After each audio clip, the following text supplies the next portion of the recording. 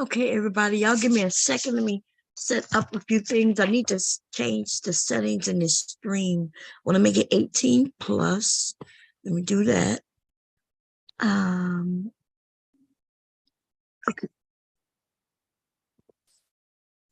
I gotta do that really quickly before we get started. I have to come to YouTube because I use Zoom, right? I can't make settings before, so I have to do it after. Oh, I didn't know Root was live. When you talking about the fuck is I'm not sure what that is. Anyway, let me see. I gotta come and find my own stream. Am I on the right account? I am. Oh Lord. Cherry, okay. Here we go. Okay, let me edit the video. Y'all make sure to hit the thumbs up. If you are not signed in, then I think when I change the settings, you're gonna have to sign in. Okay. I do want this to be 18 plus. Age restriction. Yes, I want the viewers to be over 18. Change that. Okay, change the same. And I also want to make it to where in order for you to chat, you have to be subscribed. Subscribers. Okay. Save that as well. Cool. That way that'll eliminate a lot of the bull crap. Okay. Hubby is snoring, so what I'm gonna do, I'm gonna probably end up going downstairs. I am gonna put the link up, and I would like if I can have at least one male and female and woman, one woman and man. How about that? There could be more, but in case you have any questions, especially you men, I think y'all gonna have some questions, and we're gonna talk about sex. Okay, we're gonna educate, and you're gonna start from the basics. Okay, don't be embarrassed if you have a question to ask the question, but give me a minute. It's gonna take me a minute to go downstairs. But what I'm gonna do first, let me put the link out so people can come up. Okay, hold up. Let me grab that. Let's see, invite, copy the link. Everybody's welcome to come up, but this is the thing. For at least until this conversation ends, stay on this topic. Do not, ooh, baby, you. Look, I'm gonna shake him. See, I'm gonna shake the bed a little bit, see if I can get him to stop. Okay.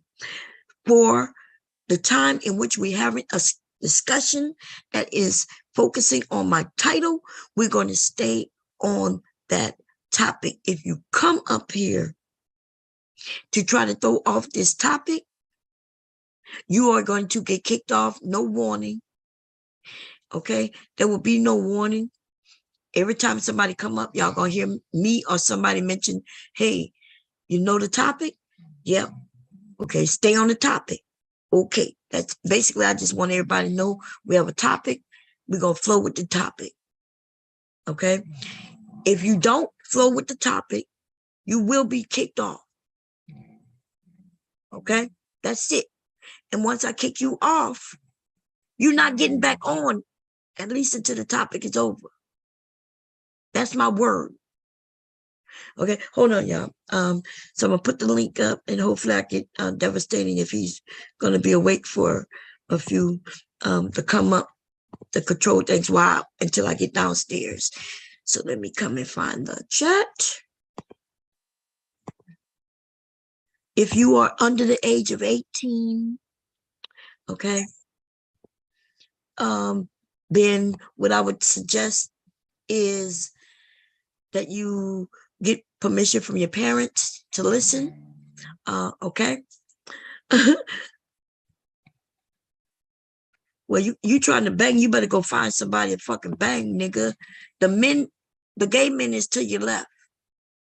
And see what I'm talking about, y'all? Even when we want to have, this is the nigga who say we can't have real conversations. And yet this nigga come up with no real conversation. Okay. Anyway, so let me see. Did it change to adult? Hey, I'm not for everyone. How you doing? Tequila, Sugar Bum, the Black Messiah, Nikki. How's everybody doing? So we're gonna have a real conversation. It should be. God damn, my husband is going, baby. Hold up. Let me see. Let me let Nikki in. I think I did. What's going on, Nikki? Hey, Mom. Thank you. Oh, it's all day. okay. When you said thank you, I thought you were somebody else. Okay, cool. Anyway, let me grab you. You good? You had a good day today? I did, thanks to you. I've been sick and miserable all day. Oh, is everything okay? Is it something you want to talk about? Or you good? You good? Yeah, I'm good. It's just a cold. Oh, okay. That's good. Yeah. That's good. Okay, cool. Y'all give me a second here. Let me see. Since I'm going down, I'm probably gonna cut some fabric while we're talking. I just need to bring my tablets and my phone. So you just caught a little cold. Is it the weather change? Is that what's doing it? Probably. I went out and had breakfast with my cousin in a very crowded restaurant. And by Monday, I had to leave work early because I just felt awful. So Oh, I okay. took yesterday and today off. Well, that's good. At least it probably just some rest you need to get, get your liquids in and things like that. And Yes, well, I'm using it as an excuse to eat like a pig. Okay, so DBA did come up, y'all, and hopefully he's gonna participate with the topic. We're gonna have a good conversation. I do have to head downstairs. Hi, DBA. I love you, Bon. Just let me live out here, man. I'm gonna be respectful, but you know what I'm saying? Let me be me. No, we have a discussion. Okay. Swear to There will God, be a I topic. swear to God, the first time I get off topic, the first time I get disrespectful, the first time I'm the problem, You good? kick my ass off this channel. But No, we let me good. We be good. me though. I mean, you could be you, but long as we stick it to the topic, I'm cool with it. Okay. Yes, Anyway, ma'am. give me a second. Anyway, y'all could do a little small talk while I walk down these steps. Okay. So Nikki, this is DBA, and DBA, this is Nikki. Hello. Hello, Nikki. Hello. Hello. Just to let you know, forewarning, I'm a very intelligent man. I'm smarter than any other nigga in the room. I'm gonna offend some people, but I love my black people. Don't get mad. Just hear me out. All right. Nothing wrong with brains, right? Well, yeah, and nothing wrong with him being how you say damn. Oh, do anybody have problems like since we moved here, right? We've been living here about 8 years, I guess. And a certain time of year, my bedroom door sticks. Yeah, like my husband said, oh, because it's cool inside. Am I muted? Yes, I am. Did y'all you're hear cutting anything? in and out. Because as I step down the steps, my goddamn tablet is hitting the mute button. Yeah, wood expands in cold weather. So if it's cold in your house, it'll stick. The wood expands. Oh, God damn it. Okay. Yeah, that's what he was telling me. He was like, oh, it's because it's cold in here and it's hot out there. Okay, I'm downstairs now.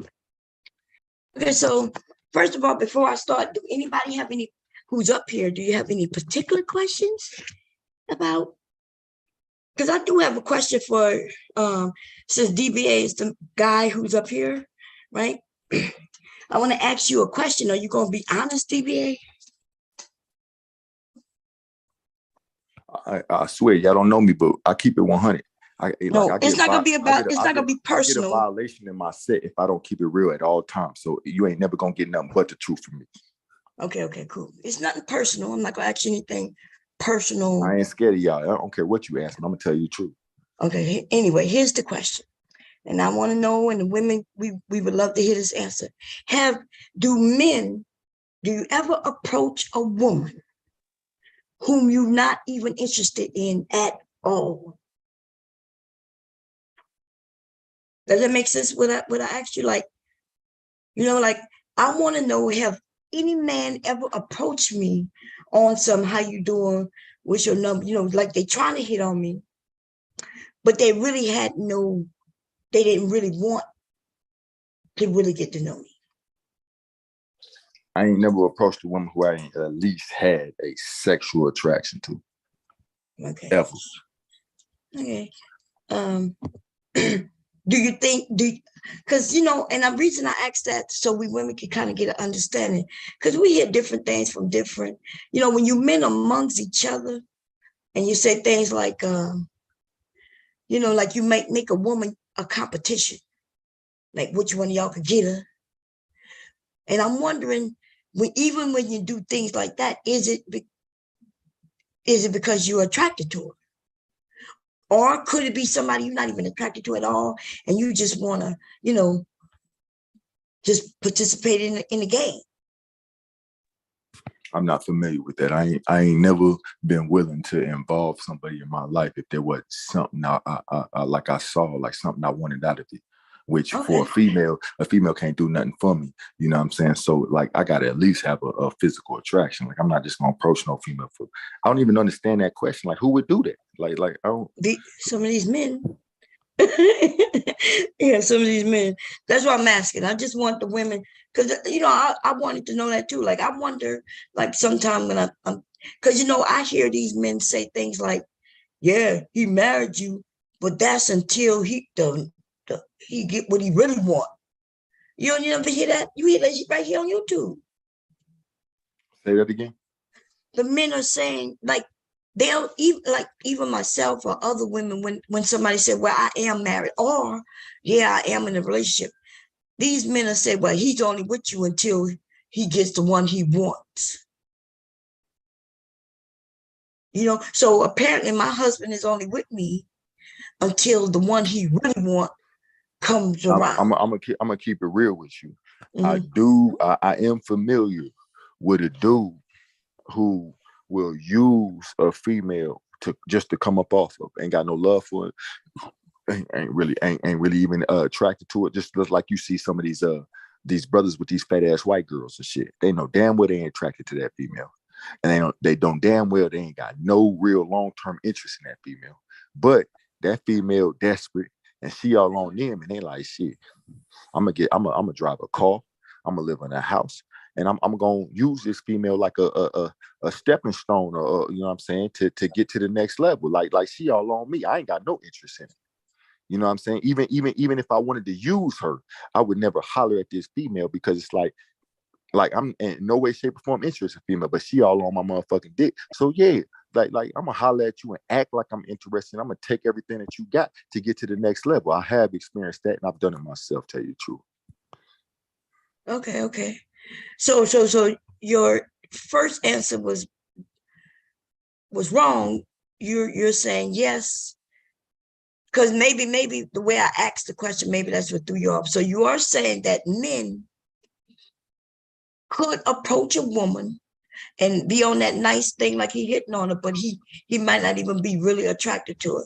He just sees that maybe she has something that can benefit him. The only reason it sounds contradictory is because that main sentence that you said, approach. I ain't never approached a woman, you know what I'm saying, that I ain't had no interest in it. But if she holler at me and she keep on trying to get with me, I might look at her and be like, "Oh, you got a nice car, you got a crib and shit. You on my dick. Yeah, let me holler at you real quick." Like you keep on hollering at me. That's the only thing I'm experienced with. But I don't have no experience with chasing down no females I ain't got no interest in. I wouldn't do that.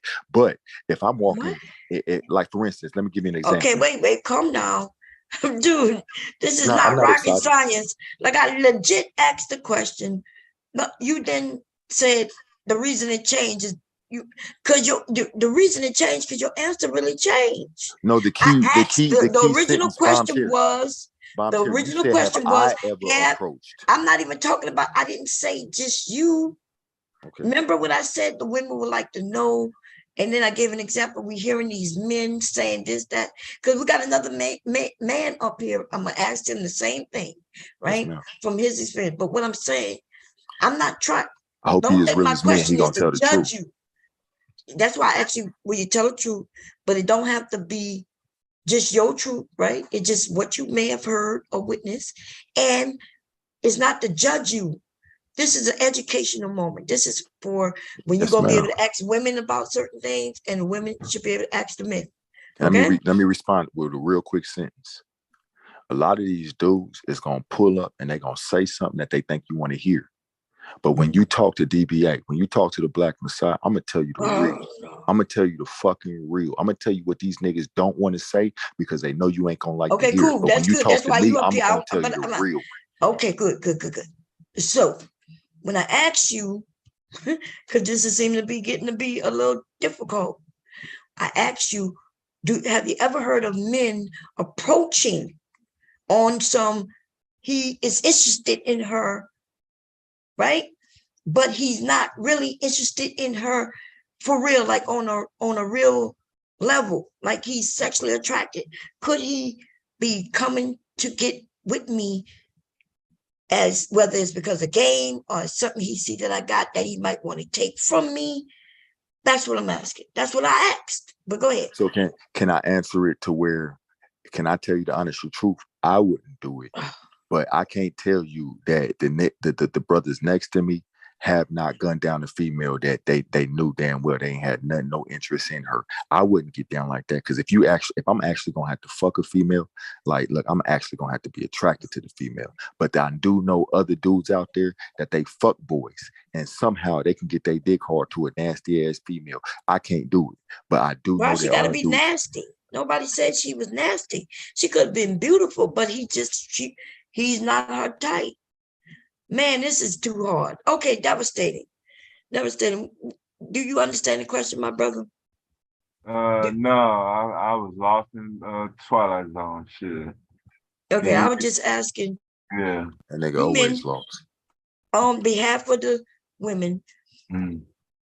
are there men who would be approaching us, but they're not really interested in us, getting to really know us? Like, Yes, could I end up in a relationship with a man who really is not really interested in me? brother to sister. Yes.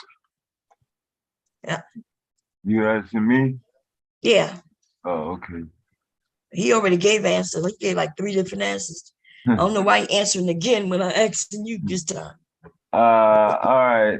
So yeah, probably it could go either way. I ain't gonna sit up there and lie. You know? Mhm.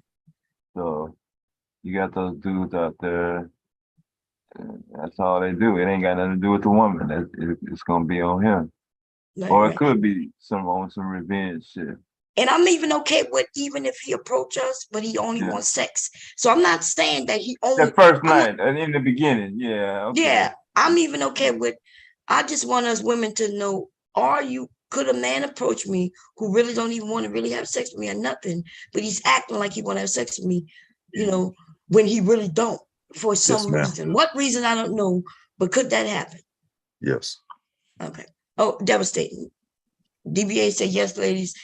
Devastating. What about you? I speak the truth for all men. He got to say yes, and if you don't say yes, Oh my God! Listen, we're not gonna do this. yes, man. Okay, I'm gonna stop. I can tell I'm already doing the wrong thing. You're right. I Yes, apologize. you speaking for somebody else. I I asked you. I let you apologize. go I first. apologize, Mom Terry. I won't do it again, but I'm just Okay. telling the truth. Oh, devastating. I think you said yes, right? Yeah. Okay. And ladies, and then I'm gonna. Do y'all have any questions similar? Do y'all want to know if women? Because I want to know even from the women. So I'm gonna ask Nikki. Nikki, have you ever, or do you know of any women or woman, right? Or who have approached a guy she wasn't interested in, but she approached him as if she was interested in him. Oh yeah. I Like haven't, but I know somebody who has. I know a few women who have. Yeah. Ooh, I was it more love like, honesty. oh my God, was it more like a game?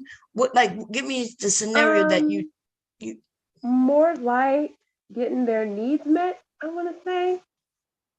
okay, but so they really, okay, so maybe I'm not, so they were interested in, even if it was just sex, that still would be an interest.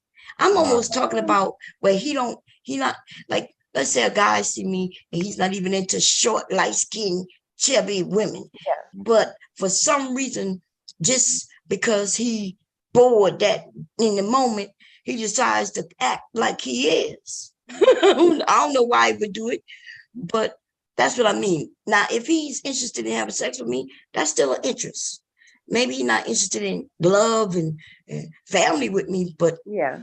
that's still an interest. So I guess I'm asking, do we as women walk up to a guy, and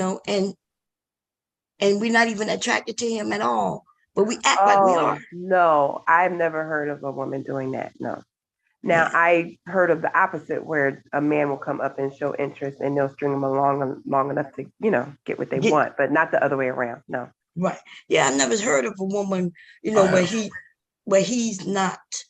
she's not attracted to him at all. Like, Yeah. we know if we want to get something from this guy, we know might have to have some sex with you. I think we at least have to know that it will be okay having sex with him. Like, I could give him a little bit, to get that he has or that. But if he's like a guy who I can't even look in the face and like I can't even, like, I just not interested sexually, then I'm not. Yeah, you wouldn't go up to him. No. Right. Can I chime in for just a quick Now, second? if you want to come, if the fly wants to come to the spider, that's on you. But Right. the spider's not going to come to the fly. What, go ahead. You wanted to ask Just something? just real quick second. I know for a fact, and I could secretly turn my camera on, go back to Portland, go back to LA, go back to any city that I frequent, and I can show you that females do this on a regular. They get free meals out of niggas they know damn well they don't want nothing to do with. They get free dates. They get free trips. They get free vacations. Wow, God. My God. Dude, did you not hear my goddamn question? Just don't be mad at me because I don't know what I'm doing wrong right now. Whatever I did it by Because accident. because apparently you don't listen. Now, you telling me what all she's gotten. Did you not even hear what Nikki just said? If the man comes to her, like if you came to me and asked me out and to dinner, and I'm not really attracted to you like that, but you gonna take me to dinner, yes, I may get a dinner from you. Okay. Well, guess what? I'm not gonna walk up to you. I'm not interested in you. Walk up to you and ask you to take me to dinner. Okay, you're right. I hear you. So that's why what you just said is not what I asked. And I agree with you. I'm wrong. I apologize. No, it's okay. It's okay. Hi, I am. How you doing? This is harder than I thought, man. It's supposed to be this hard. Woo. What's going on, Hi, Bob? I am. How you doing, my How you brother? doing? Good, I'm doing yourself? good. Okay. Did you hear the question? Yeah, I think only men who, well, I don't say only, but I think majority of men who are doing bad, maybe like guys that got in jail, or like that guy on that show who got his jaw broken and moved to California and staying with family. So, if a guy meet a woman and she got, her stuff together or halfway or somewhat, he'll try to get with her just to leech off of her, even if she ain't, his cup of tea. But he'll do it, and it's kind of like a stepping stone, Yeah. He'll get with her until he get on his feet or find something better, and then move on. So, but it's kind of common practice though lately. Yeah. So yeah, that's what I was saying. Is it On both common or sides. is it just, It can't be common practices on both sides. You just said you don't agree. Why is it that it seems like it's always a competition?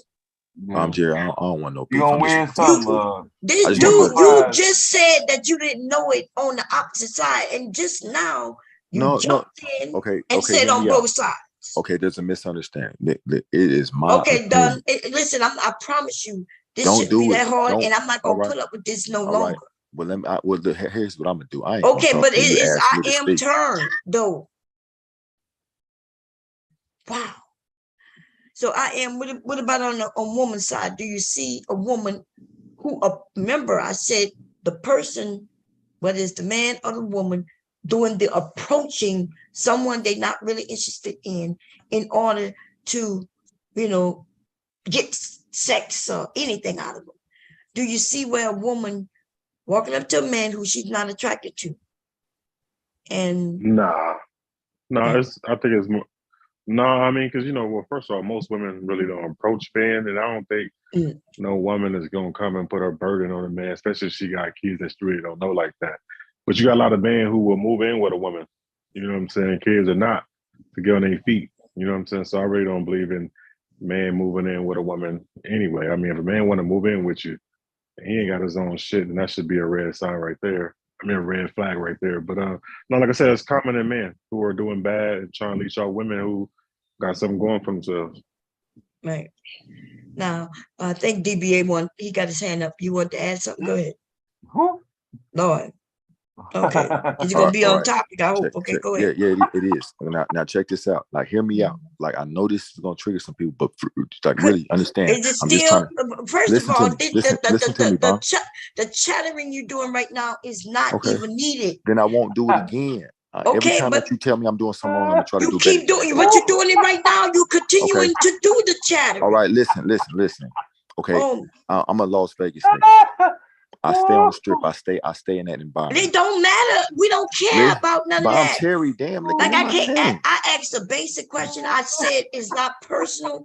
Really, this is supposed to be fun, dude. I swear before Jesus And Christ. I'm having a good time. I No, just but don't I'm not understand why though. every And time I this say is something, it's so ridiculous. triggering. Because you are being very childish right now.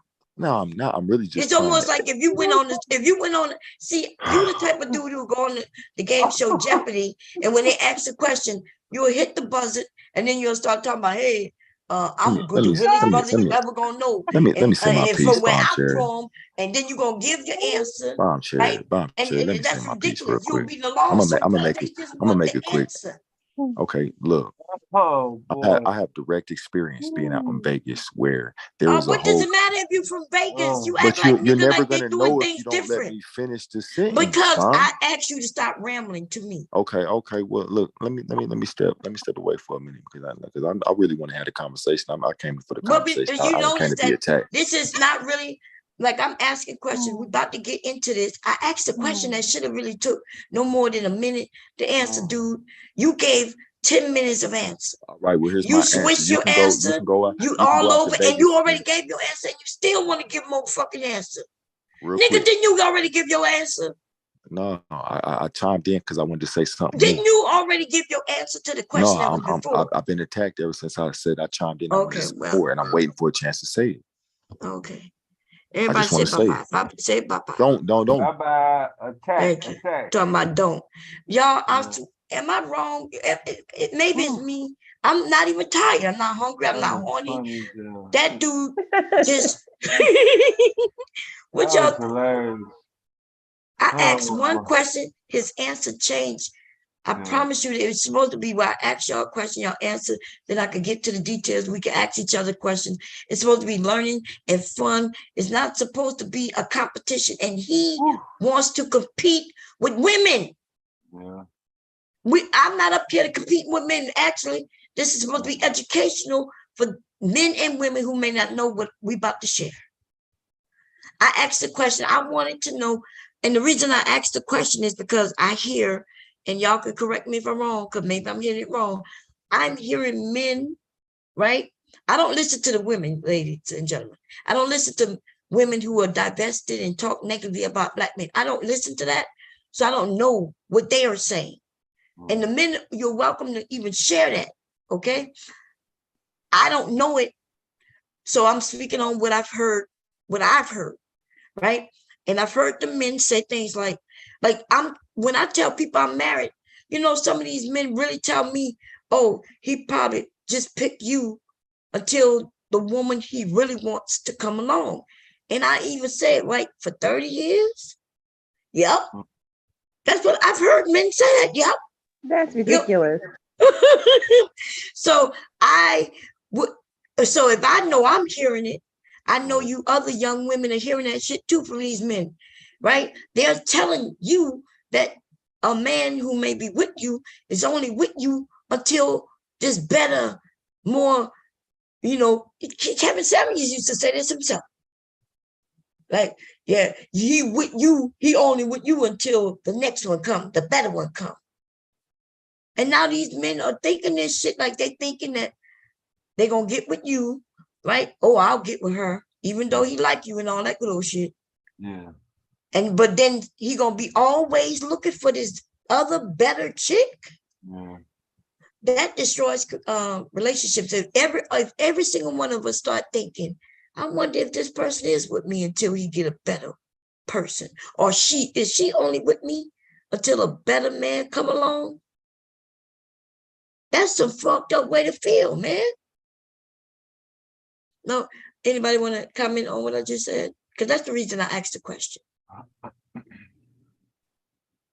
Also, I think that stems from people not being happy and content with who they got, who they with. I think everybody's looking for better to me because of, you know, social media and what the world would say. You know what I'm saying? Instead of taking somebody who fits your needs, fits your wants, and make you happy. You going off of the outer appearance, whether she got a fat ass or some nice titties, or she don't got a stomach, or she ain't got baby stretch marks or whatever.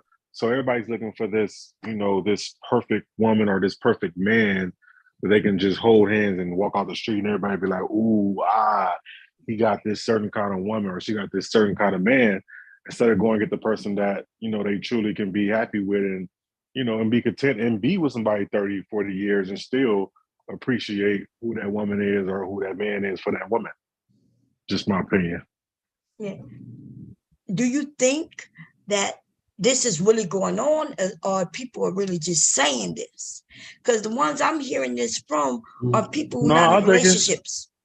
I think it's really going on because I won't say it's particularly that, but let's take a gentleman that we had on the panel a couple of days ago and how he said he didn't want to date the people that's in his area, in his neighborhood. He really was talking about looks. I mean, because if they fit his style, they know what, you know, it would take to do the things that, you know, where he lives.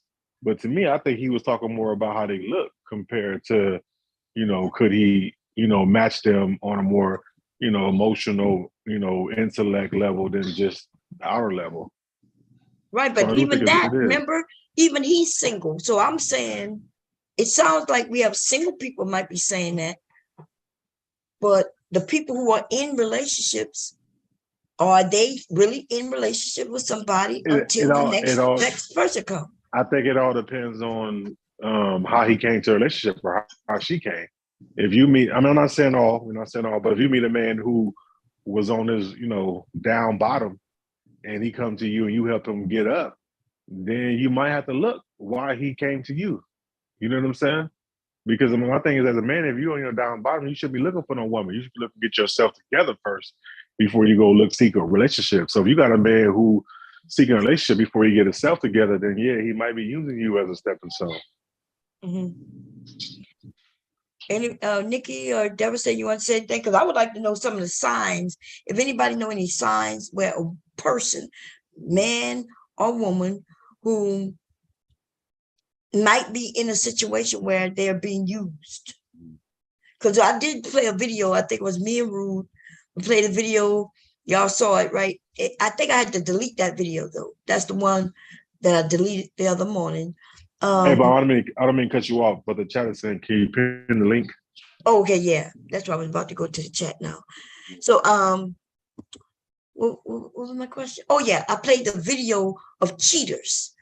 Do y'all, for those of you who was here that night, the guy would bring a woman, should I say, into the garage, and he was having sex with this woman in the garage in his car, while the woman he's in a relationship with would be in the house sleeping. It was her Mercedes, though. Huh? It was her Mercedes. It was a Mercedes. Yeah, it was hers. Oh, I didn't even know that. I didn't even know it was a Mercedes. You know, I don't look at stuff like that. So Yeah. he was having sex with this other woman in her house, in her car, in the garage, while she was asleep. Right. So she goes in with the camera crew, and he's pumping up and down on this woman in her car, in her house garage. And then when they say, why are you cheating? He said, oh, I'm not in a relationship with her. We're just roommates. And she's like, roommates for 4 years? He acted like he didn't even know her. You know how hurt I would be? See, that's how men get stabbed. Let me tell you why a woman would go to the extreme and stab you, shoot you, or hurt you. It's not the idea of you cheating so much. It's the way you act when you get caught.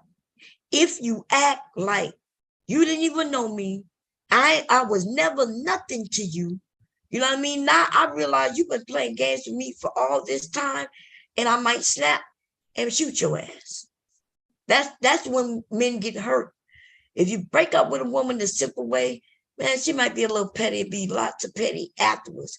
But the ones who get really hurt though, is in the moment when that woman was in that car and he acted like he cared more about her than me in this whole situation right now. See, that man, if let's say I caught my husband doing some shit like that, and when I caught him, he was like, no, baby. And he acted like he even cared about my feelings. I'm sorry.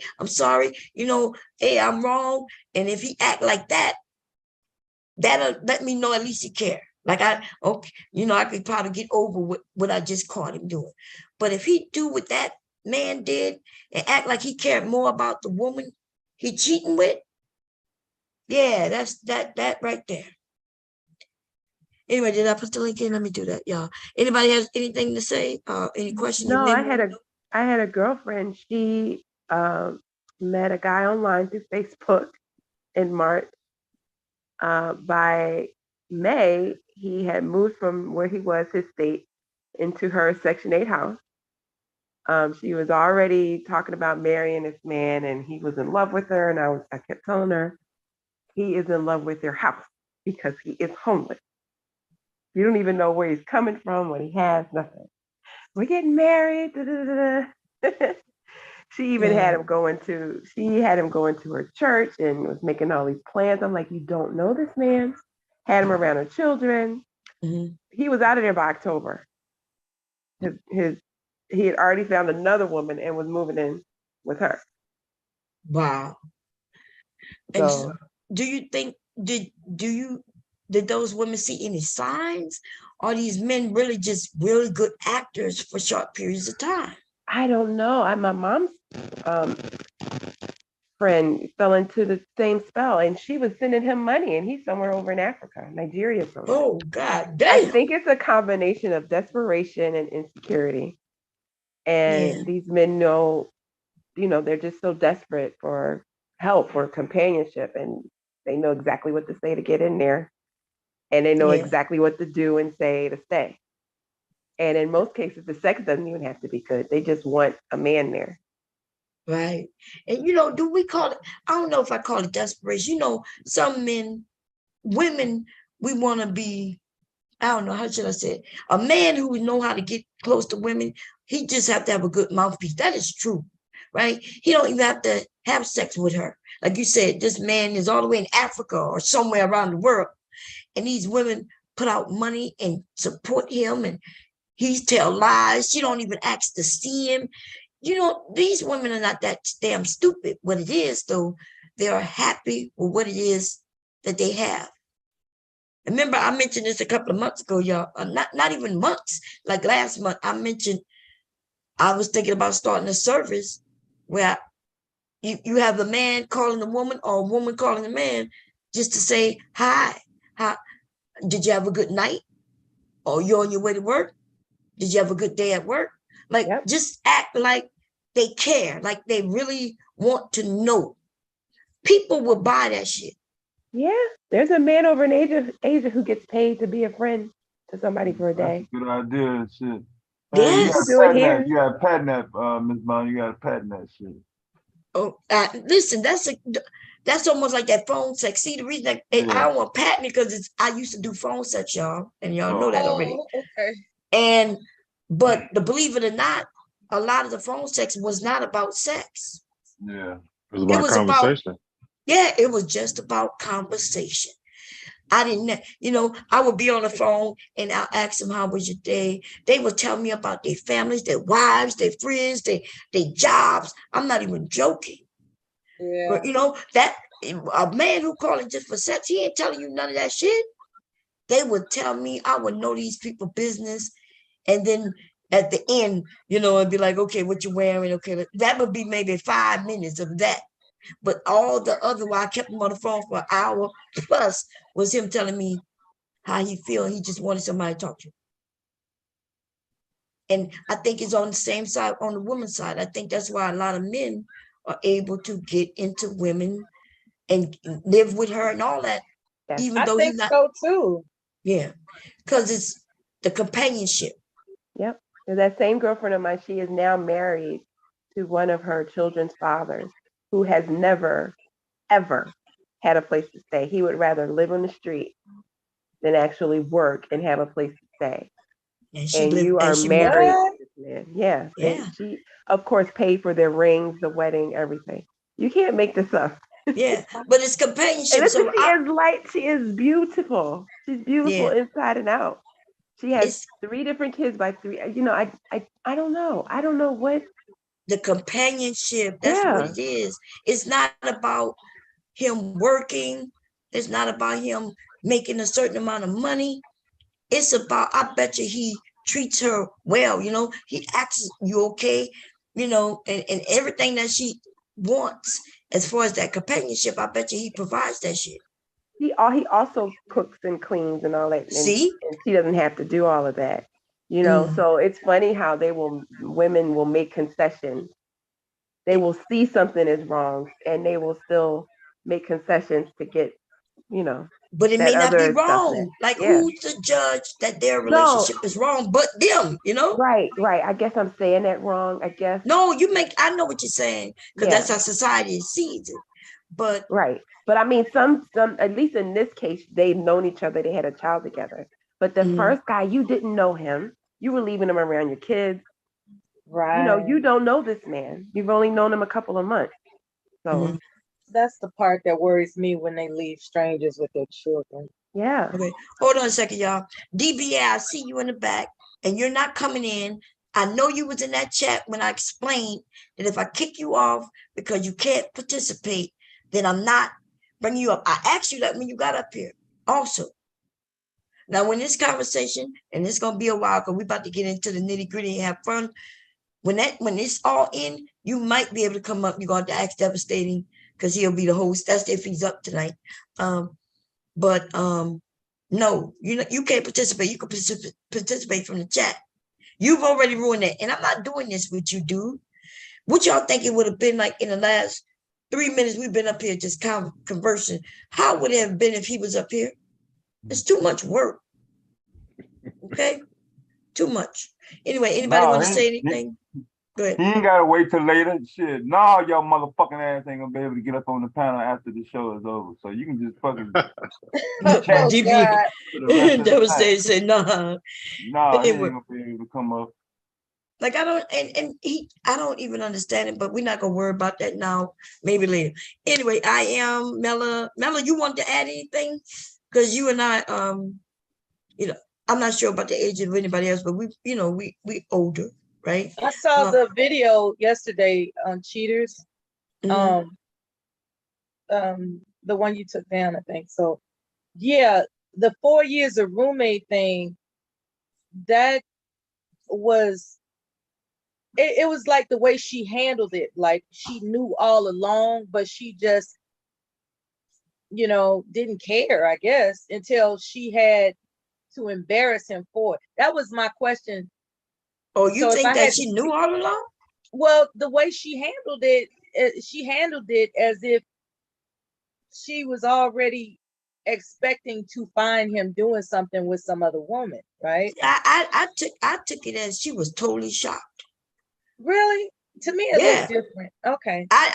To me, what looked phony was the fact that it was there in the house, the way, but to me, the way she handled that was like, like, this is what you're doing, like, right? Like, wouldn't you be shocked if you found out he was doing it right there while she sleep in the bedroom, just outside right there in the garage? I was shocked that she wasn't crying and carrying on. Because you was That on TV, no, See. when I had watched Cheetah episodes, I would see those women have nervous breakdowns, and that Well, I was the never see first that. episode that I Well, I think ever since that guy got shot, a lot of them has been staged, or Right. they take somebody said stories that kind something of like that too. But they that was my first take time stories. ever seeing an episode where a woman who found out that a man was cheating on her just didn't cry about it. No, I see cheaters all the time. I don't see no women crying. Well, I see them. Yeah, and I look at that shit on Saturday. Listen, Sunday mornings when that shit is it Sunday mornings? I think Sunday mornings or Saturday morning. That I shit is think I used always to on my watch TV it. when I wake up every morning, and I do not see what you claiming that you see. I don't Well, see I women will say breaking down. this. Say I'll what? say this. Oh, go ahead. I'm sorry. Go ahead, Say man. what? No, Bomb No, said something. No, I was just saying I don't see women breaking down the way you say you always see. I don't see that. Oh yeah, I didn't watch it as often as you did. The ones that I did watch, they Mhm. were women breaking. Yeah, I didn't watch it as much as you did. I don't play that Let's shit. see. So I you watch saying all the kinds women of break stuff. down? What you mean break down? What that mean? The handful of episodes that I've watched where women caught their man cheating, they were at least crying, or they were hitting them, or they were hitting the woman, or both of them. Yeah, she was hitting him. She was hitting him. Remember, she opened the door. She was on top of him, smacking him, hitting him. Yeah, she grabbed them both out the car, some shit but she Yeah. wasn't crying. Well, I mean, she like, hey, she wasn't crying. Everybody don't cry. She That's my probably point. cried beforehand. Like when you remember, she already had, by the time they approached the person, they've already seen what he's done on video. Remember, they show the proof. That's usually when people would, be mad and they'd be like, yeah, let's go. Once they got themselves together. But anyway. You're right. Some women don't cry. You're right. Yeah, there's a lot of women don't cry. Like me, I wouldn't have been crying. You think if I catch my husband cheating, I'm crying? That's what's gonna scare that nigga right there. I'm a crybaby, but I know how to pick up a brick. But that's how you end up on Snap. Yes, Your Honor, I had to stab him 50 times. I ain't crying. The tears gonna be in my goddamn way. What I'm gonna be doing is, oh, this is what it is. Okay, I got you. Stay right there. As soon as I turn my back, he know he better stop me, because wherever I'm going, when I come back, it ain't gonna be good. Okay. She was beating his ass. I think he would rather me cry. His ass in that car. She was beating his ass. She was, yeah. But anyway, here we go, y'all. Anybody have any questions about what I asked already? Because we're gonna get into the thing. I'm gonna look in the chat, see if they had any questions. I just want the women and men to kind of have an idea if you're being used. And listen, even if you happen to be a woman with a man who isn't out there making money and all of that good old shit, but he is doing what you want him to do, he's making you happy, and y'all seem happy, then don't let other people tell you that your relationship is bad, right? But at the same time, don't go crying to your girlfriends talking about that nigga ain't shit, because you must like what it is, right? We got to take accountability, and accountability just kind of means, hey, apparently you like it if you're allowing it. Anybody have anything? Do you disagree with what I'm saying? If you do, it's okay. Go ahead. Anybody? No? No, you gotta the dude can't get away with it.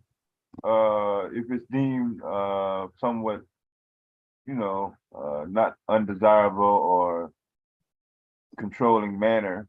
There is a level, in the beginning, but over a period of time, she's either gonna put up with the shit, She not. Y'all hear this nigga, the Black Messiah? I'm gonna block you from the channel, nigga. There you go. I don't even do that, but I just did that. This nigga gonna type some shit like, I'm clowning. I won't be back. Look, he said, I won't miss you. Your listeners will miss me. Dude, why this nigga think that first of all, he called y'all listeners. He called y'all listeners, and then he's like, y'all gonna miss it. Okay. Y'all gonna miss him. I'm sorry to the listeners out there. Y'all gonna really miss him because he's not allowed to come over here for a minimum a day, 24 hours. Nigga, you are banned for 24 hours. I'm banned. Okay. On this panel. Because you're not gonna play with me like that. Okay, and you're not gonna play with our family, the bomb squad, nigga. Talk about your listeners. Fuck you, nigga. Anyway, hey, Verbal. Anyway, y'all ready? So the first thing I'm gonna talk about is orgasms. We're gonna talk about orgasms. Do anybody up here, if I ask you to identify what an orgasm is, anybody up here, can you? How would you define orgasm if I said, hey, what is an orgasm? Mel, I'm gonna start with you. Of course you are. I'm sorry, you was the closest to me, sis. You the closest to me. Yeah. What I mean, if I asked you what is it? I mean, what would be your like little definition? Not to be exact or anything, but if I said, what is orgasm? What is orgasm? A sexual release. There you go. There you go. Who next? Who's on a? Let me see. Devastating. There you go. Yeah. How would you define an orgasm? I don't know. I don't even know if it's is it the physical part of it. I think it's the mental aspect. Okay, so you think it's the mental part? Okay. Yeah, the physical is something else. Okay. Nikki, how would you define an orgasm? I would define it as pure bliss. Bliss, baby. Bliss. That's how I would define it. The ultimate stress release. Stress release. Okay. And how would you define an orgasm? I'm gonna go with what the two ladies said. Just bliss happening. I'm gonna ask you, men, do you think that women, because I've heard, and I'm only asking because I've heard here on YouTube, I mean, but with some big YouTubers, right? I'm talking about big ones, Kevin Samuels, the Angry Man, even Anton. I'm listening to these big men who, some of them older. Do y'all think that women have orgasms? Or should we? Or should we not? Or does it matter? Shit. That's the question somebody else asked though? Yeah, actually they think that women shouldn't have orgasms. In fact, what's the name of those two guys? Those two young guys. Those knuckleheads? Yeah, what their names are? I call them freaking frat. The twins?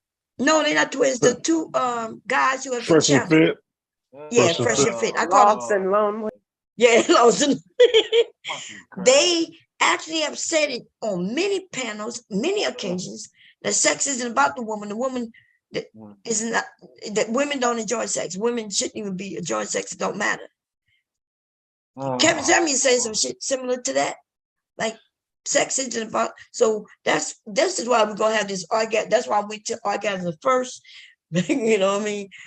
But I want to know what we want to know what men think. Like even the other day, there was what his name came over. What his name? Styles. And Styles said something almost on the level of, women expect a man to, satisfy her. And he said that like as if I open my legs for you, and it's too much for me to expect that I'm gonna be satisfied with this experience. It's a problem. And he says he's 50. So I want to know, and listen, we want to know what you really think so we could correct it with our with the younger guys, what do y'all, when y'all have sex with women, do you ever think, hey, I need to satisfy her? I need to make sure I mean, But- it goes without saying, I guess. Yeah, I don't even know why it's a fucking question to these motherfuckers. Yeah. okay. I am what you thinking? Yeah, I mean, you want to go into sex with both people satisfying. Right. And since it's a lot easier for men to have it as a man, you want to go into pleasing her because you will get pleased if you got a good one. So, Right. yeah. I've never, I've not ever heard, well, I have heard of some men saying he had sex and he couldn't, like he couldn't finish. But I've never experienced no shit like that. And I haven't heard many men. Because if you could do it with your hand and you know what I mean, and all that, what you mean, why you couldn't? So that's when it's more a mental thing. It must have been, or something was physically wrong with him. But I've heard, like, do y'all remember when Styles was over here and what he said? Mello, you was here. Am I wrong in when he said that a woman, he mentioned some things, I'm not going to repeat what he said, but the gist of what he said was that women expect men, even if he just had two partners or what, to satisfy her. Yes, if I open my legs for you, I thought that was the deal. The deal is, Well, satisfy- he since he's 50, he might be out the game. You know what I'm saying? Maybe he might understand that he can't satisfy her like he once could, because maybe Okay, what is the other option? that urge. Well, I mean, that's why they invented sex toys. Oh, she gonna get satisfied whether he do it or not. Well, that's what I'm saying, but I mean, if you come to a point where as a man, you no longer can satisfy your woman with your natural abilities, then invest in some sex toys. They can be, fun for you and her. Yeah, You know nothing what wrong I'm with saying? sex toys. I'm an advocate of sex toys. The shit, it makes everything easier. It almost will, Good Lord, no. wait, we're gonna see who this is. Uh-oh. Oh, is that that's Yeah. you. Yeah. Oh no, he can't come out Oh unless no, oh no. Yeah, tell him to type in the chat if he really want to participate. But other He than that, don't, no. he don't listen. He don't want to type. Oh, okay, well, no. Okay. Anyway, I'm gonna have to set it up where I can start banning people from even trying to come up here. So Devastator, let me ask you a question. I mean, you're older man, older than me. So if you get to a point to where whoever your significant other is, and you're not able to satisfy her like you used to or with your natural abilities, you would let her go then to provide some other options that can make it fun and whatever in your bedroom? But I didn't understand the question. What do you mean? You saying What I'm saying is short? Yeah, I mean, because you're older, you're getting older, you know what I'm saying? So That's if you tough. couldn't provide, if you couldn't satisfy your woman naturally like you used to, you would let her go and be with somebody else instead of I'd probably getting go. some help? I'd probably just go, man, if I couldn't do it. That's how much I opened up. Yeah, I've been on me. Why wouldn't just buy no toys? I don't know, but I ain't never done. Oh, because you did tell me. I forgot you did tell me you wasn't into toys. Wasn't that you? I said, yeah. Yeah, I remember that now. I remember that. Yeah. What? I still stand on that.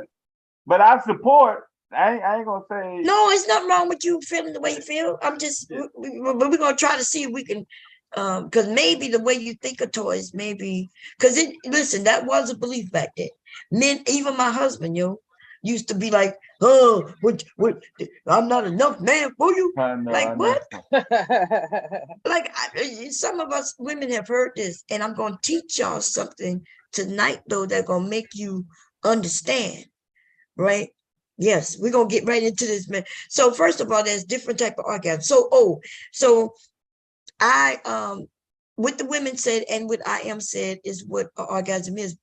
Also, though, what Devastating said also could be a way of orgasm as well, y'all. So for men, you can have multiple orgasms, right? That would be when you're not actually ejaculating, but so it's more mental, and you actually can have an orgasm that way. So both of y'all, everybody was right. Everybody's right. But let me go and we're gonna get the real and read your definition.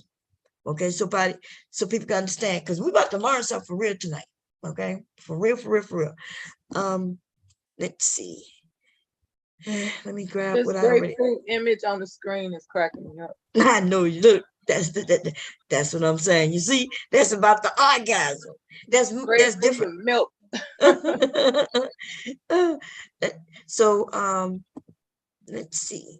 So with men, y'all have different type of orgasms, just like women. But first we're gonna go. Let me just read. Let me just go and share the screen, y'all. That'll be easier. Let's see. I'm gonna share the screen here. I don't need any sound because we're not gonna use any sound. Let me see what I got up already. Because I do have a few things up. Okay, so there's different type of orgasms, and the one where most women have would be the clitoral orgasm, right? I had something else up before that. Let's see. Wait a minute. Wait, what was that? Okay, cool. Let's go through this first, and then we'll go through. Okay, so what is an orgasm exactly? There's not a singular or widely agreed upon definition of orgasm. Okay. One operating definition of orgasm is that it is a pleasurable release of sexual tension. Okay. Also known as a climax or come, right? An orgasm is sometimes defined as the fourth stage of a sexual encounter, with stages of anticipation, excitement, and plateau preceding it. Okay. Also known as the sexual response cycle. Orgasm is often marked by a series of physical sensations, including involuntary release of muscle tension. Yeah, that's the first thing. That's the first thing that happens. You be like, oh God, you know what I mean? Like, woo, okay. Series of muscular contractions, verbal and auditory emissions of pleasure, like, oh my God, yeah, yeah. An increased heart and breathing rate. That's that breathing. Look, when I was a kid, I used to hear my mom going, like I remember being a kid and playing that when I played house. I would be like, like I didn't even know what that meant. You know what I mean? But I was a kid and I used to hear my mom making those noises. Oh man. Oh my God. Oh my God. Anyway, so let's see. So what do you mean by types of orgasms? And that's what we're gonna get into. So some people say there's 6 types and some people say there's 7 types, and I guess it depends on, but God damn, I've been doing it wrong. yeah, well, yeah, especially, but once after you learn tonight though, you become a pro, baby. In fact, I'm not even gonna there's another one. Let's see where I had it. This one, I think. Let's see. So there's a G-spot orgasm, and this is the one that is easy but difficult, right? And I'm gonna explain why. The G-spot is only 2 inches within a woman's vagina. Your men G-spot though is in your anus, is in your butt. Okay, but a woman can reach your G-spot without going in your butt. For those who might be a little, for some of you men who be like, hell no, hell no. If you ever have a G-spot orgasm, it might knock you out, like you might pass out. That's how strong they could be. And that's why y'all, when y'all see some of these men who end up in sexual encounters with other men, and the orgasm is unexplainable. And that's why they might end up being what we call gay. Okay. Because it's really an extreme orgasm. Anyway, so let me read it and then I'll go into a little bit more. It says the G-spot is located behind the clitoris in the front of the vagina, and if stimulated in the right way, it gives a very intense and sharp orgasm. In some cases, it also comes to the so-called female ejaculation. this is why I say that mostly all women can ejaculate. It's just if you can get her to do it. If you can stimulate her G-spot the right way, she will ejaculate. Okay. So let me go back to reading, which is why it can be confused with the feeling of having to pee. When I was younger, I remember dating this guy and we would have sex. And I remember always saying, wait, stop. He would be like, I said, I got to pee. And I would get up, go to the bathroom and sit there and no pee. There was no pee. I did not have to pee. But the sensation, it feels like you have to pee in the middle of sex. And we don't want to pee we don't want to pee in the bed. So we'll tell you to stop. The reason why I felt that way is because he is stimulating and rubbing against or banging. It depends. Some women, your G-spot, and it feels like that sensation that you have to pee. But what's about to happen if he continues is that you're going to ejaculate, squirt. That's the other word for it. Squirt all over. Yes, that's when squirting happens. Okay. Anyway, I'm gonna get more into that a little bit. Let me finish reading, I guess. So I tell women to relax. It's hard to relax because it's so intense. I say relax and just ride that shit out. And before you know it, he'll be accusing you of peeing on it, but you didn't pee. Okay. And we're gonna even talk about that because I know there's this belief that that's not ejaculate, that is pee, but we don't pee out the same hole. We don't pee from our vaginas, guys. Women, we have a urethra. We don't pee from our vaginas. we don't do that. There's a little hole. I'll show y'all. But anyway, I'm not gonna show you mine, but I'm gonna show you a picture. I'll put up a diagram. Anyway, so, and this is good for women too, because some women be like, I don't know, did I pee? No, you didn't pee, sis. Because she felt like she had to pee, so, you know what I mean? But anyway, the best way to have this type of orgasm is to devote time to foreplay, internally stimulating the vagina with the middle finger. And the reason why, I don't know why you're trying to come back up here, dude, you cannot play. We're not playing with you. You can't even behave when we really having a real conversation. Fuck off. Anyway, the best way to have this type of orgasm is to devote time to foreplay internally and stimulating the vagina with the middle finger. And the reason why they say the middle finger is, and I'm gonna show y'all, I'm gonna actually, it don't have to be the middle finger, but that's the longest one for most people. Yeah. But it only needs to be 2 inches in. Okay, I'm gonna show y'all what to do with y'all fingers in a minute. Okay. But you recognize this area because it is more wrinkled and what that word is, turgid. Used to be rigid, but turgid. I don't know what that means, but okay. But there is also positions that facilitate reaching the G-spot, such as doggy. That's why a lot of women love doggy style, baby. Yes, doggy style. Or you on top of him, or when we on top, there's a sensation that women like too, because you, depending on how she likes her G-spot stimulated, what you're gonna find out that we all like it different. Okay, anybody have any questions before I go on? No. Okay, so we're gonna stick with the G-spot orgasm before I go to the clitoral orgasm, right? So let me see, I'm gonna turn on my cam, y'all. Let me see. I gotta. Anybody questions? Let me look in it. Does anybody have any questions in the chat?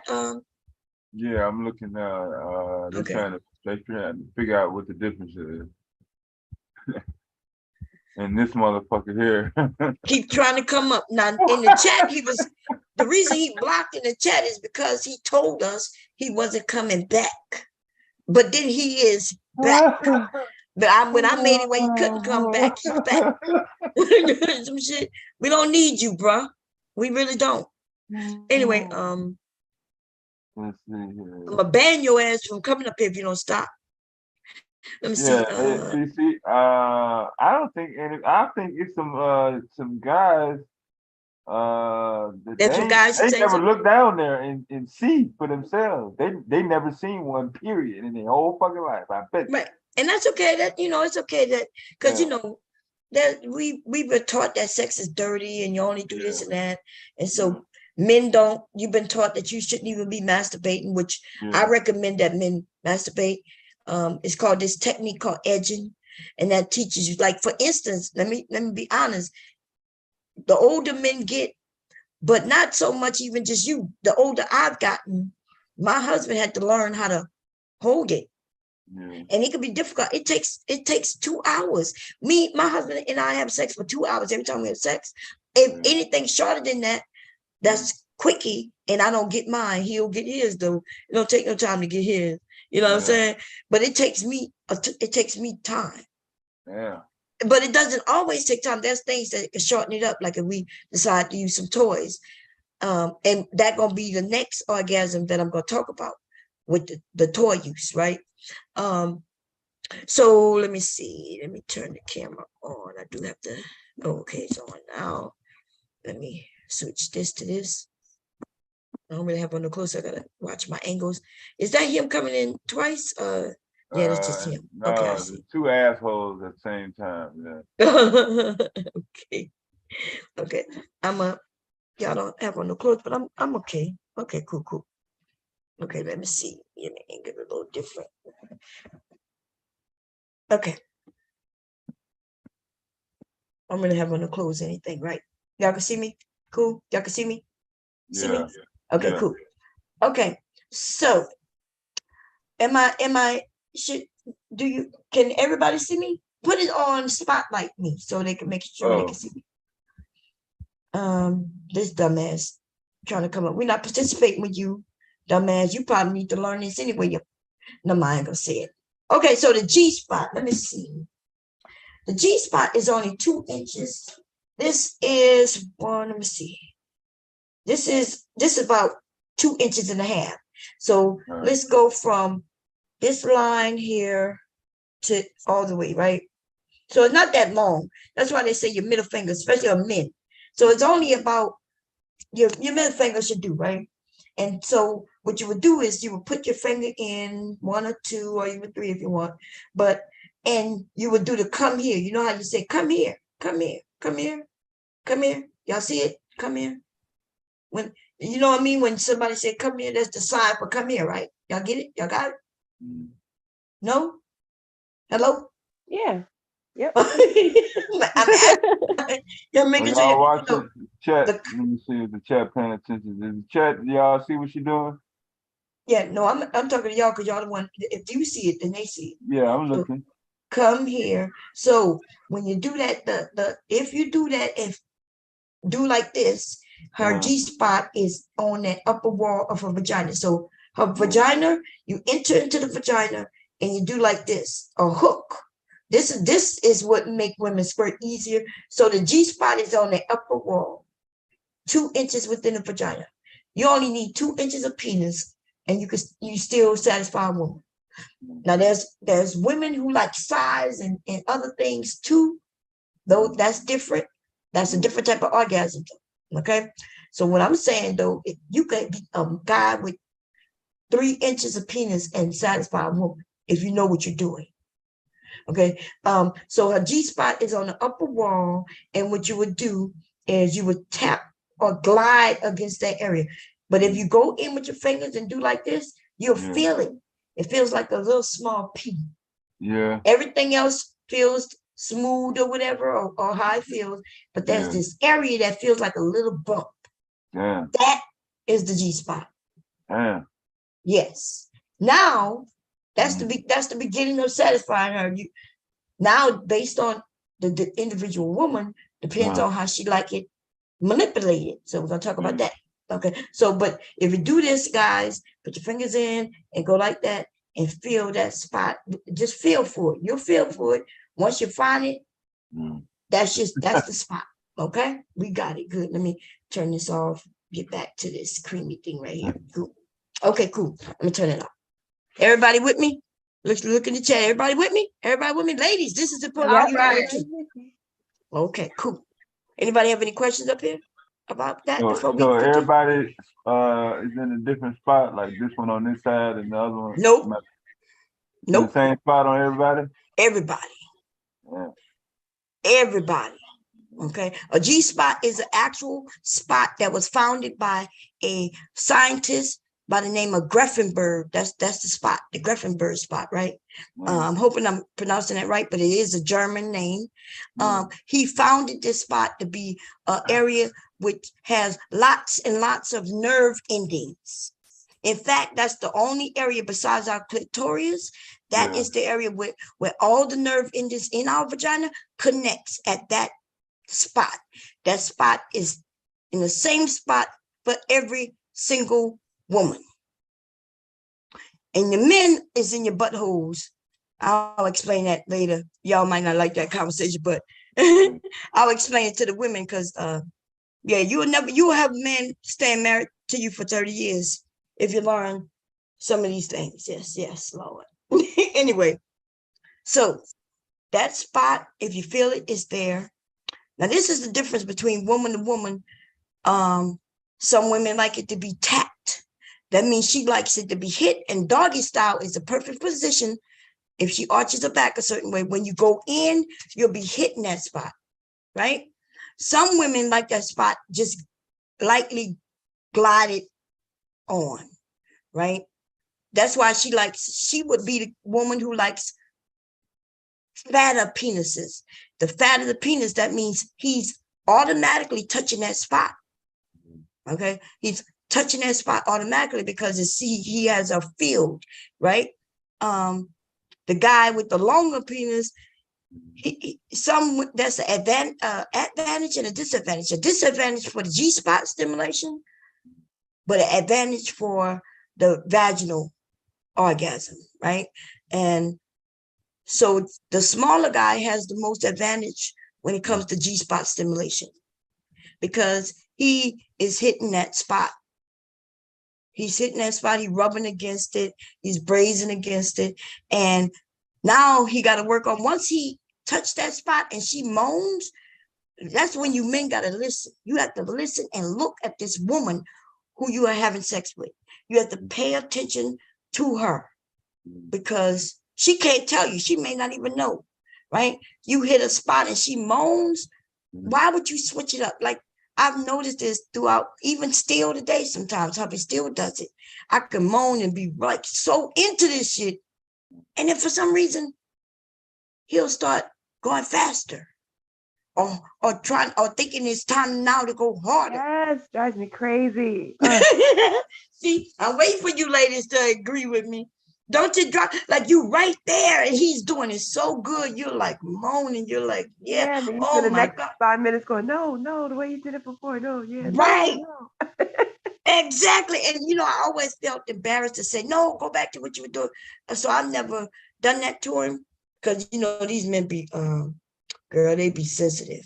They be sensitive about their craft. Their craft.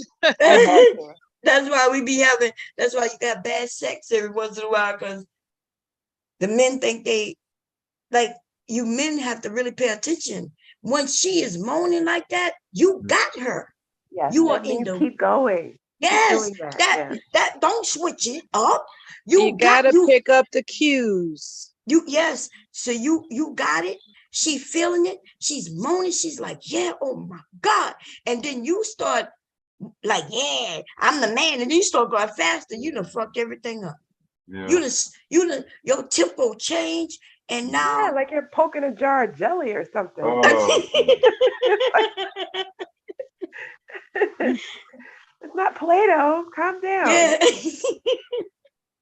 That is confusing when they don't understand that the moan means stay where you at, Yeah, it means it's Why good. are you changing it up after the moan happens? That's crazy. Yeah, they will change it up. Oh my.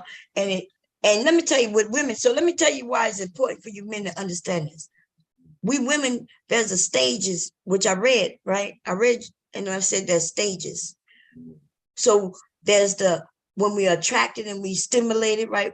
That could be mentally, where you're getting us turned on and everything. You know, you could be touching us in certain areas and foreplay, right? Now we starting to, it's like turning on the car. You just turned us on, right? But then in order for it to get us going, you hit the gas, right? That's the part where you doing your thing, we getting in the groove, and then you find that spot. And then when you find that spot, that's that smooth sailing if you stay in that spot. That's this thing where we plateau. It's called Where cruise control. yes, cruise control. We like it right there. Stay there. Keep going, keep going, keep going. And so we doing, before we have an orgasm, there's stages. And you can't skip stages. Skipping stages only make it worse. Make it where she could be dry, too dry for you. When you men be talking about your pussy dry, every guy I've heard tell women on this bitch, you dry pussy ass bitch. It lets me know, nigga, you ain't doing no foreplay. You don't know nothing about no vagina. Cause there should not be no dry vagina around a man who knows what the hell he is doing. You got that right. That's the whole word, Mom. That is facts. If you put your penis in dry vagina, that means you skip at least one, if not more, of them steps you were supposed to be doing. You skipped over foreplay altogether. You know, we supposed to be wet so you could slide in. It makes it more pleasurable for us. It makes it more pleasurable for you. But if you skip the part of turning us on, then yeah, and she lets you in, because we've done it. I know I've done it many times, ladies, where I just let it, for some reason, he just thought he could just put it in. And I was like, okay, well, I guess, but you know what I mean? Oh my God. Anyway, any questions, comments before I continue on? Because we still on the G spot. Okay. So for myself, I tend to like it glided upon. Like I like when it feels and it's touching, it's gliding it back and forth, the little friction going glide, right? I don't like when it's being hit like this because it's painful to me, because that area is so sensitive on me. Some women do though. They like the, you know, when it's being tapped on like this, right? And at a certain tempo. And the tempo depends on her. I can't tell you what tempo to go. That's why you try it. You start off and then you work it up a little faster. Pay attention to her face. Pay attention to what she's doing, what she's saying. Paying attention. Listen for her moans. And she's telling you everything through her moans and her body reaction. Any guys have any questions? Because I won't know what to tell you if I don't know what you might not understand or do understand. Are the fellas We holding back some questions or what? Yeah, they should be taking notes if they don't have none. Yeah, I'm making sure all mine still match up from 20 years ago. So far, yeah, Miss Bond, they're all matching up. God damn it, 2 inches, all that. Yeah. Yeah. I used to always wonder why they always used to flip around and say do it from the back. I thought it was me. Shit, I thought I had something to do with it.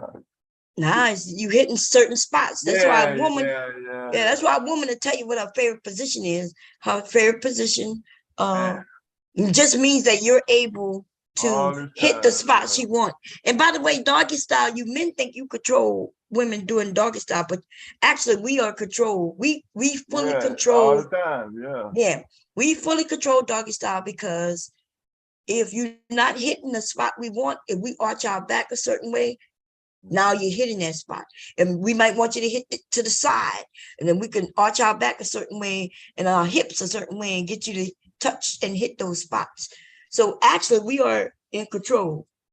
Yeah, I never was in control. Yeah, I didn't even know I was being moved.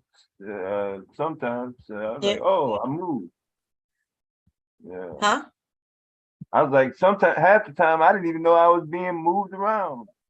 Oh, yeah. So, well, yeah, because she could be moving, like you said, your penis moving all in there without you even moving, because she's moving her body to angle it the right way. And that's what you need to do. Like, you know, she didn't give me no warning. So yeah. Sometimes when you get smacked on the booty while you're doing it, That way, it also stimulates the nerve endings in the clitoris too. Well, no. Don't listen, no. Okay, no. So What do you slapping mean, and no? okay, yeah, because you got to say it right. That's Oh, some I people said you it got to wrong. say no. You got to say that is something that stimulates you when you get smacked on the butt. If a man smacked me on the butt listening to you, I will fuck his ass up because I'm not into that. Speaking about myself, Yeah, absolutely. there you go. Speaking So about myself, and and it's a light tap. It ain't no, whooping and shit. It's a light some tap. women like to be whipped. Some women like it harder. Some No, women I don't say like to be whipped. If okay, and somebody that's whip me, why they if gonna you get their ass whipped. let me drive the car and when and you can give your and when you say what because these men are listening and taking notes, okay? So we got to tell them to him right. You're gonna get these men fucked up. So Mela and some women, should I say, like a light little spanking. First of all, that has nothing to do with what we're talking about. That is foreplay. Okay, all of that, the light spanking and all that, even when you're doing it while you're having sex, that is considered foreplay. Oh, Okay, so I'm talking about okay, fellas. Sorry. no, it's okay. It's okay. Yeah, because see, you being told a man to spank a woman, and she will get mad. Okay. Some women are having that shit. I'm not having that shit. We can not even lightly. Like it throws me off, and we would start back at zero because it turns me off. I'm like, why you spanking me? I'm not your child.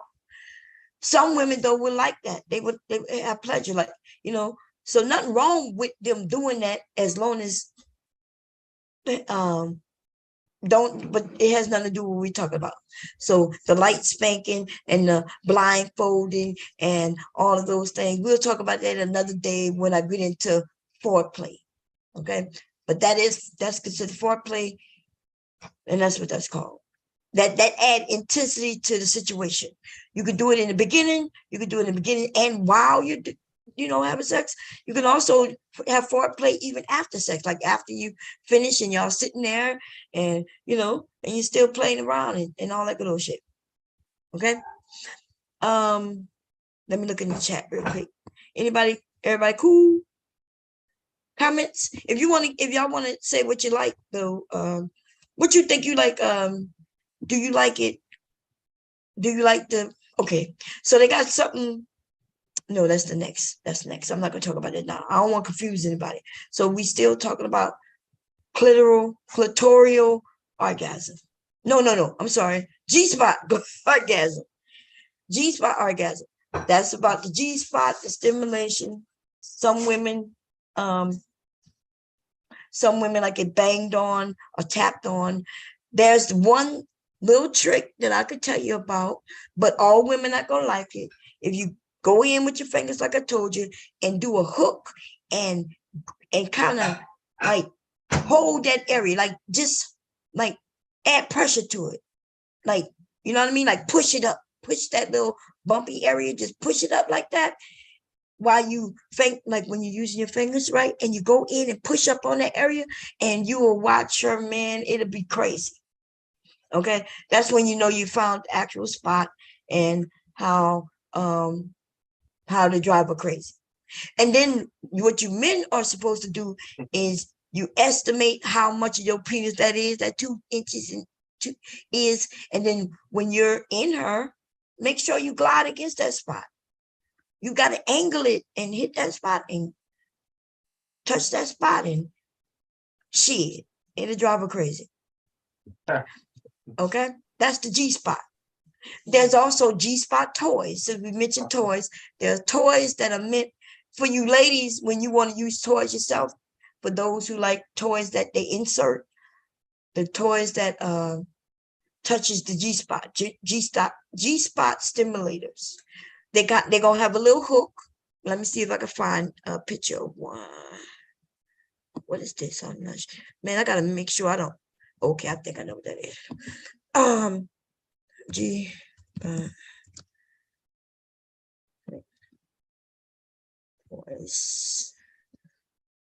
Let's see if we can find. Okay, we're gonna go here. That way it shouldn't be Too bad. I don't want no adult shit popping up. So this one, you angle it yourself, but it has a little vibration, right? Which I wouldn't be able to handle because my G-spot is so sensitive that a little vibration, bam, it'll be over for me. I'll be done. And I'll be passed out too. I want y'all to understand how sensitive that area is. It really, really is very, very sensitive. Okay, let's see how it angles. Both sides is like for the woman who wanted to be a little bigger, and this side is for a little smaller. Okay, but it angles so it could touch the G-spot. That's called the metal G-spot toy. And here's another one.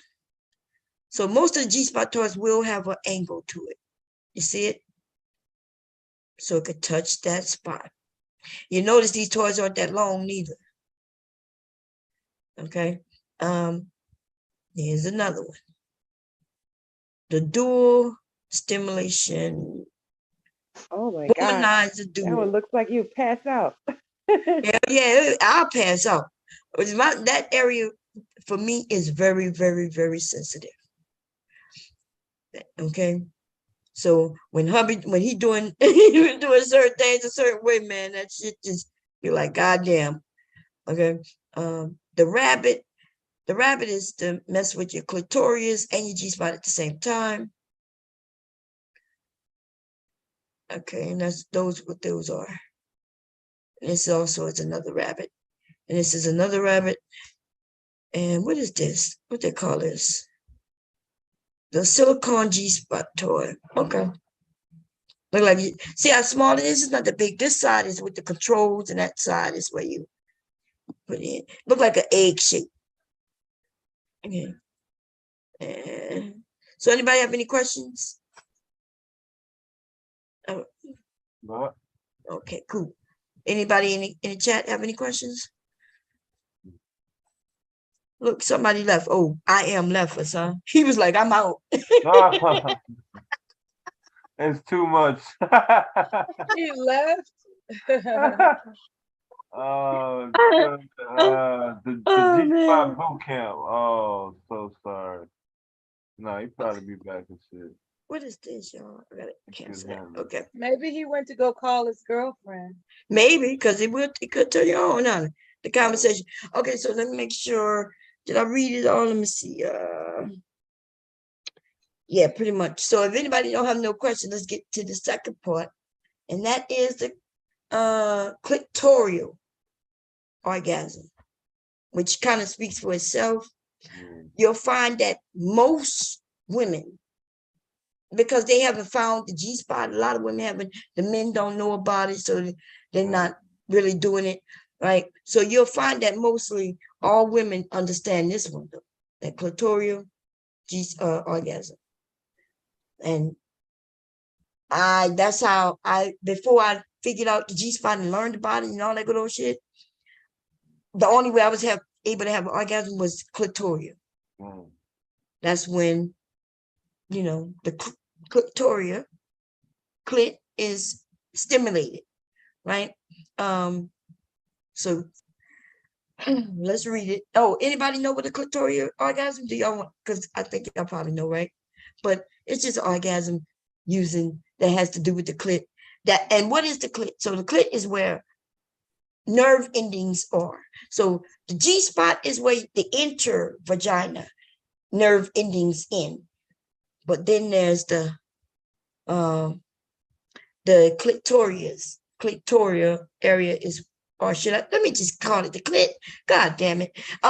That's nothing but nerves. It's nerves. Under that hood is nerves. You know how you men, if we kick you in the balls and it hurt you real bad, if you kick a woman right there, hell, if you kick her right there, it's almost like kicking your balls. If you bite her or grab that area a certain way. Remember I told y'all when I was a little girl and I had to fight, and my dad had to go and beat up his dad. The little boy, what he had done, he grabbed me and like he really grabbed me hard and hurt me right there. The reason he hurt me is because he grabbed that part. Like he didn't know he was grabbing that part like that. But he hurt me. Also, remember we mentioned riding a bike that boy bike and you fall on that thing, so for those of us who got hurt that way, because that area was hit. Okay, that's where the nerve endings are. Okay, so this is what it says. Am I sharing the screen? No, huh? I'm not sharing. Okay. You showing another screen? Yeah, I'm about to share another one. Yeah. Okay, here we go. Clitoral orgasm, main female erogenous zone. You see what it says? Main female erogenous zone. Yes, That's sir. why when you have oral sex, if you focus on that mainly, but they got some women who like it other ways too, right? But this is the main female erogenous zone. The clitoris is equipped with many nerve endings and is therefore very sensitive to contact. Now, I want y'all to understand it's very sensitive. And because we all are different women, you're not going to be able to do the same thing with Mela that you could do with me or that you could do with Nikki, right? I'm only mentioning us because we're up here on the panel, right? I say that because, like, for instance, I've heard where, the men, they claim they take their tongue and they want to do these alphabets. That's the worst motherfucking shit ever. To me, like, but some women are like that, right?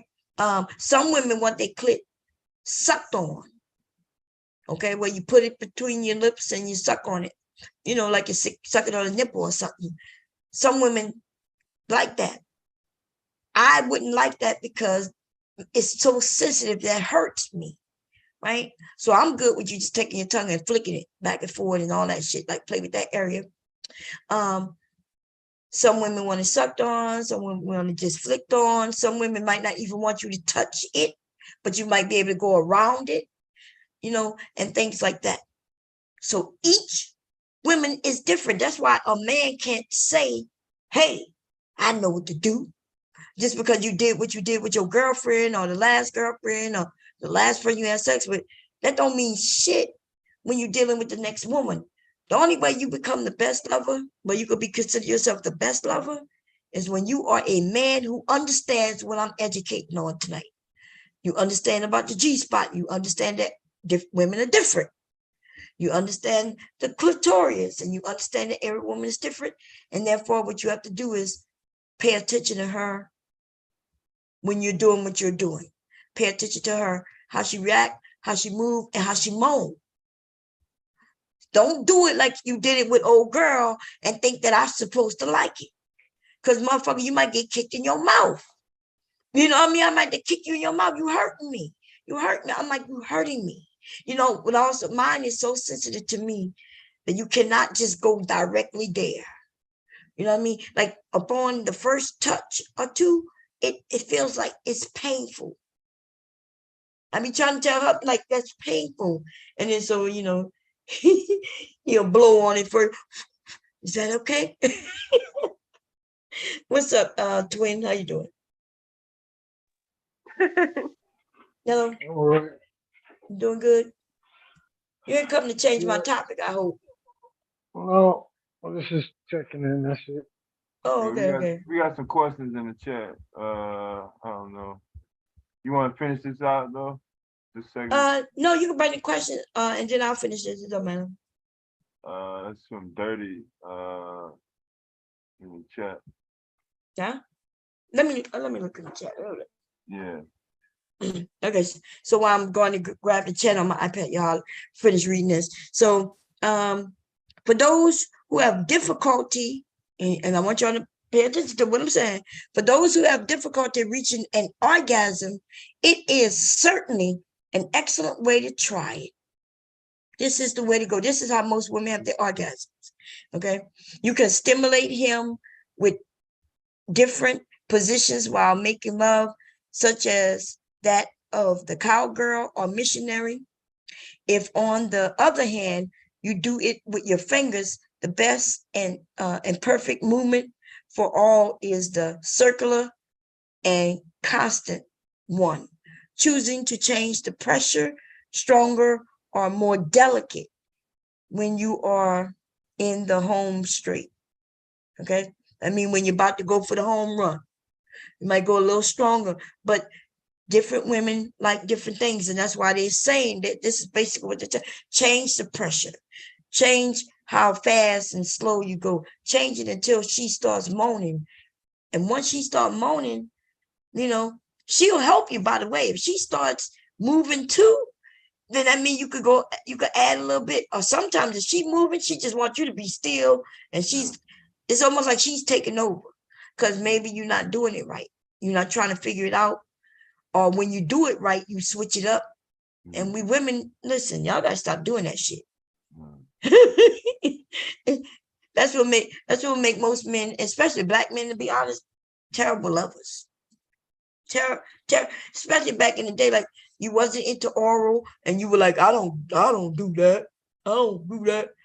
And then you still, and then you don't want no woman telling you what to do. You don't want no directions for us. And then you consider us whores if we trying to tell you how to satisfy us. Oh, you must have been without me. And all that nonsense. Macho men just want to be macho, don't want no direction, even when it's our fucking bodies. Our bodies are the playground. You want to be able to come on our playground and tell us what we should and shouldn't like. Okay. And that's why I remember back in the day when black women was talking about white men, because white men did oral and they were like, they still claim that white men, I haven't heard this in many years. So I don't know. I think the black men are caught up.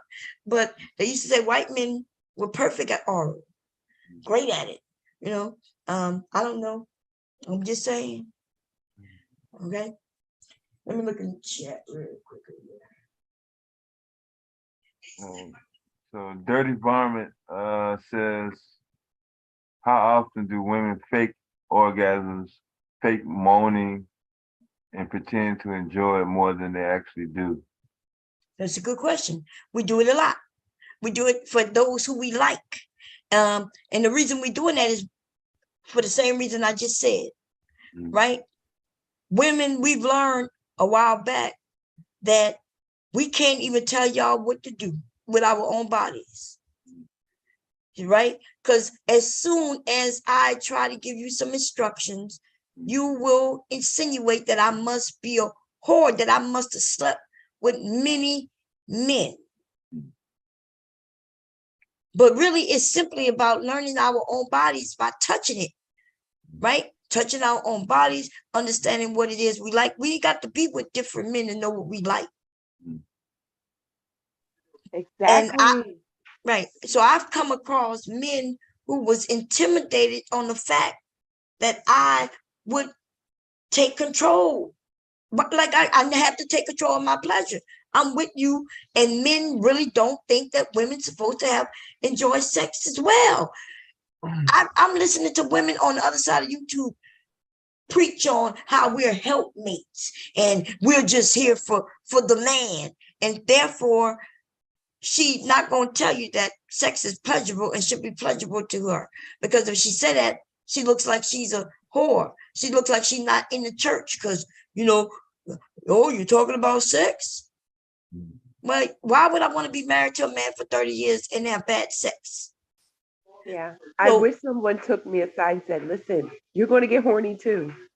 Hell yeah, when those hormones hit for him, the boys, they're going to hit for you too. You're going to get horny too. These men don't believe that. And I've been trying to tell you, women like sex too. We enjoy sex too. I don't want to feel like a receptacle, a trash can, a toilet. You know, remember when Silly said she felt like he peed in her? What she meant by that was simply that she didn't get nothing out of it. He did his thing, and then all she got was a wet ass. My grandmother used to tell me, do not, just get up with a wet ass. Why would you sleep with a man who ain't do nothing for you? You ain't got nothing but a wet ass. You didn't even get pleasure out of this sex. No, you should know what you like, and you should tell him what you like. And if that's the first red flag that they don't deserve access to you. It's because they have an erection doesn't mean they get to use it on you. Right. And so we women, in case y'all didn't know, we get horny too, right? We get wet even before you even get down there. You licking on my ears, blowing on my neck, you know what I mean, rubbing me down my back. Even for me, playing with my scalp, rubbing my shoulder. You got different things that different women like. And before you even get down there, we can already be turned on and ready. And then as soon as we do, when we want to lead you to the bedroom, if we're not your so-called girlfriends, you call us whores. I remember having a guy I was dealing with a while back. I remember him asking me why every time we about to have sex, you really wet. I was like, what? Yeah, why is it always wet? What? I literally like, what? Wow. Dude, you That's turn me on, isn't that? embarrassing. Huh? I said, that's embarrassing. Girl, Because you know I'm how a not woman's body works. Yes, and even when he asked me that, it was weird. It was like, what you want it to be dry? Like it's wet because you turned me on. Like all that kissing me on my ear and shit. By the time we got that, it's ready. And so, and I was even embarrassed that he asked me that, like as if he was insinuating something. I still don't know what he was insinuating, but so yes, when a woman likes you, you know what I mean? Now, let me tell you, when she fed up with your ass and you end up not giving her that orgasm and she tell you, fuck nigga, I ain't even getting nothing from it. Then you embarrassed. So which one do you want? You claim you want the woman to be truthful, but if you're true about that, you would ask her questions while y'all having sex. You would really pay attention to her. Okay? You would really pay attention, and she would know that you are in this to make sure that she get hers too. And if she knows that, right? But why would a woman have to fake an orgasm? Because that means you ain't give it to her, right? Damn, he told on himself. Or if like you know what I mean, or if the sex isn't enjoyable at the time, and she just want to get it over with. She's like, okay, he's not even paying attention. He just going, he doing his thing. I call it jackhammer fucker. Me, jackrabbit fucker, when they just get in, and they be going like this the whole time. Girl, they ain't never changed the beat. They ain't never rolled their hips. It's just in, out, in, out, in, out, in, out, in, out, in, out. I'm like, okay, this, I don't know what this is right now, but so I won't even say nothing. We don't start fake moaning. Don't lie. We're not fake moaning. What happens is you be done. After you done, you'll say, did you get yours? Nigga, what? You gonna ask me, did I get mine after you got yours? Don't even know if you had an orgasm or not. Right. If you had to ask us, then she didn't get nothing, baby. You would know because you would feel it get real slippy and slimy, right? Right? Check his hands. Are his nails trimmed, clean? Right. So yes, women will when she like you, she won't do the fake moaning and shit unless she likes you, but she wants you to hurry up because you're not really doing much. There's are women who don't really like sex too. So if we take account for those women will also act like she enjoying it so you could finish. That means she likes you.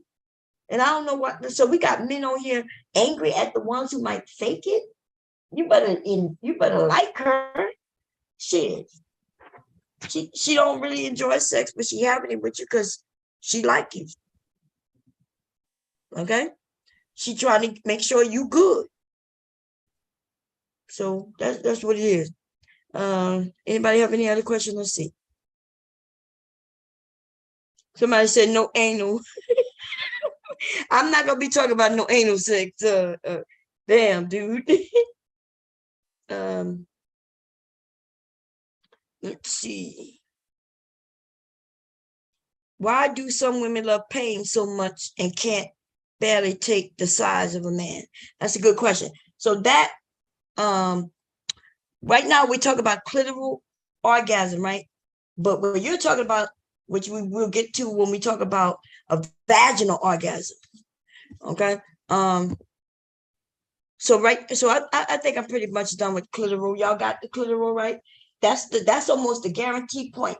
For you men, most women cannot have an orgasm without clitoral orgasm.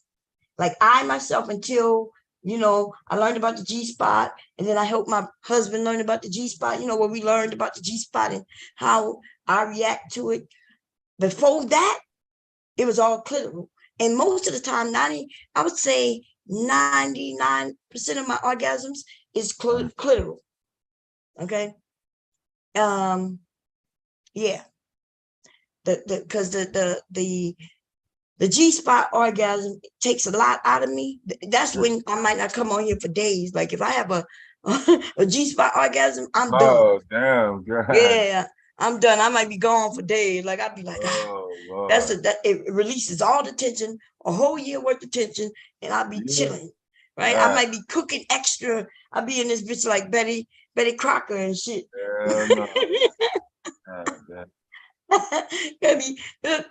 Because I'll be ready for another one. Clitoral orgasm. God damn. I've been doing it and everything you want, right? But I'll be like, you want some more? Yeah. Clitoral orgasm though is just one. It'd be an orgasm, and I could be on here for 2 days straight after clitoral orgasm. Hell no, bro. The vaginal orgasm, that's the hardest one. That is just where a man just gets in. And he's not worried about no G-spot stimulation. He's in there. That don't normally really happen, but so there's women who like to feel their, how should I say this? She likes to feel like she's full. So that's when the men who are well endowed, you get in there, she's having a ball, right? You hitting certain areas and she enjoys it. Some women enjoy that. Nothing wrong with that, right? And then there are women who don't. Like I don't like pain. I don't like pain. I like, I really don't like the pain. I like men who we can do all kinds of tricks. The men with them long ass arms and shit, ain't nothing I can do with you. We can't play. Shit, feel like my stomach hurting and shit. I don't like that. Okay. So it's all about preference. It's about what she liked. Could be also how she grew up. She heard that, hey, if it's big, it's good. And she enjoys it. Just like you men. Why is it that a woman can have a bigger butt and you think that sex with the bigger butt woman is better than sex with the woman who doesn't have big butt? It's really because your preference more than anything. Okay. So it's just your preference. I'm ready to die tonight. You dig? You about to die. Man, it's like we why we end up with the most childish motherfuckers when we have a real adult conversation? It's almost like men just embarrassed. Is it because they're embarrassed? They come in like, I'm not understanding. Yeah, I didn't know what the fuck you was reading. God damn. Oh shit. Yeah, it says after releasing, you need some cold water. What's going on, pretty boy? Okay, let's see. Let's see what else they talk about. Okay, so here we go. Mixed orgasm. You try, so this is when you're doing both, which is almost like a vaginal orgasm, kind of. Look, they got something called so I'm gonna read it. I guess I'll read it. When you try it, in addition to the stimulation of the clitoris, other erogenous zones are stimulated, such as the nipples or G-spot, hem. Okay, so this is what we would call the vaginal orgasm. They call it mixed vaginal orgasm, where you just having sex with her. Okay, you messing with her ears and all that good old shit. Some women like their nipples, like they have a nipple orgasm. So I don't consider a nipple orgasm as a type of orgasm because it doesn't happen with all women. Let me tell you. So anything that doesn't happen with all of us is not really a thing, right? Do they have women who have orgasm from their nipples being stimulated? Yes. That's why it would be considered foreplay. Okay. You mess with my nipples, I don't even feel my nipples, to be truthful. I don't have any sensation in my nipples. Some women nipples are very sensitive and they can truly have an orgasm with you just playing with their nipples. Okay. So let's read it. It is also called nipple orgasm. And it is possible to have an orgasm by stroking the breast because the brain receives the same impulses as when stimulating the genitals. And often when you push your nipple, you also have pelvic floor contractions. Oh, okay. That helps you reach the peak of enjoyment. How should they be tickled? Not only with the fingers starting from the outer edge of the, how you say that word, y'all? I never knew how to say it. The round part of my nipple part. Areola. Areola. Yeah, I never knew how to pronounce that shit. Areola up to the center, but also with the mouth or playing with a suction sex toy. I don't get nothing out of my nipples. I don't get nothing out of my breastplate. From my perspective, only from me, right? Like I said, we all are different. Other women will have something different to say about it. We are different, guys. Each woman you get with will be different. The sooner you get the grasp of that, the better you'll be. You could touch on my, as far as I'm concerned, my breasts were for babies and for men. You men like breasts, you like women with breasts. I do have some pretty breasts. Men have always liked my breasts, but I don't get anything sexual out of my breasts. You could touch on them, be laying on them. You could be looking on them. I wouldn't even know. I don't even care. Okay. But then there's some women who they get turned on by it and shit like that. To me, the most sexy thing for me with my breast is when I'm watching him suck on my breast. Like, so that's a mental thing. That's mental stimulation for me. But other than that, no. Okay. How about it? Is anybody up here they into nipple play? Yeah, me. Yeah. Oh, Me. okay. I know you men. No, you like your nipples played with. Yeah. Fuck That's a that. good I'm thing. part of it. Matter of fact, I'm president of the Nipple Association of America. Oh, said, wow. He said, yeah, me. Here I go. He got his hand raised up. He like, here I go. President of the Nipple Association. Yeah. Oh man. That was He said gonna be on. I thought the invite is already pinned up, dude. You don't see it? The invite is at the top up there. Let's pussy yo. What did it say? Let I eat pussy yo. Okay, I see it now. Right, yeah. The invite, the link is at the top there. Going to town on the melons from time to time.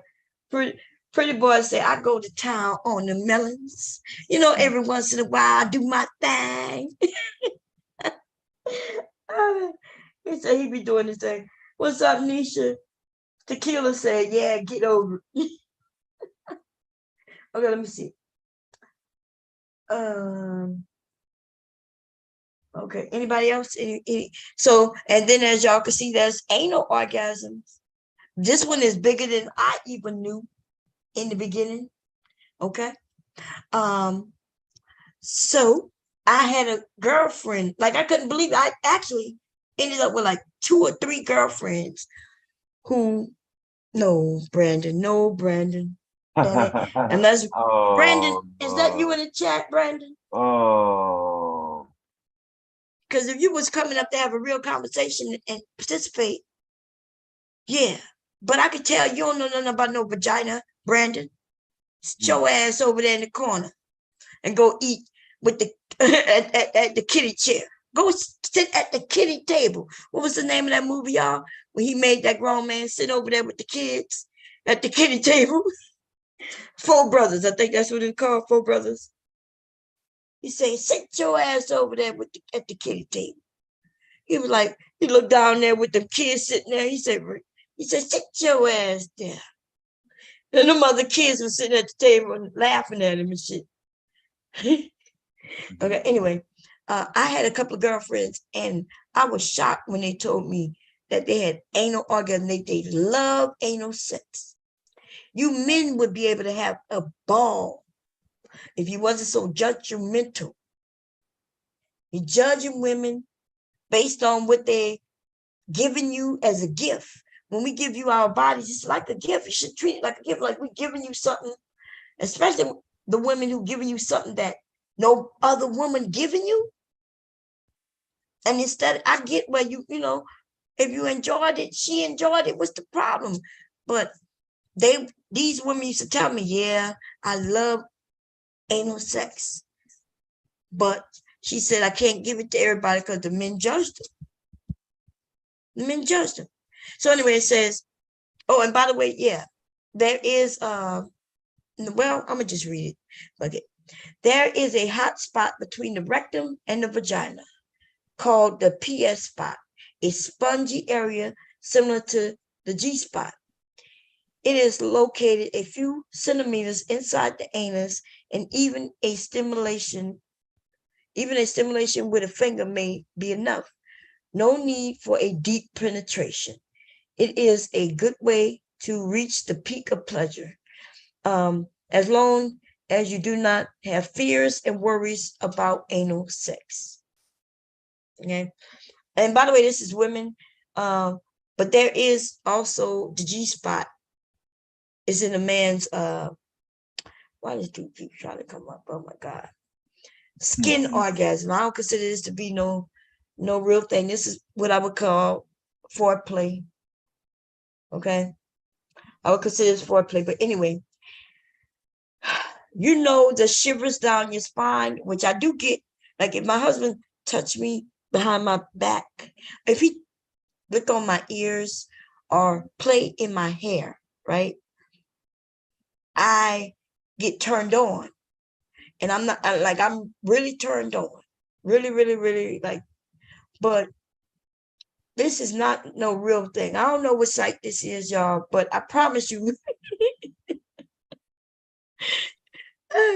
Anyway, it's from person to person. And anyway, you know, the shivers down your spine, waves of pleasure, intense, that when you get, give you goosebumps. They say it's called frisson. Is it frisson? And is created when you hear very engaging music. Man, let me see. I'm not gonna read that shit. Look, they got sleep orgasm. I'm not gonna read that shit. Yeah, we're not doing that. That's a fake shit. Okay, don't believe that shit right there. Let me see. Is that dude still trying to come up? Well, you know, oh yeah. Boom. Yeah, no, there was another one I had.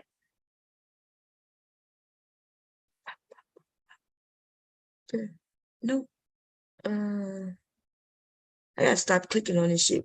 Let me stop the share, because remember I looked up somebody's name earlier today. It was a porn star. Remember, you probably wasn't here. I'm not sure you was here. I looked up somebody's name, and when I look up something porn star, it was a porn star. All this shit came up. Huh? You talking about after you did that, all that other stuff came up?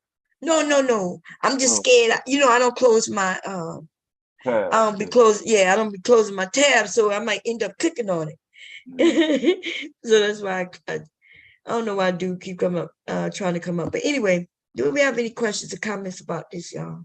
I know people, you know, I understand why a lot of people don't want to be active, especially, doing this conversation. Yeah. And the ones who are, they make up names, come under fake names and shit. Yeah, they don't want to be caught in this room, boy. Yeah, you know, because they're I gonna catch wasn't in it. there when she had that little freaky story. Yeah, they're gonna catch it on the replay, you know what I'm saying? But even this kind of proves where it's a touchy topic, Yeah. Which is sex, which is you look, we know we having sex. We always talk about sex. The men, all they do is talk about sex. Yeah. But I'm a lot of the men don't know how to have no sex. Just because you got a penis doesn't mean you're good at having sex. And then even when you get with a woman who's trying to educate you, then you look at her like she's a whore. So that's why I feel confident being an older woman where I can do this. Because if I was younger, yeah, they'll be over there talking about, oh, look at her. I bet you she's a whore. Or how many dicks you done had. Or how many men you done slept with. Or how many this and how many that. And how many like, what? What does it matter? Do men even really care? I've never come across one man ever in my life who asked me how many partners I've been with. And what's even more shocking than that, I've seen men get in line to get with one woman. Right? Which tells me, no, you don't really care. Right? And then what's even worse, let me tell you what the worst thing is. This thing where they have this Madonna complex. I guess they love to have sex with certain type of women. They like having fun with this woman. But then they'll say, but I wouldn't marry her though. Right? Then they'll get with this, what they consider this good girl, who they have nothing in common with. Nothing sexual, nothing. They want to treat her like she's a Madonna, like she's this perfect, precious doll that they don't want to touch. Right? And they marry her. But then they cheat on her with the type of woman they really like, want to be with. They're excited cheating over here, and their wife is at home taking care of their children and getting cheated on. You see? And she's not happy because she knows you're cheating on others. You're cheating with others. You're cheating on her with others. She don't even know who you are because you won't even be yourself with your wife. Because what you really want to do and to have sex, good sex, you want to be able to do that shit you want to do with Keisha. But you got your wife over here, right? Treating her like you can't do none of that with her. And then, so the ones who lie, when y'all ask, these men got you convinced that women are faking orgasm and all that shit. No, the ones who faking are these men who are with these women they really don't want to be with. Because she would just happen to be the type you thought you could take to your mama. So you married the type you could take to your mama, but you always over there with Keisha, though. You happy with Keisha. You can do all kinds of freaky shit with Keisha. Yeah. Keisha keeping you excited. All you keep thinking about is when you're going to get with Keisha next time. And so I'm wondering why you just don't marry Keisha. Why you not marrying the Keishas? Okay. I don't know what that sleep orgasm shit was, girl. I wasn't even gonna read that shit right there. That must be what they call it when you're young in puberty. What they called it when you wake up with a boner or wet dream. Yeah. I should have read that shit, but yeah. So I think if we start being honest, I think the women should be able to tell their mate, what they like. But when do we do that? Like isn't it uncomfortable? Like when I first meet you, let's say I met you, right? And we went out to dinner and we had a good time. And even let's say it's our third date and we decided both we're going to have sex. Because, if I say the first date, they'll be calling me a whore and shit, right? Let's say the third date. We decide I'm going to invite you to my place or you're going to take me to your place. and we go to have sex. How would a woman tell you exactly what she like? Is she supposed to tell you, well, I guess that's the conversation we should have. Like, what is acceptable or not? Because men, you want to be the man and you want to take charge. You want to come, and start undressing her. Cool. But suppose you take your hand and you brush it down her back. But maybe she don't like that, dude. Like, for me, suppose it's ticklish. You know what I mean? Like, it's ticklish and I don't like being tickled because tickling hurts. Do I stop him? Do I tell you, look, you could take off my clothes, but make sure you don't run your finger down my, or when you're doing it, I might giggle and laugh and just change the position. That kind of stops you from doing that. And while you're about to enter me, should I say, well, I need you to aim 2 inches in and make sure, like, I shouldn't have to do all of that. But what 2 inches is anyway. Like, I got more than 2 inches. Yeah.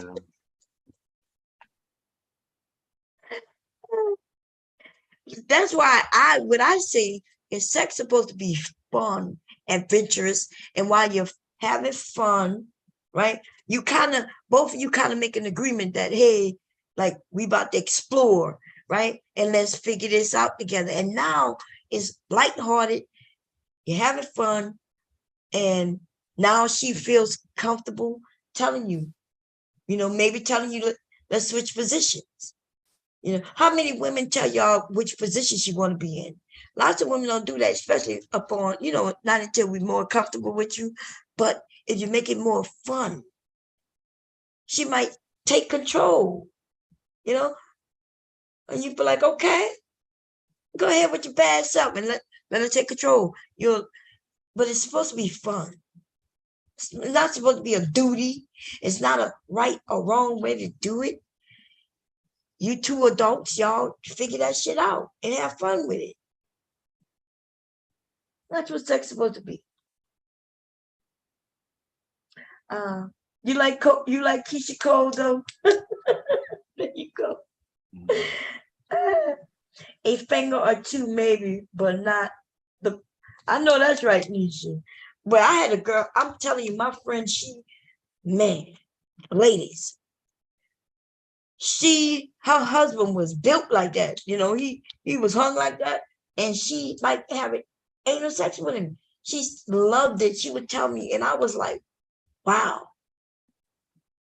You know what I mean? Like, I'm like, girl, ain't no motherfucker way. But she loved it. She just loved it.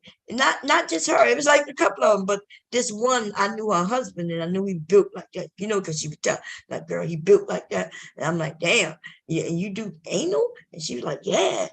And she's like, I love it so much. And I'm like, and she the one, I didn't know that you had anal orgasms, because this was so long ago before the internet when we had these conversations, So there was no thing that I saw where they had anal orgasms. But she was telling me, yep, she had anal orgasms.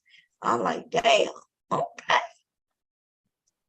Shit. Big J, what's going on? Big J said, why not? Anyway, so any questions, comments, suggestions up here? Because we could change the topic if y'all want, unless y'all got questions. No, The next I time. don't have any questions. No, shit. Huh? Say it again. Don't change the topic, no. Oh, don't change the topic.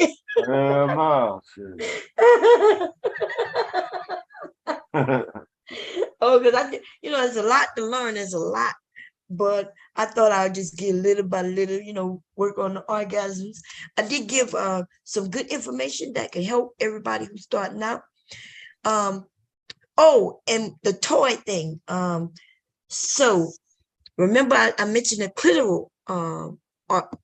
So this is one of my favorite toys. Now, mind you, I'm older and I know they got new toys out there now, right? Newer things. I'm gonna share first. Let me share the screen.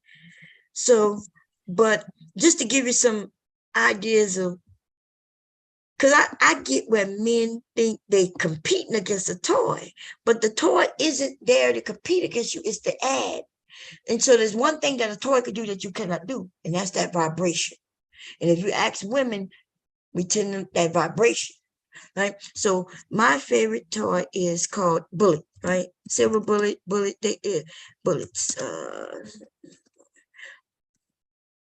double bullet. They now they come in different things. They also sell them on Amazon. They're not that expensive, by the way. And they're small. It's like a little, it's actually with maybe 2 inches long, small, right? 2 inches. And or they could be called eggs also. What the hell is this? Why that? Let me go to, okay, here we go. Women's Help Mag. Should be nothing. They call eggs also, but it's small. And usually the ones that I have a little controller attached to it like this. So small it is. The egg or the bullet itself is smaller than the controller part. And so while you behind doing your thing, she can have that toy helping her with her clitoral stimulation. And that is the two of y'all that gonna make that work. Okay. And also the vibration, which is helping her, also helps the man. You know, every time you go in, you feel a little vibration yourself. Yeah. So the toys, all toys does not go enter the vagina, but some do. Okay. And instead of being afraid of a toy, it adds to the sexual experience. Remember, the clitoria is about the stimulation, is about the shaking, the licking, the movement of it. So this toy comes in different speed. First speed is real light. Second is a little faster and faster and faster and faster. I think mine have like 7 speeds on it. The 7th speed is, ooh, Lord, fast like a boat. I should go get it now. Let me go grab it so y'all can hear it. Cause that mother, I think I let people hear it before, man. It was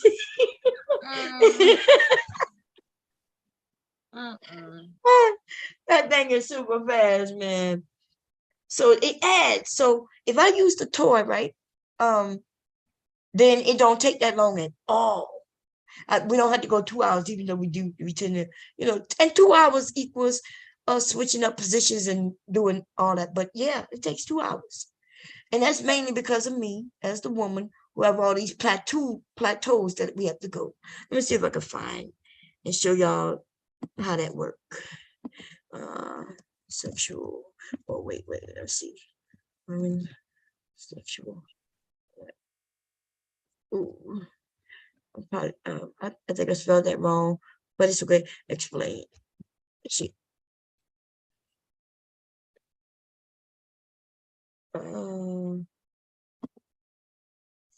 Let's see. Nope. Not central states. Let's do that. Since I can't spell it.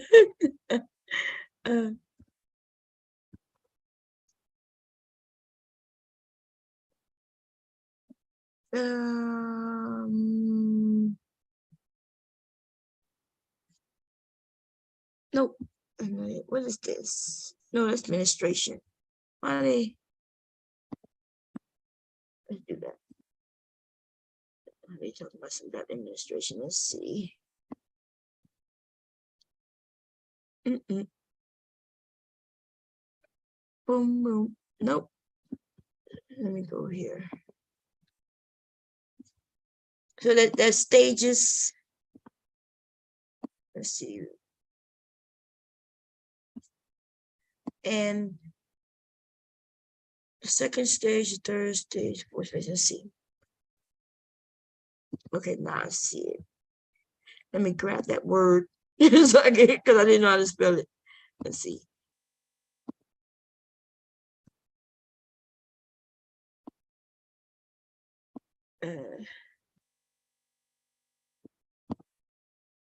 Paste.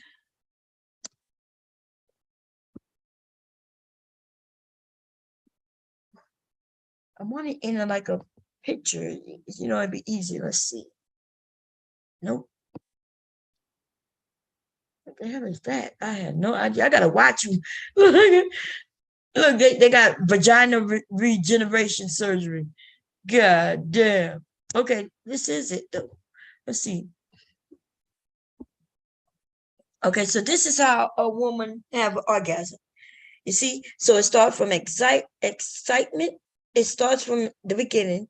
Then we get excited, and then we get to the stage where that's when we're doing all the pumping and all that good old stuff, right? Deciding things. And then what happens is, as we're about to, when we're getting really excited, you know, we're breathing hard and everything's like you're doing it right. That's when we go all the way up in orgasm. And then right after we orgasm, it shoots down. Bam. And it goes to plateau again. Plateau means we could go for round 2, right? We could go for round 2.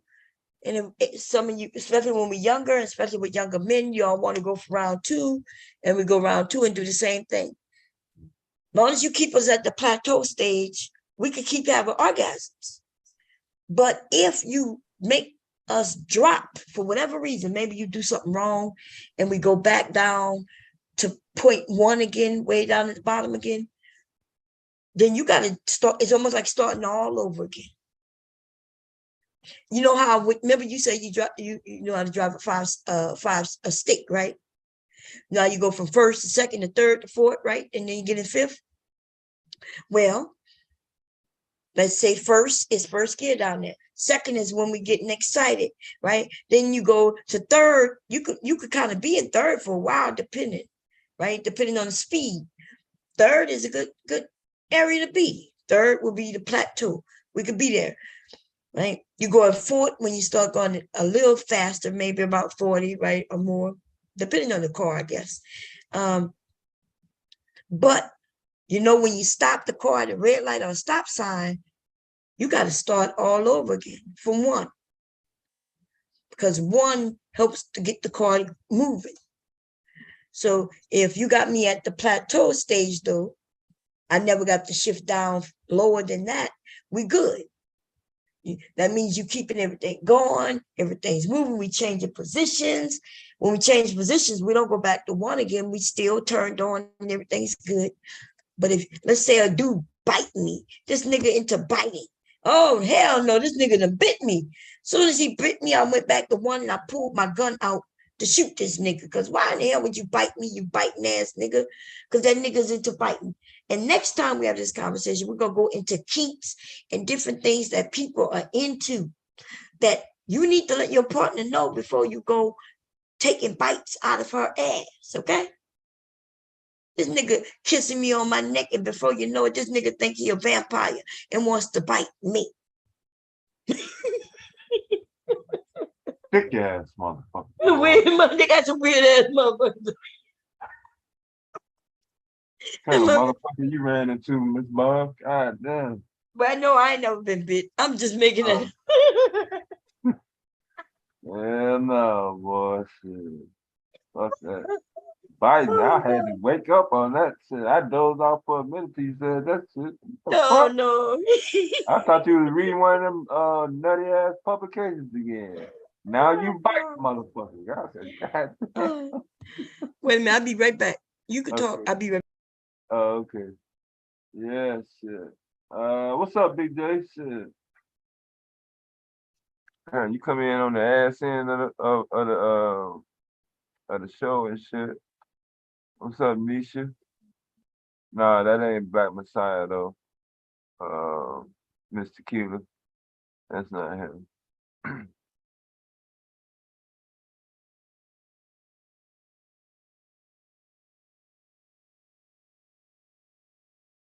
think that's Brian though. Damn, I done stepped on something hard on my floor, like a little pebble. Man, I dropped it.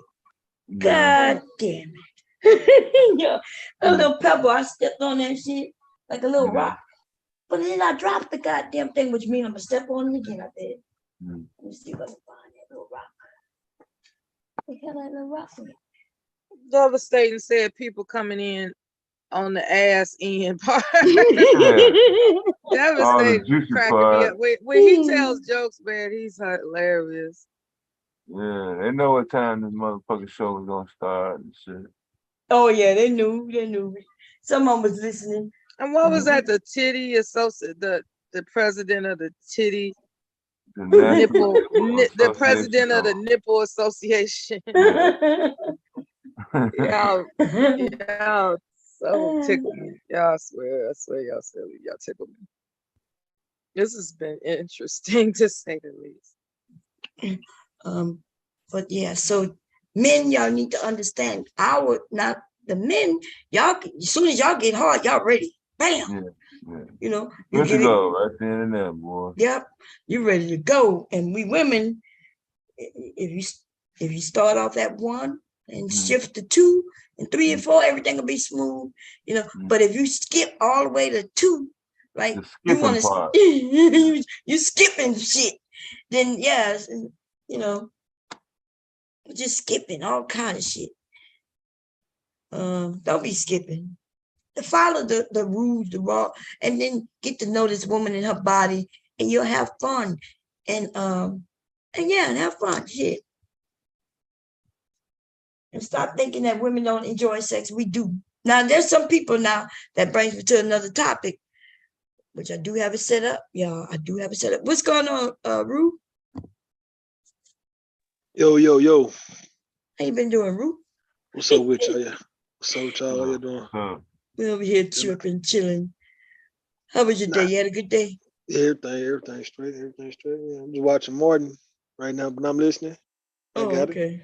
Oh, you was hiding. You didn't want to come down until the conversation was over, huh? Ain't that something? I didn't want everybody to think that I'm always talking about sex and shit, man. So I just so he let y'all get to join. Yeah, out of all the nights, sex out of live all stream. out of all the shows and shit, Yeah. Wow. Now look though. I saw something on Instagram that was kind of disturbing. I don't know if you want to look at it, but it was unnecessary, man. I didn't like it. It didn't look good on this. I don't know if you want to watch it. You want to watch it? Well, what it's about?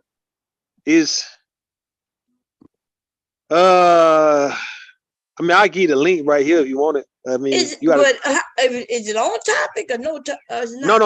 It's not on topic. It's not on this topic. No. I'm just. Oh, okay. Wait a minute. Thought about something, but yeah. Okay. Okay. I mean, yeah. I was gonna wait till y'all get done. I was gonna, if you want to change the topic. I'm talking about like. I thought I heard you say we can change another topic if you want to, but. Yeah, I'm gonna. I think Rich gonna say he wasn't, but then he just admitted he was falling asleep. Ain't that some shit talking about? He gonna talk about no, don't change the topic. But you going to sleep on us? Oh, okay, y'all. I see. Yeah. You can put where the link at? Yeah, I'm putting the link. I'm sending it to you. No, I'm sending to your back right on Zoom. Check your chat. On Zoom. Okay. Yeah, man. Yeah.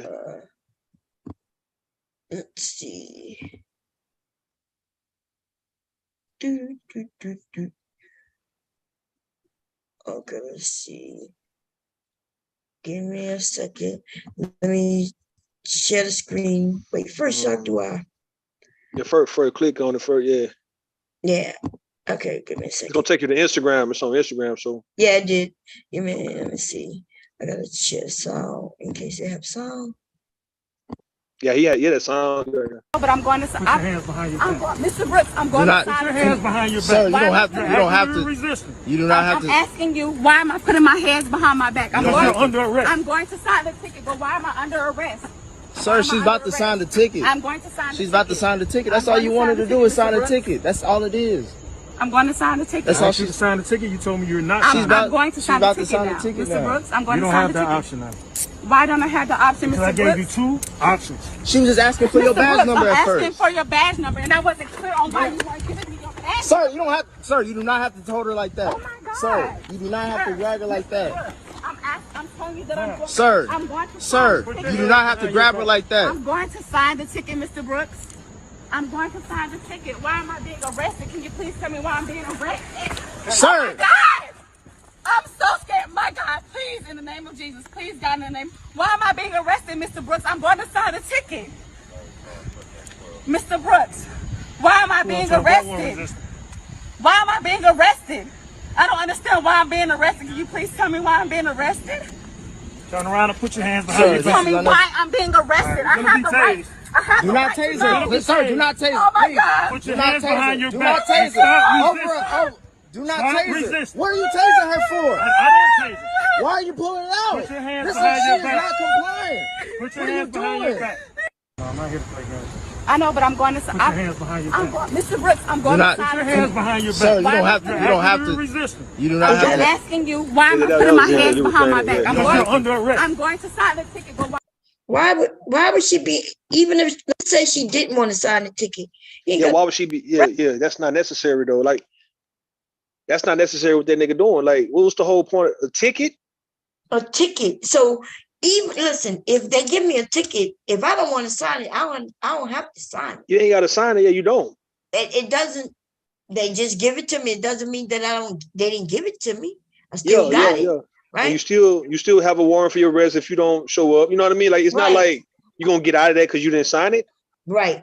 But what And that most is, people, but Go, go, go. most of them, they want you to sign it, and they claim that it's not a admission of guilt, you know. But a lot of people don't want to sign shit that they don't have no time to read, and What we that got a right was- not to sign it. what that Right. was. Hey, look, I don't want to sound crazy, but what that was is his way of trying to like talk to her, trying to holler at her, man. He doing all that unnecessary shit. That To nigga, he touch like her her. on purpose. Touch on the purpose. He like her. She looked good. She looked good from what I saw. She looked good, man. Like very attractive. And them niggas do shit like that. That nigga abusing power of a police officer, right? And that's just nothing but him liking a woman. And this is the best he can do in trying to get her to, I guess, talk to him or get to know her. Like he's doing all that shit. I wonder what happened once she got in that back of that patrol car. That was totally unnecessary though. That's that Atlanta shit, man. Them niggas in Atlanta be acting retarded though, man. Like on them police officers, them niggas all corrupt and fucked up, man. Anywhere like Baltimore PD, anywhere where it's a bunch of black people on the police force, man, that shit always fucked up, like really fucked up. But that right there was simply a lame ass nigga who could have just simply talked to her and say, "How you doing? What's up with you?" Like as if a police can't holler at a civilian or some shit like that. And instead of him just shooting his shot. Like I said, the woman looked good, and yet the nigga doing all that, you know, manhandling, trying to take her to the ground over a motherfucking ticket. Right. Is she ain't a murder suspect? He was ready to tase her too. He was ready to tase, Ready to tase her. her? Right. What the fuck is that about? Man, I told you it's not just, and then he looked like he was black or brown at least. Now he was a nigga. That was a whole nigga. Yeah. Yeah, a whole nigga. A whole nigga. I can promise you, yeah, like what Quita saying, she probably rejected that nigga, man. I'm telling you, like, man, I've heard stories. Women have told me that too. Like guys try to, like, they don't fuck with police officers because them niggas really, they'll try to make your life a living hell though. If you ever fuck with a police officer and you try to break up with them, you reject them, they become very obsessive. They become real crazy and they use the law. They hide behind the law to do so. Like Scott Peterson, right? Yeah. They hide behind the law that they police, and yet they'll get away with shit because, you know, everybody gonna take up for them. You know, the boys in blue, thin blue line shit. And that's what happened, man. Like, for her to say Mr. Brooks, I mean, all right, she could probably read his actual name, but yeah, I can promise you, he probably tried to Mr. holler at her at Brooks? one point, probably either that day or maybe before sometime, and she rejected that nigga ass, and now he got a chance to get his lick back. That's all it was, a lick back. On some Denzel on train, they're like, yeah, y'all know who y'all fucking with. I'm the police, nigga. I'm the police. Yeah, she definitely kept saying Mr. Brooks like she was talking in a microphone or some shit. Yeah. She's saying Mr. Brooks. I mean, I know you got the name right there. So yeah, you know, some people can't call a police officer Mr. or officer or whatever, right? But she is saying it like, now look, she probably, look, that nigga, they knew each other, not know each other like that, but I think the nigga, prior to all that, right, that nigga probably was trying to get at her one day and then realized that he was a police officer, and now he know her car, he know where she hang at, man. So he just purposely pulled her ass over, and now he fucking with her based on maybe a ticket that she probably ain't paid for. You know what I mean? She got probably like last year. All that rough housing. Yeah. Yeah, that rough housing part showed me that was rejection. So the dude that's filming, he ain't Yeah, the know nigga nothing filming. about him. He ain't know nothing about him. So now he popped up. Are you with this nigga now? Yeah, hey, look, don't give me. Listen, that was weird for the nigga to be filming like that. And he Now that I right there think on the about scene. it, they weren't even on the side of the road. They were in a parking lot. In a parking lot. That's some parking lot shit. Yeah, that shit was Rolled dark. up at the So house. he just rolled up on him. Oh, That's what I'm saying though. That could have been a situation like that because I saw. Let me show you something. Right, I was watching it in the heat of the night, man, and none of the police officers was doing cricket shit, but it was one weird guy who didn't like the fact that it was a woman who was promiscuous and she was on a redhead and she was always out, had different men come to her house, and she stayed right across the street from that guy. And he just made her life a living hell. Like he started stalking her, harassing her, and he tried to hurt her, man, but he got stopped by the police. But like what I'm saying, what you saying, this nigga ran up on this woman. And she probably with the other dude who was filming. He ran up on this woman on some, oh yeah, so yeah, you gonna curve me, but you with this lame ass nigga right here, and started fucking with her, talking about, yeah, let me see something, let me check it, give me ID, man, let me check and see if you got some goddamn warrant. Come to find out she got a ticket. And now he talking about sign a ticket. And now he finna arrest her for not signing a motherfucking citation. Nah. He Got a knew her, Miss lawsuit on his Shirley. ass. He knew Yeah. her. He need to get fired for that, and a lawsuit need to be on He knew her. with He that. knew her. Yeah, he knew her. He definitely knew her. Tay, I'm not reaching. I'm not reaching. The way that nigga acting like as if no, I ain't saying knowing each other like on some, they know each other, but like Atlanta's not a big city like that. And you, like I said, you can run into people all the time, right? So the way the woman looked, like I say, I don't think he would have did that if she wasn't attractive. Mm. There wouldn't be no need, man. Nigga did that shit because she fine, man. She look good from what I saw. And on top of that, she curved that nigga. Because the way she talking to him like Mr. Brooks, like she could be somewhat familiar with the guy, and yet she's trying to comply for the sake of just going home free. And like, okay, like she might just know, like, okay, Mr. Brooks, all right, Mr. Brooks. And yet she know that he's an asshole, or he really was trying to press her, sweat her, and she wasn't going, but now she kind of like at his mercy now. I'm just saying, you putting your leg out, nigga, you trying to get a trip over your leg, bro. You trying to take it to the ground. You took it to the ground. You got the taser out. What was how is all that necessary when you already got it on the ground, bro? And if you want to call for backup, call for backup. Nah, I don't know, man. Yeah, that's fucked up, man. I don't know, man.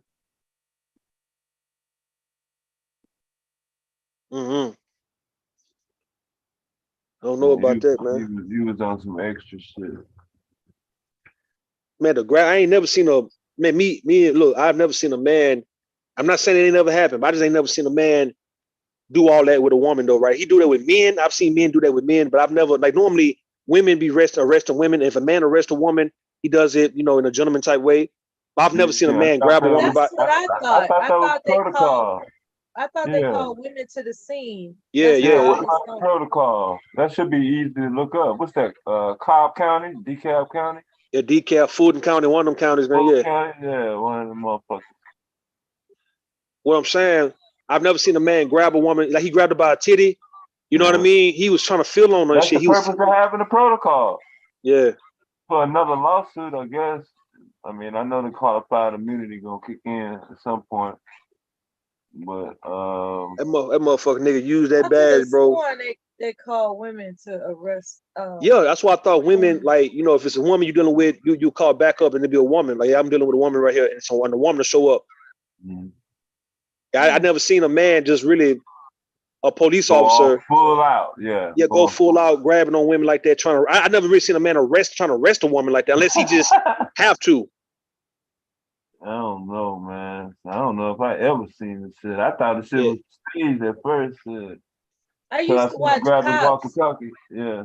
I used to watch the Cops TV show, and I always, I never really seen a male police officer do that to a woman, right? Not at all.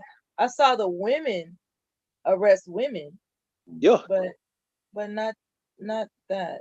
not a man, and not a man. And it's all on video. Yeah, and the man doing that, Oh my God. and On she's some resisting bulldog arrest, shit, yeah. and he So grabbing even her. though Got she his, didn't get his face, she got the location and the name. yeah, so everybody know Because the his guy, face man. was covered up. Yeah, he was. Yeah, that was some weird shit. You said Atlanta. I'm like, where the fuck they at? Motherfucking Michigan, some goddamn fucking Yeah, what? that's some ugly ass Atlanta police cars, man. Yeah. They red, that red, little bit of red with the blue, all blue. That Shit, shit, them ugly ass cars, man. goddamn 7-Eleven stick up man shit. Yeah, they like trying to rob something. Yeah, that mask looked crazy. She didn't have on a mask. Why did he have on a mask? Well, I don't know. That was disturbing.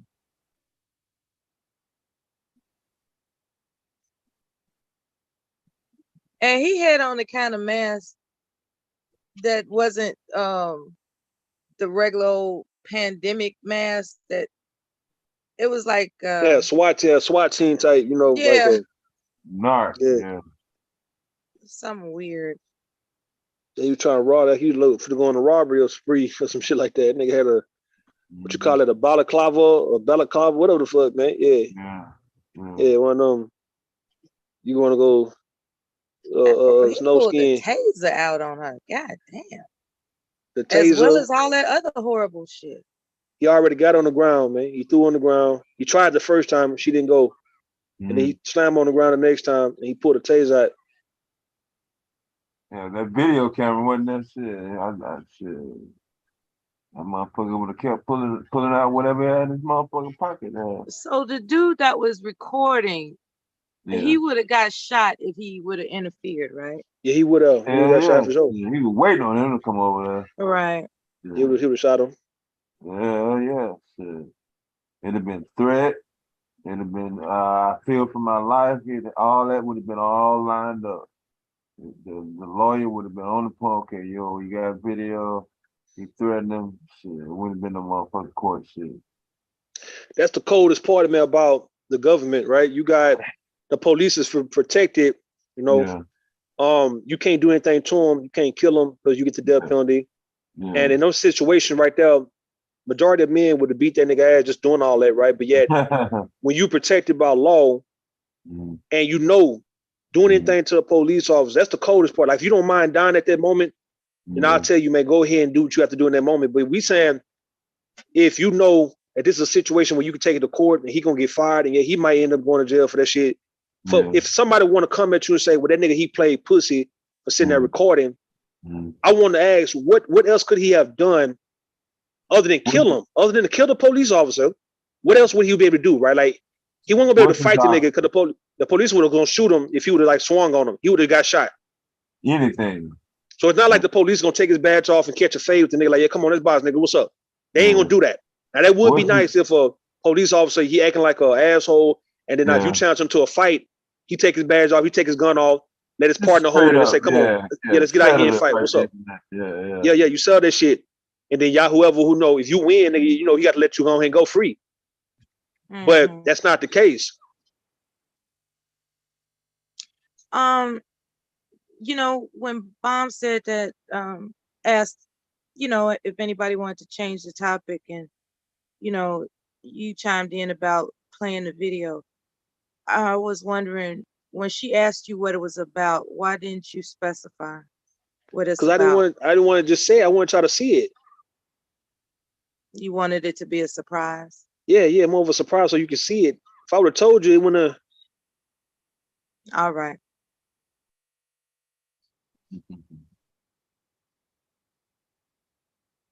You don't like it, Miss Mother?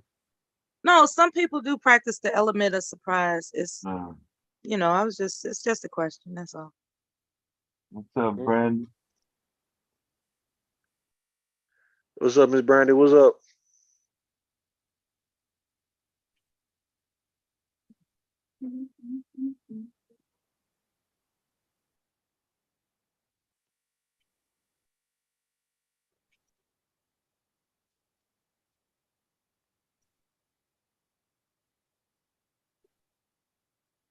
I don't know, man. With the police, man, that's what I said a while back, man. It's the reason why you don't get no law to try to regulate no police because the police, whether you want to believe it or not, they do have a quota on how many people they need to kill a year or two. Because if you look at the police who acknowledge the gangs, let's say, organized crime, a lot of killing that take place, a lot of other so-called illegal activities that take place, illegal organizations that put fear in people's hearts. Well, how would the police look knowing that you got Bloods and Crips and GDs and Latin Kings and everybody else, the mob, everybody else the Aryan Brotherhood can all that can put fear in everybody's heart, but yet the police is not going to put fear in your heart too. The police got to keep up with them when it comes to establishing the respect and keeping the respect of the civilian. If everybody else, if these other criminal activities, organizations had that same type of level of respect. So now the police become nice and sweet, but yeah, you dealing with motherfuckers who would shoot and kill you in goddamn time.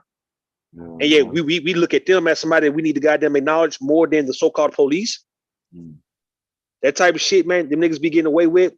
For anybody saying, well, yeah, we need to get some laws that's gonna tell, they're pretty much gonna prosecute a lot of these police officers who actually violate, being overly aggressive, unnecessary force, stop and frisk and all those shit, killing, whatever it may be, right?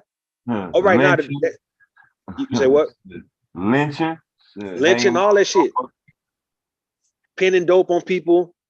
You're doing all kinds of stuff. Oh, hell. Oh, Lord have mercy. God, man, you're doing all kind of shit, man. The police ain't gonna ever get regulated like that. God damn, boy. Shit. All them cars, they just fucking brand new, some of them brand new fucking cars. Only had like 100 miles on the motherfucker. Yeah.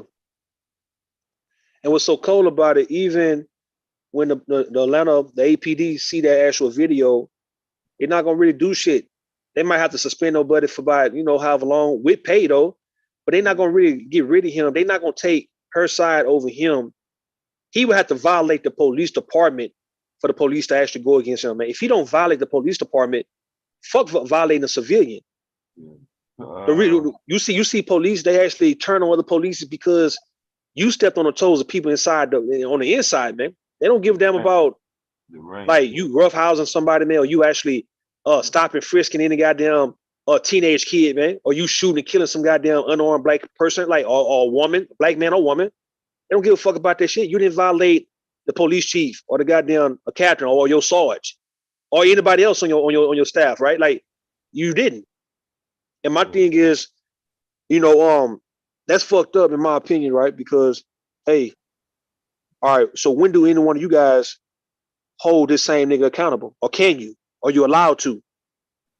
Like, can an actual sergeant get on this nigga ass, man? Or is he the one letting them go out there and do it? Yeah, he wouldn't have been able to confidently, like, man, I ain't worried about shit, even if he got me on video. He got a pass. He got a pass to do so. Yeah. He wouldn't have been able to just, you know what I'm saying? Shit. That's the only way these police get away from the shit because they higher ups, their superiors, the higher ups allow them to do that shit. Trust me, if they feared what would happen if the captain found out what they was doing, man, niggas wouldn't do none of that shit. They'd be so in fear of the captain. If you don't do it, I'm looking at In the Heat of the Night also, it was an episode when Virgil Chills went back to Philadelphia, and what happened was his good friend got killed because his good friend walked into this drug deal that went pretty good, but yet these three police officers on the Philadelphia Police Department, on the police department, killed them two drug dealers, and they was trying to put the gun in both each other's hand, like as if they shot each other, pretty much shot at each other. And then the so-called Virgil Till friend came in and saw the shit, and he walked out. And he eventually got killed after that by them same guys. And what happened? They was about to kill Virgil Tills too. Now, I'm looking at this shit, and I'm like, well, damn, okay. So you look at who was giving them three the permission. It was the commissioner. The commissioner was saying that, okay, these guys can be some vigilante type of cops. They can do whatever the fuck they want to do if it's going to make the so-called streets a whole lot safer. So they was able to get rid of criminals, kill criminals who the judge was letting off, Mexicans, some black people, killing homeless people and all that kind of shit. but they were sanctioned by the goddamn commissioner. It was And like a that's what purge. it was pretty much like a purge, pretty much, right? And it was he almost one of them fat cops, the one who was part of the 3, almost killed Virgil Children until some other cops came in because they did shoot one of them cops that Virgil was with, and that was the other guy. That was Virgil's friend's real good friend too. So he was a white guy, but he was really good friends with Virgil's friend. And yet they killed him, and they were trying to get at Virgil, but Virgil ducked. He got out the way. And what happened was one of the other cops came around. He was about to kill him, but he was saved because another squad car came up, pulled up right there in the nick of time. And it was a to be continued. Virgil was saved and spared his life because he would have got killed too, right there on site. By another cop. By another cop. All sanctioned by the goddamn commissioner. Yeah, I think I remember that episode. Yeah. That's the game that motherfuckers playing, man. Yeah, the police union, the Fraternal Order of Police, Mhm. Skull and Bones. You had your different organizations. Shit. Mr. Before- Kevin was mentioned. Mr. Kevin Kevin from Louisiana, Mhm. from New Orleans. He mentioned the best thing that Obama did was sanction as a command that, you know, the phones, what do they call it? The video phones are on the Your body, officers. your body The cam. body cams, that's what they call it, yeah. And you know, I'm not familiar with the episode you're mentioning. It's just that a lot of stuff like that happens down south more than people realize. Mm-hmm. From what Kevin also said, in Arizona, they overturned the law to where now the police don't have to wear body cams. They don't. They don't. That's so sad. I mean, it's kind of like those them street light, them street you know, them street what you call that shit, right? You know, red light, green light, man. I can't. That shit become look, man. They had them cameras on top of. Man, what the fuck, man? The street. What the fuck, man? What you call that, man? Yeah, The who? traffic cameras. Yeah, the camera. But what you call it, man? Why I can't think of what the fuck that? What the fuck? Oh, red light, green light, man. Red light, yellow light, green light. What the stoplight, man? The stoplight, man. God damn, man. Why I couldn't think of that shit? What the fuck wrong with me, man? But yeah, how they had the cameras on them stoplights, man, and yet, you know, that shit don't really work, man.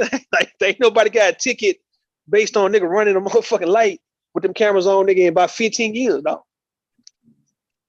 But yeah, Quita, yeah, they did kill that homeless lady who was like, you know, giving up information. They killed her. Yeah. The stoplight, man. I don't know what the hell, dog. I'm tripping, my nigga. But yo, them cameras are really useless at this point.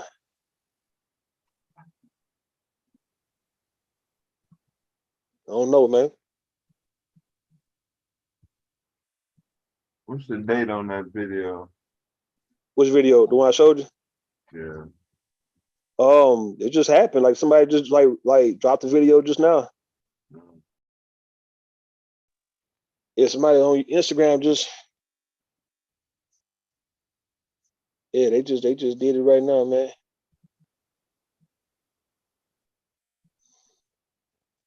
That's a cold piece of work, bro. Like, signing a motherfucking ticket, man. Goddamn, signing a ticket, nigga. Nah, nigga. Hell nah, man. Trust me, man. If they don't sign it, they still got to pay for it.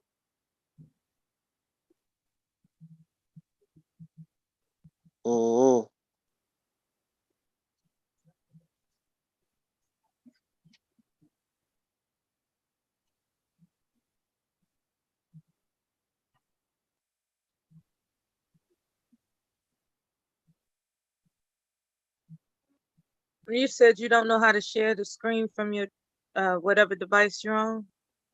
Now, I know I can share it, but I just, you know, it don't. It's like take too long, man. Like it's not. Oh, I was just wondering what channel that was from, only because they might have, but you said it just happened, so they probably haven't updated what happened to the officer.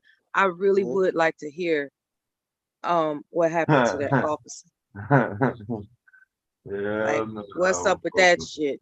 all that evidence all in your got his face. name too. Yeah. Yeah, Too many the missed. mask can't help him. It's like she was They calling, gonna find out. They gonna find out. They gonna and find she, out. and the cars. I think the modern cars they got the GPS location when they parked and stuff, so he Yeah, can they gonna be find got. out. They gonna find out. Man. Now he too distinct, man. The guy look like he like a muscular built dude, man. Like he too like distinguished, man. He's not somebody that can blend in with other like people know Brooks. Yeah, from what I saw, the guy wasn't. He wasn't somebody that can blend in the crowd, man. Mm. Oh, I hate that for that woman. That wasn't cool, man. For I said, you fuck a person day up, fuck their whole goddamn year up with shit like that, man. Like that's a life. Nigga, you remember when somebody was manhandling you and shit just based on a ticket. That's some traumatic shit, bro. That'd be one of her stories forever, man. Like, yeah, this goddamn police officer, nigga ran up on us, man, because What we do was they chilling. call that type of counseling when the school shootings happen? They bring in the counselors, and there's a specific name for that type of response. But when people, I would suppose, experience, just out of the blue traumas like that, Mhm. I think they I'm assuming she's gonna win some lawsuit, okay? And I'm saying all that to say that um she might be able to overcome some of the more, how can you put this? There are some effects of PTSD that bring on this anxiousness like out of nowhere. Like for instance, we can think that she'll never look at a cop car the same again. We can just that, she's affected, no doubt. Yeah. And so when it comes to PTSD, you know, I would think that anybody can take comfort in the fact that, there are, there's, I don't want to call it counseling because it's deeper than that. It's like I don't even know if they use hypnosis, but there's some type of way for you not to be handicapped by it. You know what I'm saying? Where you just afraid to leave your house and all that other kind of stuff that happens to people that experience trauma. Because when you're talking about that situation in that video, she's not gonna look at outside the same again, in my humble opinion. Mm. And so there are professionals that can help people realize that incident might not have to cripple you. Mm-hmm. So because I know she's gonna win whatever lawsuit she files. I mean, there's too much evidence. So, and I was just looking for an updated video about what happened to him, but you said it was just released, so I guess we'll have to wait and find out. Mm-hmm. Atlanta. Mm, mm, mm. Which one of those cities are called Chocolate City? Oh, that's DC. That's called Chocolate City. Or nickname Chocolate City. DC, Chocolate City, yeah. Mm-hmm. I don't know what the nickname of Atlanta is, but I thought it was Chocolate City. But that's DC.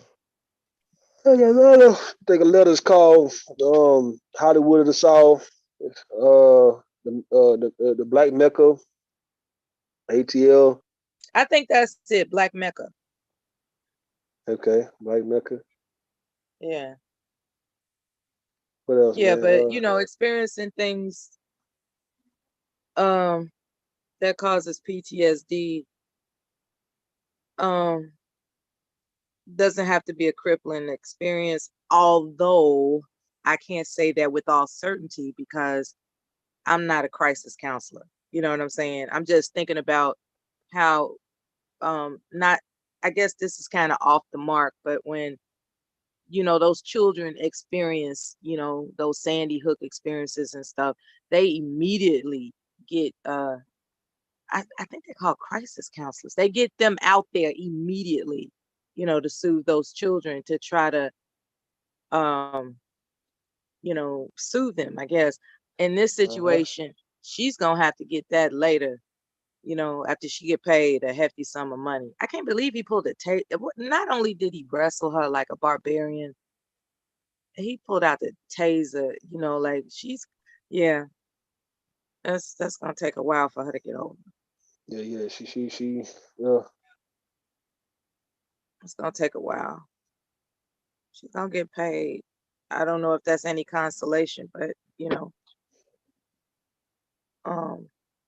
and it's not even a case of she should have did it. She's not to blame for that barbarian's actions.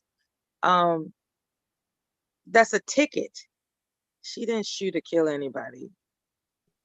And she wasn't even aggressive towards him. It's not like she didn't punch him, touch him. Like, that's correct. Yeah, that's the part right there, man. Yeah, I wanna follow. That's why I asked, because Bomb doesn't have the video still up right now, so I can't see the channels to find out what the update's gonna be about his prosecution. This is how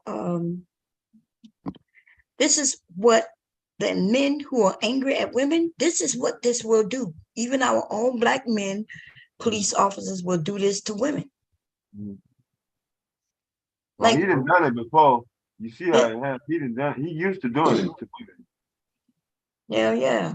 Sure. Like all she did was just say, even if she said, "Hey, I don't want to sign it," like she was like, you could tell she wasn't aggressive, and then calmed down, right? The whole time she was calm. She was calling him by Mr., right? She knew his name, which means that probably would upsetting him, because she probably asked for his ID, for his badge number, or his name, right? And now he like, who are you to question me? I'm the authority here. Now I'm gonna take you to jail. She's like, well, what did I do, officer? Turn around, want to throw her to the ground, and pulled out that taser as if he couldn't handle her if he wanted to.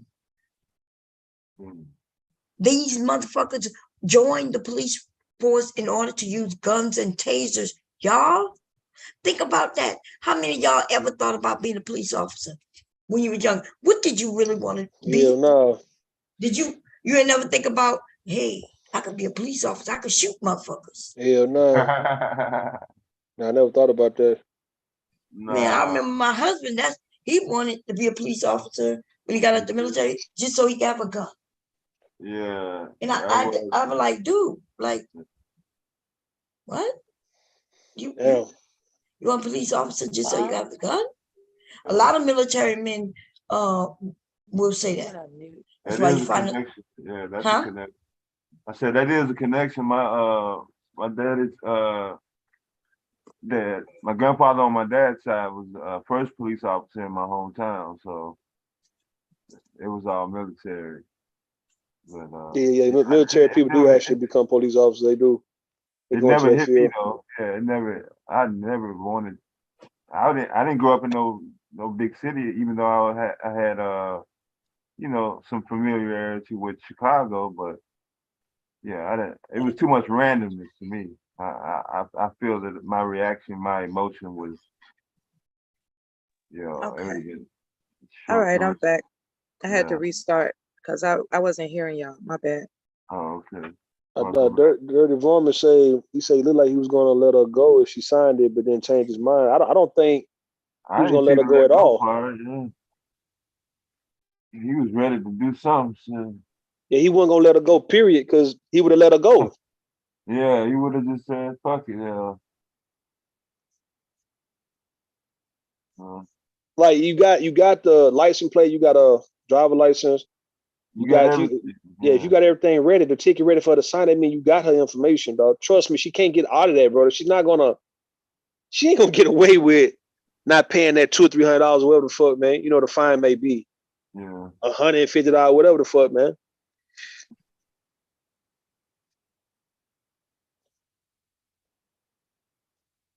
And like I say, he's there. So if he really wanted, like, look, man, he could have called for backup, called for a woman, or call for whoever, right? Another squad cars, 2 squad cars, right? And now, it would have been handled a little different. Okay, this woman she don't want to necessarily sign his ticket though. So what do? We take her to jail, man, or do we, like what do we do? Like, do we process her so just in case when we let her go, she got to come and pay the ticket even though she ain't signed it? Like, what the hell? Because I ain't got to tussle with you.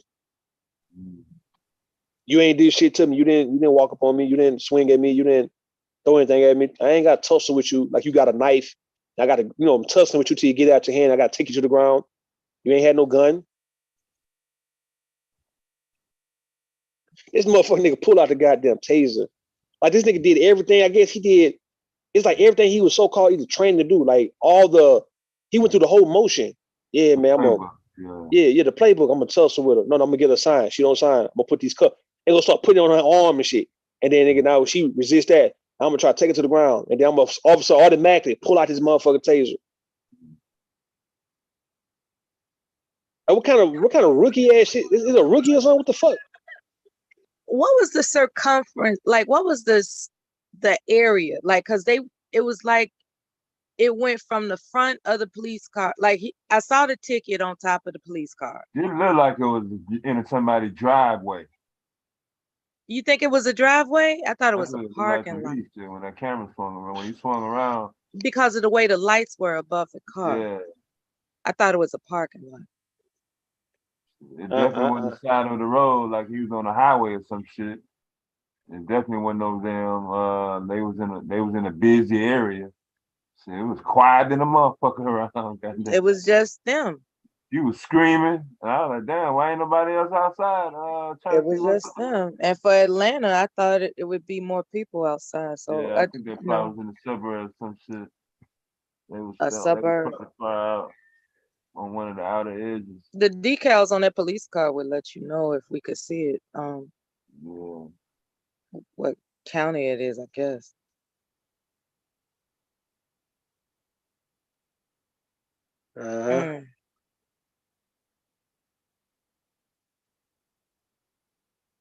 Yeah.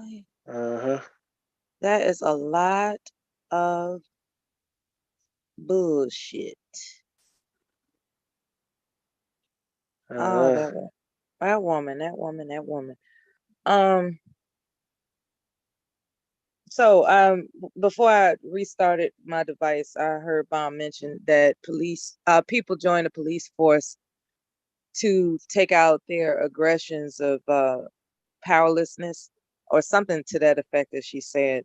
I got to co-sign with that. The top reason why you want to be a police officer.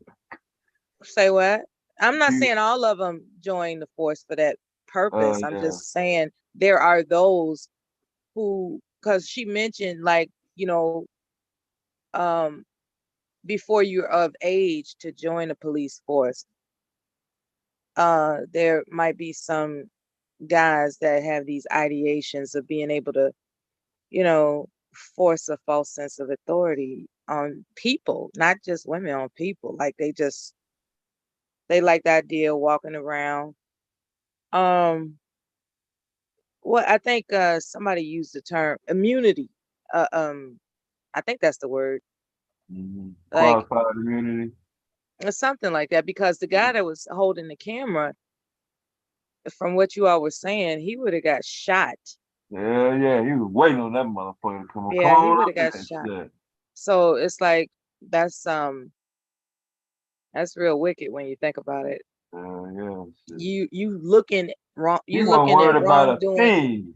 You looking at wrongdoing. He wasn't worried about that guy approaching him at all, at all.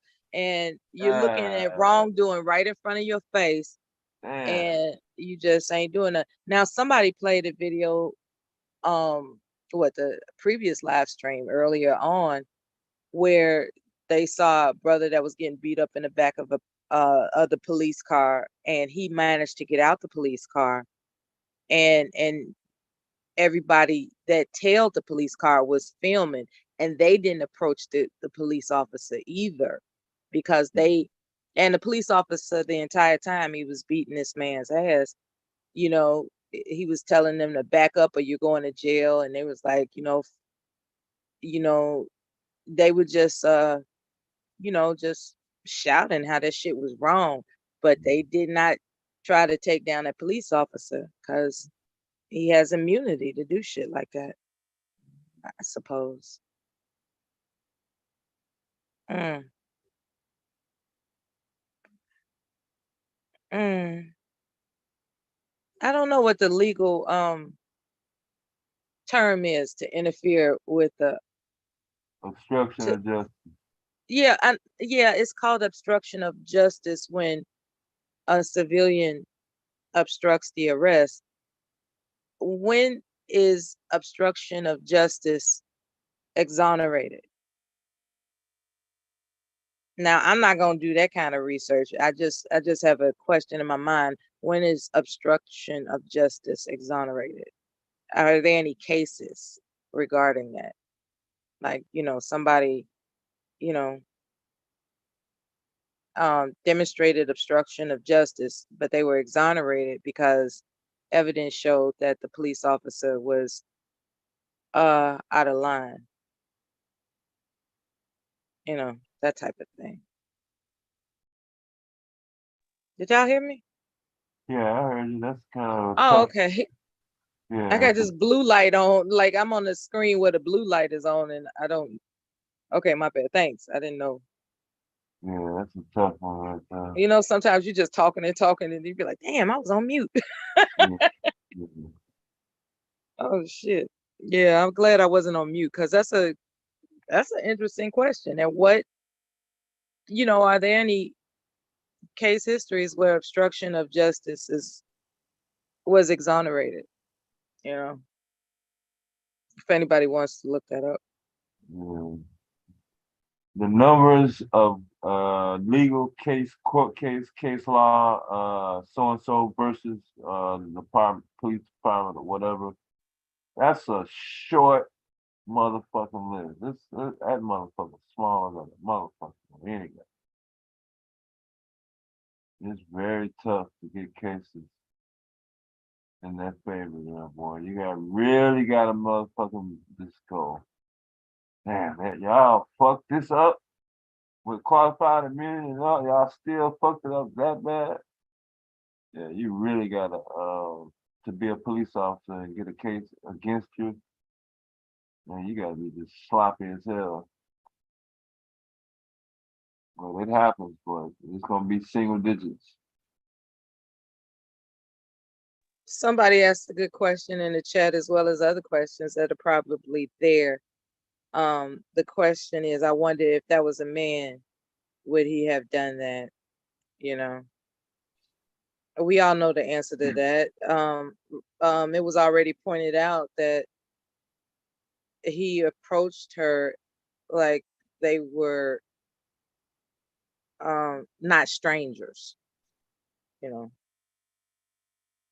Now, I guess I would have to look at the video again because I didn't come up with that assessment. I wouldn't have come up Yeah, with that slow it assessment. down to half speed, and just look at that look on his face, the look in his eyes, how he looking at her. Now, Is the video on the screen now? no, I'm just saying when you get a chance to check it out. Oh, okay. I don't remember him even saying nothing. He just like looked at her the whole time. Maybe he said something earlier in the video. And he was coming across like this is going to happen. That was Yeah. his demeanor. It There wasn't was like, no other options. Yeah, there was no getting away or whatever. yeah, there was no reasoning with him, right? Yeah. Like, look, I'm ready to sign this ticket now. It's like, nah, this is going to happen. Yeah. And that's like, wow. Yeah, that's definitely it. Oh God, how criminal that is to see. Yeah, you know, I guess we won't know the updates until more information is revealed, I guess.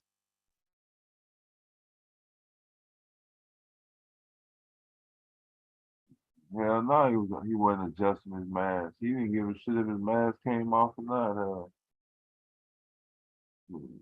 He's gonna get that damn quarter number, whatever. Get his point across. Whether it came off or not. Mask was the last thing he was worried about. He wasn't worried about nobody rolling up. You know, he wasn't worried about the camera dude. He was screaming and hollering more about as much as her. So he wasn't worried about him. He wasn't worried about her. Man, devastating. We sound sleepy as fuck, man. And this is like an important thing to comment on, you know. Yeah, like this is a It does real sound important, sleepy. yeah, this is an important video to have energy and commentary about, and we sleepy as hell. That's fucked up. I'm actually looking for the video and shit. You gotta go. You talking about where to find it at? The Instagram. Yeah, go. You gotta go to that's a matter of fact. That's that Hassan Campbell dude. His Instagram. Okay, I got you. I got you. You see the name right there, yeah. Arrest. Sir, she's about to sign the ticket. I'm going to sign the ticket. She's about to sign the ticket. That's all.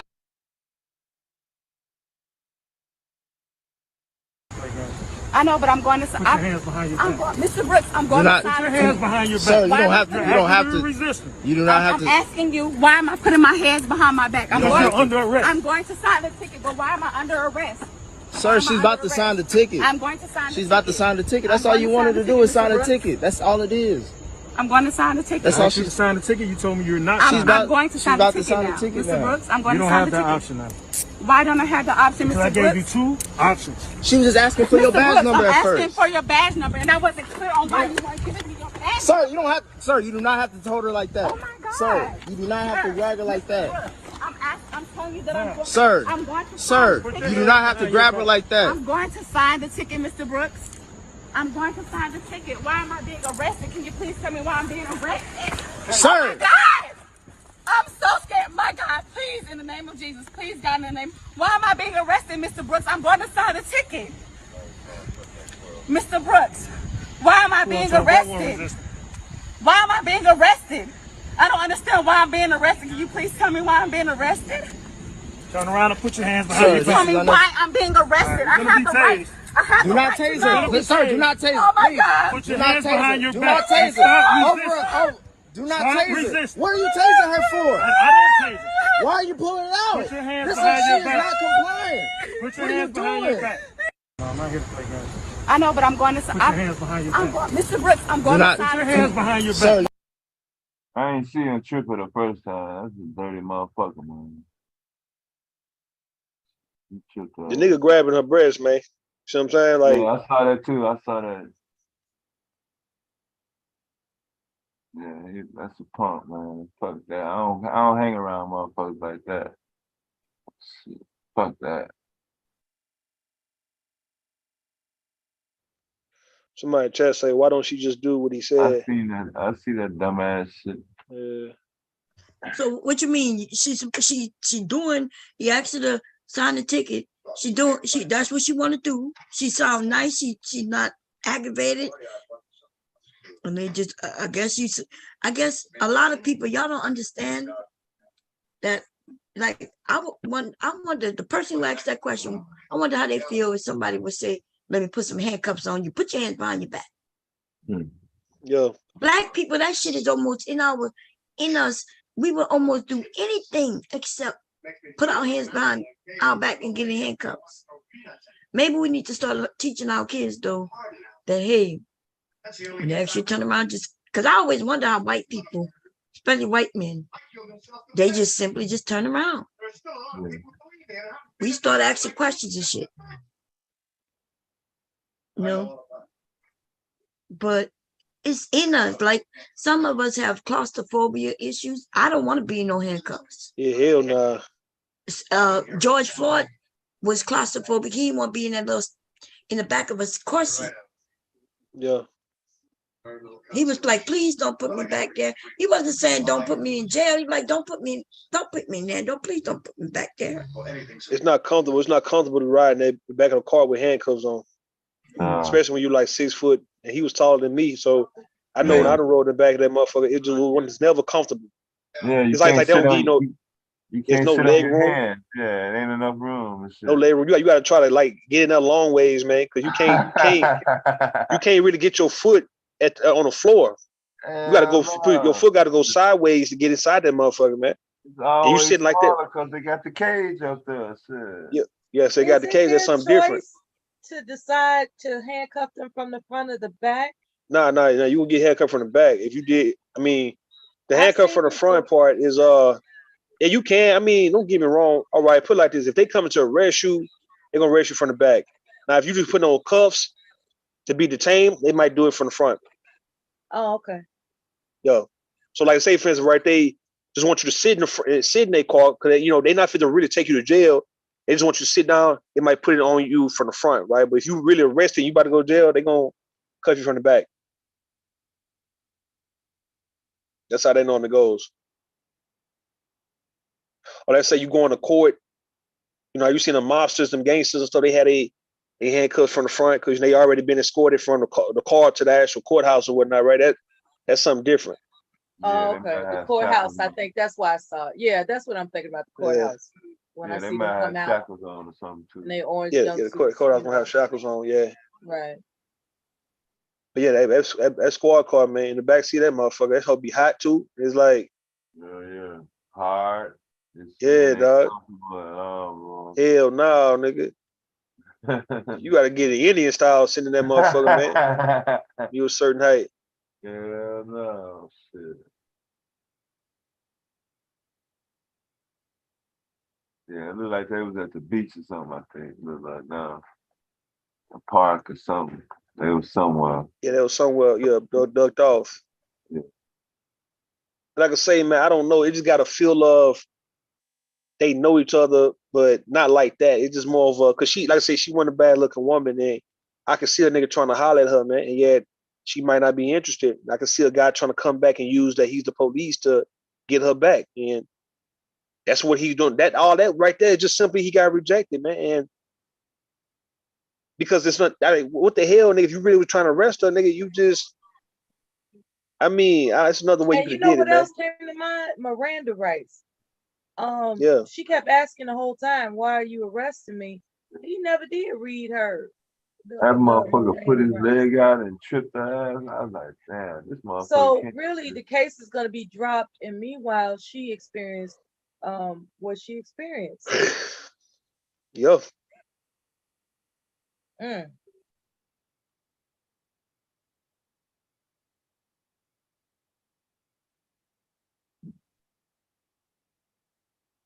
It's that dumbass black man shit, bro. Like when we talk about black men not knowing what the fuck to do when they get a position, it's like only a few who know what to do, right? The others are very socially retarded, man. You know what I mean? When it comes to blending in and knowing how to be real smooth with things, right? Just keep like that going. nigga was like, he came out like he was a rookie, or he just got started, and he's trying to prove himself and get a reputation. But yet, all that right there, you do that kind of shit you do for a man though who is resisting or somebody trying to fight you, man, and you handle him like that. That woman, even if a man is being compliant and respectful, dog, you ain't have to even do that man like that. But anybody being belligerent towards you, yeah, you do what's necessary to take him down. But that kind of shit right here, for what? So now you about to lose your job, man. You about to lose your job, man. Hey, and hell, you might have to pay you some restitution to that woman. Yeah, she wasn't belligerent at all. Like that's the confusing part. Because she didn't want to fucking die. Shit, he doing all that. Yeah. No, there's some women that still will act, act a fool. A little bit more than that. Yeah. Because I've seen those videos too. But I think it was I'm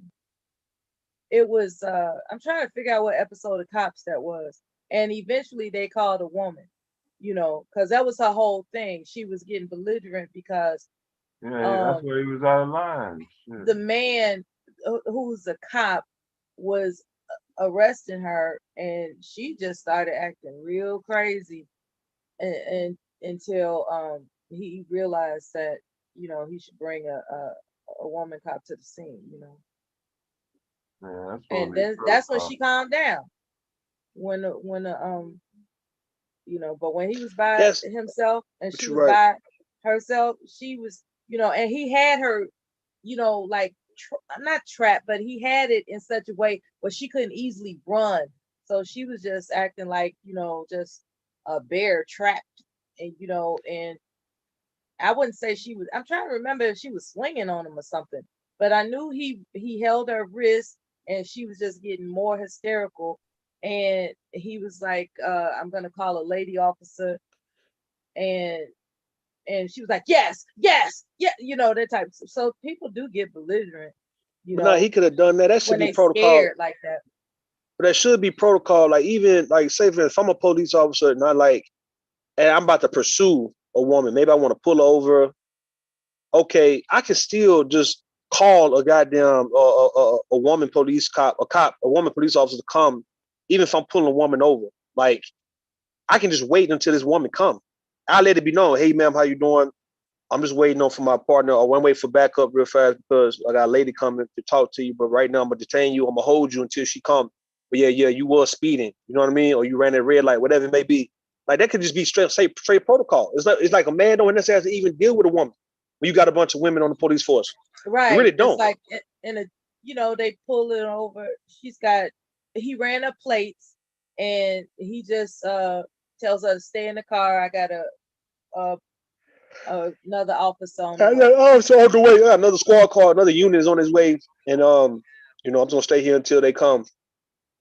That's simple. So, but when you got a lot of guys like I'm listening to, that bitch ass nigga who I'm known for getting into it with, who talked that him and Bon Cherry got into it a while back, like a couple of days ago, right? So y'all know who I'm talking about. But how that nigga he talked is, oh yeah, we need to be able to check these women, and I heard him on Anton Daniel shit getting mad at one of those women. Somebody, see, that's the problem. Oh, these women like they can check us, but we can't check these motherfucking women and shit. And it's like it's not even about checking, bro. Like, cause you can check anybody you want to. That when you so pressed and so hell bent on checking the woman, then you got these same kind of cops who feel like I'm not gonna call the police officer. I'm not gonna call a lady cop to come through. I'm gonna check this bitch. You see what I'm saying? Dog, that's that mindset. That's when you get in trouble. When you like, okay, I can just wait for all these women that work on the goddamn police department, man. I can wait for one to come who's on duty, who's on route. As a matter of fact, I can wait for them to come. Whether it's 30 minutes, I don't give a damn. Look, I understand that woman might be in a hurry. She might be in a hurry, but she want to just wait on this one because she did run a red light and she did go 50 in the goddamn 30. Man, she did. Now you know what? Not all of them get in trouble though. Think about that movie, where the man and wife was going somewhere. They got pulled over. Yeah, The cop molested his wife right there on the scene. You talking about Crash? That's the name of the movie. Yeah. Oh, that was it Terrence Howard and was Paula Patton. There was a lot going on in that movie.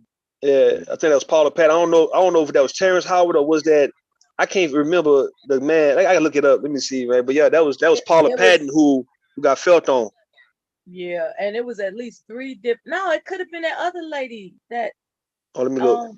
I don't know if it was Paula Patton. I don't know about that. I don't think it was. I don't think let's look at it.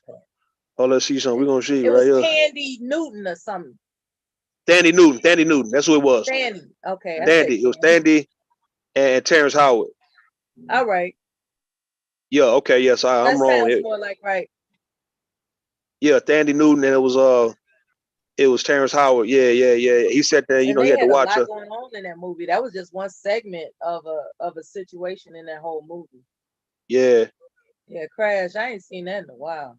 That was Crash. Yeah, Crash had Don Cheadle in it. It had Loretta Devine. I'm gonna get the cash. Long as hell, boy. Yeah. Yeah, that was had Sandra Bullock. Yeah, it was star-studded. Ludacris.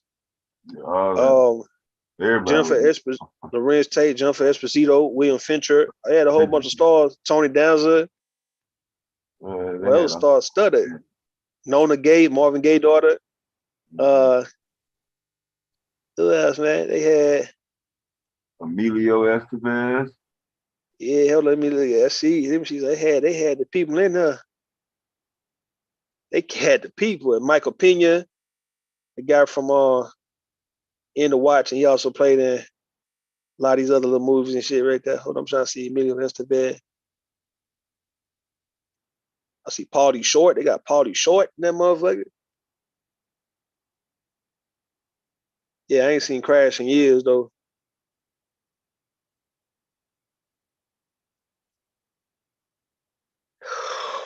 Crash. Yeah, Thandi getting touched on, man. Yeah, you all between the legs and all that old shit.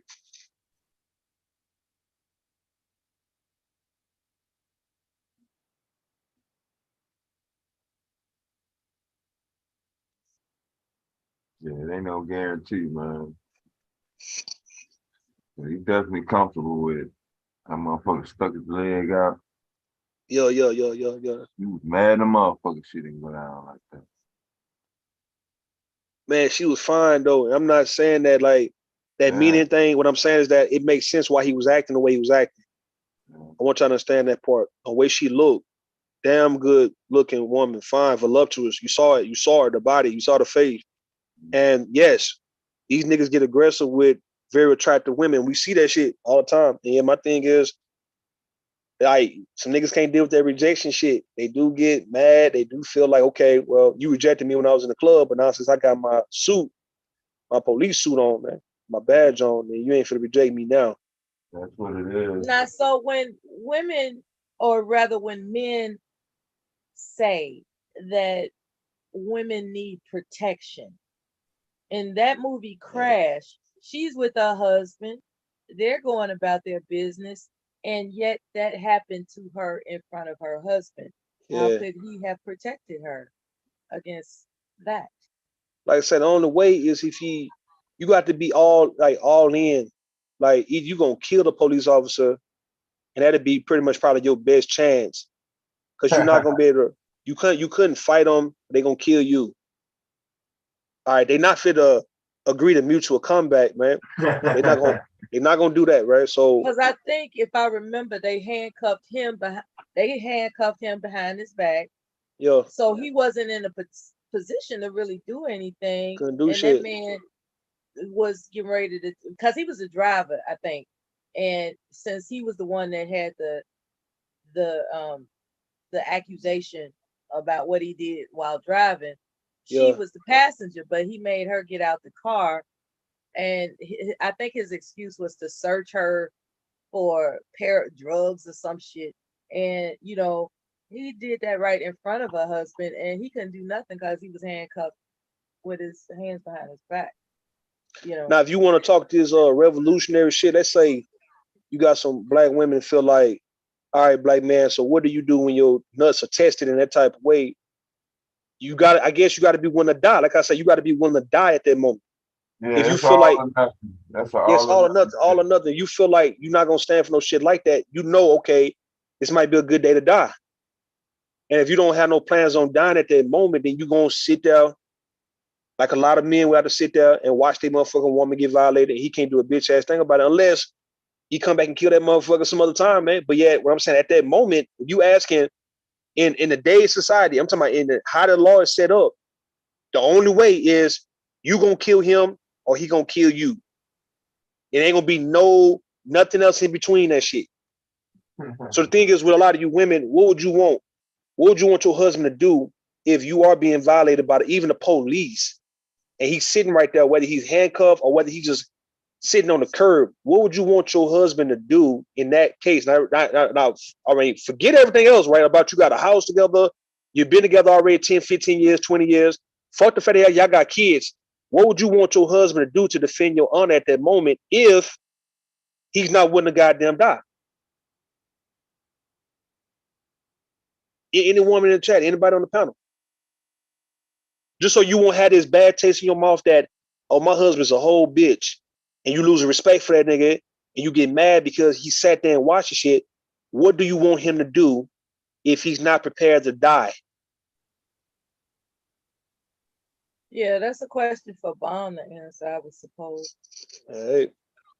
Not, and when I say that, I mean that's a movie. You know what I'm saying? So I'm thinking about it from the movie. I'm not really thinking about it like that. you know, in the movie, I just noticed how it correlates with that guy that was holding the camera in that Atlanta situation, right? Yeah, same shit. Yeah, same shit. Right. It's like, what the fuck can what can you really expect to happen in that scenario? Now I'll tell you what, the guy holding the cell phone wasn't handcuffed. Okay. So he obviously wasn't willing Yeah, to looked like go he that lunged far for a with it. minute. He lunged, looked like for the camera. I don't know if he was trying to catch his balance or Yeah. yeah. He wanted to get at him. I could tell he wanted to get at him.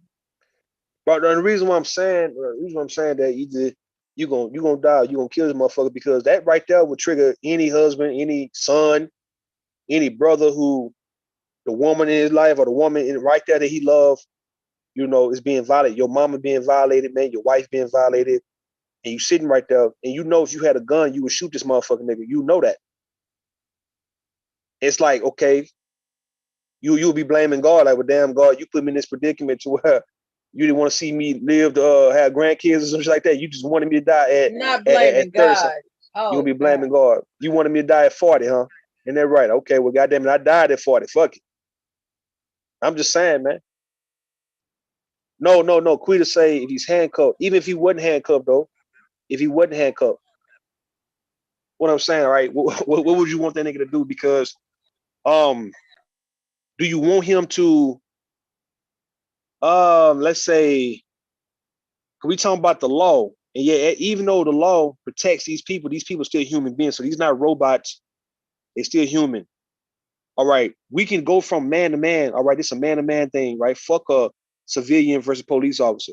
Okay, now I'm my fucking integrity, my manhood, everything, my respect is on the line because this woman I got here have done everything I need for her to do, and yet now she's looking at me now in this trying time to stand up tall, stand up strong, to show her, look, at least she might have more respect to me if I do get killed right now. And she had my funeral saying, you know what, my husband went out like a real man, compared to Lana with me, Lana with her goddamn husband, knowing that he bitched the fuck up, couldn't do shit, froze like a motherfucker, while a white boy was all between her goddamn legs and shit, grabbing her ass and all that old shit, and looking at him, and he couldn't do a bitch ass thing. What I'm saying, that's gonna put women in a bad spot, right? On how they feel about this nigga. I don't see so many women, as much as you can act like you reasonable, like, okay, I understood though, that's the police. You women getting touched on, getting grabbed on, getting handled, getting slammed like that woman, getting slammed. You don't give a fuck about them being the police. You're gonna wonder why the fuck your man didn't jump on this nigga ass. I don't play the game like you some law-abiding citizen. Even if that type of shit was happening to you, you want your husband to be a law-abiding motherfucking citizen, and you're gonna still be wanting to suck his goddamn dick when you get home and cook his meals. Like I say, he could have just look. On no good deeds, right? Even though Idris Elba was not Taraji P. Henson's boyfriend or husband, he was really fucking with her, man. Like harassing the fuck out of her, nigga, and playing games with her, right? Robbing her, trying to do all that shit. But when they got put over by the policeman, a nigga shot the goddamn policeman, man, and they burned the fuck off, man. He's just a whole goddamn criminal. He look. He shot the prison guard who was transporting him. He took his gun and killed that motherfucker, and he killed that police officer, right?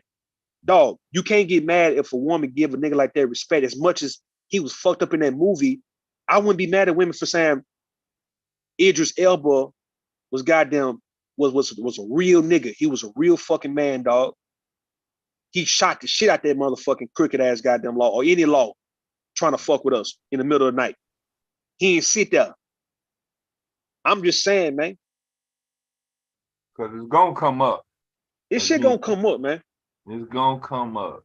And that's my thing. Do women talk to their husbands about this kind of shit? Like, okay, damn, what would you do, dog? What would you do, man, if we got pulled over and the police want to take advantage of me, right? Like, what if you just started feeling on me or those really manhandling me and shit, throwing me on the ground, scuffing me up and all that, right? And you sitting there talking about he the goddamn police, so therefore he can get off. This nigga getting off on me, bro. Like, he violating all rules, breaking every rule that you can say, that you can name. And yeah, you sitting right there talking about he the goddamn police. And his head is, look. He disrespected you to where he turned his back on you while he tending to me. Nigga, that nigga fucking with me for real in front of your stupid ass. You can bust him inside his goddamn head if you want to, but you're not gonna do it because he the police. And you wonder why these women fuck with these thug ass, don't give a fuck ass nigga. I don't give a fuck about dying right now. I don't give a fuck about killing a nigga right now. Type of black men, bro, because of those type of reasons. When that shit come up, for why a lot of women find it very hard to leave that badass nigga the fuck alone because she know all the shit we go through is worth it because I know when the shit go down, this nigga ain't gonna be no hoe, man. Ain't nothing gonna scare this goddamn thug ass street nigga from doing what the fuck he gotta do as a goddamn man compared to this square ass bitch who gonna sit there and let me get slammed, let me get violated, let me get roughed the fuck up, man, felt on and all those shit, man. Because he don't want to go to jail, because he don't want to get the death penalty, because he's scared when I know this street nigga gonna kill this nigga. This street nigga gonna beat the fuck out of this law man, bro. Like I can show you videos. I can show you video right now of a one guy fighting two police officers and he got away because he whooped both their ass. Like I can show you that. So every police is not gonna shoot your ass. Let's bring it up right now. Hold on, let me look it up. Hold on. Let me find it. All right. I'll find it right motherfucking now. Hold on. Yeah, some dudes they not gonna put everything on the line just because, especially if they ain't really you know what I'm saying, like you said, you ain't killed nobody. It ain't on no murder. Yeah. You know what I'm saying? So, Yeah, you ain't killing nobody. So yo, we finna hold on, see something. Here you go. Right there.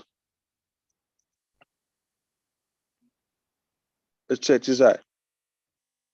Let's see what we got here. Let's look at this, man. Hold on. It was an old video from a long time ago. I can find it. If it comes up, should better come up. Let's see, Sean.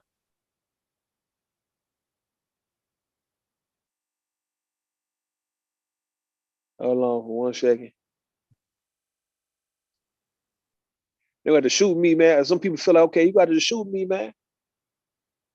Let's try this one. Here go one.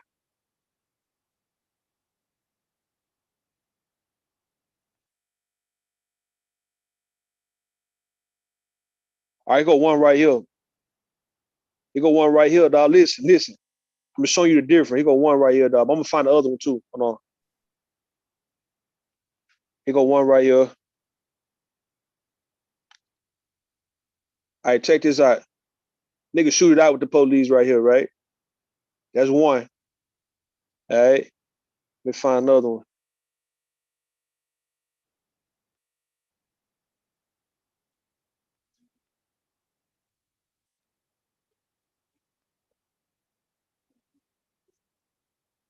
Hold on.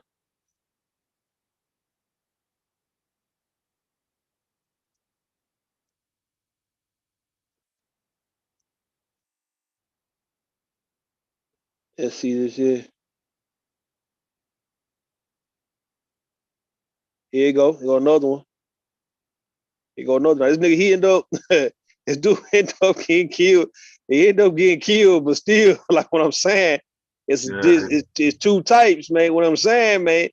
I'm just telling you, it makes sense why the black woman, why a woman period would say, you know what, no matter what y'all say about Pookie and Ray, Thuggo, or whoever, you can talk bad about the nigga all day, and you wonder why we still fucking with him because we know at the end of the day, when shit go down, he gonna pop off, man. He not gonna sit there and bitch up nigga like a hoe. He not. He ain't finna let me get violated at all, man, no matter what I'm talking about, nigga. Let me find this. I'm gonna find another one. I gotta go to Google on this one. one less thing you gonna have to scratch your head about. Yeah, man. Yeah, that's one thing. Yeah, he with the shit. He gonna pop off in a restaurant, nigga. He gonna pop off in nigga at church, nigga. He gonna pop off anywhere, nigga. Anywhere where everybody's supposed to be behaving and shit. He gonna pop off if some shit go down, man. Hold on. See something, hold on. Face.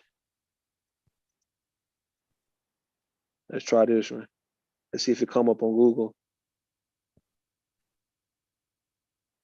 Let's look at this shit here.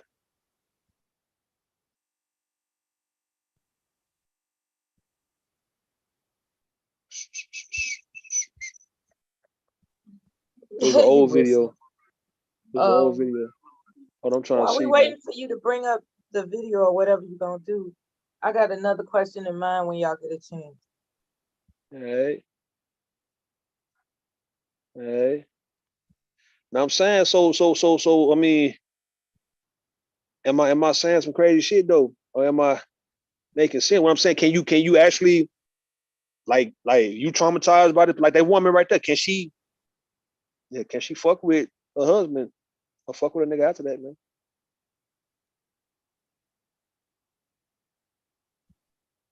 Is this Dallas? I don't know what it's at. Don't give me stuff online. Hold on, let me. I didn't do the sound.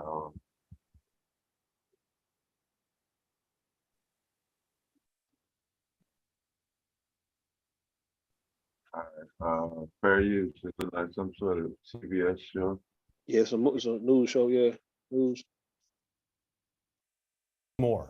Newly released video shows a shootout between two Pennsylvania troopers and a man now about to be sentenced for attempted murder.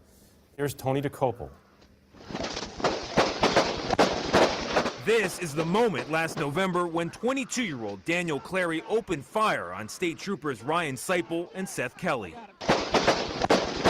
That's Corporal Kelly kneeling to shoot back, taking bullets to the leg and neck before leaping to find cover.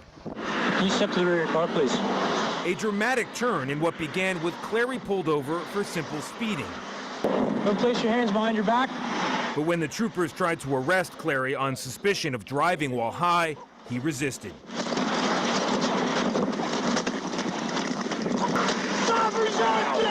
Clary, shot with a taser, falls into a lane of traffic and writhes on the ground. In the struggle, Corporal Kelly's spare pistol somehow tumbles loose, secured by Seipel. For a few seconds, Corporal Kelly appears to be in control. But moments later, the troopers are punching and kicking, all but begging Clary to put his hands behind his back. Somehow he finds his feet again, grabs a pistol from his car, and opens fire before driving off. Corporal Kelly, who applied his own tourniquet at the scene, was clinically dead at the hospital and spent 12 days in a coma. He is now recovering, though, and plans to return to work with Seipel. As for the driver, Clary, he was arrested at a hospital down the road, and Jeff, he now faces sentencing this month for attempted murder. Watch that video twice. It's unreal. Unbelievable. Damn. Yo, play the other one. Play the other one if you can. That motherfucker was gonna get that motherfucker. Damn, he had the get his shit from inside the car though.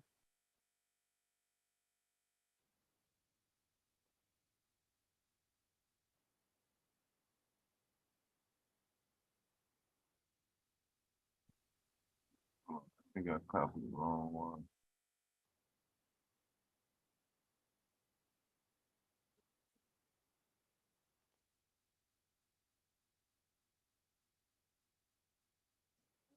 That motherfucker must have been juiced up, boy. He took a taser.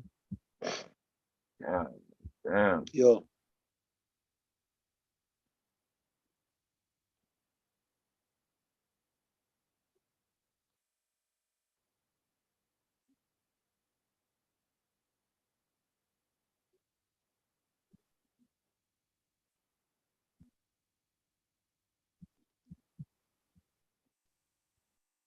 You see that next one?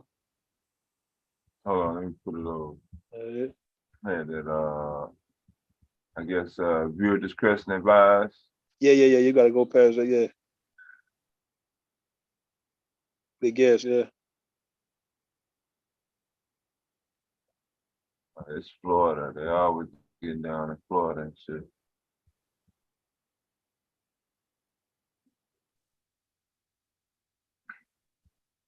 There we go.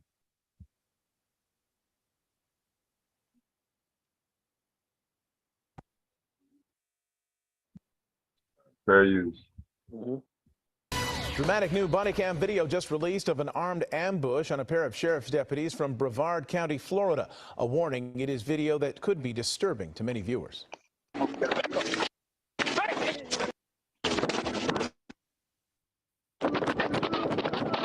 bullets fly when a pair of Florida deputies are suddenly ambushed. It all started with a traffic stop. Deputy Tyler Toman talking to a woman while another person rests against the trunk of the sedan. A second deputy, Brian Potters, approaches the vehicle and inside sees a third adult and a baby, and also a dog in the back seat. He makes small talk about his own kids and asks the adult to get out of the vehicle. He wants to talk to you. Is that all you're? Yeah. I'll watch it for you. He's all right. I got babies. Oh, you got a dog too? Hell. I'll make sure they're all right. I got babies too, man. That's when the car door opens and all hell breaks loose. More than 61 bullets fired in less than a minute. The man with the assault rifle hit in the leg, and Deputy Brian Potters shouts out he's been hit. Deputy Potters disoriented, not realizing the gunman is right behind him. The gunman hammers Potters in the face with the butt of his rifle, and when Potters goes down, the gunman keeps beating his face, fracturing his sinus and orbital bones. Deputy Tyler Toman drops his spent clip, quickly reloads his gun before unloading it at the man attacking Deputy Potters. Let there be no doubt, this individual got exactly what he deserved. And to those out there who might be foolish enough to ask why we shot him so many times, that answer is simple. Because evil can never be dead enough. The Brevard County Sheriff says the man who attacked the deputies was 38-year-old Paris Wilder. The sheriff calling him a violent career criminal with a long history of crimes, including drug trafficking, aggravated assault, battery on a law enforcement officer, and attempted murder. Wilder was out on bond at the time of the attack.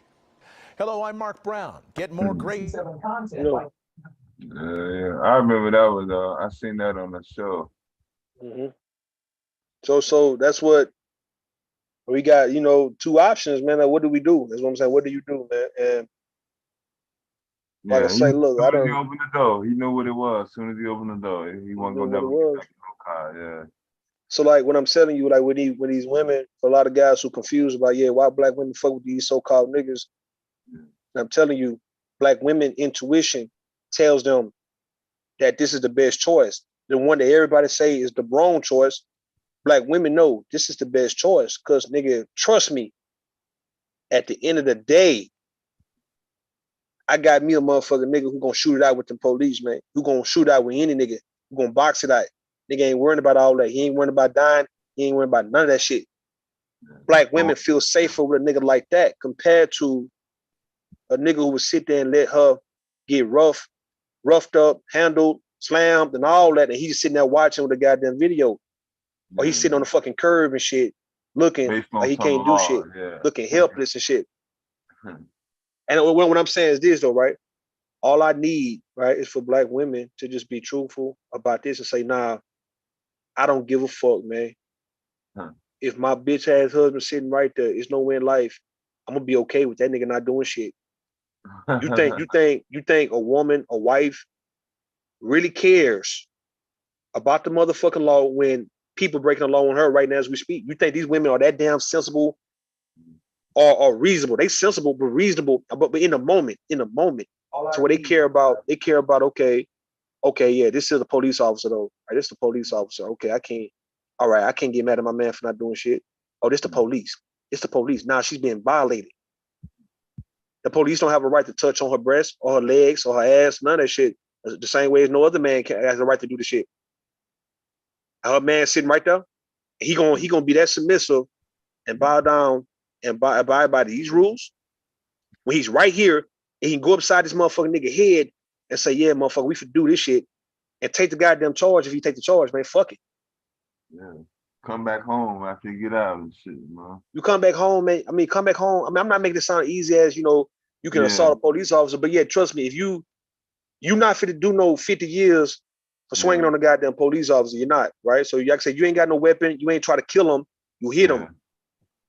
You're not fit to do no goddamn 30 years on no shit like that. You're not. But you're not gonna sit there and look your woman, wife, whatever, in the face every night, knowing. You know what I'm saying? That you could have easily got this nigga off her ass though, but yeah, for the sake of you trying to respect the motherfucking law, you let her get violated to where she's traumatized now. She got slammed, she got felt on, she got roughed up, and you could have just hit the nigga in his motherfucking head, nigga, and say, nigga was shooting me, motherfucker, what's up? Like you could have just showed that you really with the shits. And that police officer probably would have respected you a whole lot more too. But what I'm saying, even if you would have got shot, it doesn't mean you would have died. But chances are, these policemen, yeah, they will shoot. But in the case of them knowing they wrong, they might not really shoot though. They might not shoot more than trying to get you off them, because now you can prevent that nigga from even getting his gun. But what's By the time you hit him, the difference though? Yeah, like you said, it's gonna be on anyway. So it's gonna be on. So like I say, if you go across his head one time and you squabbling with this dude and you touch on the ground, yeah, he can reach for his gun. Don't get me wrong, he'll reach for his gun, yeah. But you can still prevent him from getting the gun if you just really want to do that. You can go fat nigga gun if you want to. Or you make sure you hit that nigga, like I told my daughter and my son, when you hit somebody in their jaw or on the side of their head, you don't punch them with your knuckle. You hit them with that palm, the back of the palm, that meat. And go that up. motherfucking. Or you can go up in the nose though, but I'm saying, but it's that meaty part of your palm, your lower palm, on right there up under your pinky. It's when you swing on somebody. If you want to break a person's jaw, bust their eardrum, man, you want to hit them in their temple, you really want to knock them out to where you damn to kill them. you hit them with that part of your hand. You don't punch them with your knuckle. You don't break your knuckle. You get that meaty part. And my daughter know how to do that shit. My son know how to do that shit. And I already know when it comes down to me, man, if I got to get somebody off a nigga ass, I know where to hit that nigga ass. And I know how I'm gonna hit that nigga ass to where if I ain't careful, he gonna die. And that's just straight fact. Yeah, hit a motherfucker right there with that. Ball your fists up real tight and go hit that nigga backwards. Hit that nigga with that back part of your goddamn shit. To where that meaty part right there at the bottom part of your palm, right up on your pinky finger. That meat. Yeah, the children would have to know those maneuvers, because in a situation where a father is driving their children someplace and he gets pulled over, he's handcuffed behind his back, and they do something to the children. So the children gonna have to know how to defend themselves. Yeah. That too. But I'm just taught him that. I'm saying, like in the case of here, a man and his wife. What I'm saying, if you just feel like he gonna shoot your ass, trust me. If you hit him the way I'm telling you to hit him, his ass ain't gonna be able to get the gun. He gonna be knocked out cold. Those are accurate instructions for disabling somebody. The children are gonna need to know how to do that, because a lot of single parents are traveling back and forth with their children. That's true. And you never know when you're gonna get pulled over and some pervert cop is trying to do something to your children. That motherfucker. Yeah. Yeah. You got caught. This one cop got sentenced to like life in Oklahoma City because he was pulling over women and getting sexual acts done on him. So he'll put him in the back seat and he'll pull his piece out, right? And y'all can look at it. He was like an Asian, some type of white Asian type cat, right? And he was, he was doing that with a whole bunch of different women. He even did a young 17, 18-year-old girl like that too. And he'll bring them to the back seat, kind of like what that cop, that Atlanta cop was doing, grabbing them, put them in the back seat, and all of a sudden now he take his dick out his zipper, and then he just put it in her face and tell her, you want to but pretty much if you want to leave, man, if you want to go, you have to do this shit. And yet the women was doing it for the sake of being afraid. They was doing it, being sexually violated. And he in prison right now. He got life. I think he got life for that shit. He would have had to get it bitten. I mean, you can bite it, whatever you want to do, man. Bite anything. the fuck out of that motherfucker. You can bite it. You can bite it, but yeah, I don't think you biting it. I don't think you biting a man would stop him from hurting you though. After you bite him, if you can bite him, that's not the point. I mean, when you decide to bite a man's penis, it's death. You have to bite his. You have to bite his nuts. You have to bite his nuts. Well, that's not what he's offering to your mouth, though. No, what I'm saying though. No, what I'm saying is this, like right? If you handcuffed behind your back and no, they weren't handcuffed. They weren't handcuffed. Oh, okay. I thought they were handcuffed. Nah. Oh, they just did it. They just did it because he was saying it's how you gonna get free. Okay. Yeah, it's coercion. Yeah, assault, all that shit. Yeah. It was multiple women. I think the police, because they think they have immunity, they will use coercion. I would imagine. Yeah. The crooked ones do that. Yeah. They do that. So hey, decision, man. I think a lot of women and men need to talk about these type of things, man, and kind of let it be known. Because my thing is this though, right? I do go based on how Native Americans, when they say, you know what, today is a good day to die, right? And even though I don't want to die no time soon, but I still prepare myself to go, like a lot of people do, right? A lot of folks don't. What I'm saying, I'll run in front of a truck to save a kid, man, and would die. I don't give a fuck, man. Like, just what it is. That's how I feel now. I wouldn't did it 10 years ago, probably not. Now I feel like that. I don't want to ever be in that position. But what I'm saying, if it come down to it, if I'm all right, if it come, am I afraid to go? And I don't think I'm afraid to go like that to where I wouldn't save what need to be saved. That's just how I feel, man. I just feel that way. You know what I'm saying? Like I would love to be 80 years old, man, one day. But I would feel like, okay, this might be my time because this type of shit is happening around me. And this is only going to require for me to have to either kill or die, man. And maybe this is my time to go or it's my time to goddamn kill. That's just how I feel. Yeah, I do understand, man. If I let my wife or girlfriend, you know, get violated by the police officer, that means I'll sit back and let my daughter get violated too. And I just want to know how would I be able to live with myself knowing that this is a fucking man, like I'm a goddamn man, dog. And all it took for me every night, and all it took for me is to get shot or die or go to jail for me to have my fucking honor and my respect from the people who love me the most, man. And not play this game of I'm not living for nobody, but yet to get that respect to where even if my daughter say, you know what, my daddy, that nigga there, he died defending me. He died actually whooping a goddamn cop ass who was disrespecting me, who was trying to violate me. My dad jumped on this nigga head and got shot for that shit. That's how I look at it now. Not 10 years ago. Now. Yeah. Is your mama getting handled? What I'm saying, the same thing. If you let your wife get handled, I mean you let your daughter get handled like that, I mean you'll let your goddamn mama get handled like that. Your sister, if you feel that you want them type of men who know that will hurt you for the rest of your life, that will weigh on your psyche and would make you wake up with cold sweats damn near all the time, bro. You would feel like you done did something wrong. If you sat back, I'm talking about, feel like you the one who's doing the act, and you sat back and watch. Like I said, your wife, your mama, your daughter. You're gonna be in constant pain. You're gonna be angry all the time. You're gonna be angry all the time. Going around motherfuckers starting fights. You're gonna be trying to redeem yourself and shit. Yep. That's gonna come out. It's gonna come out. And until you get that motherfucker, I guess, till you get that person who did it, you know, you picking on anybody else, or you just trying to prove that you're tough with everybody else, it's not gonna be enough until you get that person who actually did it. But it's still not gonna mean shit because it's not gonna be like how it would have been if you did it in the moment, bro. Like the fact that you didn't do it already happened. Even if you get the motherfucker. It's not gonna really even fulfill you the way you want to fulfill you, because you still didn't do it when you were supposed to do it in the moment. Man, yeah. That's gonna be the coldest part for why men gotta really sit down and think about when you start taking on women and having children around you.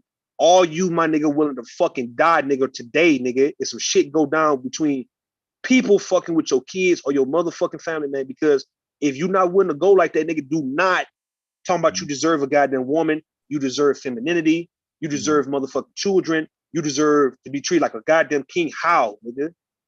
And I promise you, now, as I got older, I realized, man, yes, that is the sacrifice that they told me about when I was young that I never understood that men take for family. Is them niggas be willing to die any day, bro. The real motherfucking niggas be willing to die any day to fight and defend the honor of the family, dog.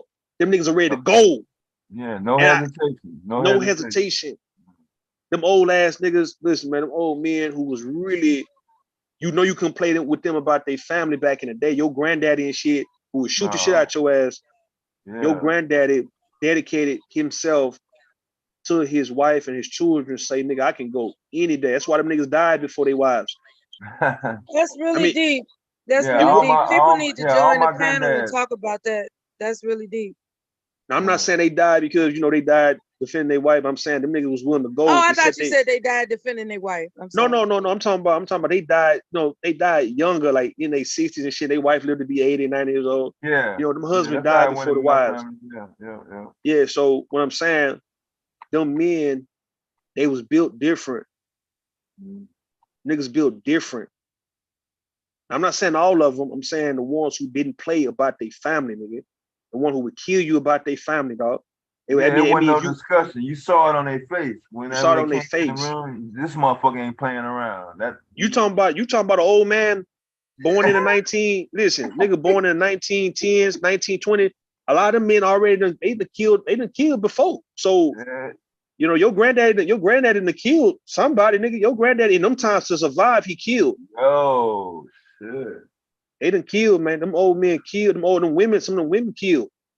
Man. Talking about born in the 30s, born in the 20s, nigga. A lot of them women, not all of them. Don't get me wrong, not all of them. Yeah, I know What I'm what you're saying. saying. Yeah, they can get away Well, with. we in the South, though. We our backyard is Mississippi. Our front yard is Arkansas. So there you go. You already know. You know what I'm saying? Yeah, it was some shit taking place, man. I hear to where 20s. I'm talking about. This is just after the Elaine, Arkansas massacre, where my peoples came up. My granddad's second wife was from Elaine. Her family, you know what I'm saying, directly tied to that event. So it was like on some, aggression already. So even though they told me stories, it's a lot of shit they didn't tell me. Yo. You know what I'm saying? Yeah, they didn't. But one thing I do know is the bullets and the guns, it didn't matter if it was my auntie or my uncle's guns that was like a regular thing. Like motherfuckers got cell phone now. That's how they walked around with heat. Stay like that. Yo, no hesitation. Yeah, it wasn't gonna be on no what we just no saw in the niggas video. down. None of that. Them niggas are down the fuck out you, man, for playing with their family, man, and to be willing to want to kill somebody or to willing to kill somebody, I mean, you was willing to die too at that moment. That's the coldest part, man. Don't Not think giving a fuck about it though. Yeah, not giving a fuck about it. Don't think your granddaddy who done killed a motherfucker for playing with him. Don't think that your granddaddy wasn't ready to die at that moment. He was. It's just natural. That's reciprocity, I guess, huh? That's keeping the same energy. So that man could have got the best of your granddaddy, but your granddaddy came out on top. All right, then. So what I'm saying, that should be like when you ask these niggas in the manosphere who feel like they deserve women and shit. Now, if you tell them, okay, well, are you willing to die for your family at any given moment? Like to have a woman to be submissive to you, nigga, are you willing to kill for your goddamn wife, nigga, and your children? And with what you've been willing to kill for your wife and your children, I mean, you willing to die for them. Are you willing to sacrifice like that? That's the ultimate sacrifice for your goddamn family. And I don't see too many women who gonna say, nah, I can't fuck with a nigga like that. You get any woman you want who know that, like I said, these niggas who you see shooting at the goddamn police, dog, those be the ones with the baddest goddamn bitches, though, because of that reason. They can require, nigga, they can be financially fucked up, nigga, never been through no goddamn kind of school, dropped out of school and all little shit, but they can still come to the table and say, yeah, I deserve the most submissive, most feminine goddamn woman on earth right now. And it's based on what he's willing to do for them. And for her, she would do it for him. He would get that, man. He would get that out this woman. I think the majority of women just want to know, will my nigga die for me and will he kill for me? Will he kill to protect this? Not to wonder. Not to wonder. Yeah. Not to wonder. And that's something a lot of men got to come to understanding. You niggas, men shouldn't be afraid to die any goddamn way. So I'm saying it should be somewhat simple.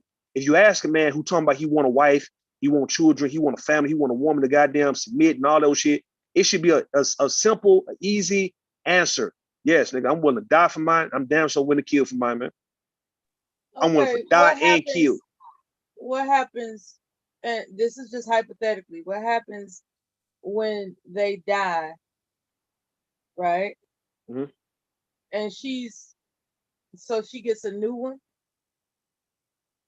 I mean, she move on. Yeah, she eventually move on. Yeah. She moves on. Okay. But for what he was requesting and requiring of her, right?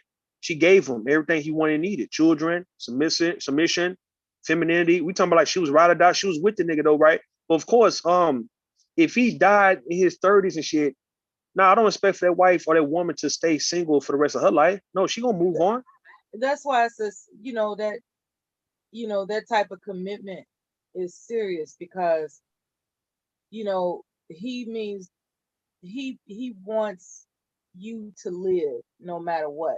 He wants you to live no matter what. That's the whole point of why he's willing to die for you. Okay, like some Titanic shit, like Rose. Titanic shit. And that goes Rose, with. You gonna grow old to be you gonna be an old woman, and you gonna get a good man, and he knew he was dead in the water. He was dead in the motherfucking water. Yeah. But it didn't matter. All that mattered was he saved the woman that he loved. That's all that mattered. That's it. And like I say though, I'm only speaking on the men who talk this. I deserve to have this type of woman and deserve to have this kind of family. But yet he's not willing to make that ultimate sacrifice when it's time.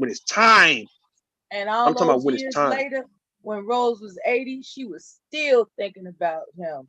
Still thinking about that. She never told her family.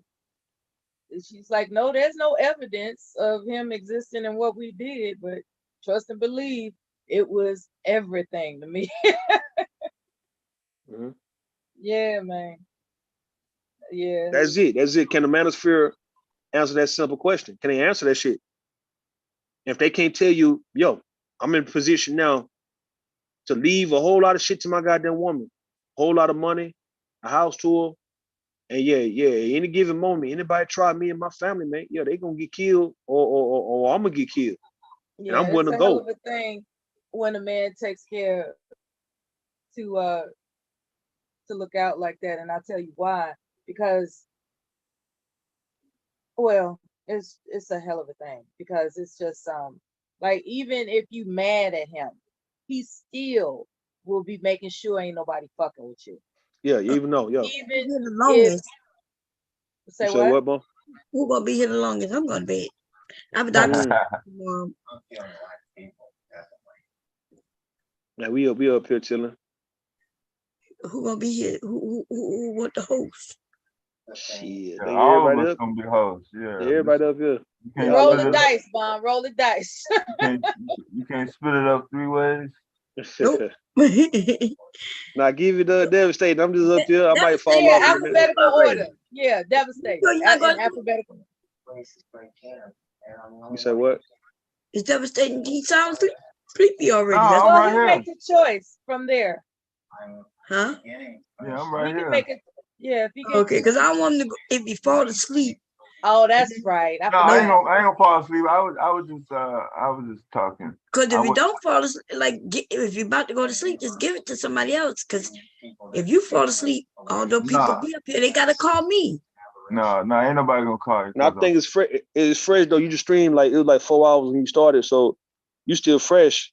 Yeah, it's still fresh. That's what I'm saying. Yeah, we still got about good 8 hours. So yeah, so anybody fall asleep, they'll get up eventually. I'm good. Okay. Anyway, if you need me, call me. I have a doctor's appointment tomorrow. Okay, I will call you. Yeah, we'll finish that. No, if you call me, if you need me, call me. But no, just sit down if y'all, if y'all get tired and nobody come up, just shut it down. Yeah, we'll finish that. You gonna finish the show tomorrow?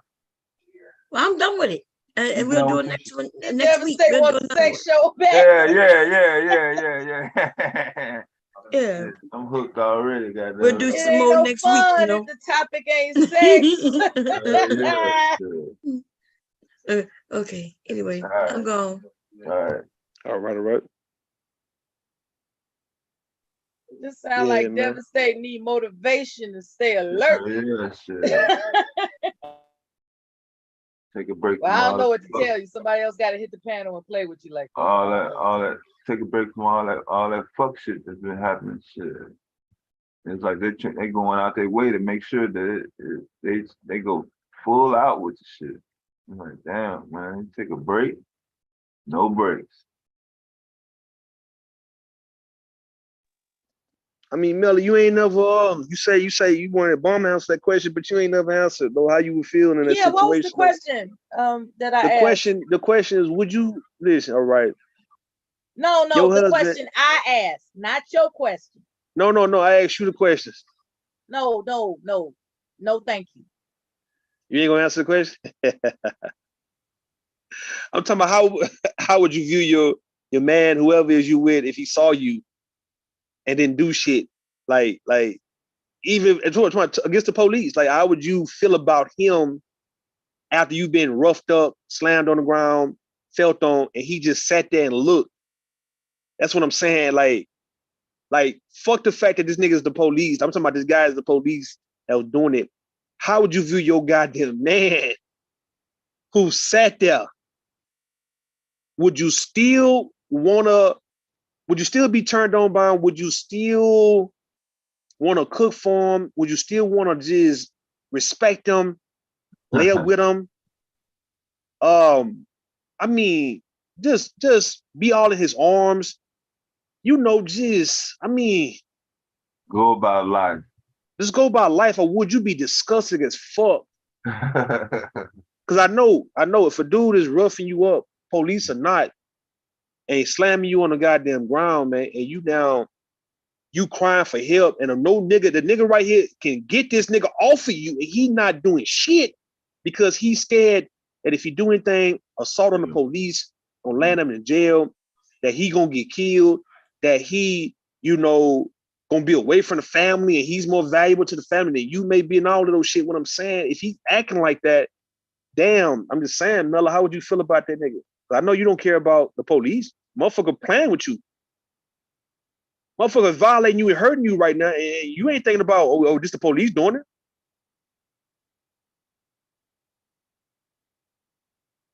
No different than any other man who violating you like that, who's not the police. Same shit. The police, we ain't gonna let the police motherfucking get away with hiding behind being the police for why he's, exempt from violating the rights, the civil rights of civilians. And then motherfuckers supposed to be scared to retaliate against the goddamn police because you don't want to get shot. I can show you a goddamn video right now. Hold on, let me show you this video right now. Hold on. It's a video to show you how motherfuckers feel about the police. Let me show you something. Hold on. Cause y'all playing. Let me show you how it is when you get, hold on. Here you go. Watch this here.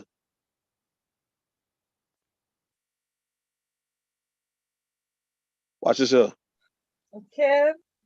Now hold on. Mella no one answer the question. Kev. What's up, Mr. Kevin? Hey Mel, what's up, Jeru? What's up with you? Hold on. Good morning, Kevin from New Orleans. Let's look at this. I want to show y'all this though. Here you go. Watch this here. Watch this. Watch this. You know I'm not watching no video. Nah. I don't have to cooperate with you, right? Here you go. Put the link in the I'm gonna put the link in right now. Here you go. We'll put the link in. I want to show you how other people, how they give a fuck about that motherfucking police, man. Here you go. There you go, right there in the chat. Mel didn't want to answer the question, man. It's too much. Hold on. I'm not interested. Hey, it's a hard goddamn question to ask or answer. I know. Oh man, here you go, right there, Devastating. If you don't mind sharing it. All right, let me set up for a second. You gotta put yourself in a position. You can't really prepare for it. It ain't no manual. You can't order nothing off of Amazon. You know what I'm saying? You just gotta be willing to put everything on the fucking line right there. Say, yo, yeah, am I gonna have to deal with this for the rest of the, you know what I'm saying? Or it's gonna go down like this. Hey, you see it, Devastating? You see it? Yeah, hold on. I got it on my other screen. Okay, yeah. Quita Ward say, nah, I never trust him. Nah, you ain't gonna be able to trust that nigga after that. And it's not gonna be one of them situations where you women want to pray that moment never happened because you don't want to lose respect for your husband that type of way because, you don't want to view him as a bitch to where you pray that I never, good Lord, Father God, Father Jesus, I pray to you today to never allow for me and my husband be in a situation where his manhood and his nuts would be tested because if he showed me that he's pussy, he'll never get this pussy ever again. A day in his motherfucking life, man. Hey, this in I see the soccer. This in Yeah. English? Play that part. Yeah, share that part. I'm gonna show you what I mean about. Is it in English? It's in English. Nah, I don't know. No, you ain't got to play the audio. Just play the. Oh, okay. Yeah, it was overseas, but it's just they don't have any talking with it. Yeah. Oh, okay. Oh, it's no talking at all. Yeah, you saw that before, man. On It's the a long soccer time ago. field. Yeah, I saw that shit before.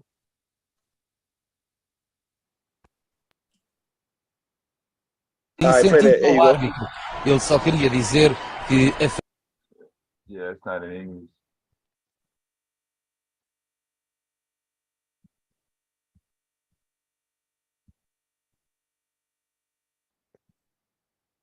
You must to that club. I said club right there. Huh.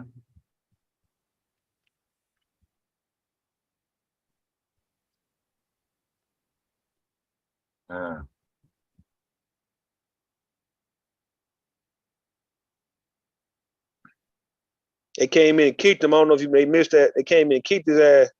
He came in and fucking Bruce Lee this motherfucking ass. Yeah, Bruce Lee, and they ran their ass off. Don't give a fuck about the police like that, man. I'm not telling. It wasn't but two of them, right? Or three. It was four of them on that one player. Then this one came in. It froze a little bit. Because it was kind of like lagging a little bit. But yet one of them came in and kicked him. One of them in the head, and they all of them got up. And then now all of them dispersed. Now they running. Now the police running from the fans. That motherfucker didn't make it. Yeah, I don't know the outcome of that. What country was that? Are they allowed to shoot people? I mean, even if they're allowed to shoot, if you did that, look, if a group of people mauled up on some policemen right now, they're not gonna shoot everybody in the crowd. They're not gonna do that. No, they can't. I mean, four cops with an AIM-9. I'm sorry, with a Glock. There's only so many bullets that can be dispersed. The numbers. What's the numbers? So the numbers matter. Yeah. They can only get 16 motherfuckers. Right, nah, 16 bullets, right? Yeah, 16 and it's like 300 of them. If they're dead aim shot, most police officers can't shoot. Yeah, they know. But then again, like I said, they couldn't stay in that little circle because the motherfucker would have went for their gun. They probably shot their stupid ass, so they had to run. So you gotta understand, you put the police in a position where he got to get away from now. He gonna get away. Bunch of people coming at this one guy. Before he take a shot and ignite the crowd even more, he'll try to get away. He gonna get away. He if can't he's smart, He's smart. He can't do shit against that. If he would stay there, they would have took his gun from him. He had to get away. Like, all right, I got this gun. I got to go. That's what I would have did. I would have got away. That way my odds are better. That's like in January 6th. If one of them cops would have shot in that crowd, eventually it was gonna take his gun and kill him. It was gonna kill his ass. It was gonna kill him. They was already saying take his gun and shit, but that was gonna be the last straw. Even though they was beating his ass and damn near to death, if he'd have shot, they'd have killed him. Live on TV. I was asking a question, Kevin, about what does it take for someone to be exonerated from obstructing justice? Like, in this situation, it looks like it's overseas because it's a soccer game. Mm-hmm. I'm talking about in America, in a small town. I don't know if you saw the video that was displayed earlier about a woman. I don't know if you saw that video. Maybe Kev should see the video and give his assessment whether or not the guy was a punk. All right, put it in the chat here. Not doing nothing. I'm looking at the video of the woman that killed the damn 2 children in New Orleans, man. Crazy bitch. Yeah. She killed her 2 children, rubbed blood all over, went on Instagram and talking about it's her boyfriend, the children's daddy fault. See. Stabbed the poor kids. The guy breaks through the window. The baby daddy break through the window, grab his 2 children who've been stabbed, 3 and 4 years old, and bring them to the hospital. The little girl didn't make it, but the little boy holding. So let me show you another one though. If y'all can, I don't know who can play this. I don't know, Mr. Kev. Could you play this one real fast, Mr. Kevin? I'm dropping it in the chat. No, I'm gonna drop the one that we played earlier, Mr. Kevin, in a minute. But this one right here to kind of show you that you can stand up against the police, man. Like We can't just based on having fear on something. Oh yeah, they gonna shoot us. Like, man, listen, you can just fight the cop off your ass, mate. You know what I mean? Of course, it's resisting arrest. Cool. All right, better that. And have your pride and your respect, man. Then bitching the fuck up. What I'm saying. Yeah, it's kind of like with the George Floyd situation. I would like to think if I was down now, am I going to initiate a fight with the cop? No, but I think I'd have got close enough to make him react to get him off him. You know, get him off. Right. Nah, I would have went early. Get enough close. I probably would have went earlier. You probably would have shot me, but I ain't gonna sit there. I wouldn't have sat there.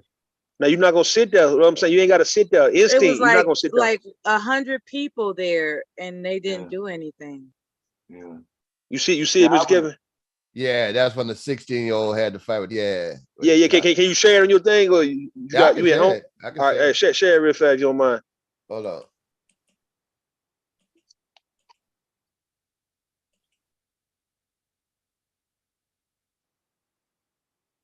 While we're waiting on that, remember the co-host feature, devastating.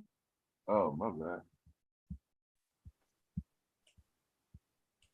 Thank you, Miss Mother. You're welcome.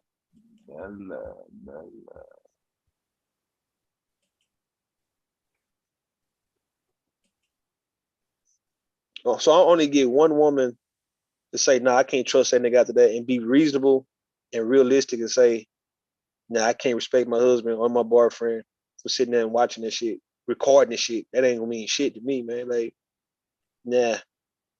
What happened in the movie Crash? What did she wind up doing, if you can remember? Got real pissed with his ass. Yeah. And then, call out his manhood and, because he put his career before his old lady and his reputation. My old lady, when I was my ex, it was the opposite. She had to hold me back. I'm willing to take the ass whooping at some point, even though I'm going in knowing I can't fucking win. But it's only so far I'm gonna let you go. That's like getting arrested. I've been arrested a bunch of times being in New Orleans, just being a nigga. I don't care if you put the handcuffs on me. Don't grab me by my neck and try to handle me and all that kind of fucking shit. No, for what? Right, what the fuck what you choking me? What you trying to choke me for, bitch? That go come out. Right. So when people say stop me, man, no, you don't fucking handle me like that. I'll go ahead on and take that and you go hear from me. But as I get on, I guess it's best. I be telling dudes don't buck up too much, but they'll try to fuck over you if you let them. Hey, you got it, Mr. Kevin? Hold on, let me see. Switch it up. Can I share it? I don't see it where I can share it. You can't. You ain't got the share feature on it. Yeah, go in the Zoom. Yeah. Oh, I'm sorry. There it is. My bad, man. Yeah. I'm just waking up. I'm pressing all the wrong fucking buttons. Hit the make sure you hit the share the sound. Yeah, I got you. Yeah. All right. Yo. Go in the beginning though. Go to Oh, that's the news. Yeah, that's the news thing. Yeah, scroll to the beginning. There you go. We report about violence a lot in New York City. Tonight, a closer look at violent crime on mass transit. Crime there, just 2% of overall crime in the country's biggest city. But major crimes this year so far are up 55% at the biggest transit system in the country. And attacks against cops on subways are up by a huge amount. As we saw this weekend, 2 cops punched several times, assaulted by a teenager who was fare hopping. Eyewitness News reporter NJ Burkett live at the scene on the Upper East Side. NJ. Right, Bill, this incident happened. I mean, he'll go through, he'll get all them kind of charges, some serious fucking felonies for not wanting to pay the fare to get on the subway. Not wanting to pay the fare to get on that, yeah. That made no sense, man. Even if you win the fight, you ain't gonna win. You gonna sit, they gonna put him in, he going to jail, he gonna sit a few years. Are we not showing Mr. Kev the video that you first presented? No, I'm gonna show it. When he played this one, I'm gonna show it to him. And on the Lexington Avenue line at the 125th Street subway station, officers say they spotted the teen jumping a turnstile, confronted him about it, and then apparently asked him to leave the subway station. They say he refused to do that, and what happened next was captured on cell phone video. Officers say the teen turned on them in a rage, and for several minutes, it was pandemonium in the 125th Street station. He can be seen throwing punches and landing punches as the officers struggle to arrest him. What's wrong with this old lady? All y'all get what you doing, baby? Now she jumping in on it like she, yo. He will eventually be subdued and taken into custody, and then released within 24 hours without posting bail.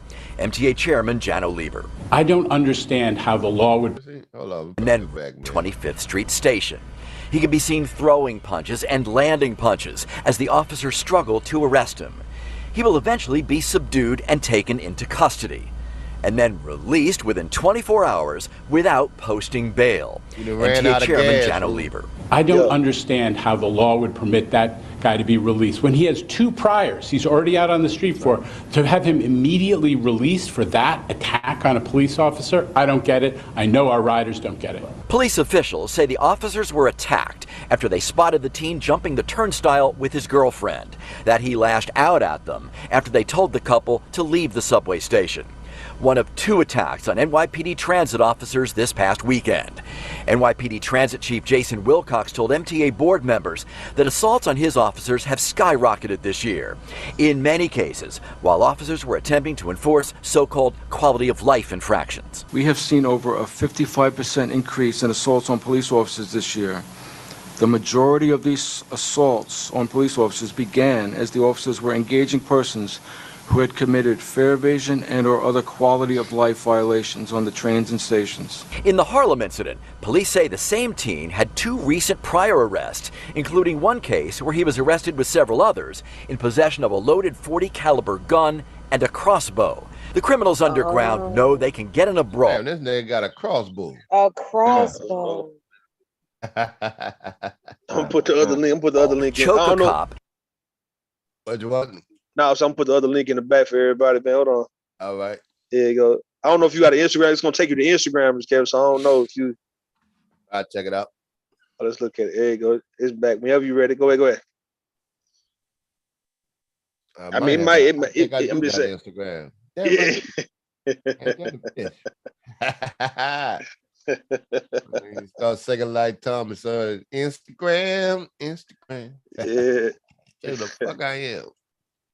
Well, I'm saying, even that little young nigga, dog, he doing what he needs to be doing, man. Even though, I wouldn't advise young people to do all that, man. If you know you got guns on you and shit like that, I'll tell you stay the fuck away from areas where the police is hot, nigga. So you ain't supposed to be around that, bringing that. But I'm saying, somebody fucking with you, man. They fucking with your girl, man. I mean, you guys just stand up. There you go, right there, Mr. Kevin. There you go. I'm not here to play games. I know, but I'm going to. Put your hands behind your back. Mr. Brooks, I'm going to. Put your hands behind your back. Sir, you don't have to. You don't have to. Resist. You do not have I'm to. asking you, why am I putting my hands behind my back? You're under arrest. I'm going to sign the ticket, but why am I under arrest? Sir, she's about to sign the ticket. I'm going to sign the ticket. She's about to sign the ticket. That's all you wanted to do is sign a ticket. That's all it is. I'm going to sign the ticket. That's all She signed the ticket. You told me you're not. I'm going to sign the ticket now. Mr. Brooks, I'm going You to don't sign have the that ticket. option now. Why don't I have the option, Because Mr. I gave you Brooks? 2 options. She was just asking for your Mr. badge Brooks, number I'm at asking first. for your badge number, and I wasn't clear on why you weren't giving me your badge. Sir, you don't have. Sir, you do not have to hold her like that. Oh my God. Sir, you do not have to grab her like that. I'm telling you that I'm going. Sir, I'm going to sir, sign the you do not have to grab her like that. I'm going to sign the ticket, Mr. Brooks. I'm going to sign the ticket. Why am I being arrested? Can you please tell me why I'm being arrested? Sir. Oh my God! I'm so scared. My God, please, in the name of Jesus, please, God, in the name. Why am I being arrested, Mr. Brooks? I'm going to sign the ticket. Mr. Brooks, why am I being arrested? Why am I being arrested? I don't understand why I'm being arrested. Can you please tell me why I'm being arrested? Turn around and put your hands behind your back. Tell me why I'm being arrested. I have the right. I have Do the not right to tase know. her. Sir, do not tase her. Oh my Please. God. Put your Do not hands tase behind her. your Do back. not tase Stop her. resisting. Do not Stop tase her. resisting. What are you tasing her for? I didn't tase her. Why are you pulling it out? Put your hands This behind is your she is back. not compliant. Put your What are you hands behind your doing? back.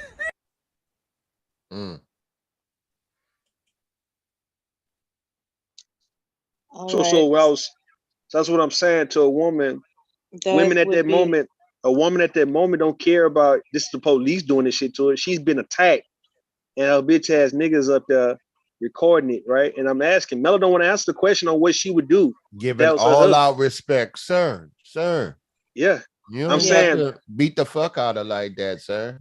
You know, how long you gonna all do that. it? So if a that's woman, that's the response I was counting on from you, Kevin. hell no, Thank man. you. Listen, Mr. Kevin ain't agreeing with that nigga.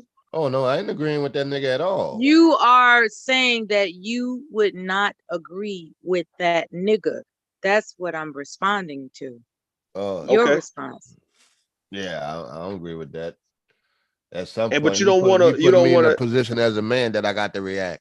I can't That's let you what I'm do saying. that. So Melo don't want to Nah, answer. As a man, you can't help but react. Fuck the law. Fuck Yeah. all that dumb shit. As a man, you can't help but Help but to react. react at that moment. You really can't. Say It's you in put your me in a position manhood that to respond. That guy that was holding that camera is a punk ass nigga. It's as simple as that. There you go. Now, what we have introduced are the variables about whether or not that man, whether or not he cared about that woman. Most of all, he was afraid of getting the repercussions that come with interfering with obstruction of justice, right? And in those scenarios, I was trying to find court records of people who were exonerated when there's a preponderance of evidence to where the cop was just out of line. But then Rue, you know, he this devastated. cop not out of line in the police eyes though. Well, that's the thing. Well, how okay, when it comes to being exonerated for interfering or rather obstructing justice, when it comes to being exonerated, you know, what are the parameters? Because what I came up with in on Google Chrome is that it's up to the judge. Yep. Ultimately, it's up to the judge. So there's really And they no not gonna reason. exonerate your ass. Yeah. That's a They whole nother it probably, level. When you well, in that case, with your boy fighting back, that's just a flat out assault on a police officer. Yeah. That's just flat out felony. You going to jail. He going to jail for at least 3 to 5. He gonna sit down. But this cop here ain't nothing gonna happen to him because you know I know what I'd have just told. I'd have signed the ticket first of all, because if you refuse to sign the ticket, they can bring you to jail. Period. On any ticket. Yeah, that was also something we was conversing about. Yeah. Whether or not it was overreaction to not signing a ticket, and you just confirmed that signing a ticket is warrant for arrest. Not signing one. Yeah. If you don't Not sign it, they bring signing you one. to I'm jail. sorry. Yeah. But they ask you twice. Whether you agree or disagree, they're gonna just say, you can just go to the court. You plead to the court. That's why some people say you can't handle no justice on the street. You got to go to the judge. Arguing with the police ain't gonna do you no fucking good. In most cases. All right. Rue, I think you showed another video about the how people did retaliate against the police with without hesitation. A man driving with his family, he got the children and a dog in the back seat, this woman in the passenger seat, and they, as soon as the guy, no, not that one. It was another You situation talk where about the the guy white got, boy with the pickup truck with his old lady and his kid. no, not that one. It was where the guy actually got away with it because as soon as they tried to put, you know, his hands behind his back, that's when he snapped off and it became a shootout. And the officer got injured and put in a coma for 12 days. You think he Right? got away with that? Shit. Well, he drove off. Now, he didn't Yeah, get yeah. away with it. What I mean is he drove off. I'm sorry. He Yeah, drove yeah. I off want to say, and they caught damn, him this at the mother, they hospital. really letting the white boys get away with some shit. God damn. No, they caught the brother at the hospital up the road, you know, for his injuries after shooting, having a shootout with the police officers that pulled him over for a traffic violation and wanted to put the handcuffs behind his back. Keep in mind, Baum was talking about is something about us as Black people that Don't like going to jail? we don't like being handcuffed behind our back. And then I asked the question, is it the officer's discernment whether or not to handcuff you in front or back? Because only time I've ever seen anybody handcuffed in front was in court, Most of the time, well, for the men, is always in the back. I ain't never been handcuffed in the front unless I'm being transported while I'm in jail. Yeah, that's what they were saying, transport. Yeah. So that's pretty much the scope of the update as to what was happening before you saw these two videos that you were showing. And so there was a narrative painted about what does a man do? Him and his wife, they're going, let's say, to celebrate, just celebrate, just going out. And they get pulled over for a traffic violation. And just like in this movie called Crash, the guy, the driver, the husband is handcuffed behind his back. And the officer tells the Walked woman up to and step down out. his old lady legs and touched up her Yeah, vagina. I he saw was that. I doing remember it that. wrong. He was doing it wrong in front of a husband, and he was sitting there powerless. And Rue's, what he's telling the audience is that this is why they choose Pookie's and Ray Ray's, because they're Them more niggas go like, swing back. yeah, Pookie's and Right. Ray Pookie and Ray's Ray are Ray ain't not scared going to to be go the to ones jail. sitting on the curb while a cop is filling your woman up, Well, you know what I asked somebody? I asked one of the manosphere doing that always, and when I was on one of their panels, I said, okay, let's say, I was asked the women, okay, let's say you got a nigga that make $100,000. You got a nigga that make $1 million. But when y'all going somewhere, a nigga could another man can touch you on your ass. He ain't gonna do shit. What kind of man you got? You just got a high priced ass nigga that can't protect you. You got high protection. A certain mentality got to come with protection. Now they got to provide them part of there. You seek and provide, and which one y'all favor more? The providing or the protection? Or y'all want it even? Because it ain't gonna come even. Certain people ain't like that. Some people Because just I can tell you now, when you get to a situation like Katrina, all that money don't mean shit. Don't mean a motherfucking thing. The man you are means something. That's right. But check this one out, Rue. This was just happening in New Orleans with the woman with the kids, man. You know, it take a lot for me to say bitch. News at 10, I'm Mike McDaniel. We begin with a developing story tonight in the Desire area of New Orleans. A 4-year-old girl is dead and her 2-year-old brother in critical condition after they were both stabbed. And tonight, New Orleans police say their mom is responsible. Charged with second-degree murder, attempted murder, and second-degree cruelty to a juvenile, New Orleans police say 31-year-old Janae Pedesclo stabbed her own kids, killing one of them. Police were called to a home in the 3100 block of Law Street around 11 o'clock Sunday morning. When they got there, they say they were told 2 siblings, a 2-year-old boy and a 4-year-old girl, were stabbed and taken to the hospital. The girl later died. The boy is in critical condition. Moments after allegedly stabbing her kids, a woman believed to be Pedesclo posted a short video on Instagram with blood dripping down her chest. In the now deleted video, she says, quote, "I'm done. My children are dead. I'm done. I'm done with life." She also says, "It's all Jermaine's fault." According to our partners at NOLA.com, court records show Pedesclo and the children's father, Jermaine Roberts, were in a custody battle. Roberts even sued Pedesclo for visitation rights, claiming she was not stable or providing a healthy environment for the kids. Also, according to our partners at NOLA.com, a court hearing was set up for later this month in that custody battle. Hey parents, Yeah. do you have a child? You got to use the B word on this one. You got to use the B word on this one. So you mean to tell me that because she's in a custody battle, she's gonna try to Right, win they by actually any showed means they took the necessary video by killing the down, children? Mella, but they showed the video. I ain't think they was doing. Well, I'm gonna find it though. They got her with the children blood all over her face and chest and shit. She done stabbed the kids and said, "I didn't kill my kids and I'm ready to go now." All And because it's Jermaine's fault. right, but she got the actual footage with her in the house In on the house. Instagram. In That's the what house. made the dude run over there. Damn. She went live with the shit. So that's why they took it down, because it was that graphic. I'm like, this bitch got the children blood all over her face.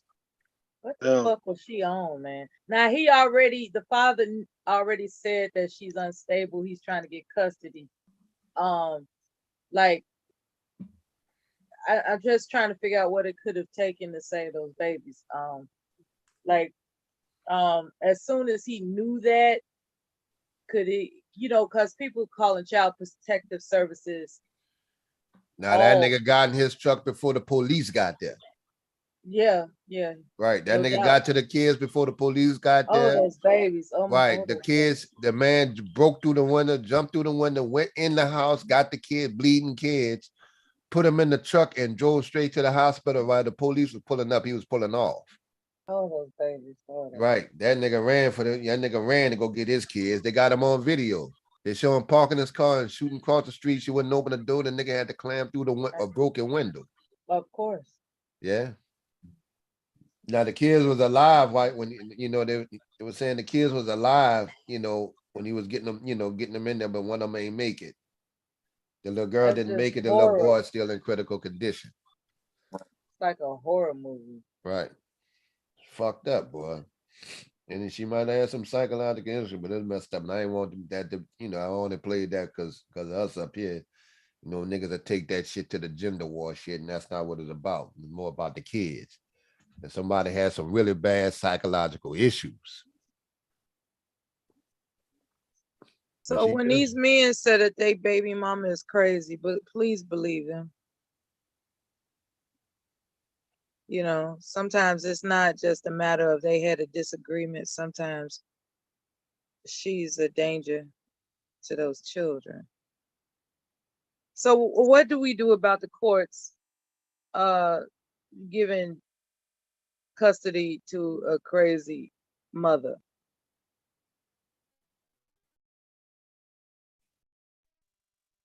Oh, what you say, Mel? I'm sorry. What you said there? I was asking, what do we do about the courts arbitrarily, by default, giving custody to who is a crazy mother?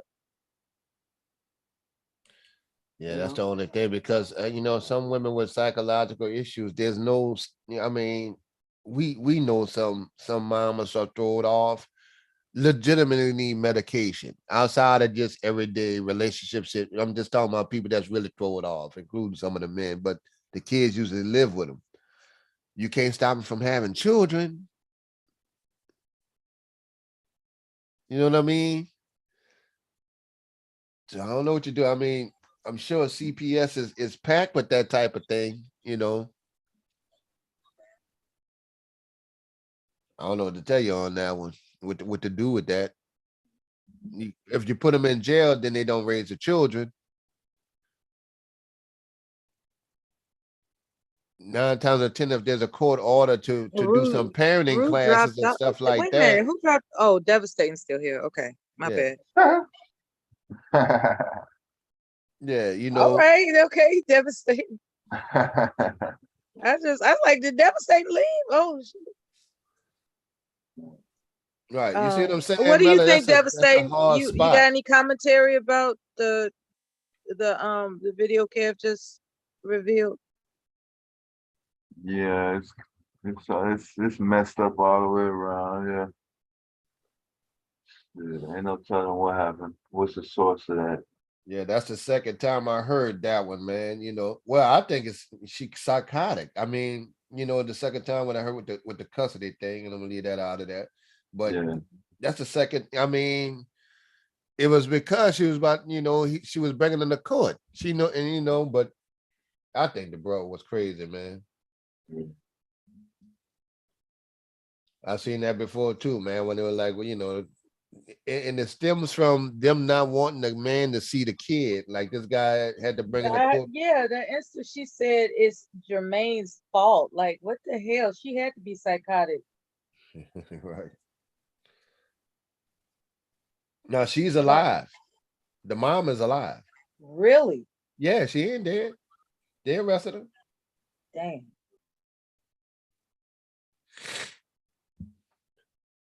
Yeah, arrested her ass. Now, if she's psychotic or not, she got to do hard time, in my opinion. You done went too far, even if you had issues. Shit, you old enough to know you need medication or whatever the issue was. Now that, the other case I seen like that, the dad was in court and the woman boyfriend wound up killing his child. He been trying to see, going to court to fight to try to see. And the mama new boyfriend wound up killing his child. That nigga was upset in court. He wanted to go off on everybody, and I felt bad for the man. Here you go, let another man come in and kill my child, but don't let me see my child. Fuck yeah. So certain things I'm just fortunate. I've been through a lot of things, Melon. I've seen a lot. Certain things I'm just happy I didn't have to go through. That's right. Like Right. To this day, like I'm like, I'm all right with that. You got people that went through some real shit, even though mine was real, but I wouldn't change that for nothing else, to be in somebody else's shoes in situations like that.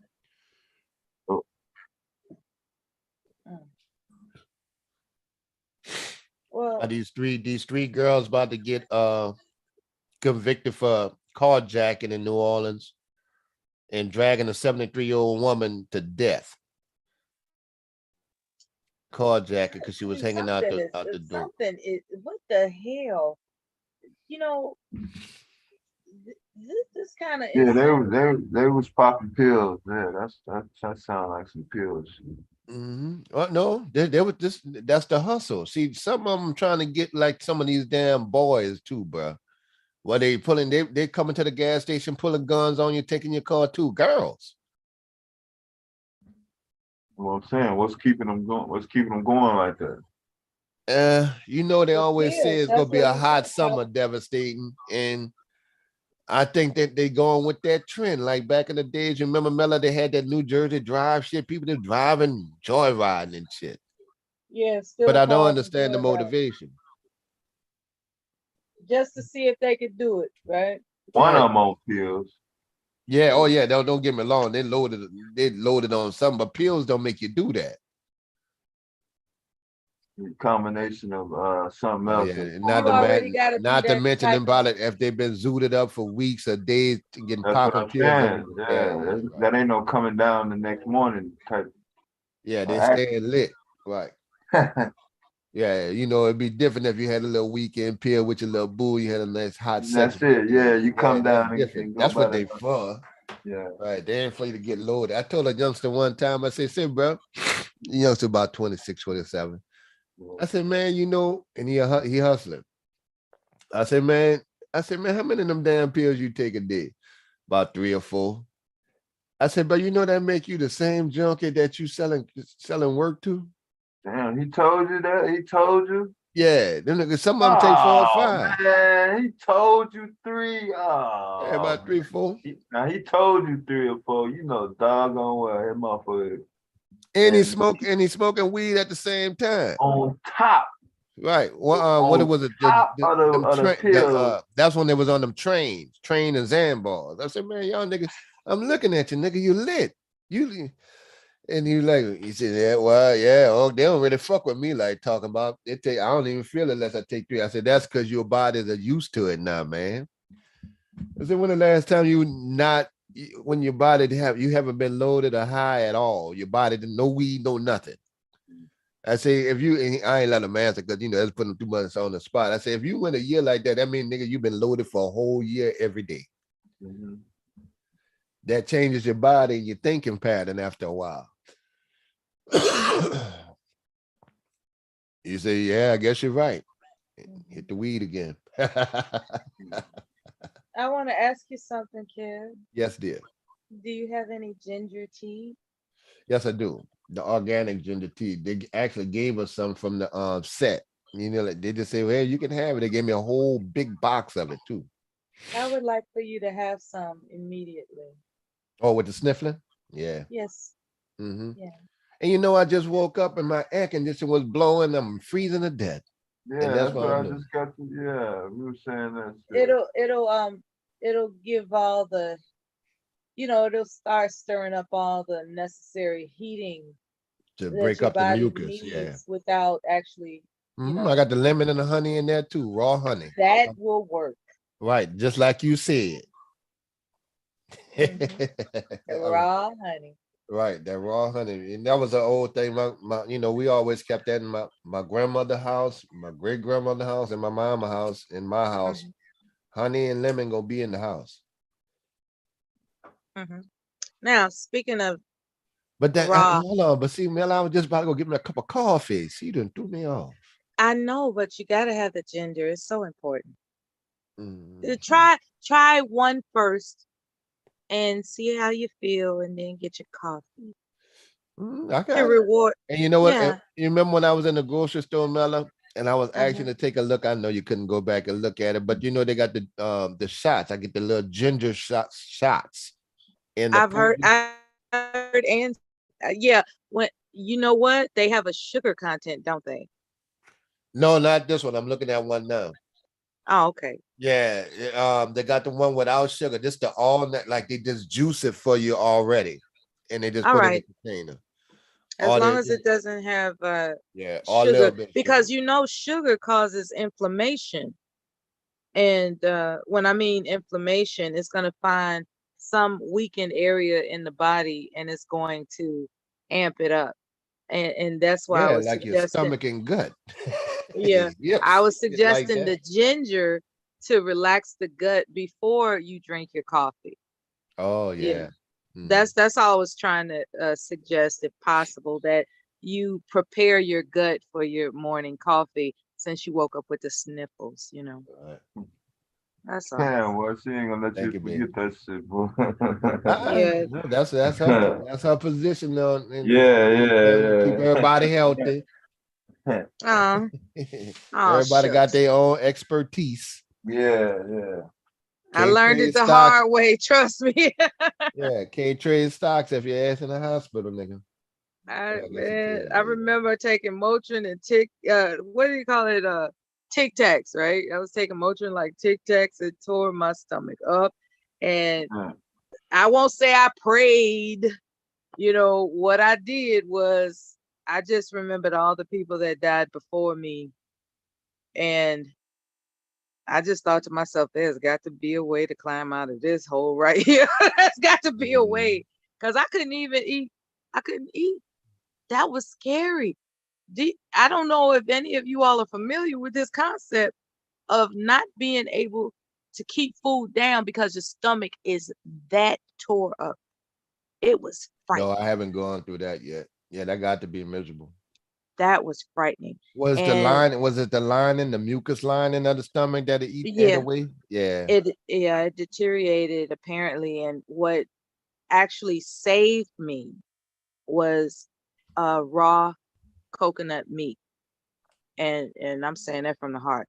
Raw coconut meat, because I'm telling you, when you get to a point where you're scared to eat, that's not gonna work, And I was like, I gotta think of something, because everything I tried to eat that I was normally accustomed to, I couldn't keep it down. And it was frightening, as I've said. And I panicked, like, okay, I'm getting ready to go to the VA, I'm getting ready to, and then I thought about all the people that died before me, right? And the process that they, had told me in different conversations that they were going through, where they eventually had liver cancer, brain cancer, and all this stuff that they passed away from. And that was a moment of clarity where I realized I'm not going out like that. I'm not going to sit up here and put my life in the hands of somebody that's getting paid to give me more pills. So that's what came to mind, right? And I was like, what can I do besides pills? To try to, get myself to receive some nourishment. And it just so happened, thanks to technology, I'm trying to remember what words I typed in, but it's something about the properties of coconut meat came up. And it just so happened, being a baker, I had the raw product, the raw organic shredded coconut meat. You you know. sound like my partners, yeah. And I sat up there. I dipped. You say it's coconut meat. Yeah, raw shredded coconut. You Yeah, know that's how what you got threw the me off. shell of the coconut? Yeah, You yeah, got the I juice of the understand. You know, coconut, like and the you white just part cut, is the you meat. cut the big chunky white part out. Is that Right. a different This, effect than the juice? well, I didn't Not I really. didn't I have don't. access to the juice. I had access to, the So you could just baker's. gnaw. So you just gnaw on that a little bit then. It's shredded. It's finely shredded, right? Hmm. And I started chewing it like it was bubble gum, baby. Oh And just yeah, yeah. chewing. Now Yeah, I see, I started. can eat coconut. I don't like coconut shredded, but I can bite a piece of coconut. Like Yeah. if you cut one open and bite it, I can eat it. Like I don't care for it. Like it's on if it's on like a Mounds candy bar or on a cake, coconut like that. I I want it. definitely could not eat a Mounds candy bar at that time. Right. Yeah. And I was chewing it like bubble gum, and I'm just laying in bed paranoid, like what's gonna happen to me? What's gonna happen to me? And I'm chewing it, and I'm trying to figure out the amount. It was I would say a good 4 ounces pure, as I could stand it. Not all at one time in my mouth. I'm talking about a couple of, teaspoons at a time, and just chewing it and just chewing it and just sitting in bed and like, I hope this works. And, you know, I went to sleep Look at your afraid. screen, Mella. This is this Oh, is this is the the carjacking horror. yeah. That's the three girls walking up to the 73-year-old grandmother. I think it was one boy. Yeah. And the girls did that, huh? The lady was They the hump. put, Yeah, she was getting dragged because she was still in a seatbelt. my God. Now they got the whole thing on tape of the camera. They ain't gonna show it. To pull a gun in the face. You see what I'm saying? They doing that now. They doing that to men. And, and they got them at the gas station, and it ain't just a group of girls. That set of girls is groups of other ones. See the lady outside the door right there? Yeah. You see it? They're gonna stop it. But that's the lady being drugged. Oh my God. And they cut it.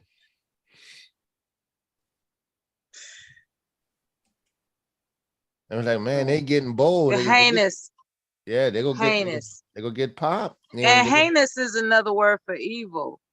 A video we watched earlier up here, that Ruth showed, is that evil. It was some phrase that the one of the sheriffs used about another heinous crime, but referring to Look evil. at this one. This is a girl get out her car. She's 43 years old and go shoot her best friend in the head in front of the club on camera. Drugs.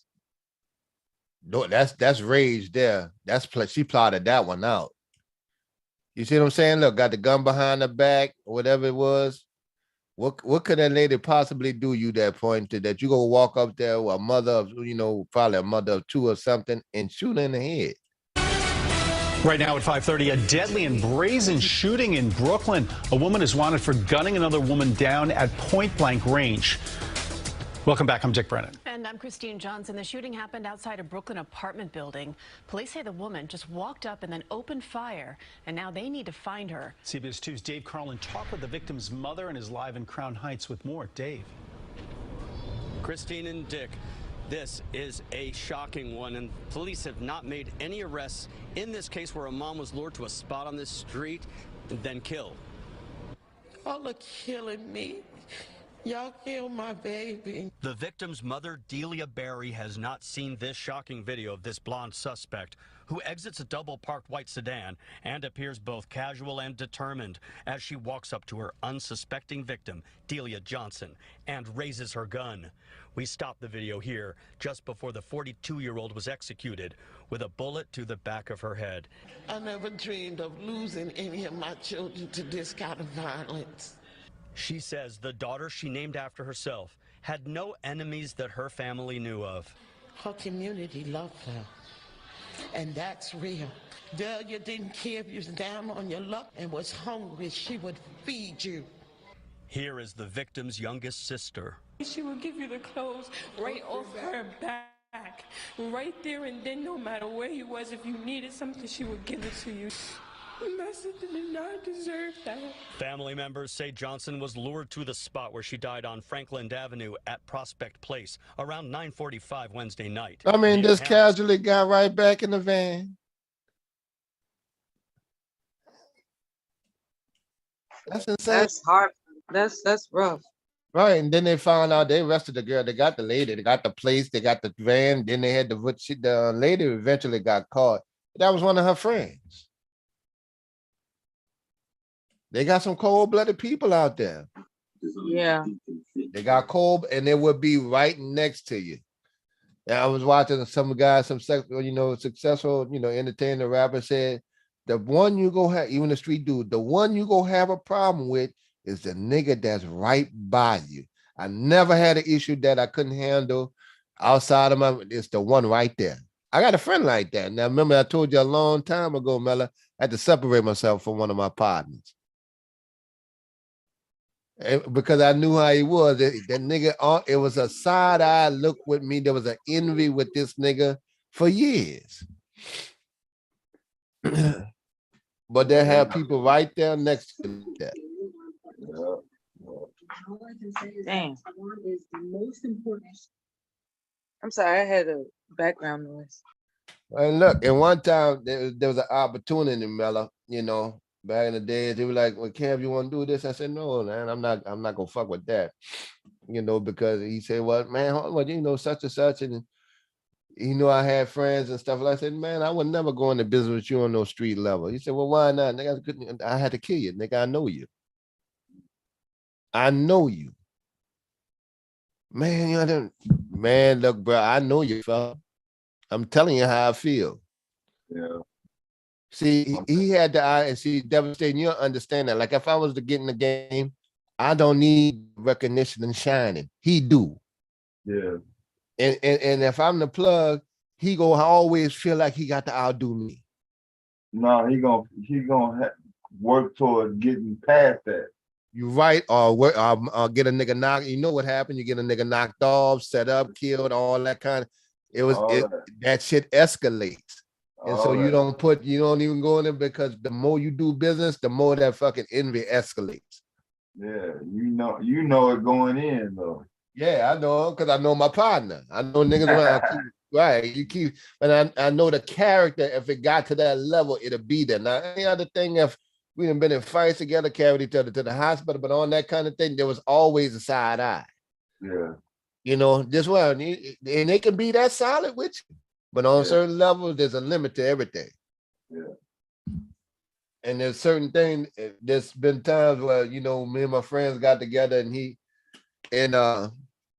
reminiscing on some shit. He said, man, you ain't never tell me that. I said, nigga, I don't tell you all my business. Yeah. Kind of like the friend when you get a car, they're not going to say, Mella, they're not going to say, that's good. That's a nice car. And they're like, well, how much that car must be nice. He one of them niggas. When they ask you how much it costs, that's when you know they hate. Right. Yeah, When men ask that shit, how much that is, and then they say it must be nice. Yeah, I never got nice. to. Not that's nice, man. Congratulations, bro. You work for that. They ain't gonna give you none of that shit. What is the purpose of asking you exactly how much fucking money you spent on your shit? I never got that shit, man. Like straight up. Random I got only one of my partners would do that. Yeah, random motherfuckers on the job. Then the worst motherfuckers. Redneck. Right. Motherfuckers on my military boat. Motherfuckers in school.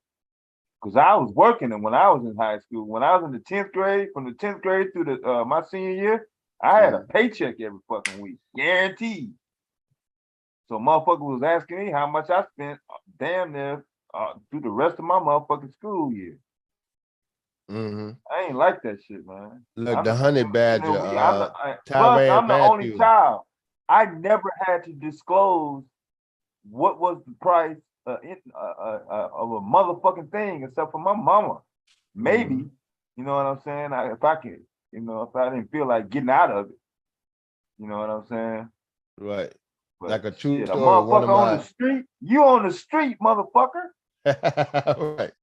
Shit. Yeah, you can't say shit on I the know who street. you're talking about though. Kev, I had a man, my school, my Somebody work. in the back. Who that, Brandon? Yeah, he not allowed. Yeah, he not All right, go allowed. ahead. Yeah. But somebody on the street, what? But yeah, and shit, I'm up here in Chicago, so you know I ran into all types of motherfuckers like that. Oh yeah, yeah. This is general. Shit. What's up, Miss Mimi? Miss Mimi not coming up. Miss Mimi says it's late. Yeah, he ain't up here now. He ain't coming up tonight, Miss Mimi.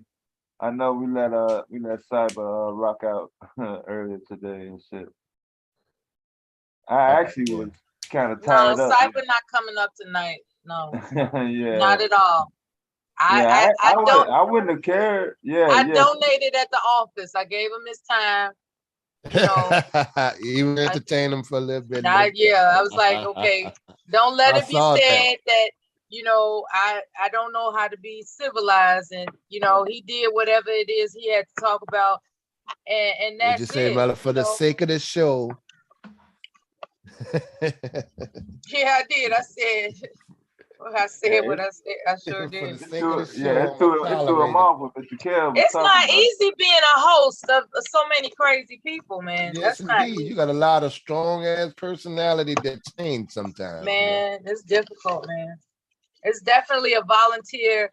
To volunteer is a labor of love, most definitely. Now, see, for me, I'm just right here at the computer, like literally going over. Sit there and took some notes we was talking about earlier, going over some stuff. And the good thing about working from home, I could wake up and get right back on the grind, sleep, take care of the kid, get off to school, take a nap, give him some coffee, right back on it. Well, I think that big box of ginger tea was placed in your life for a good reason, to prepare your stomach for your coffee habit. Yeah, I'm gonna have to cut down. I'm down about one big medium sized cup a day. That's all I drink. That's good. Right, and that's usually when I and there's nothing wrong with having it. Just prepare your stomach for it. Mm-hmm. Because I think you like sugar in your coffee, right? I only use one pack, but I use that almond milk, and I'm sure it's sweetened almond milk. They got some non-sweetened too, but I got away from that dairy. Yeah, I want you to prepare your stomach for receiving what you like. That's my only. I hope people don't get the idea that I'm attempting to tell them how to eat. That's not the case. It's like the gut is a interesting. All right, Mello, we might have another little gig in the filming industry. Oh yeah. Yeah, I'm gonna show you. I'm gonna show you how to email look. I don't mind saying. That's why when they came with that docs, I said, "Shit, you ain't got the docs me. You can ask me. I'll tell you." Right. Then I came up here to tell people shit. Yes, you did. Right. Shit. And anything else you can find in public record. So I'm good. Oh, no shot. Right. See, this one here, they're looking for people 6'2" Afro-American males, no vaccination requirement. And see what this kind of show here, just a casting company. They're doing episodes 2000, 205 and 206. See, and this is a small film, right? Some of these films will have you come on and then ask you to stay, then give you a speaking role as you go. Right. So this one's like they're gonna give you $100 for the test Wednesday just to take the test. Just a swab with the Q-tip, and then you get 175 plus that 100. So it'd be like 275 for that about 8-hour day. Okay. But you're in the house. So if you was interested in something like that, you just click it and they give you an idea. Don't hit the picture don't mind. They go give you the breakdown. This is how they break down all the requirements, what they're looking for. And sometimes they got small budget. Productive thing to do. Yeah. And then they'll tell you the locations in New Orleans, and if you respond, then they'll probably give you a call and say what they're looking for. Then it was like, okay, we're looking for someone for the entire week. Can you do that? That kind of thing. And then I talked to my girl Lindsay. That's the one. Lynn, the one you heard. Yeah, the liaison. Yeah. Yeah. Yeah, she was the one that she's the one that makes sure you get the call. Because of what you That's like demonstrated. if you Lynn and your co-workers like could they work together, the booking agents? Like I need Lynn, I need an Afro-American male 6'2". Well, They call her. Yep. And then and she you got calls. Adrian. They're going, they did a good job for me on Queen Sugar, and that's how you get in. Are they good for the speaker role? Yeah, they got experience already. And that's how you get the foot in. Yeah. Sitting up here, I'm going over some material. But that's excellent. That's excellent. I'm like, wow. The time is now, the time is now to be ready for those appointments, for lack of a better word, and making sure that you're aware of how to stay ready instead of figuring out how to get ready is the Now I'm trying to figure, what I'm gonna figure out now? What? If I can write my gym membership off on my taxes because of what I do. Now, I don't know about that one. I'm going to ask. I'll go ask. I'll go down there to the IRS and ask. I'll call. I might have to sit on hold for an hour till they pick up. But I Oh my goodness. That would be excellent. Yeah. That would be super excellent. Let us know. Mm-hmm. Because like some of the actors, they have to gain or lose weight or go on a fitness training program or nutrition training program for the role that they playing. Like the one role that I played is called Heart of a Lion, and that's a reenactment directed by Forrest Whitaker coming out, and it's Muhammad Ali and George Foreman, young George Foreman and old George Foreman, and they had a reenactment. Well, the young George Foreman, of course, George Foreman was lean back then, but the same guy, they stopped the production and they gave it like a 3-month hiatus, I guess you would say, for the guy, for the actor to gain 60 pounds. That sounded more legit. The more you talk about those situations, that sounded legit. Yeah, you got to go to the gym. Personal training. Now, I'm sure that the company might pick up the tab, but if you ain't got that company backing, you might have to ask. Ain't number $10, $15 a month. Taxes should be able to handle that. If you can, you know what? Now that I think about it, if you can write off your clothes, you can write that off. Yeah, there it is. I'll call and ask. I got my list ready.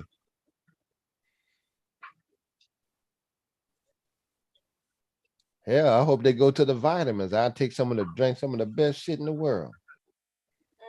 I'll be right back here on the nutrition thing. I'll be listening to you talk about the nutrition, Mello. Yeah. Oh, thank you. Yeah, you ain't just up there, passing time till you had to cuss a nigga out. We listen to you, even though you have. Some people think I like doing that. Well, sometimes it's warranted. It's warranted. I don't have to be a doormat, No, we don't need no doormats. So, it just tickled me to hear that people might think that I like doing that. Well, that's because you're good at it. Well, just, there's, like I could be good at robbing a bank. That doesn't mean I want to do it. Listen, I think who that was, Rue, somebody told you, look, some of them niggas like being cussed out in the morning by you, Miller. Early in the morning, 7:30. Roosters ain't even crowing yet. That's crazy. And that's really, and it's just a lot of work. A lot of unnecessary work. It's like what it takes to be not a doormat is extra work. I'm already volunteering, for goodness sakes. Who do any of you all know who this person is trying to come in? Devastating said that. Yeah, he's not allowed to come up. Oh, all right. You don't know who that is? I That's don't need to know BG. who it is. You don't remember that dude? That's the No. Caucasian. That's the Caucasian dude. Yeah, BG. Yeah. Oh, okay. I guess he wanted to come up and I don't know. Yeah, I remember now that you mention it. Yeah. Now that you mention it, I remember. That was I don't know what he thought he was trying to get away with.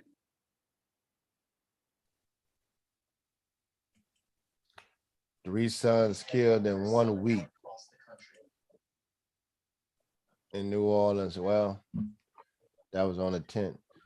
That don't surprise me. You know, if they killed your brother and then you feel some kind of way that your the other two boys in jeopardy too.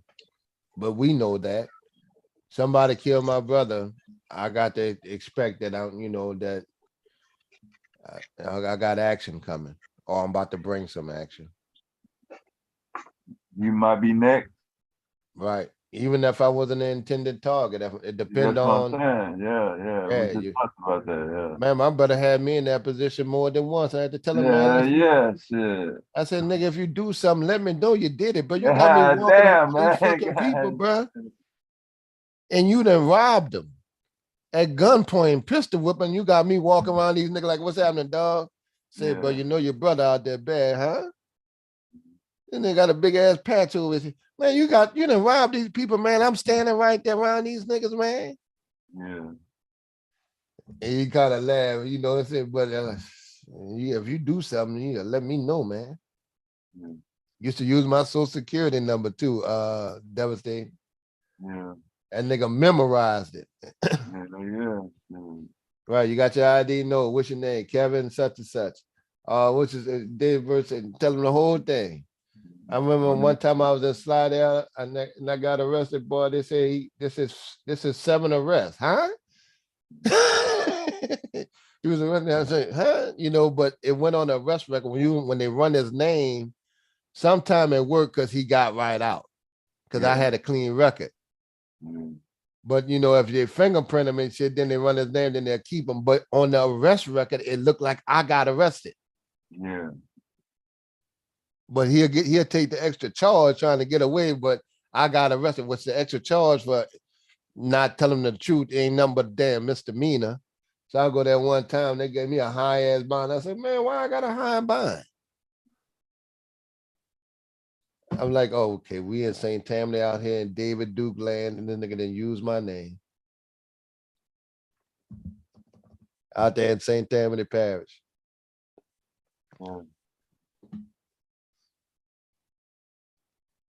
Okay, sorry, I stepped away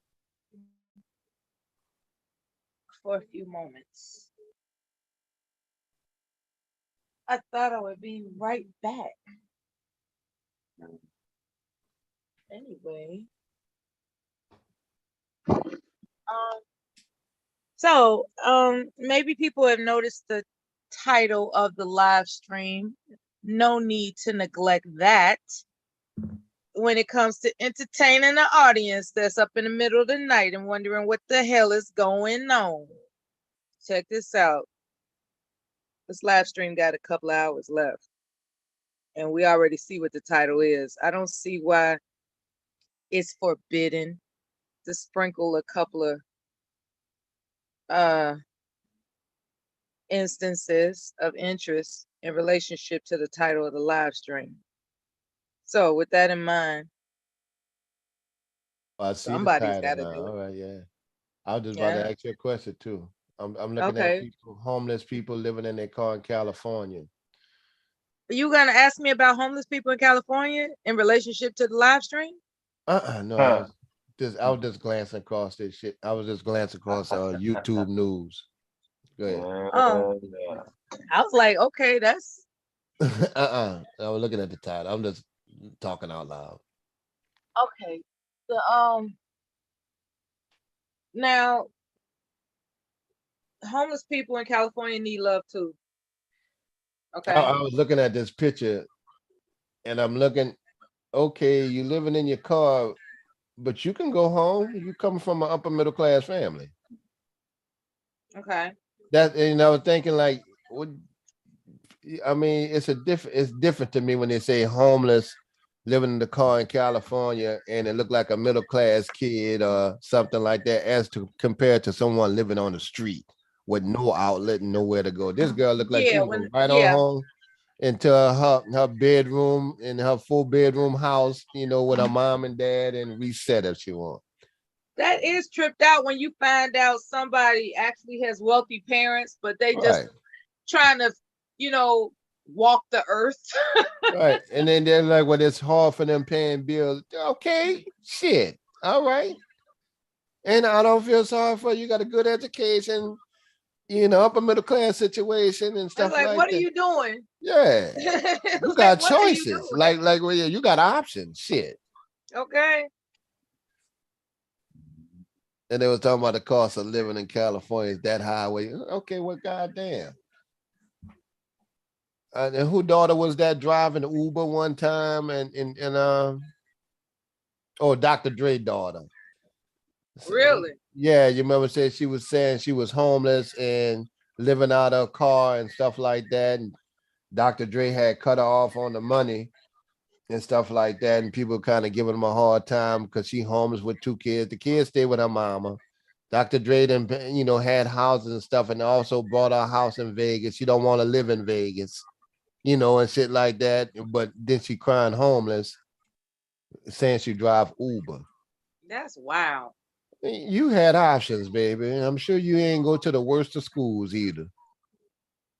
But a lot of California people do not want to leave California. I think it wasn't Miss Minnie, it was somebody else saying, not Tequila.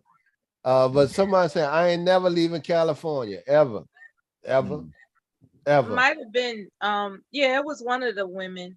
Right. And she was like, because I was telling her about the acting thing. She said, well, you're going to have to leave California if you go act, big. Them people travel. Right. But she's like, nope, I can't travel. Like, oh, you no more than 3 hours. I'm like, well, you got to leave California. That's weird. But then again, I don't know what I would do. They just like it that much. They just love the environment that much. Yeah. They don't care about earthquake threats. They don't care about none of that. Right. San Francisco supposed to break off. The earthquake threats, like, I'm sorry, I'm chewing. Yeah, the earthquake threats alone is like, it would frighten me. There's a lot of sunshine, but it could drop off in the Pacific any day. Mm-hmm. It's set to do that. And so when people used to tell me about you know, Katrina and being there and stuff like that, I said, well, listen, one thing about Katrina, we already had our hurricane category 4 or 5, 4 that was supposed to hit geographically by weather patterns over the years. So we got ours out the way. Now you're supposed to have a category, that was a hurricane situation. You're supposed to have a category 5 tornado supposed to hit downtown Dallas. You know, that's a prediction with the weather patterns. Who won't be in that a tornado category 5 in downtown Dallas? I'm not waiting on that. And California, Frisco, the Bay supposed to break off because it's on that on the fault line. Or do I want freeze to death in the east? I say everybody got their natural disasters all over the damn country. Yeah, you got to study those things. Right. I said, when they're like, you going back to the New Orleans? I said, well, they ain't gonna hit twice. Shit, we already got it. And I'm not mad about that, you know, like, you know, I'm not, you know, it just makes sense. Like, you already got your category 4 that was rebuilding, and home is home. Mm-hmm. We was even able to shake back from the economy a lot faster than 2008 When the country went down, New Orleans was fine because we was already rebuilding from '05.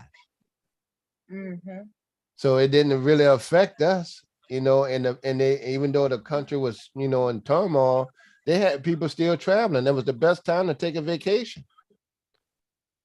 In 2008? Yeah, because everybody else was broke.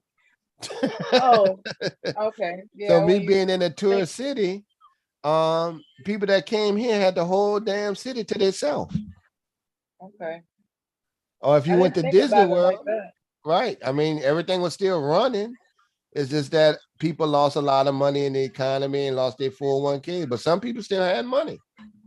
Right. And they showed up to a more spacious New Orleans. Right.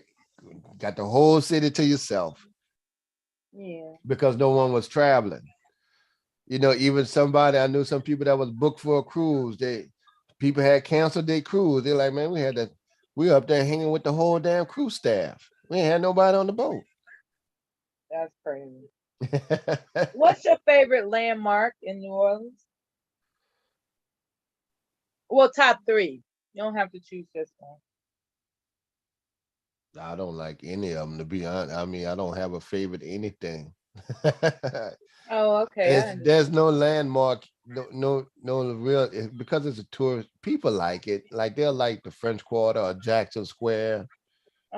Or certain, parts of the history of the city and things like that. For us, it doesn't matter because we were always the workers who worked the city. Right. So there's no major event that I cannot miss because I've waited the table with Patti LaBelle sitting right there and Janet and Michael and stuff like that. I was their bus boy a couple times, and so we've seen that, we heard the music. So in our frame of mind, we don't go to events, we run away from them because we have to work them. I feel you on that. Right. So we go to like the little local area bars. That's why they got so many in New Orleans in 24 hours. We might get off at work at 3:30 in the morning after a concert. And then we go to the local bar and then have a drink and sit down and stuff like that. That's why people used to think it was odd. I was like, I remember calling one time, it was 5:30 in the morning, and I'm sitting there with a screwdriver, sitting down talking on YouTube with someone. Like, Mr. Carey, you start drinking already? I said, man, I just got off a little while ago. Right. And that, New York is like that. And I'm sure, Chicago has its late night venues, Yeah, I wasn't exposed to a lot of superstars. Like, I just wasn't. However, no, I just wasn't. I've never been the type of person that was around superstars, icons. I've been around Bill Cosby, young Bill Cosby, Small Afro, Busta Rhymes. They used to have the hip hop convention here, so I've seen all of them. Ashanti and see, that's like something about that East Coast. Herb got it putting stuff out there about Ashanti now. Motherfucker, you was 20-something years old. She was 16 when you start fucking with that girl. And they do that in the East Coast like it ain't shit. And like, dude, you talking about Ashanti, you used to date and hit that. The girl was a 16-year-old. And the same thing with the Aaliyah situation. I missed the story. What happened? Right. Well, he's saying that he did a show on Drink Champs, where they talk about, some of the old hip hop moguls and stuff like that, street stuff. And he was talking about he used to, be with Ashanti. She was with me every day, kind of beating his chest shit. In fact, Joe went off on him like, hold on, man, you talking about a relationship 20 years ago. What kind of man do that? Right. And he bragging about it. He said, nah, if y'all got down, you might have licked between the legs or whatever you want to do. That's cool. But why you want to drag that out here now? Nobody don't know you like that. So he put that out, that kind of thing. So he was bragging on you like, yeah, she was with me every day. And I helped wrote that song. I wrote a song for DMX, pointing to her, and they guessed the song. They're like, yeah, I produced that and such, just bragging on the shit. He wanted to make himself feel special before he died. Right, because you had said, and then hold on, motherfucker, the girl was 16. That's all I hear. You was in your 20s, motherfucker. Right. And the same thing they did that with the other female rapper from New York, the one that did just look ridiculous on stage. They were messing with these girls from 15, 16 years old, pimping them out. All of them. That's what they do in the East Coast. That's why they're polite and them shit like that. That conscious movement out there, it's acceptable. And them niggas know that. Mm-hmm. And when you kind of all those little female superstars came out there, other than Eve, because Eve was an adult when DMX recruited her, she was just rapping already. But Foxy Brown, them like 15. I heard she was 15. Yeah, when they dressing her up and shit like that, when you start listening to some of them, like Remy Ma and them talking, they talking about when she talked about Cardi and some of the other women that, the girls used to roll with Remy Ma and say, girl, you was back there giving head for $20 when we was back, they telling that. And that's their hustle.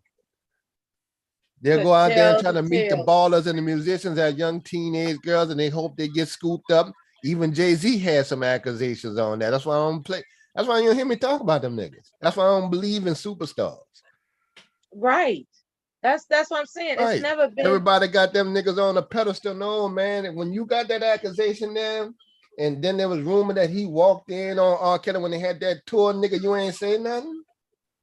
All y'all get down together like that. Okay, let me go on mute for a minute. When I come back, which will take just a minute because I have to take something to the kitchen. And there's only one superstar, or not superstar, but just one television person that I just ran across and recognized. And I'll tell you what happened, which is not a big deal, but I'll tell you. So I'm saying all that to say, give me 2 minutes. One moment.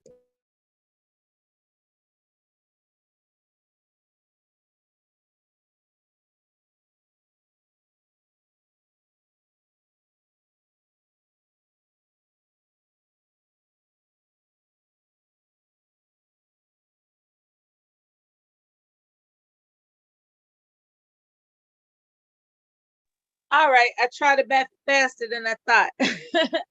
Look, the only person I ever met that is what's considered a recognizable television star is Mulder from X-Files. You all remember the TV show X-Files? The truth is out there, that X-Files. This guy, I'm in a park that's across the street, I guess, from some type of not a museum. It wasn't exactly a Yeah, I remember X-Files. Yeah, it was like it was a small little park compared to all the larger parks available in the city. And my niece is young, she couldn't have been any more than 3 years old, and she's an adult now. As a matter of fact, she's a state trooper, believe it or not. Hallelujah. I'm really happy. She wanted to join the Air Force, but she just she had asthma when she was a child, and she found a way to make a career out of something that she wanted to do in relationship to being I guess a defender of something. But she's doing it. Anyway, back to the story, right? So, we're taking her to the little park, where they got the swings and all that, slime boards and stuff. My mother and myself. And my mother, she's a huge X-Files fan. I'm not necessarily a sci-fi person. I don't mind watching sci-fi because my mother has always forced sci-fi down my throat. She was in love with everything sci-fi since as long as I can remember. So, spending time with her, I knew what the X-Files was, but I was more interested in Love and Marriage, Married with Children, that came on either before or after, So that's how that agreement went. Like, I was willing to watch X-Files occasionally because how she introduced me to the TV show that was funny as hell. Anyway, back to the story. We're walking around in the park, watching her run around, and my mother said, "Is that molded?" And I'm like, "Mold where?" I thought Chef thinking she said mold. I said mold where? He's like, no, Mulder from the X-Files. And I looked, and he's, I guess you could say, like maybe 50 feet away, and I was like, well, let's walk up and see. He was like, no. She's all starstruck and shit. I'm like, he's just a human being. Come on, let's just walk casually a little closer and make sure, it's him. And we get closer and closer, and it's him. And he's there. And I was like, Mulder, is that you? And he had that grin on his face like he did on television. And, my mother, I thought she was going to faint, because like she's just a starstruck person. Like she's met Diana Ross, she's met Janet Jackson, she's met Chaka Khan, Rick James. She always, every time she tells me the stories of the celebrities she's met, she acts like fainting was a part of the story or something. But anyway, she was, had a lot of anxiety, but I was just cool with it. I was just like, so how long have you been in the business? He answered all of my questions, Kevin, all of them about the industry. And he told me his degree of education, which is a high degree of education. He told me about how his true, what he really wants to do is write novels and then make movies out of them, like Stephen King. Mhm. He wants to be known in that vein. And, so that's my story of the only celebrity I've ever met in my life. And, I'm in my 50s, baby. And most of those celebrities did not go to school for that. They went for something else. Yeah, I meet the one educated, Right.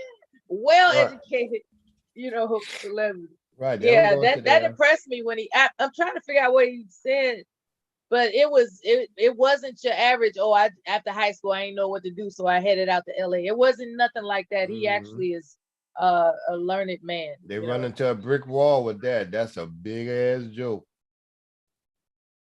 If you think you're gonna run to California and be on the runway with Halle Berry and them one day, that's not gonna happen. them people are hand selected. Exactly. Samuel L. Jackson put it in perspective. He said, "Well, how did you know? Because you remember that he worked with Denzel and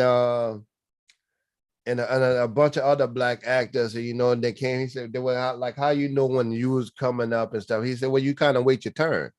Right, we knew Denzel had his turn. They're like, okay, well, you next. Then I had my turn. Then such and such had Larry Fishburne had his turn. They pick him. That makes a lot of sense. Yeah. Who's picking them? The people that was the mainstream J The directors. production companies? Yeah, and they had 3 major ones, Warner Brothers and a couple of other Paramount? ones. Huh? Paramount and Metro. Yeah, you had a few of them. And so those were the 3 or 4 big wigs that control the whole narrative of the view of black folks.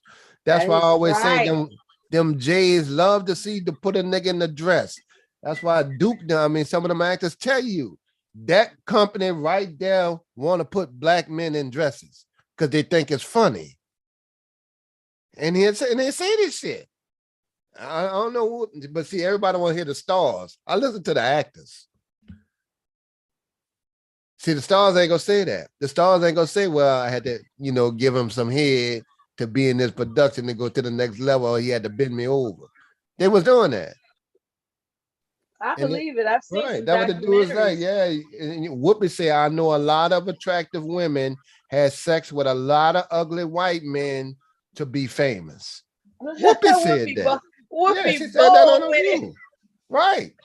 And she was talking about them same dudes that, grab your boy about it. Yeah, they've been there. And because they controlled it. Now they don't have that control. So when I used to tell, I said, Thank nah, them goodness. white boys like to see a nigga in a dress. Everybody kind of, you know, he with the shit. That's because they go put them niggas out there because they won't be gay. White men was the first one cross-dressing in my mind in You California. better believe it. Wearing heels and shit. Women was coming home and the old man was wearing their clothes and their bras and their heels. That's what that was. Now they put, and see, I look at the dynamics of it, and then now you got to, okay, the black men and gay, then we leading the gay charge now. No, that's white men. That's where they get all the money from. Black men ain't had that kind of money to move legislation. Yeah. That 300 million we was talking about for some lobbyists. You just didn't see the lobbyists, but they was there. Them gays put that money up there. Who you think did that? Now they got more rights than everybody else. LGBT came up quick, 5 years, and stronger than anything else. That's right. That's all that money they made doing People are what aligning themselves with that. That's what they're aligning with. So that's why. But I always peep that game, and everybody's society thinking it's funny. But I'm a black man. I see what they're doing. That's the first they want to do is feminize us, and they've been there. They do that in Africa, letting the little black white boys hump on the little black boys in the classroom at elementary. That feminizes them. That's what Europeans do. But everybody here think it's funny, you know, it's talking points. I'm like, all right, well, that's cool. And then you got, and that's why in Hollywood, they leading the charge. Niggas wearing dresses and gay shit. But they gonna put the black man out there first. Documentaries about you know, the 1930s, you know, people going off to have acting careers and they were young. Talking about 1999, 2000, 2022. It's always been that. Yeah. They still go out there, get turned out, prostitutes, all that kind of stuff there. You know, just be junkies and all head to the street. There was a lot of drugs going on back. A lot of drugs. Yeah. It's part of the American way. That's why you can't even judge the drug thing no more. Who you gonna judge? Who was better? I mean, is it the dude on the corner selling weed? Okay, well, he looked down on, but we just did it, which y'all just did a report. Look how much opioids these people push it. They know what they're doing. They're chemists. That's right. But the face of crime gonna be the little dude on the corner. And So that's what the media controls, the face. Right. And they do that on purpose. That's right. And then everybody jump on the bandwagon with it. And now we got even some of our women, oh, black men, I get it. You know, the ones that really got the hate. And I was like, y'all really falling for that shit. They working y'all ass. We ain't doing that bad. And then some of the black dude, man. Kev, you get raw. Yeah, I've been doing this. I came out the gate with this. I'm from the South. I know how they trying to fuck over us. That's why, and so I that's why you'll hear me talk on no gender war shit. I'm like, these stupid as a motherfucker, ball up. And that's why I always refer to that dude that said, the biggest problem I have as a black man on Kevin Samuels show is black women. I'm like, these niggas just that fucking stupid. Yeah. Educated men. That's why I don't take education. You can be, nigga, you got degrees and you that fucking stupid. You see what I'm saying? Regardless of what your job is, society might revere it, but you that stupid to think a black woman is your fucking problem in society with all the fucking history and all the shit that's going on now. Yeah. I'm a conservative. Oh man, get the fuck over. Yeah. And so that's how I always felt about it. And that's how I always talked about it. That's why when I had these conversations, man, I done had them a bunch of times. I done had a gunner conversation with real racists before. They don't move me. Damn sure don't scare me. I like proving it. I like showing them how stupid their ass really are. They ain't on our intellectual level. Then you got this dumbass nigga come up here and say they got high IQs. No, they don't. What motherfuckers you been around? That guy was a trip. But he believed that. That's on him. I almost forgot how I got into the mind of the other guy. And when I say got into his mind, I'm not talking about, hocus pocus. I wanted him to think for himself. That was my whole goal. it wasn't about anything other than that, even though it may have came across as, you know, sidewindy. I promise you, I am concerned about these followers not thinking for themselves. You know, they could get themselves in a whole world of mistakes if they don't take the time needed to actually think for yourself. I know what I'm talking about. I was once a person that didn't think for oneself. And it's a very ignorant position to be in. You know, just going off of comedies or dramas or, you know, whatever. Life is about gathering information that serves your purpose in life, not being influenced by people that derail you from your purpose. You have to first know your purpose. You have to first be aware of what you will and won't do, what you like, what you don't like, and navigate everything in between that to discover your purpose, your true purpose. I'm not talking about, you know, these lofty aspirations that are as, you know, as impossible to climb as Mount Everest. I'm talking about something that when you have a moment to yourself, you're aware of what you're good at in a way that's comfortable for you to achieve something that's going to make your offspring be all right. And that's the way I look at it. I don't look at it as you know, I got to outshine these people. I got to, you know, I would like to believe I've dropped vanity by the wayside a long time ago. Because when I experienced, like I was telling you, when my stomach was messed up and I couldn't eat food, that was a whole new awakening for me about vanity. What does it matter how good somebody looks in a casket when they could you know, before their time to go, you Yeah, know? shit. I want to live a happy life. Yeah, it's about yeah, so it's not about vanity, you know, it's not about Right. being, it's not about vanity. Now, you know, don't be a That's me on fool. that's me again. I'm just on my phone. Yeah. I'm That's walking all right. around. Yeah, I'm just letting you know that's me double time. I let my computer still on. That's fine. Uh-huh. Yeah. So those, you know, those are, you know, some of my own thoughts that I hold to my chest, Hmm. you know, you know. That's a and just like yourself having gone through Katrina, you know, it just redevelops your priority, you know. It's not that you don't value some of the things that are superficial and enjoyable about what you Oh can yeah, I put your like hands on. some superficial shit. Yeah, No, it's just a I prior, do, like you I say, do it's a as prior. well. I do as Right, well. It's just that it has a different place in my life now right. than It it got to did before. prioritize things. Yeah. Uh-huh. And there's a certain, you know, there that survival spirit that comes from overcoming something.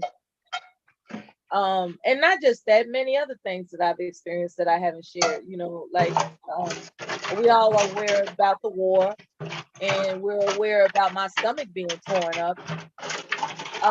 Those are the two things that I've mentioned, but I haven't even talked about childbirth. Like I thought I was gonna die, you know. I That's really true. did. I was just like, this is so unfair. Right. Yeah. Because I wanted to do it the natural way. I wanted to, you know, I didn't want any epidurals and none of that. Right. I was like, what the hell was I thinking?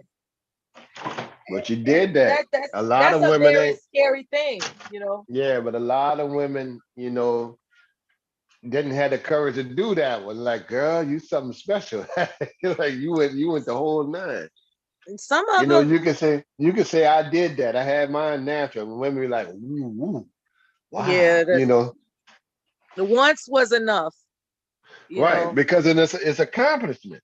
You know, like people say, you're in the moment. It's too late to change your mind. You're in the situation, and you just get Man, through it. that's a no turning back now Um, situation. And well, at least it was at the time that I was experiencing it. I think that mhm. there are people that probably, they start pleading with the doctor for a C-section or whatever. But I Right. just made up my mind. I was like, even if this kills me, I'm gonna do it. And I thought it was gonna kill me. I thought it Mhm. was gonna kill me. And I know it sounds over exaggerated because I mean, since the beginning of time, women have been having children naturally. I just didn't know it Mhm. was like that. Right. They made it seem like it was like, birds are gonna bring you olive leaves or something. They made it seem so privileged. Mhm. That is a tripped out ass. That's a tripped out ass thing, man. So I don't blame people for being really nice to, pregnant women who are about to give birth. I don't blame, like, look, it's like, can we do something for you? Are you all right? Whatever they need, because they Right. about to go through something, okay? Right. Like they about to get shipped off the war. It Oh was my God. right. Well, Anything I can do for you? Want me to talk to you? You need me to call somebody? All your affairs in order? right. Right. I got the kids. You got to get the other kids situated, especially when they don't know it's coming. I miss my daughters. I wasn't in the delivery room for my oldest daughter, but I was for my second. And she had a cesarean. Uh-huh. And And that had to be I never seen a woman so happy to have a child in my life. okay. Never seen it. When Never you seen a really, woman. really plan and pray and hope and dream and you give birth, yeah, I can imagine the happiness. Yeah, Absolutely. no. She just ran into my black ass in the south. Why do you think But she chose you? Out of I know. any She told me. She told me. I know why. Okay, One, well, you can keep it to yourself if you want to. I just no, asked. she liked the kind of stance of a man that I was coming from Hyde Park, Chicago. Is just a different type of man. She would say that. She saw how I was with my oldest daughter, Okay. and right, and she always saw me striving for production and trying to get. And when she met me, I had to get back to the situation where I was prior to Katrina and the load that I had to carry after that. And then she sent me around my mom. Then she was also she'll tell you this too. She did not want to have a light skinned baby. She said, Kevin, I always used to tell my friends, I'm gonna have a baby for a black, really dark, crispy man.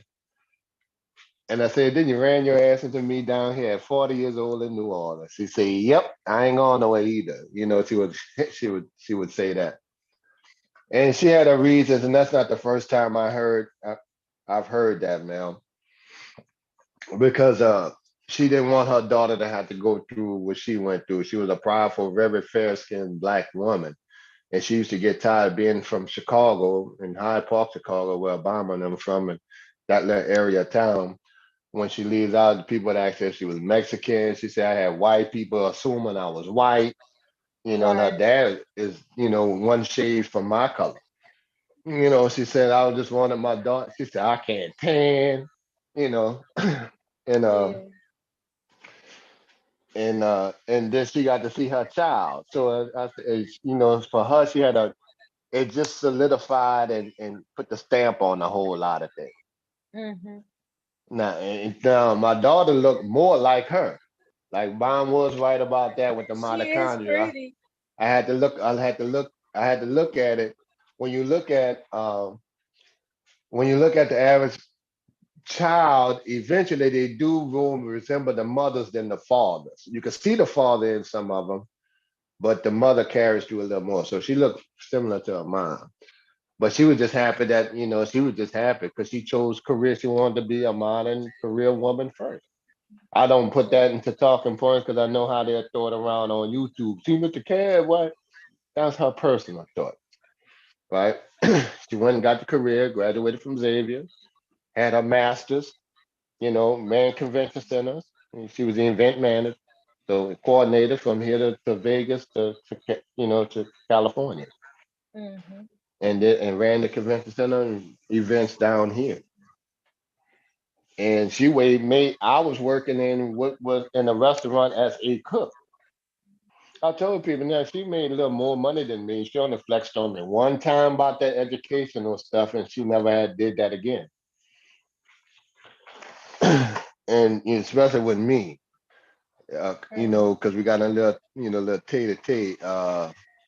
And she said, "Well, Kevin, I am a strong, educated black woman," and she was listing her accomplishments on me, Mel. She was Right. flexing. Yeah. I was like, hold on. I said, we went arguing, it was more subtle disagreements than, arguing. We older, so the screaming and yelling shit wouldn't happen, from on either side. I said, hold on. Don't give me the old Maya Angelou speech. That don't matter to me. I don't I care if know you you work didn't at, say Maya Angelou speech. yeah, they come from Xavier. Don't give me the Xavier thing. I got people, half my family went to Xavier and HBCU schools. You coming to a black element. I said, I don't worry about that. I said, I don't care, I'm gonna still be the same man, whether you this, and this, or whatever. So she kind of got the point. And I was like, that don't matter. I don't care if you worked at McDonald's, as long as you're on the team. I can make fit. I made more by salary driving a UPS truck. I can go make that I can make your salary on the street, or I can make it driving a truck. It doesn't matter. And she kind of knew I could. I said, so I said, you still got student loan debt. I'm debt free. I don't owe Oh, that nobody was low, nothing. Kev. That was low. Right. And so in my You mind, rubbed it's it just in her rational face. thinking why people would say that. And she said, I said, so you make this salary and I can make that driving a truck, or I can make that on the street. I don't Without get student the, loan debt. yeah. I said, I Oh don't my owe nobody God. nothing, but I structured my life not to owe nobody nothing. You know, I said, well, who's winning? And she said, damn, Kevin, I never thought of it like that. Damn it, and kind of laughed it off. And Yeah. so what I did with her is I motivated her. I said, you running a convention center for this salary, but you got this degree. And she said, you know what? I said, you an event manager. To me, that's a big deal because you got that kind of education. She said, I can be doing this privately on my own. I said, yeah. Instead of just working for these people. At a $50,000, $60,000 salary, all that education to make 50 racks at close to 30, 40, and that's just my rational thinking. So I hooked up with some of my friends who knew some of the people out there in, Texas and stuff like that. I said, these dudes have parties. And we got dressed. I went to introduce her. She met some of her friends and stuff. And, she's like, you going like that? I had a white t-shirt. My partners know who they are. They're in the music industry, some of them in New Orleans, but they got a network, Mella. The dudes from that grew up on the streets here, the mature dudes in Texas and stuff, when they make videos, they use each other houses, cars, homes, and like even some of my friends' wives are some of the videos, real attractive women. I said, well, they come down here and throw a party. And one of my friends got her to do it. And she said, I done made more than 20,000. And she just set up the venue. The same thing she did for the city. So there can be respect on different things. That's Two what's minds are up. better than one. Yeah. So I didn't have that. She grew up with that educational tunnel vision, college job, which is fine. A lot of women in Chicago um have families that drill it into their minds that you're nothing without an education. And That's exactly why I have problems with the grandmother. The mother said, Kevin, I do not want my daughter being raised by my mother because I don't want her to have to grow up like I did. And she was in the debutante round, which is a real throwed off thing for us, Mella, down here. The debutante Right, walk with echelon. a book on her head. She had to stand proper and sit.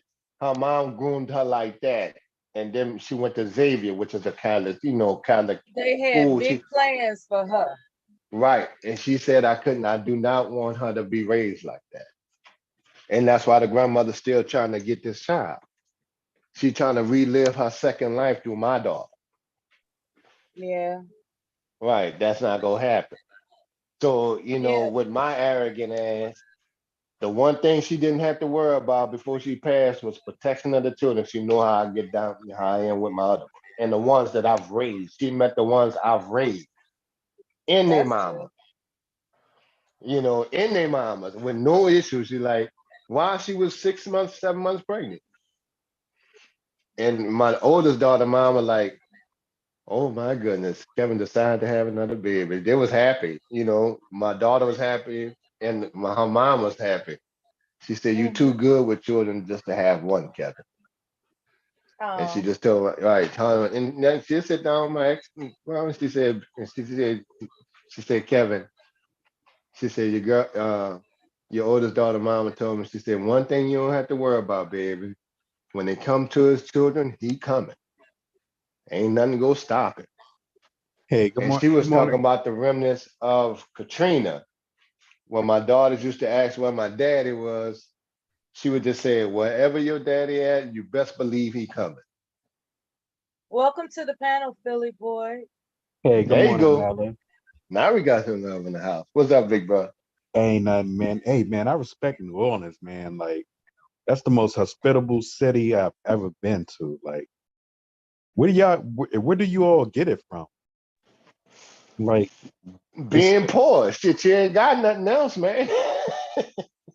nah, I'm talking like, y'all, So we don't, we just not a part of everyday society. We're the city of the working class poor. We non-judgmental. And throughout history, by it being a port city, and we have a lot of descendants of slaves right here. That's that whole Ninth Ward thing, right? And wow. by being a tourist city, that's how we make our money. Almost like Jamaica. Okay. Every damn thing good in Jamaica. It don't matter what you say. It's all right, man. That you get that. Man, But I had a yeah, driver drive me and my girl to our hotel. He carried our bags. Like, it left a very good impression. You know what I mean? Like that. New oh Orleans is yeah. legit, man. And that's when you just get back to the roots of your people. We're accepting people. You know, He got a very big kick it's on that. just different. I didn't realize the difference, man. So I was like 20 something years old, and I went to Chicago, and I was Right. and I used to be a waiter, which was across from the Superdome at the Hyatt. But I knew then that well, I got free hotel stay at any Hyatt in the country in the off season, so I was able to go to Chicago Right. and stay free, right? So I was on what is it, State Wabash, that big Hyatt Regency with the glass by the Okay. river. Yeah. I had a condo there, man. I overlooking the city because it was the off season, and the guy realized that I was from New Orleans and worked at the Hyatt because you had to book it through the human resources. I had the Man, top suite, man, with the key overlooking the whole city with the balcony and shit. It was nice. that's living. That's But living, man. yeah, right. But we just always been that kind of people, man. Yeah. That's just Okay. we still raised you still. When I walk out the door, Mel and them, I tell you, I walk out and say good morning. When I go into, get some cover, hey, how y'all doing? I don't know them people. I just see them casually getting coffee in the morning at the gas station. Everybody like that, white and black. Right. I had an ex girlfriend that was from New Orleans, from Sligo. Is that Sligo? That sound familiar? Slidell. Slidell. Slidell. Yeah, Right. Slidell. 20 minutes. She was 20 minutes on the outside, right across a little bridge. Right. Yeah.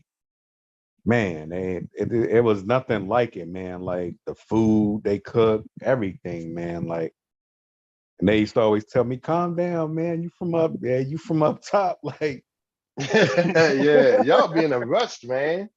To go somewhere to do it. Like even with the talking, and see when we look at Northerners and they talking, we just be staring at them like, you know, Right, right. he really trying to get out a whole lot of information, but we got all day. I don't know what he where you going. Right. That's why they call it the big easy, man. They don't have that hustle and bustle or that drive for competition.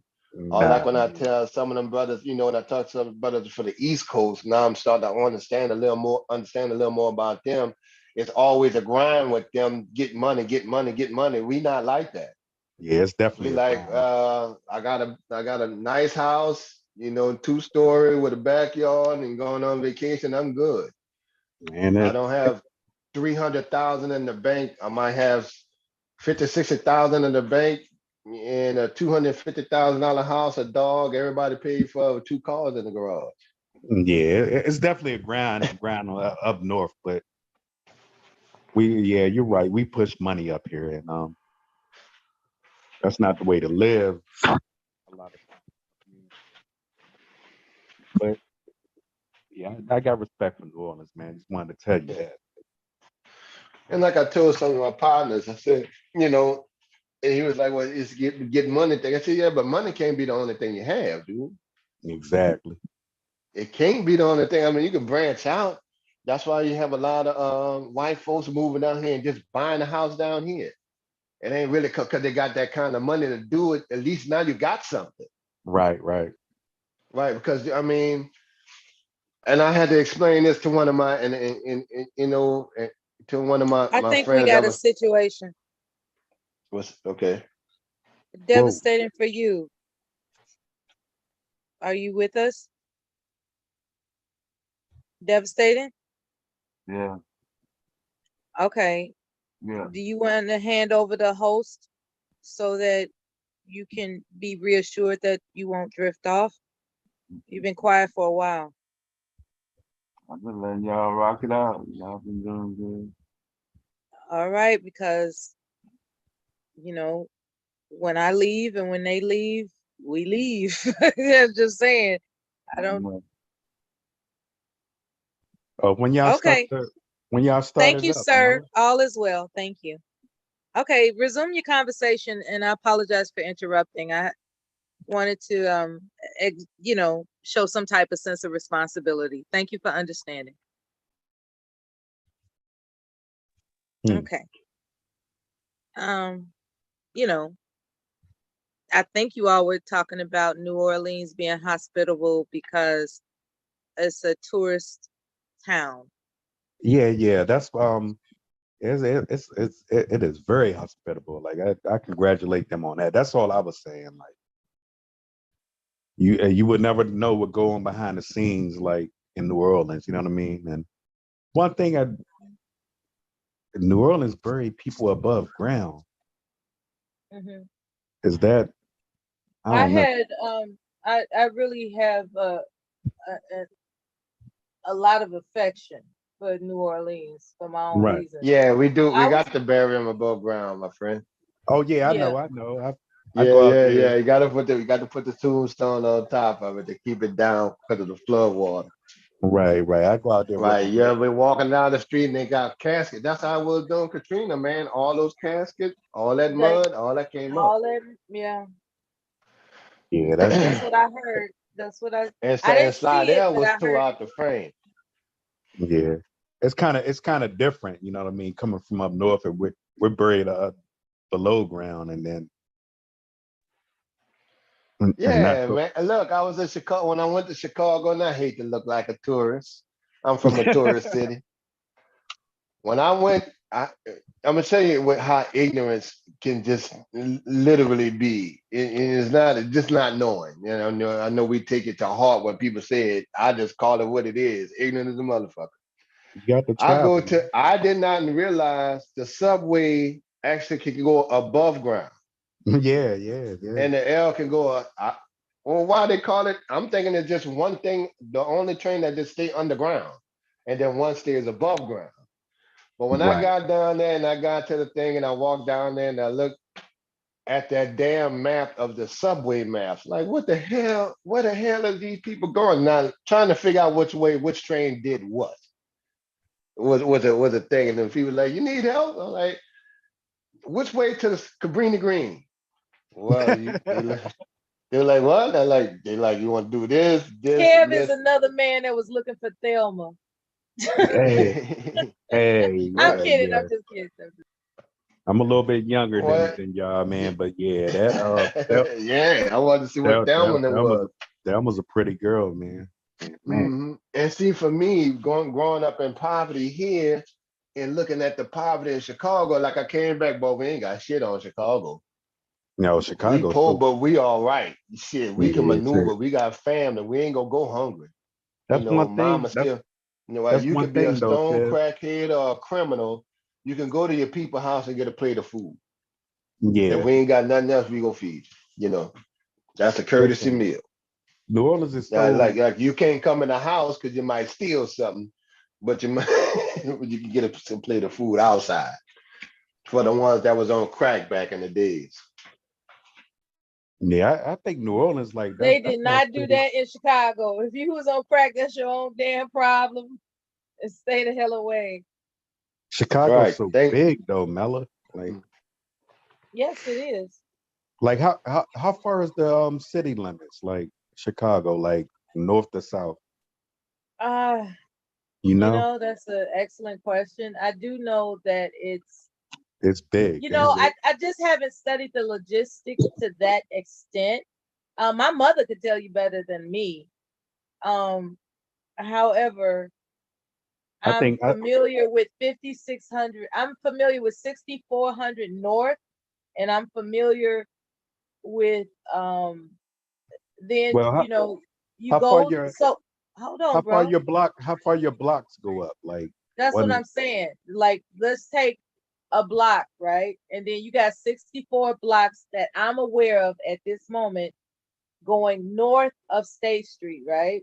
Okay. And so that's 64 blocks. You can do the math, right?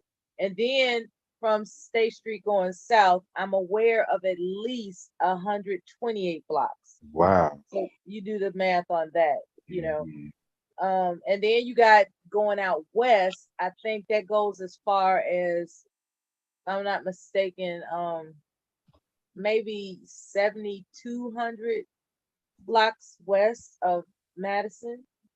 Right. And then when you go east, that's when it gets cut shorter than all of them because of Lake Michigan. So you got about maybe 30 blocks at the most going east of Madison. Okay. So Mella. So that should give you an idea of, if you know what a city block is. I'm in Philly. I know. Right. So you just take those numbers that I gave you as a calculation about the city blocks, like 64 city blocks north, 128 city blocks south, and estimate also, the city blocks I told you about going west and east, and that should give you a pretty good idea of how large the city is. Yeah, that's interesting. Like, but listen, And Chicago. I could be underestimating it, but not by much. You are underestimating. Chicago's big is gigantic, man. Like, yeah, there's probably a lot of city blocks I left out of the equation. But I'm thinking about, I'm just, as they say, guesstimating. But my mother, she could give you the specifics. She's always been brilliant about, having her bearings. You know what I mean? She's always been really, really brilliant about that. Now, in the Air Force, I never really had to learn my bearings because I was just on the flight line. That's all that really mattered. So that wasn't part of the training. I do know people, and you're in the military yourself. There are some jobs where you have to learn your bearings. Yeah, that's what I was about to say. Right, but my particular job didn't require that at all, because I was just isolated to the flight line, and you don't have to worry about your bearings when you're on the flight line because you're attached to that jet, and that's all there is to it. Wherever that jet is, those are your bearings. Yeah, it's different for a lot of people. It's different. It's different. Like Air The Force. hangar, the flight hangar, The and then they flight have line flight sound line. like the gun line on what you call them, Life. The No, gun no, line, that boss. I'm on the flight line. no, the Air Force just deals with the Air Force. They really not like Marine Corps. Yeah, I We get deal it. with it Yeah. all. Yeah, we didn't do Oh, all yeah. that ground. Yeah, that ground travel. Yeah, yeah. Air Force is just the Air Force. Like the Air Force is actually was built as a business, not as a. It's just the more modern. It's just the youngest edition of the armed services. That's all. It's the youngest edition.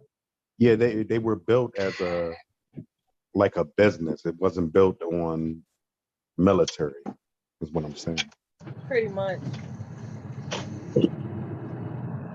Pretty much. But so Kev, the city blocks in New Orleans,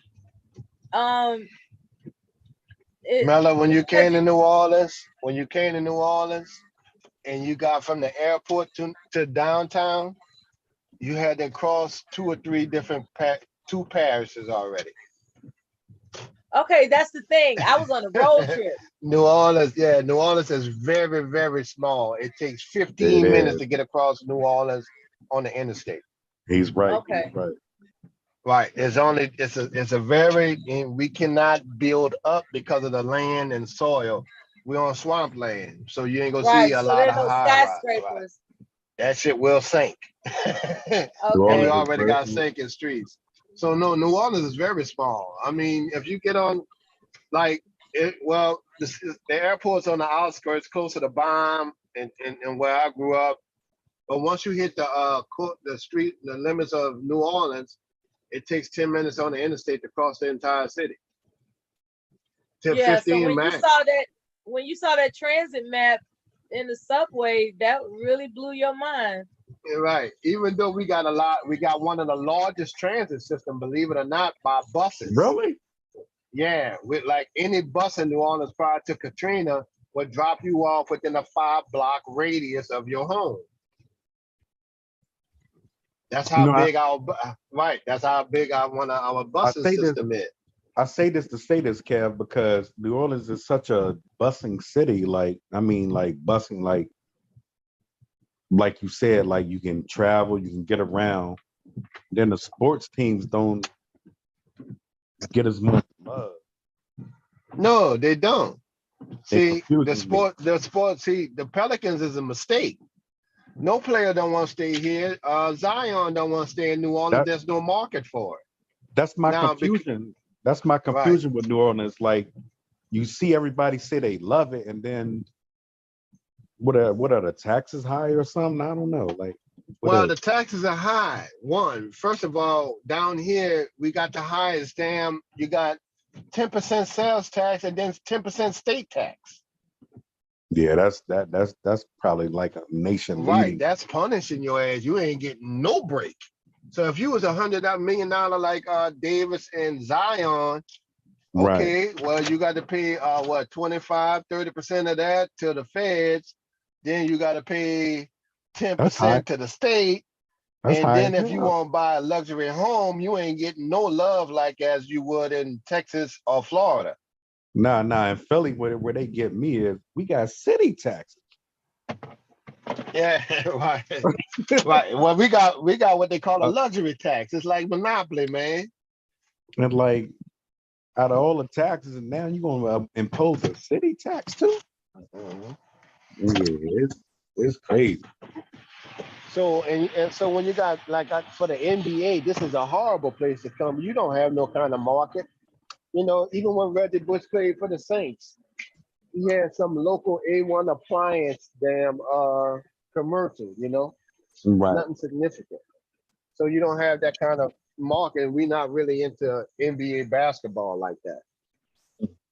Well, New Orleans is really an awesome place. I just don't get players. Yeah, I get it, but I don't get it. Like, right. And I really did not. I'm a Hilton guy. I love the Hilton, man. Like that Hilton, I can't remember where it was at, but that thing was jazzed up. Yeah, Hilton. Yeah, Hilton, nice. My room was nice. It's off the river. You know what I mean? And I can't remember the name, the Hilton Riverfront or something like that. I don't know. Yeah, Hilton Riverfront Hotel across from the Riverwalk. Is that the Riverwalk? Yeah. That's Right. a beautiful place. Right, you can go right there and see the Mississippi. It's right there. And then watch it. You got to Everything drive right to there. It's so small that you can walk to everything. And that's what I always tell people. Is that what that mall is? Yeah, the Yeah, I mall on the think river. That's the Yeah, same I've been thing. there. Yeah, I've been there. Right. The little strip mall, straight shot, 2-story mall. That's my best friend, the Hilton Riverfront. I love that, man. Yeah, right there, that now you got Harris Casino there, but when Open them come down, they got the Hilton right there, and they got the W Hotel. That's usually what the two hotels they stay when they come down. Okay. Now they got a couple more, exclusive ones, but pretty much that's just it. Like I always tell people, we don't have paparazzis and stars being harassed, and you can walk down the street, nobody wouldn't think twice about you. Exactly, You can be man. an everyday person. And even when I meet people that real rich people, like Rich pulled up their yacht to come to the Baltimore Ravens Super Bowl and Frisco Super Bowl, Rich. Right across at that same Riverwalk. They're sitting in the bar, and I was talking to a guy who was watching some sports, in just a regular old local bar in St. Charles, after work spot. And we blend in because you can have, $10 million homes right around the corner and be sitting with the lady that, that do your laundry after work. So we don't think of it like pinky up or high sedity. We're not into that. Yeah. We believe that you put your pants leg on one leg at a time, like everybody else, and I can respect you just like I will respect the janitor. I can respect the doctor or physician the same way. It's the character of the person. Your title don't mean shit to us. Exactly. Right. So I was sitting next to a guy. We was chit-chatting about a game, and I was like, "Man, you want a beer? I was getting another drink." He looked at me and he paused. I'm like, "Yeah." So give him one too. I know the bartender. Because we're all in the service industry. So we're sitting there talking and everything. Then he brought me a drink. And he said, "Kevin, one thing, what I like about New Orleans?" And this old regular white boy, polo shirt, shorts, flip-flops, boat shoes. And he was going to meet his wife somewhere. And he was like, "Well, nobody really is worried about who you are or where you're from. You're asked, but nobody really judge you down here." He said, "Where I'm from, a lot of people treat me different because of what I do." I said, "Oh, because you make some money." He's like, "Yeah." He said, "But down here, people don't care." And he invited me and my girl came to check out. Someone I was dating at the time came in, and he spoke to her and everything. He invited both of us to make a long story short. He came to go to the Super Bowl, him and his wife, and he had his yacht outside, parked right there by that river, and invited us to come on his boat when we, if we wasn't going to the game. Had our name on the list, and we went on his yacht and hung out. Man, such a good place, man. Man, you get, I don't care if you get a $20 tip. Y'all don't show that you're pissed off. Hey, give somebody $20 up here in Philly, man. They might try to set you up. Oh man, I don't care if it's $2. Yeah, I've waited on tables from Essence Fest, man, and had these old ladies run the shit out of me. But they old ladies and they came down for Essence Fest.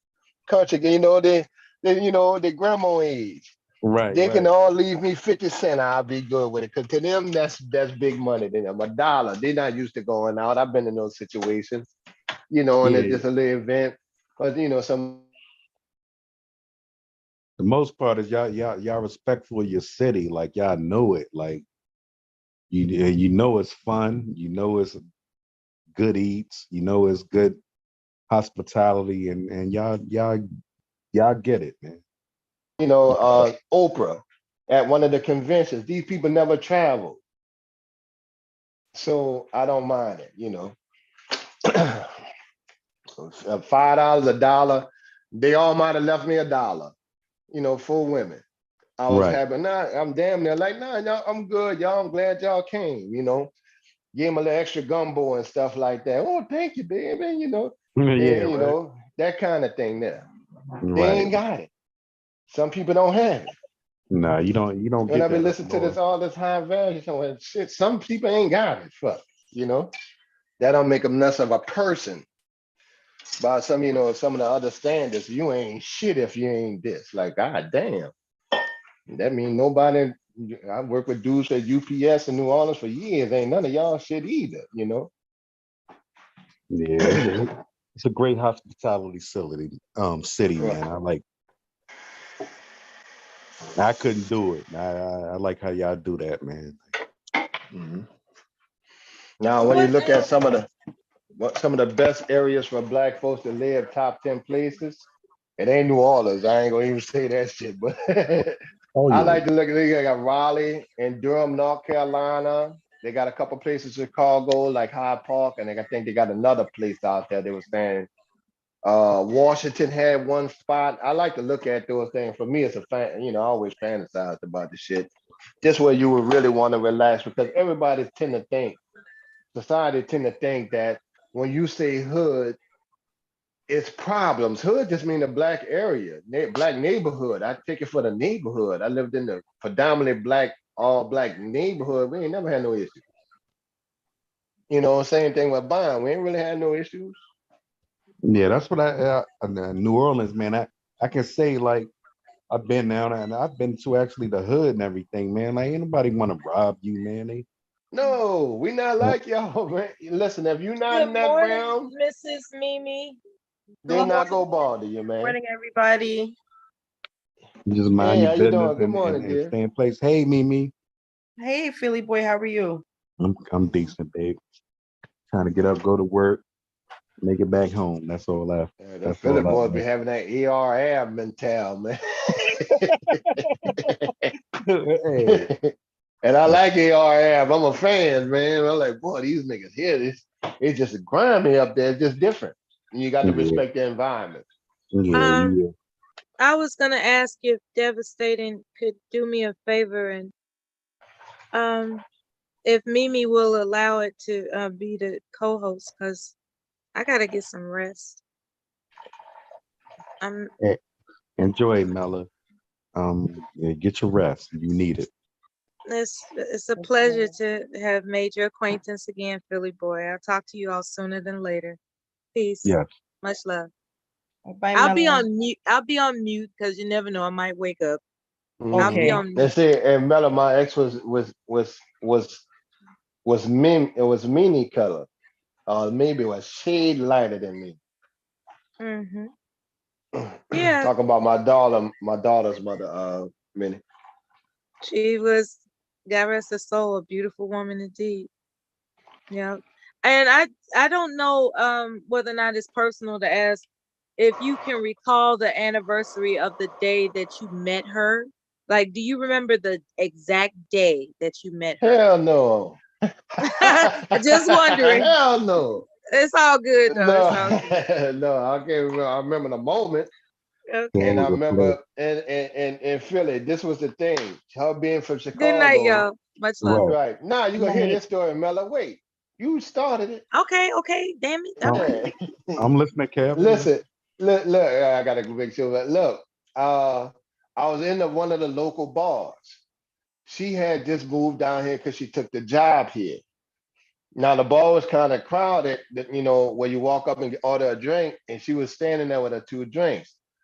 And I said, well, I remember watching the Saints game, and I was going there and watch the Saints game. I said, hey, how you doing, babe? I said, you go order a drink or you go just stand there posing? And she kind of laughed, smiled and stuff like that. I said, how you doing? And then she kind of stepped to the side and I ordered a drink and everything. And she, standing there and said, you're a Saints fan? She's like, no, I'm such and such. And she was giving a drink to a friend. And I walked away.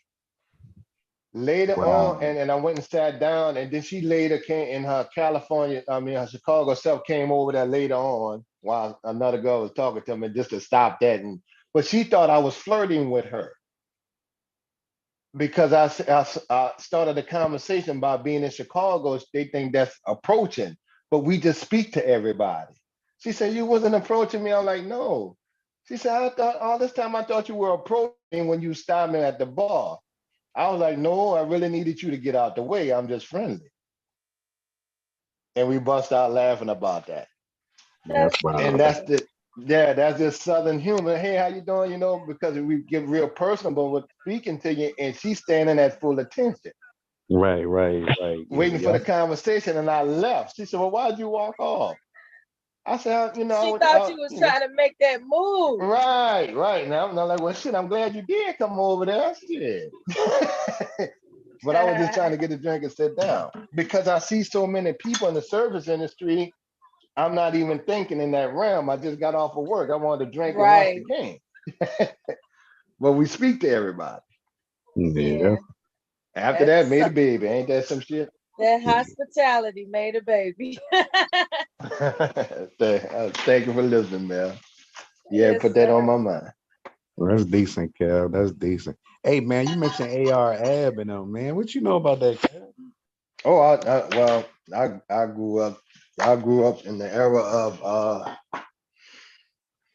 I like gangster rap. I grew up when the gangster rap started. Rap. I always kept up with it, even drill music. Yeah. And it threw my partners off, especially my youngsters. You know, some dudes that I've been knowing that they're like, you know that? And I'm like, my cousins are like, yeah. I said, listen, I was here when rap started, and it's just music to me, and I like gangster rap because I grew up in an environment where I can identify with it, and I Right. can also listen to it and say, tell what the environment is like by listening to it because I know it like that. And I can also tell who in the streets and who not by the kind of what they're saying. So I Right. was, I can identify with it. And I can tell you the first gangster rapper all the way down. First gangster rapper was Ice-T, Dog in the Wax, and then it was 6 in the morning. Right. Well, you know what they did to AR, right? Like, Yeah, I saw that, but they all was out there bad, man. nah. See, AR is not who they predicted, who they put him to be. He's Well, not. who do he put himself to be though? He put Yeah, his own image out there. he did that to himself. Right. Yeah, so he's paying for it, but he's not that type. Yeah, He's I heard not that that. there was messing with him in jail. Now you got Dark Low, he got popped. Yeah. Right. And then you also had the old, but I mean, I remember Cassidy and Meek Mills and them talking about ARF back then. He was a pet bull on the street then. Well, now when you get down to his rap, he a dog with his raps, man. I mean, dog meaning he good. AR was the That's star. real street, right? Street movement. You gonna feel that one. Yeah, he got to suck it up like it. But he had, when they shot him 13 times, man. Yeah, He AR was did all robbing and that. he was robbing and thugging. I had friends like that. Some of them gone, but them niggas made their mind up. So. But I can understand the hustle. My thing on the street level is, man, you ain't got to make all that noise to make no money. But in Philly, you do. You got to stand like that. You got to be known for that in Philly. In New Orleans, our hustle is different. Yeah, I know AR, know his brother, all of them, man, like Meek and all of them. It's not how it's a persona that the public sees. Yeah, it get overbloated. Right. Yeah, They did enough to have to answer to the shit they did, but they didn't do as much. They not the demon that most time, man, if you're not in that realm of life, you ain't got to worry about them people. Yeah, you ain't got to worry about the criminal element unless you in that lifestyle. Yeah, it's the people they influence, man, that got them fucked up. You feel what I mean? Like it's crazy, but yeah, because you the face of the franchise. Everybody ain't gonna fall in line properly. Right. That's how they catching these boys with the RICO laws in Atlanta now. Man, you got 28 people under this charge. You done. Somebody go crack. It's terrible, man. Now, and then see, they violated they did ARF wrong by violating what he said on valid and shit like that. See, that's what they was doing in Philly, giving y'all them long probation sentences, like they trying to make Meek Mill back up all that time for popping a Willie. Yeah. You know, that kind of shit, kind of got you like on a leash with some ridiculous amount of any little thing. You know, that's why I knew some dudes that said, man, I'd rather do all my time in jail. I'm not getting out on no parole and probation and all that and have to deal with that shit. But Nah, they groomed for that. Nah, you got to do crime by yourself. You know what I mean? Right. You can't do that shit with other people. Cause now you got co-conspirators, and you know what I mean? Like them youngins don't understand that, man. But if they into that realm, and I hate that they even affiliated with shit like that. But Right. See, I always thought some of them Philly rappers, then they come to the South because the South will still embrace it. See, we was all this time we've been listening, taking it all in. right. For everything from we knew who Wayne was out there, Wayne out there with the crime out there. We knew who Alpo was. We knew what Wayne Wayne was Perry. out there in Washington. Yeah, we knew who he was. Same thing with the West Coast. We knew it on the street level. We knew who it was. Yeah, everybody watch and see, man. And Man. I'm talking about when them niggas was active. You know, when they was early 90s, but the word got away.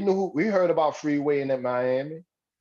Yeah. You know, don't forget we right next to Texas. Texas big brother to us on the street level. I lived up under all of that, man. And yeah, it wasn't what they saying. Like Alpo is not the guy you're saying he is that they predict him to be. Like he wasn't that type of guy. Like, well, a lot of people get their vision of a person by what's going on in the movie. But like I say, and like I tell people too, them niggas done did dirt though. They did too much dirt. And it's gonna come back. That's like Soldier Slim down here. Okay, all that killing you did, your demise come when somebody kill you by fucking the old lady. Right. Out of all that dope hustling, kilos, millions of dollars, cash money, two or three uptown street walls, taking hard hit, and nigga hired a 17-year-old to kill you behind fucking his old lady. Yeah, and killed you in front of your mama house. Not just that, but how do the young guys celebrate this? Like, well, it's the money. You don't have to celebrate it. Out. Yeah, but you ain't got to celebrate it. I was young before. But nah, man. Well, you see the trap you see where they mind frame at when you got that influx of black kids, influx of young black boys. You gonna have, and see, this is what I was trying to tell people. It ain't all the black boys. If you go through a 20-block radius, they got two bad families on the block that can wreak havoc in one area. You're right about that. Right. It's on the 63rd, 64 in the old block with all that damn real crime out there in Chicago. I've dealt with it's on the New Orleans East in New Orleans with all that crime. I've dealt with the Outpost, the Wayne Perry, and all of that, man. And I like, yeah, you got to have some sense about you, man. Like, right. Don't come around here. They ain't make it that far without thinking. They wasn't no dumbass niggas. Yeah, it wasn't. Now you know who my celly was, man. I went to juvenile. I took a juvenile hit when I was 13 years old. And down here where me and Bomb from, we had active racist white folks. So we used to lick our chops, to fight white boys. Just lick our chops. I grew up on the outside of New Orleans first. So they were still throwing bottles at you, driving by, throw a bottle at you, call you a nigger. Especially Slidell was like that, and keep going. So I got in a fist fight with a 17-year-old white boy when I was 13 for knocking down a particular black girl at a football game, and she bust her nose and chipped her tooth, and he turned around and said, nigga, move out the way next time. So we got in a fight. Me and her brother jumped him. We was younger than him. He was a big white boy. They gave us 5 years. So from 13, I remember because it was 1984 World's Fair, 2 weeks after I went, that was the last day of freedom. We got the same time standard for a lot of juvenile boys as they did with the Gen 6 movement when them dudes took the gun and whipped the white boy ass. They tried to give him life. My celly was Cash Money Hitman. If you Google that, his name is, they call him Stone. but I called him Al. Right. Stone was Right. one of the first little youngsters that was 13 year old when they was trying to jack the little dudes out their drug money. Stone killed the 20-something-year-old man, rumored, allegedly, in the middle of the Magnolia, and that sparked off Cash Money, Birdman, all them. Them niggas really had money. So when I was in the little group home, I finally got a chance to go to a regular school at 17 after doing 4 years. So you was in New Huh? Orleans when New Orleans was like fighting to be the murder capital of the country, like in the I 90s. was uptown, dog, all up in it. Oh, you an uptown guy. Yeah, God got damn. the scars to prove it. I done survived 2 wars. I've been hunted and had to hunt before. That's what I tell people. I leave it at that. Yeah, that was some real shit, man. And I was legit. I just knew a lot of them dudes. And I was talking with Al. Al like, Kev, man, if you come with me, bro, you good. He kind of asked me did I want to go hustle with them. I like, nah, dog. I just got in high school, and I wasn't able to go to school for 4 years, and I always wanted to play football. See, when you're in the juvenile system, you ain't had no books, you ain't had no Right. regular classes. So, and white folks knew down here, there was guards that tell you that you'll be back. You ain't go to school in 3 years. They'll tell you that. I'm like, bitch, I'm going to school. So I wanted my diploma. He said, whenever you come, bro, just holler at me. I got you. In his mind, I said, well, dude, if you run away, they're going to try to hit you with juvenile life. He said, Damn. man, I got 2 brothers and a sister, and I know my mom and them on that shit. I know they ain't eat yet. And this boy was here like 12 to 14 years old. And he hit the street. So I can't really judge him on that. Like, damn, that's a hard decision. I said, well, it don't work out with the school thing, bro. I'm gonna come holler at you. Yeah. And like you said, you might know them personally. Now on the street, his reputation is a beast. Exactly. Right, but he ain't gonna fuck with nobody who don't fuck with him. He'll be the same person like, man, don't curse in front of that old lady. To the youngsters, we like that. It's a respect thing. The hustle's different. Yeah, see, it was kind of different. Like me growing up around, like I was a basketball player, so I was well taken care of. You get what I'm saying? Like, Right. um, Yeah, but I mean, yeah, I mean, say that you ain't got to be dead broke and hustling to respect it. You just been around it, and you yeah, kind of know something. Yeah, that's how I was. After that, I got a job at UPS, a UPS driver, man. And I still had some friends, that did their thing. no, not like my family, my brother and them was around it, but I was respected. Like you couldn't touch me. Like I was one of the motherfuckers like you couldn't touch. You know what I'm saying? Like, and let him Right, in the go. sports game, huh? Yeah. Yeah. So it's different. It's different today. See, we Like, didn't have all that pressure like y'all had, man. yeah, Being popular in sports up there in basketball, that's pressure for a young man. yeah.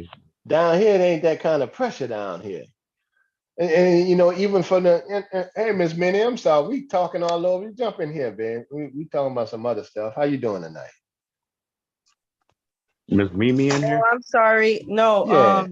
I sent you an article in the back chat. That's just for you to read. Okay, yeah, but don't let us over talk. We up here corrupting you with our street No, stories. I'm listening. Yeah, With the No, you're street good. hustling stuff, right? But the hustle is different, and it's one of the reasons why the crime is different. And like I was explaining earlier, when you go up to Chicago, Philly, and stuff like that, it's a chain of command up there with the hustle. Kevin's definitely right about that. We got Right, so you got we got to yeah. buy from the buyer, like where New Orleans and So out here, you can get they get whatever it you want. direct. Right. You can get what you want. Now you ain't gonna have somebody one dude cook it, package it all up. You can sell a pack and make 2 or 3 thousand off the pack, and I get the It Right. ain't uniform like that. We don't have a chain of command where you got a big homie who say keep the violence down, like in Chicago. That chain of command of Not gangs and your mafia shit. I got to ask permission to kill this motherfucker after he just killed my brother. I ain't asking nobody shit. Not just that though, but by the time you get your work, it's dirt. Like You're right. See, we go don't straight nobody, to the source. don't nobody want Right. dirt. Like Right. You go straight to the source because, you know, and even if it ain't right, you go back and say, hey, bro, it ain't cooking up right. All right, you go swap it out. Our thing is, if you get caught up on something, don't bring them people to me because now it's personal. Our thing is personal, not business. It's personal, nigga. You got me jammed up. And they frame and people ask, well, Kevin, what's the frame of mind with that? First of all, I done did time already.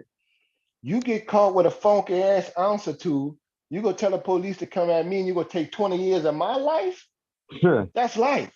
Yeah, that's I'm tough. gonna kill you. And that's how they take it. For the youngsters taking hits, back then it was $1,500, 2,000 to take a hit. In the youngster's mind or whoever mind that's grinding, hell, I can get, you know, I can get damn near 2 ounces with that. Ounce in the zone back then was like 700, 800.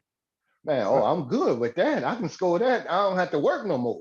Literally, Exactly. they didn't have to, you know. So I was like, it ain't about the 1,500 or 2,000. Off a dude cut them off a little piece of chicken. It's about now they set in motion. They can work for a living now, so they'll get rid of you.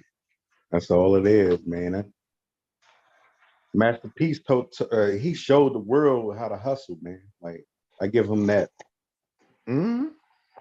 Oh yeah, he definitely did that, and all the way through the music industry. And a lot of people underestimate that everybody independent and making money now. Run DMC and all them wasn't making no money, man. That went to the Hell white no. boy. Hell no. Right. And see Master that P brought whole that to the right, game. right, Master P cut out the middleman. right. And that's a corporate move out this world. And I follow the stocks. Man, that man busted eat that, you know, they got thousands of people lives changed by him showing them that. Yeah. For the better. You're right about that, man. And it's gonna go on for generations, but they don't realize the impact of that. I do, because now Yeah. these dudes now coming out, you know, to beg you for no contract. I got 1 million YouTube followers. I'm coming in with my crew. Exactly. I'm coming in with my fan base. Yeah, that's just the difference from distribution. It's just a difference from where you're from, where you're at, and how you live. You know what I mean? But yeah, Master P and them, man, they definitely showed the world how to really hustle. Like go straight to the source. Don't you know what I mean? Mm-hmm. Right. Not only that, what you do is, okay, Universal you want to try to give me a 10% deal or a 20% deal? Okay. What if I sell 600,000 units? Okay, you do that, I'll give you an 80-20 deal. Okay. Go from here to all the way to California, Oakland, all the way through Houston, Mississippi, Virginia, and all them. Every record store, please put my shit on the shelf. I'm gonna come and you know, regardless, I could buy it back, then sell it out the trunk again. Yeah, in my mind, Meek Mill waited too late. Like he just breaking away from Jay-Z and them. Like, right, but they had him jammed up. Yeah, I know contracts and They everything. had him But jammed up under that contract. Yeah. how the hell you get in? Well, it was his jail situation and everything, so I get it. Yeah, but the contract's still a contract, man. We come too far to be signing some fucked up contracts. We remember the baby faces and the face records and taking all the Tony Braxton their money and New Edition their money and all that. If you do, at this day and age, you need to bring your contract to a lawyer and then bring it to another lawyer. Yeah, it sounded like he was But a lot fucked of out of people wisen everything, up a man. lot more. Yeah, Because Rock Nation, them, they all in the pimp game. They go try to pimp you out. It's about yeah. that money. It's a grind for them. It just Master P amazing. tore up everybody contract that was under his label that wanted out. He didn't hold it over their head. He said, I could have held some of them for life. But why would I do that to a man? I don't want to enslave another man like that. Right. Not another black man. That's strong, man. The man could really be sitting here and make them niggas work. Had them niggas in the studio like Tupac. Hey, it's their industry, man. That's how they going down. Like, I don't know, right? Everybody worked under Master P. He bought them a house. Yeah. Came with the job, a house, because he wanted to set the foundation. But East Coast is pretty much on a grind type of deal. Even when we look at the movie, like, boy, these niggas really about some me. And Rock, Jay-Z and them stole everything from Philly, man, and them boys ain't get paid for nothing. Mm-hmm. Cassidy, all of them. Yeah, that's what Beanie Siegel said. Mm-hmm. They stole everything, man. Them boys was out here piss poor and just doing anything, you know what I mean? But the rumor is Jay-Z stole I don't know if you know little Chris and Neef, Young Gunners, man. They stole everything. Yeah, I remember that. Stole everything from them, man. Jay-Z took his whole flow and never put an album out behind them guys, man.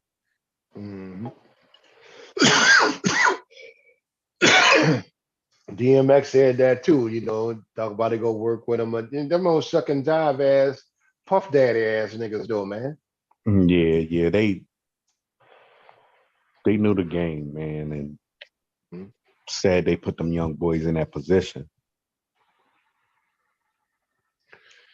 And see, down here, we just can't fathom somebody that can't be touched. Now, I can understand if they got money and you can't get to them.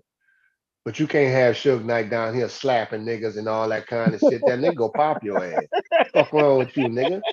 I got to look in the fucking mirror, man. I might not be able to get you now, but bitch is on. Yeah, right. I don't care about your crew or your gang. I got brothers and sisters, cousins, and all that.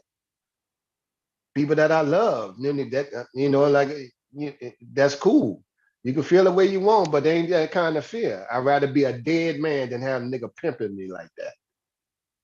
Yeah, and nowadays, like up here, you will be touched, but back then, you put up a good point. Like, you wasn't going to touch Jay-Z. You wasn't going to touch dudes like that. You know what I mean? Like, you will be touched, man. Right. They got a consequence coming. I know my consequences. And see, New Orleans been telling me like, all right, I did that. Now come find me in this city with 80% black of niggas that's on my level that look just like me. And I got, 15 brothers and cousins and in extended family that might be 100 in one square, in one corner of the damn city. Well, I can live in anybody's house and never need to register where I stay. Hey, and listen, we got free gun rights here. That's the mentality. Nipsey fell into a hole, man, where he became greater than the set. And then he wasn't paying the set. I don't get it. I don't think he was behind all that though. But Because to me, I'm on the outside looking in, and I know different people mean different things to certain people. Like Dolph meant to Memphis, Right. Nipsey was to that part of Compton. He only owned the strip mall. But he was bigger than a set. You get what I mean? Like, yeah, he was bigger. Yeah, because he was thinking out of the set box. I get you. And he wasn't paying like that, so it was just a matter of time for him. You got to leave, man. I'm not staying around there. Right. Yeah, you got the road. You can't hang. Like the dude said, one of the brothers said, money don't change it. The people around you change when you get money. Right. They change. And then it changed so that you got to start messing with some of them. Literally, if you gave someone $50,000 because you came up, they want $50,000 a year. Are you tripping? They want to like just an annual thing? No, nigga, that's just showing love. A lot of people get Nipsey wrong, but you got to remember he was a gang member. Like, what did he do to get into that gang? What? Oh, well, I mean? He was a rolling crip. You're a gang member. You're a gang member. Right. So you I gotta go Charleston White on a nigga on that one. Now, I like Birdman and all that, but they got dirt on the street, nigga. You can't come around and just give out turkeys to the same niggas who you killed kids and grandkids and think it's all good love for the neighborhood. No, nigga, you did too much dirt to be talking about some love. And that's where I I'm can see going you with it giving at. back, but goddamn, you know. That's where I'm going with it at. Like, and you don't hurt somebody out here, they gonna feel some type of way, man. Mm-hmm. Like they said, man, they got dudes in jail right now. Can't wait till they get out. They go kill a nigga because you didn't kill their brother in the street. Right. Literally, they're waiting to get out. I tell every young nigga stay away from And that stuff, nowadays, man. and see, this is another thing too, Philly. And a lot of people look on the surface level. A lot of them women go get killed. A lot of more and more women go get killed because they're in that street life more and more. Well, the women aren't innocent. They setting up the whole The scene. quickest way to get a man killed is through the woman. The I women done setting lost up the two scene. partners like that. The women setting up the scene. Yeah, I know. That's what I'm saying. We saying the same thing. Yeah. So Yeah. All right. And see when it happens, like they just had another shooting, and a woman was killed. A woman of three children gunned down. Somebody ran up and shot her 4 times. And you get somebody on TV when they killing mothers and stuff like that. No, she was active in something. Ain't right, nobody just right. run up to her and shoot her 4 times for no reason. Exactly. Like, They ain't robbed or nothing. It was a hit. That means word got back. yeah, that's crazy, man. They had a dyke, well, whatever, the lesbian, the butch chick killed one of my partners, man. A big dog, right? And that's why I'm like, shit happen. You don't know when shit come back, and you don't know how it come back on you. He was My he was he was sleeping with one of the lesbians, the dyke, the butch chick old lady. She'd come over to his house and stuff like that. But he was a big dog. So the butch chick told him, "Look, don't be messing with my old lady and stuff." He said, "Get the fuck, get out of my face," type shit. The next time, the chick, she rolled up on him. They was together, and she shot the man 3 times in the chest. On the news, they said mother of such and such, and now his people go respond, and when they respond, it was like mother of 3 kids, gunned down in broad daylight, and they were like, "What's going on?" No, the butch chick had children, but she moving like niggas. my thing So though, my thing though, is it's got to stop. it ain't gonna stop. They gonna always be underground. We had a chick up here, man, get killed with 6 kids. Like, how you gonna keep them 6 kids together? They, you know what I mean, brother and sister, and it's just Mm-hmm. tragic, man. Like, Yeah. yeah. And they playing it raw out there in Chicago too. I'm like, God, that's a different realm. I had a daughter I raised. I had to stop. I was like, look, you can't hang with this dude like that. The dude was balling. Then them niggas, then he was a soft target with money, you know, and you driving this car. Somehow we got to do better, man. Right. There's, there's no Now, but explanation. but you also got to keep in mind this: with the glass being half full. Don't forget they plaster and glamorize every negative thing we do. What keeps me somewhat in tune with things is all I still see is only 2 or 3 neighborhoods, too many kids in the house, no dad. That's just starts in hoodish. Yeah. It's not the whole most of and if you got 2 or 3 dudes that's really out, 5 dudes that's out there bad, there's another 200 that's doing the right thing. Yeah, the good dudes don't get saluted. You know what I mean? Right, but they're still effective. So that's what I be telling people. Listen, yeah, okay, we get all the stats and people don't think black. Let white folks keep thinking we stupid and down and up. I know most of the dudes we know still do this, taking baby steps along the way. Keep stepping. My whole thing when I talk to some of the teenage dudes and the youth and stuff, listen, bro, if you could control yourself between the teen years and your early mid-20s without having a baby, so, nigga, you good. You got most of America beat. Because before you got to catch them before they go start hustling Right. and try to give them a direction. Like I didn't, I played football. I'm 6'2", 245. Cut without working out. Right. Just growing up in the system, just natural push-up shit. I come out there and I play my junior, senior year, never put on a uniform in the paper. No training. Right. Just tackling motherfucker smiling because I'm free. Just Right. naturally. Like shit, I get to play football. That's a dream come true for me. Now, of course, I don't have the educational background. I don't have the family back. And like I never had one person came to my football game. The only person that ever came to my high school game was my girlfriend, and Minnie, she was white. She went to a Catholic school. She was already a senior in LSU. I was a senior in high school. So I never had that support. But the thing with the young dudes is they didn't realize that, okay, even if you don't have that, you can go to a junior college and still play sports and give you that leeway time or buy time to keep you occupied before you just come out of high school and just, bam, I'm back on the street. Yeah, a lot of people Literally. a lot of people don't see that though. They don't get it. They don't get it like that, man. Right. I'm back on the street. So now I had to, okay, I'm limited. I know that. So it's working a hotel, restaurant, little side hustle here. Okay, I could be a waiter here. Okay, they're hiring over here. They're hiring a UPS warehouse.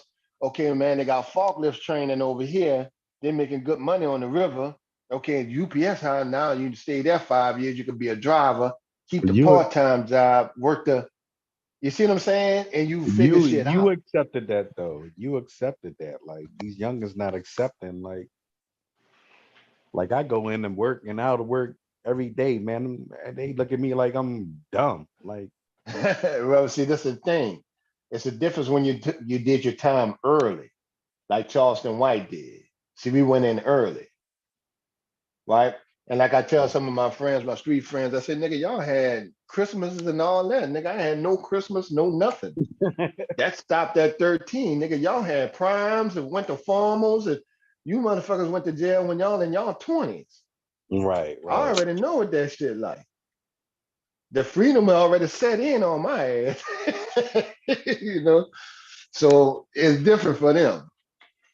And there was only two ways to go. Either you get conditioned, like a lot of kids that been through the juvenile system don't have no problem going back and forth. That's the niggas that can spend half of their years in jail and half out, like Honeycomb Braves and them. They just conditioned to the system. Doing time in jail ain't that much different than doing time out. Honeycomb Braves, is that the boy that got his grandmother shot? Yeah, they killed his grandparents, yeah. That man, like now he tried to get him to move, but they didn't go. But the dude out of line for killing his grandparents. How can you function after that, man? Like that's not even. Oh man, like can't even. What was it? What was that out there in Philly when they couldn't? When it was Philly and New York, when they couldn't get two big boys was getting into it, and they wound up killing a 9-year-old brother coming from school. Oh yeah. You see what I'm saying? You done went the extra mile to the family, nigga. Ain't nobody trying to respect that. You know what I'm saying? And that's how that kind of went. Hold on, you done went, especially in the South. You don't fuck with Miss Mad in them, man. Exactly. The whole community go turn on you on that. Them old people, you leave them old people alone. Them old people and kids ain't got nothing to do with this shit. Yeah, there's just the real nut shit going on, man, and you can't explain it. Like, what the fuck did you do? Like, I don't know, man. But I don't know. Like, is the money really that great? Like, it's only a couple of people doing it. Like, yeah, but see, the money ain't nowhere near it was when we was coming up. Oh man, that money was. It ain't like it was back then when they was giving us the dope in the 80s. When they was giving Freeway and Alport, them niggas, I'm listening at them dudes. I mean, these niggas he was throwing around 30 keys like it ain't shit. Man, we was 16 driving them cars. You know what I mean? Right. Driving 30 like, keys like it ain't nothing. man, that was ridiculous back then. Yeah, you right about that. Like it ain't nothing. 30 keys at a time. And There's still not, needing more. Man, I'm gonna be out that in a week. What? wow. Yeah, What? you said it. You said it better than I could say it. Yeah. We had it like that. Like, it was real. It was real money. Like,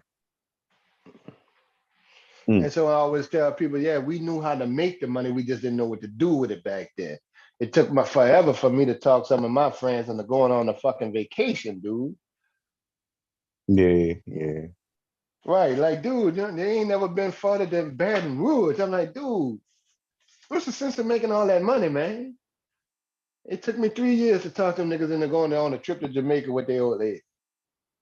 But they condition, I get it because they were so conditioned, they had so much money coming, so they had to start a business before they even think about spending their money like talking about. But they learned that too. You get your old lady credit straight, put her through school, let her start the business, and so on and so forth, build her up, and then you marry her. Hey, listen, man. The game is to be sold, man. Not to be like it's crazy. Like, You know what made me laugh one time, man? what's Because that? down here, because everybody needs the recipe, man. They got how to cook, how to turn soft into hard on YouTube. I'm Stop like, these playing. bitches really doing it too, the right Mm. way, straight dropping. I'm like, oh, look at this shit, boy. America done changed. My brother did Wow. 23 years. He came out like, God dang. They doing that where on YouTube? Yeah, they show. I saw you can see it on YouTube. No Pot, way. the whole thing. Mm. Right, showing how to make extra and everything. My brother saying this some shit. Wow. That used to be a skill. You used to be known to be a good chef. People would come to you. Exactly. Like, Seriously. nah, you right. Right. You right. Like, Right. You gotta Miss Minnie. Look, one time I went to jail for a traffic ticket, Miss Minnie. Right, because they were how you go to jail for a traffic ticket in New Orleans. You'd be in there 30 days behind a damn traffic ticket. What? Yeah, that's how they was arresting us. This black, predominantly 60% black police force. You go to jail if you had an unpaid. I don't give a shit if it was a $50. You went to jail. Oh my God. Right. And you had a warrants and attachments. And that's why I tell people it depends where you from.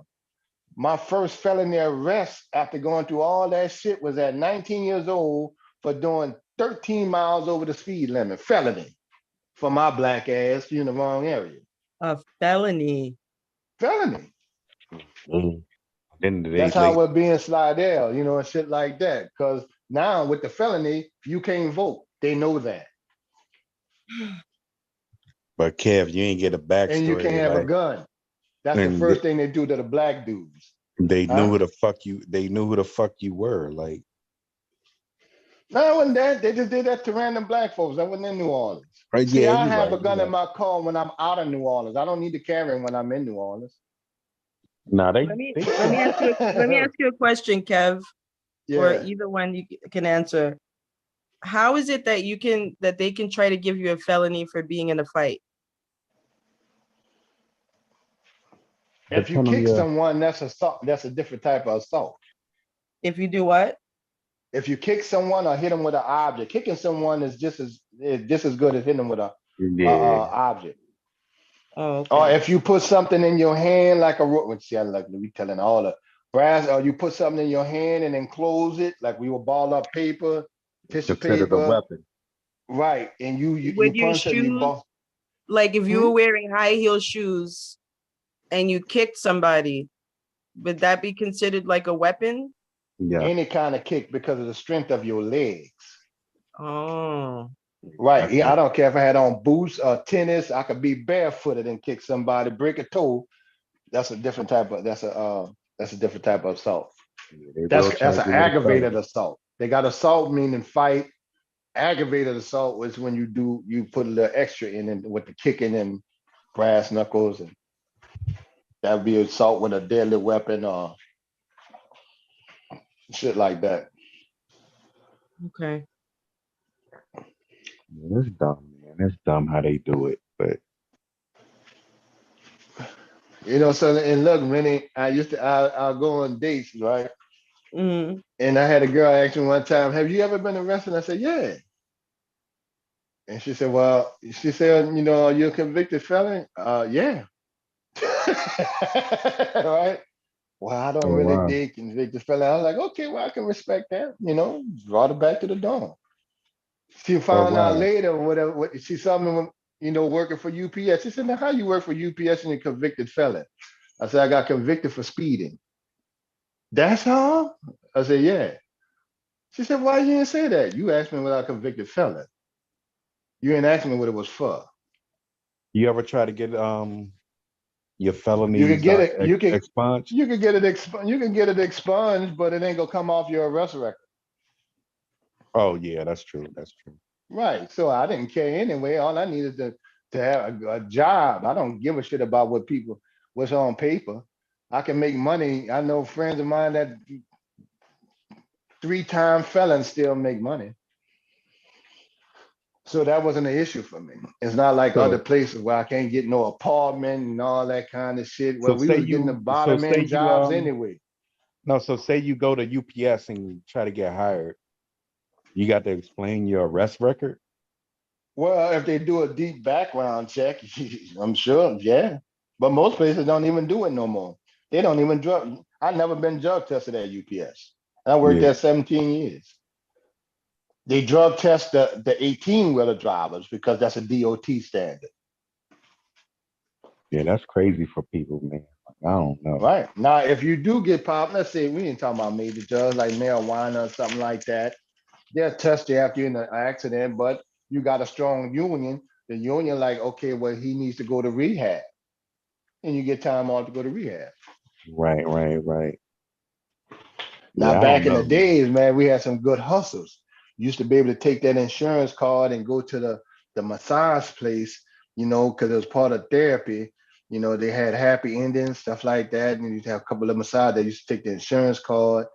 Or they got all kind of hustles. I had residual income coming in, man, while on the job. So there's always ways you can think of shit.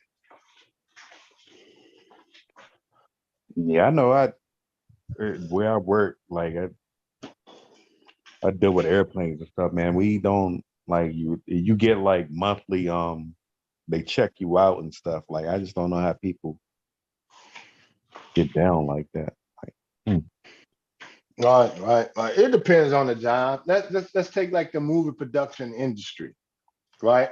They check check your background.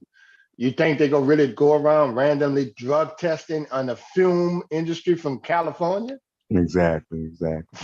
That's 90% of the damn crew and actors. Hell Man, yeah. Hell yeah. shit. Ain't nobody gonna be working. Now, what they do, even in the hotels and restaurants now, they might give you an initial test, but from then on, if you slip in a restaurant or a hotel or on a job on these sets or get hurt, they go immediately tell you to go take a drug test. If you got anything in your system, you have no claim against them. That works in their favor. Yeah, that's funny. Like this is against what we talking about, but you into that film industry and everything, Kev. Like you said, I used to deliver beer for like Budweiser in Atlanta when Lil Jon and it was like 2001. Right. So we rolling up the beer and then Lil Jon and them was like, "Yo, we gonna put y'all in the video." So if y'all ever check the video out, Lil Jon, Which one? The one with him screaming. Not, That's all of them. Screams in all his songs. Yeah. Okay. yeah. And Yeah, he but patented that, just like the guy with Ready to Rumble. I'm proud of black people. But now you'll see me rolling up the beer to the club. When we roll up in that club, whatever that song was. Man, I had gotta that find it. I gotta find it. Yeah, you see us rolling up in the club with the beer and stuff like that. But yeah, that was good times when I lived in Atlanta. So you don't remember the name of the song? Yeah, I do remember it. It's just not on. I got the hook and everything. When you roll up in the club. When you roll up in the, I'll find it. I gotta see it. I like a lot. It was crunk music. Nah, it wasn't that. It wasn't that. Let me guess. It was one of the ones the strippers danced to. No, it was just like a. And you King see to me. dance to all of them. Yeah, they loved John. All of them. Every song he made was a stripper song. You see me for like 3-5 seconds. It wasn't like I had like a major role or nothing. It was just like it was like an impromptu thing. Like we rolling up in the club with the the beer and stuff like to the club. Delivery drivers and shit like.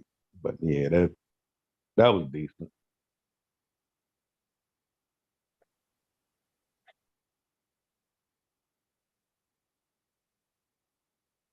But yeah, it's funny, man.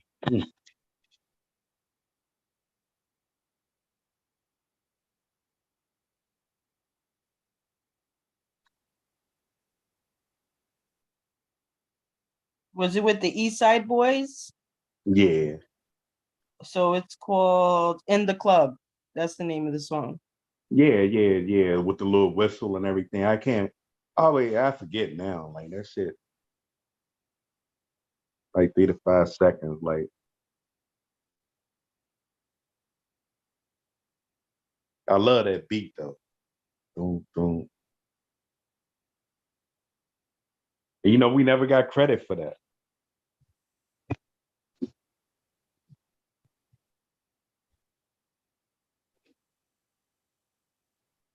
It was just like, okay, man, Budweiser rolling through the beer. Like, oh, Kev. You still there, Kev? Yeah, I'm here. Yeah, I'm here. When you have a chance, the article that I sent you in the back chat, when you have a chance, read it because I have some questions for you. Okay, not a problem. Give me When 1 you have a second. I'm chance. in my car right now. Okay.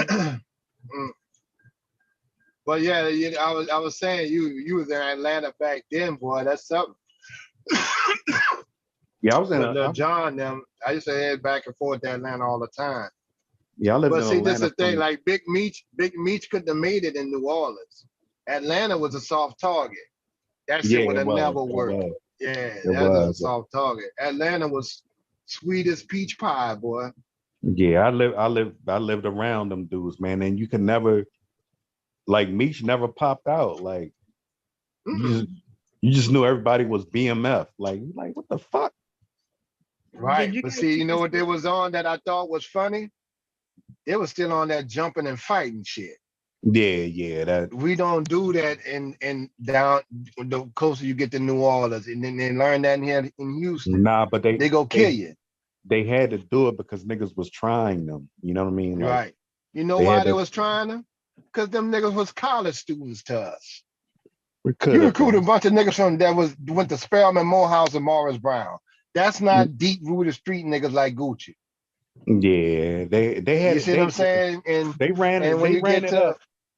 Right. I lived in that age with Big Meech, man. They really ran it up. Like, right. And now don't get me wrong, Big Meech them about that coming out of Detroit. Them niggas was already seasoned vets on every level, so I can respect them. They hustle on that. I don't see it that way, Big. I don't see it that way, Mr. Kev. Like, I think you don't think they came from the bottom? I'm talking about starting from packs. See, the one thing about street dudes, I can't respect somebody who come off the porch, and I'm gonna tell you like an OG told me. He said, Kev, when I was asking him a little question or two, he was like, well, you do this. I said, okay, what after that? He said, man, you got to go out there and figure that out and get money, Kev. See, when you get handed shit too much information, we ain't gonna respect that. That's like a motherfucker, just getting in the game and getting a quarter thing. You ain't come up from the bottom. Sell 50 bags, nigga. That kind of thing. Everybody everybody in Atlanta was putting Meech's name out there back then. Nobody knew who Meech was. So that. Well, he put his name out there. I get the concept, but I guess they was putting it out there before that. But when you the face of the franchise, bro, you gonna get every damn charge in that area. You know that. He had a lot of soldiers. Like, that's on him though. Look what he surrounded himself with. Da Vinci blue ratting ass. But when you get that big, can you control it? He was out of control. Like, yeah, he was balling out of control, but that was the goal. You can't control it. Like, right. Now you know how I watched the documentary on Sosa. I listened to Sosa talk through the whole thing. The brother-in-law. Yeah. The delivery man with the glasses. I watched him on Valid. Sosa. I don't remember that story. Sosa was Big Meech's brother-in-law. Oh, I know who you're talking about. Yeah, okay. Sosa, that's his name. The one, the bald kind of, with the glasses on, talking to Valid. Yeah, I know who you're right, he was the delivery man. They all started together with the brothers. But his name's Sosa. You couldn't paint them niggas out of nowhere, man. Like, you could be in a regular club, man. Usher and them would drop by. They'd be like, "Yo, the club shut down," and you motherfuckers like, "Yo, you ain't got no money, and you got money now." You know what I'm saying? Like, yeah, he was a giving ass dude. He broke bread with a lot of dudes. Yeah, that shit was. And see, Sosa was saying he loved them dudes, and that was a downfall. He's like, man, you got too many people around you, man. Yeah. These dudes ain't gonna handle that kind of heat. Yeah, that's what I think his fault was. Like, he didn't know the capability of niggas that knew what they knew. Right. And I watch it, and I listen to Big Meech talk about it. He said, man, most of them dudes, and Sosa was like, most of them dudes just hung around. They didn't know nothing going on. He said there's a bunch of dudes hung around. He said that they asked him about Jeezy. He kind of laughed and said, I will say this, Jeezy is the snowman. And kind of laughed it off, but he said Jeezy the truth. He said a lot of Muslim people ain't had nothing to do with none of that. Man, he said we'll be balling at the club and the whole operation be somewhere else. We did that to bring the attention around us. They ain't so lying. Feds looking at us just for throwing money and all the deals and the moves being made somewhere completely different. I mean, wherever they fell in at, like it was just like a fucking gift, like, and they had no qualms with money, man. They would throw it, give it to you, like it was just like, who the fuck? Now you know what threw me off when I got to Atlanta, coming out of New Orleans back in those days. What threw me off, and I was doing the hot Atlanta years, Freaknik, Magic City type deals and all that back then too. What threw me off is we was used to seeing, drug addicts in New Orleans, black crackheads and stuff like that. But what threw me off is how many professionals and educated people in Atlanta was getting loaded. Yeah. Right. I was like, hold on, they got judges hitting the pipe. And because I went to, some of these private parties, the old swinger parties. Because you was young. And I'm like, damn, they got all kinds. You got to be personally invited. And I went, okay, do you want to? I see why. And damn, that every educated got lines. They buying coke right and left, and I'm not used to seeing that. Coke was what white folks was doing down here. But the professional white folks was doing coke. Or they'll come in the French Quarter looking for coke, and you get your extra hustle on as a waiter in the French Quarter, allegedly. I don't know about that. But, it was different. And I'm like, God damn, this motherfucker. My boy, like, man, this motherfucker that got, real money. They got judges say, hey, man, what's going on with you? I can't complain. All right, good to see you, bro. Yeah, so we seen that on the East Coast. I wasn't used to seeing professionals on that level. Yeah, we seen that on the East Coast. Like, I'm born and raised in DC, man, and we seen them. We seen Capitol Hill come down. You know what I mean? Like senators and all of that. You see that, right? Somebody feeding it. It ain't just all black folks getting loaded with that kind of money. Yeah, that's white folks getting high. Yeah, you saw that back in the day, but It's different, man. It's different. But Right. Everybody got a different hustle. Atlanta was a different scene because you had strippers, you had big Now, drug dealers. don't you think that I think what happens in society is that with the whole stripper culture, that people caught on late, just like they were trying to migrate to California to be movie stars. They start coming Right, to Atlanta thinking that they make that money in stripping. That was only big meat flossing like that. right. Right. Big You can't get big rich meats like called that. that, man. You had regular girls just going down there Yeah, just thinking it's all good. like you ain't gonna make Yeah, it, sure. and next thing you Right. know, they decent like And the competition was stiff down there. Stiff. yeah, On that level, see, they was like 5 or 10 years, 10, 20 years late trying to get down to Atlanta. yeah. They caught on late. They caught on real late. Yeah, like like like when I was down there, I think it was too late for them. Right, right. It was already saturated with it. And you also had, folks from out of Spelman and Yeah. Morehouse and all that. All the college students really was dancing on the side. Right. And it was and they really was making that money, but it was only a few strip. Magic City made that money because you had all the stars come there with, you had that Deion Sanders, you had all the Atlanta Falcons, Andre Rison, you had Dominique Wilkins and the Atlanta basketball team, you had the Braves, so you had a lot of wealthy black folks. Right. But they was too late for that shit. I'm like, y'all came way too late. And then next thing you know, they trying to strip and turn tricks. That's why Atlanta's saturated with women now. Yeah. All them around there, they ain't got no men. That's Now because it's everybody weird. came for the wrong reason. It's weird because up here you go to a strip club to get to do your thing, right? But Uh-huh. In Atlanta, you that's like after hours. You know what I mean? Like get off work, go have a drink. You at a strip club. You know what I mean? Like playing pool. It's just normal activity, and people think it's different, but it's not. Like that's normal activity. Like it's like being Right. at a Same thing in New Orleans. Many in New Yeah. Orleans, they have the local bars. Mm-hmm. On Wednesday night, they had all male review, like for the yeah. happy hour. Oh Or the wow. all female review. Yeah, literally. Oh, that's cool. And I mean, you could be completely naked. Yeah, it's just normal I business, met my man. first baby mama at a bar and they had an all male review. I never Now I that never sounds seen odd, but the bar at a certain time they'll close the partition. The men will be on one side and the women be on that. another side.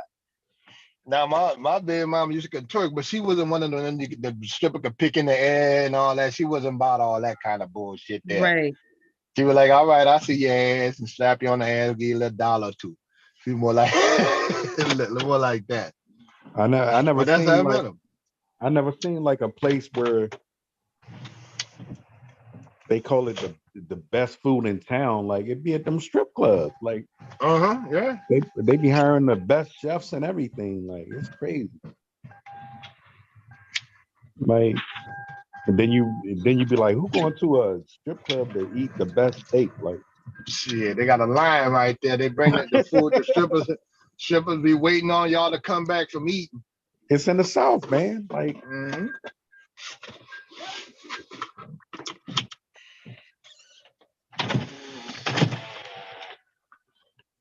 I dated one time, but she didn't tell me. See, she broke the stripper rule. If you in yeah, the, if you in the, if you was a dancer or you in that industry and you dating someone seriously, you supposed to let them know your background. You know. right. But she didn't tell me till later. I said, okay, now why you telling me this now? She said, well, I said, nah, you was deciding if you want to date me or young mother. Now that you like me a lot, now you want to tell me. I get it. I ain't tripping. I said, what I was gonna be a trick if you wouldn't go tell. She just bust out laughing. I said, you supposed to tell somebody that. But it didn't bother me. That was my issue. And I always was taught like strip clubs was grimy, dirty. But like I said, man, who the hell will be eating dinner out of a strip club? And you see all these white boys and Yeah, I remember that stand-up comedian saying that. Who gonna eat some nachos and a nasty ass? That was Chris Rock, strip club, yeah. Like who would do it like that? And they rated as top-notch spots. Like that's crazy. Oh yeah, happy hour. Hell, they boil crawfish at our strip club outside. Get you a plate of crawfish. You just can't touch the women because you get all that spice on them, and they Right. burn. But they used to it used to be all. There was never no rules on strippers. When I saw strippers that had to wear pasties and stuff, I'm like, this is not a strip club. Yeah, right. Because it was all nude in New Orleans. Right. Like in and you Philly, can touch and feel. It's up to the woman. like in Philly, they basically got is like titty bar, like. But I've lived around, like I said, Atlanta, stuff like that. I'm like, man, they cut it out, man. But I'm not into strip clubs, get me? But that's what they do, man. That's what they do. I don't know.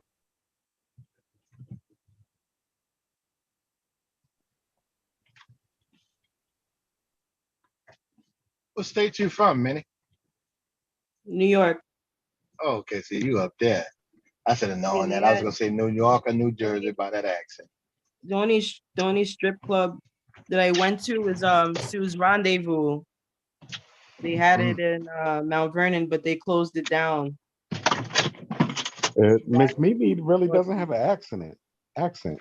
You don't think she sounds Jersey-ish?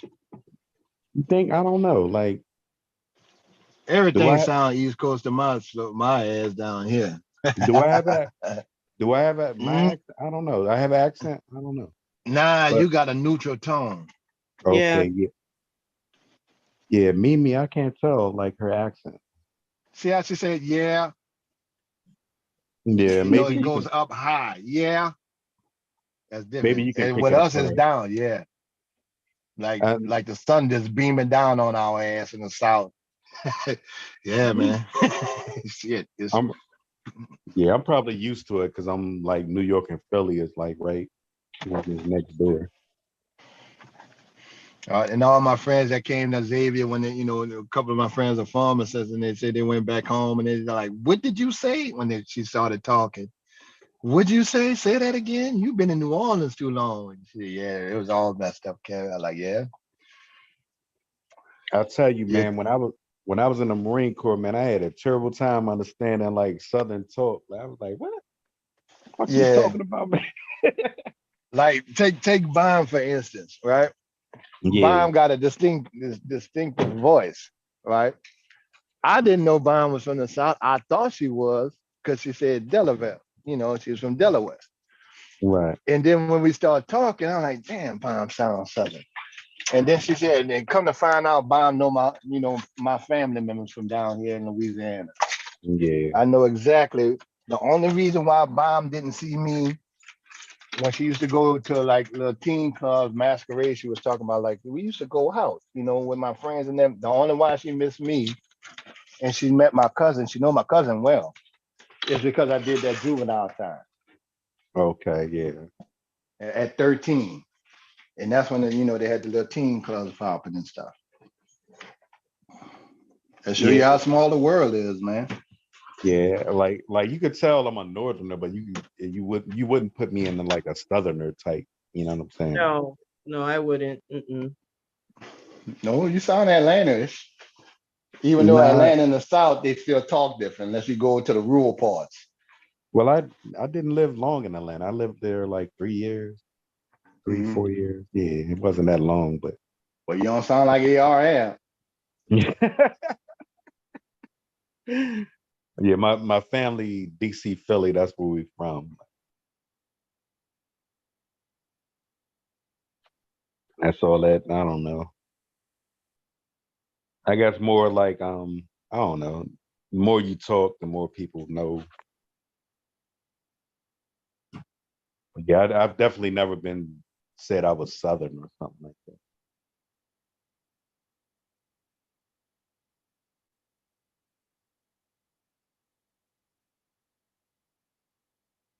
All right, I'm back.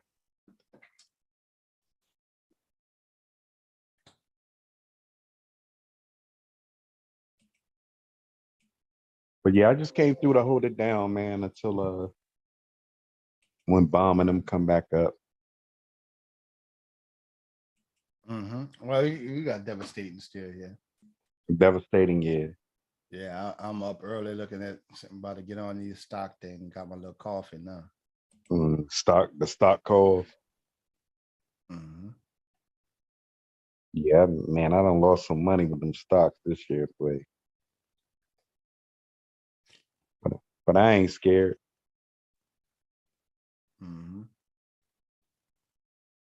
Yeah, I'm looking at that article, Ms. Minnie. Okay. I'll put it up on the screen.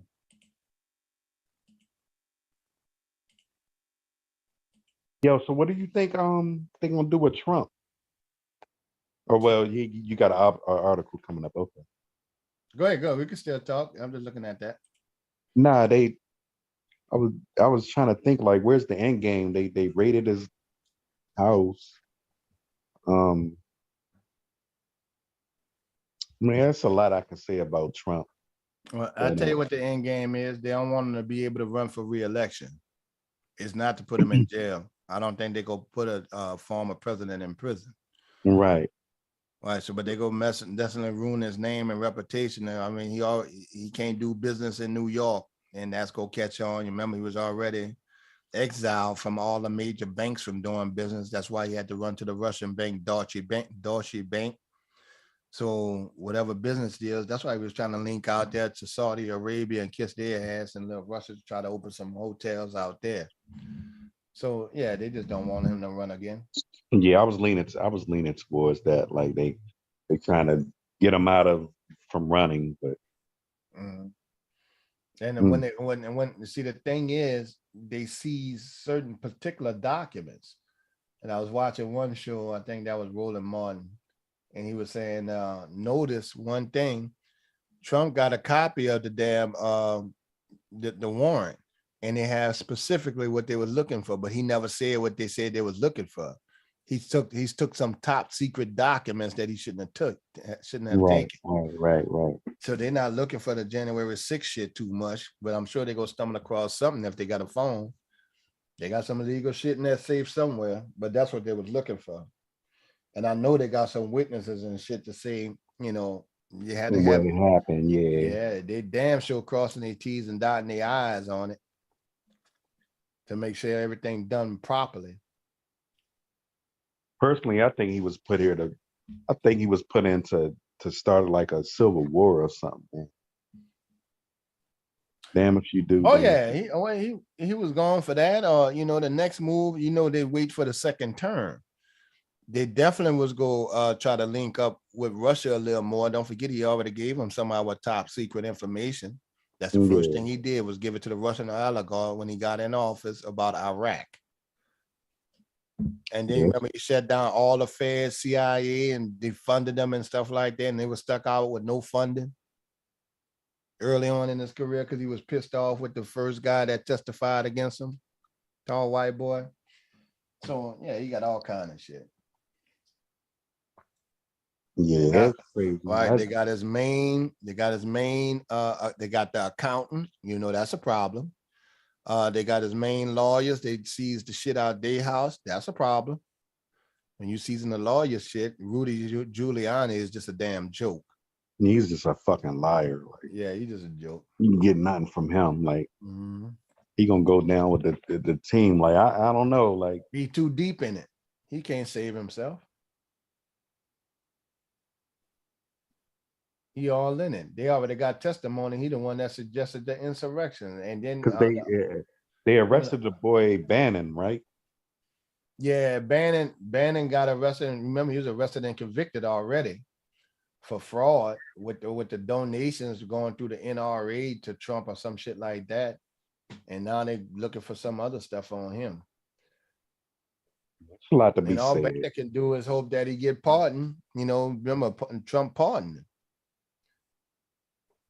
Yeah, but they went back at Bannon after the fact. Yeah, and I think that's for not testifying. Okay. Okay. Yeah. It's a lot of. I'm trying to piece it all together. Like I don't know.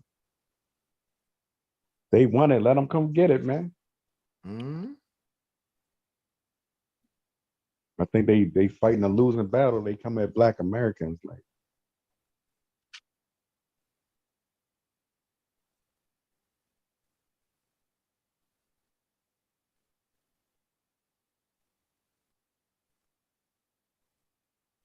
And somebody stole gambling machines. I hear you.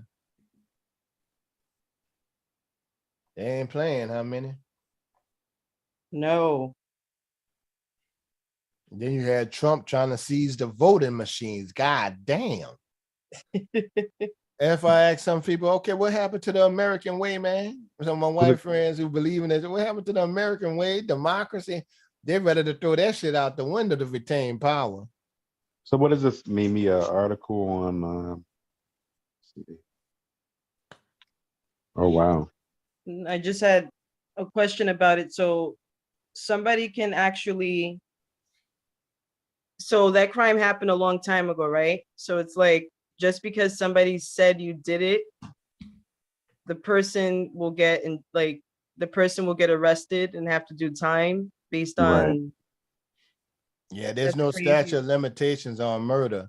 And the sad thing is you could be a convicted felon in prison and tell on somebody else, and your testimony stands as a convicted felon to put somebody in a jail, but it don't stand to keep somebody out and presumed innocent.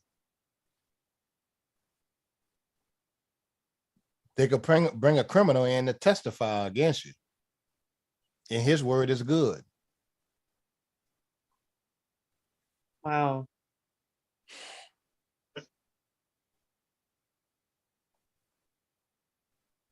Yeah, there's no statute of limitations on that. That's why part of the reason Birdman, brother, and people looking at him sideways, Philly, man, you read it. That's why him and Boosie beefing and a lot of other people, and they kind of standoffish from him. You read it. Well, and this is the thing. I only told on murders and stuff that happened with people that's already dead committed. Nah, the feds don't work like that, fella. You ain't give them nothing but some dead dudes and some dead murder. They can't convict nobody and you got out. I fail to believe that. Right. You ain't give them nothing. The state would like to close some books, but the feds ain't trying to close. They want some meat and potatoes off your ass. There's too much dirt in the game, man. Like I don't know.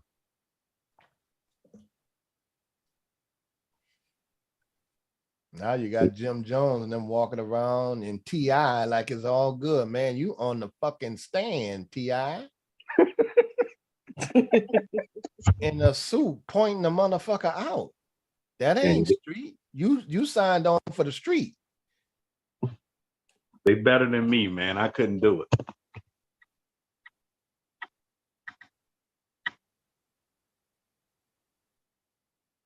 To say something again when he got into it with them dudes from New Orleans.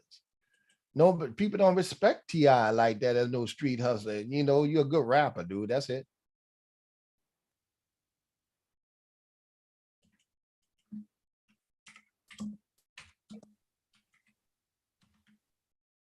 And so you talk about keeping it real. They have them doing some damn community. Yeah, didn't T.I. have a video talking about he was a Crime Stopper? Oh, yeah. You know who showed that commercial? Tekashi 6ix9ine. Wow. Right. When he was calling out all the snitches, and he called out one in Jay-Z's circle. There was a woman who Jay-Z works closely with that testified against like the big drug corporation. Well, yeah, I can't remember her name. I know it is. You're talking about the brunette who supplied they dope. She's a big one. Rock Nation. She read it. She got pardoned by Trump, and now she has something to do with the NFL and rock and Jay-Z. Yeah, she's big. Straight out of jail, and she read it on the plug. Yeah, she's real big. I can't remember her name right now. Yeah, I know she is. I'm gonna think of it in a second. Yeah, me too. Yeah, They she's go real good. T.I. on the stand. Mm-hmm. I guess they living well, Yeah, man. that's Phil. Um, Oh, that's his body. And 34A. and Yeah, he that's the calls entry himself room. like T.I.'s trying to be like And that's a picture of a black demonstrator. You know what I mean? Like, Yeah, because he had to do activist. community work, community service work as part of his deal. Probably some shit like that. family find out about his death. I told him. I called his mom first, then I told his cousin. I told his little girl. How old was his little girl? His daughter was 4 years old at the time. Five years old at the time. And how did you tell his daughter that her father was dead? He's in a better place and he won't be coming back. And I told him how much he loved her. And how did you tell his mom that her son was gone? Well, first I apologized. I apologized because, I felt that, all of those rounds were fired for me, in my opinion. So I apologized to her at first, and then I told her what happened to the best of my knowledge, and I told I didn't get to really say much after that. There wasn't much else to say. So what do you mean all them rounds was fired because of him? Was he in the shooting or something? Yeah, man, they pulled up on it was him, Tiny, and the dude he talking about was his driver. Them niggas rolled up on the highway and opened fire at him, trying to kill him. But he knew who it was, so the dude in the courtroom, the defendants in there, like, hold on, he went and ratted on the dude. That's why he's saying he feel like it was on him and stuff like that. Yeah, because the dude got killed because he was driving your ass. Yeah. And then, honestly, I don't know, is they bad shots or what the hell? Because I'm sorry, how did only just one person get some bullets? Well, yeah, I think he might have got grazed, and Tiny and somebody else might have got hit too, but the driver got killed. But they opened fire. I mean, look at Yellow Beezy. They opened fire on him. I think that was Mo 3 shot at him. They hit him 2 or 3 times though, but he lived. And that was with a Draco. So hey, y'all, you remember when T.I. staged that scene in Atlanta? Yeah. At the hotel? Pussy ass. Ain't never can't respect it. If you go be a that if they ain't you trying to be relevant on the street. You're not. Not to me. Maybe that little small area where you ever was since that little he bit. became famous, you can't rap about the same shit. You've been good for more than 20 years now. I don't understand that, like how people still rap about the street life, and you've been successful all these years. And like, You oh yeah, understand. You can't rap, but you took the stand. Damn, that's the biggest no-no. And not only that, that's just one situation. The other situation when this bodyguard got caught buying those guns and silencers because he was about to get into it with a nigga down here, and the feds caught them, and the guy who brought him back told him it was T.I. fronted the money. He beat that. You ain't do no jail time for buying automatic weapons with silencers. Wow. You working with them people, man. And then they get Mike Vick for him not even being at the house. So who you tell on? Right. He must have gave up everything. Right. Yeah. You they hold. You might as well bend over. And even in the case of Alpo just didn't say all the murders he killed. They used to call him in over the years to testify against major drug dealers. Not that he knew him, but he was given insight of how operations ran. He was given detailed information, then broke it down and sat on the stand. He did that for years. Yeah, so I can tell you. they had big dogs really after his ass. Yeah. I can't respect that at all. If you live a life, then live it. You don't.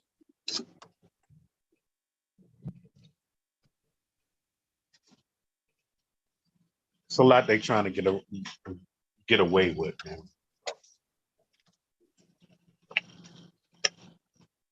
Because I remember it was this guy that I was in.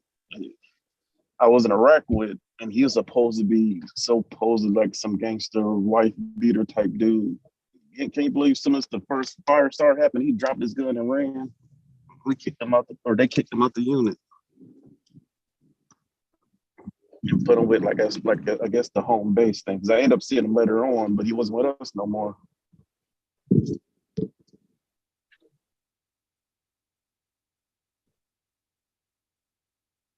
I can believe that. I tell people, listen, I've seen dudes freeze up.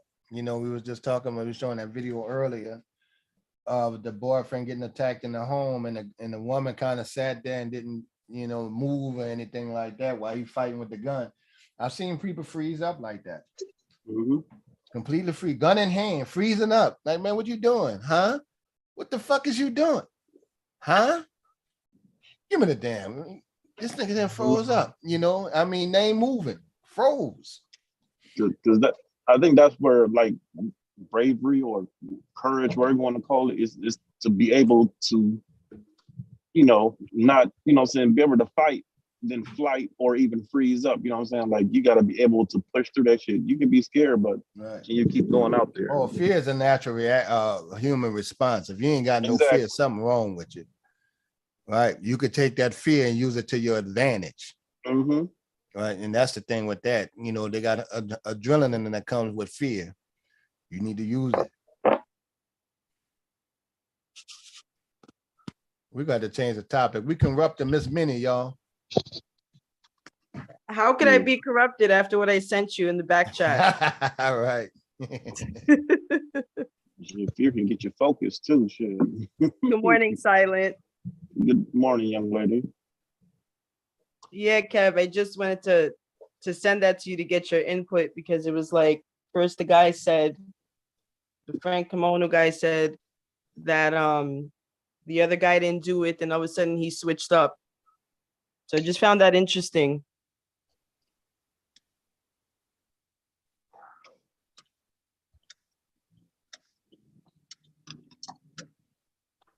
Where was that case? Change his Mimi? testimony. Yeah, they could do that.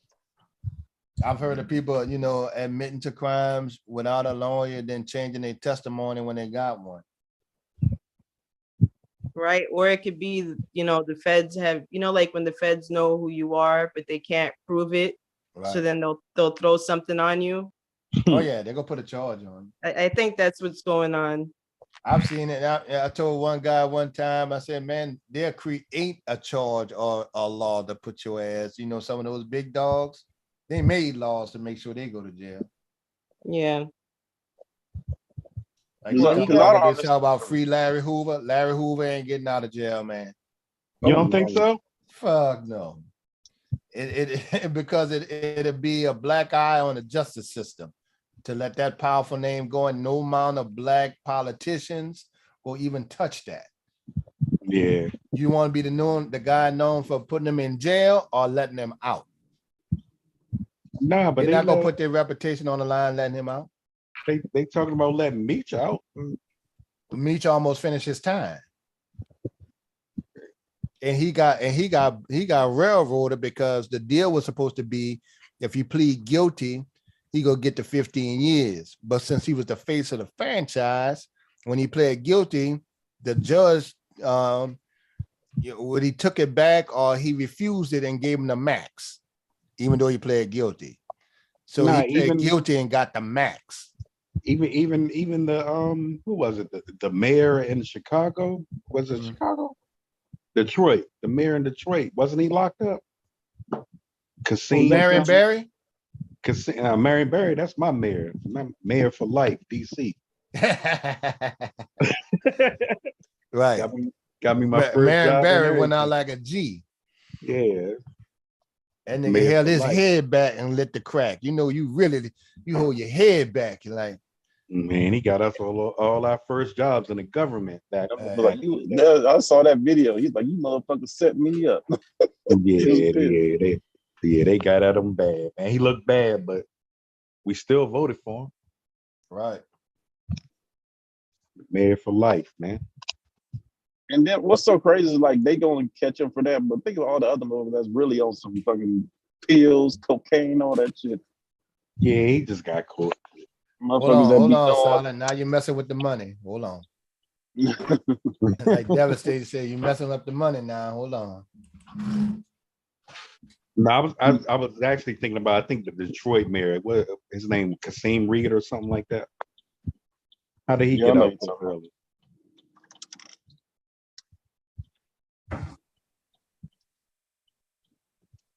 What was his charge?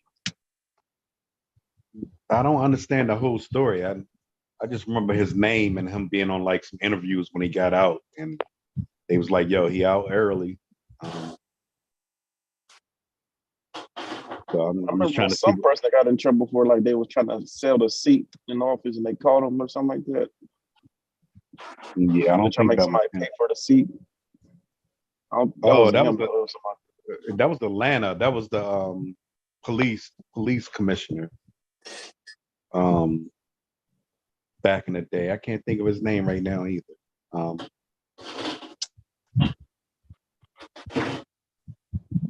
Well-known commissioner. Yeah, can't think of his name. Man, they just be putting out these police videos. I saw one like in New York, like they wouldn't. I don't know. That should just be crazy the way they're doing shit like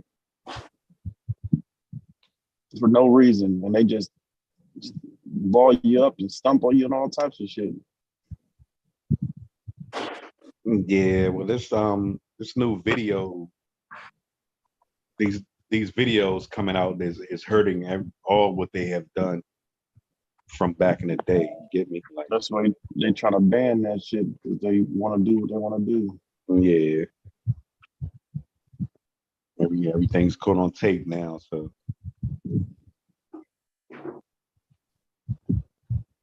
a bit late, but it's something. And they scary too. They like that thing of, oh, they have a gun, you know what I'm saying? But they find out somebody else got a gun, shit, they get nervous, scared. Like, what the hell? Yeah, it's kind of like help the black community level up. Our word against theirs, like, oh, now we got it on tape, like you see it with the Ahmaud Arbery case and the girl that got killed in her apartment. It's unfortunate, but video doesn't lie, man.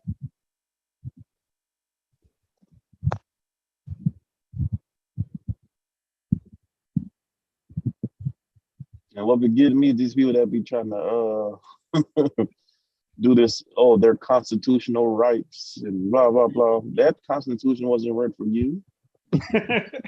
Yeah. That constitution is for a fucking white man.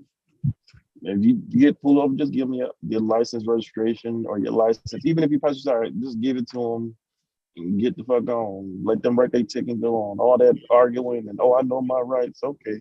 Yeah. Because it's always going to be a fucking pissing contest. And they going to win at the end. Either that or your ass dead. It's Because crazy. they can say, just like, even though, because my uncle is a retired police officer, retired detective, matter of fact. And technically, if you're on the passenger side in the back seat, you do not have to give them your ID or No, your you license. But they can pull some shit like saying you impeding our investigation, even though if it's a traffic stop. And they're, you know what I'm saying?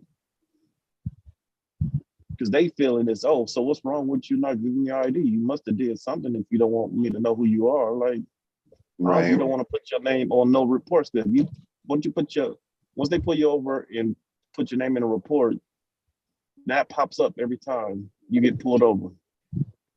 Exactly. Like it. So, but yeah, sometimes you got to know your rights, man. I've been pulled over where I was with a female, and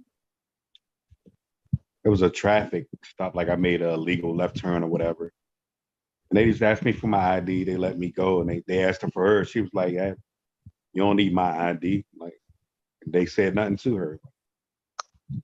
So Yeah, you just got to know your rights when you're in those positions. I just made a wrong turn and they stopped me. Didn't get a ticket or nothing. They just let me know, hey man, you fucked up. You good. It could have turned left probably if you, I don't know, fucked up in life. Yeah, because they so jumpy. Like as soon as they see a gun, they're gonna start firing. Yeah. Now, you cannot be aiming it. It could be fucking on your hip. Oh no. Or you was reaching for something. That shit fucking wild. Fucking all type of traffic.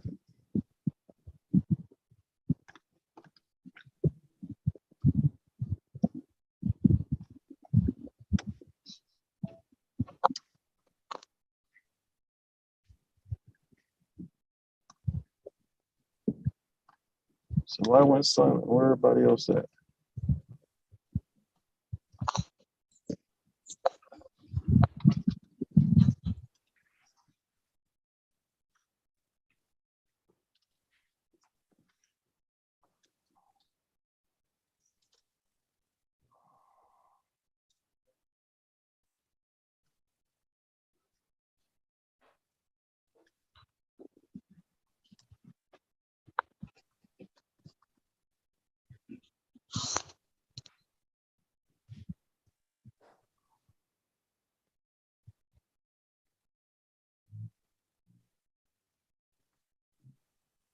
Some niggas went on mute.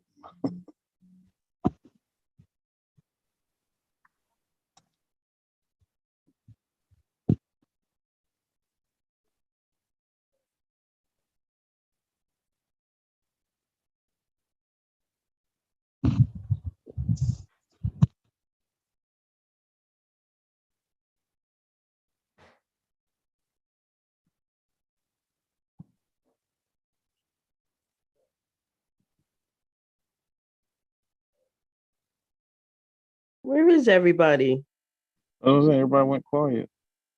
I was like, what happened? Yeah, I put myself on mute. I was making coffee. Yeah, I gotta stop and get some gas before I go all the way back to the station.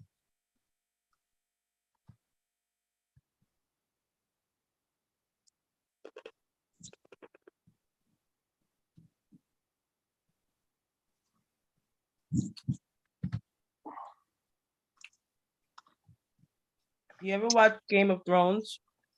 Oh yeah, I watched it all. Yeah, I'm rewatching it again because they're coming out with the prequel to that. It's gonna be, I think it's gonna be called House of Targaryen. It's supposed to be premiering August 21st. Oh yeah, I was show about actually why you watching rewatching it because it's a prequel. Just to get, that was one of my favorite shows. I just wanted to start watching it again. Did you cry when Hump died? Who? Hump. Remember it was hold the door? Oh yeah, Hodor. Yes. Did you cry when he died? That was messed up. Yeah, I was mad that Hodor died. Yeah.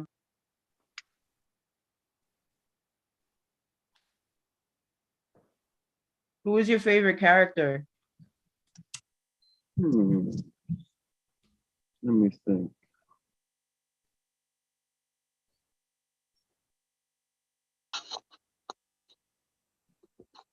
I kind of like how the sister turned out, the youngest sister. Arya? Yeah, how she could put the different faces on and all that stuff. Yeah, I didn't like that was. the other sister. Yeah. Oh, I forgot her name. And But I know Jon Snow. I like Jon Snow. Yeah, I like Jon Snow too. Yeah, morals and honor, right? Mm-hmm.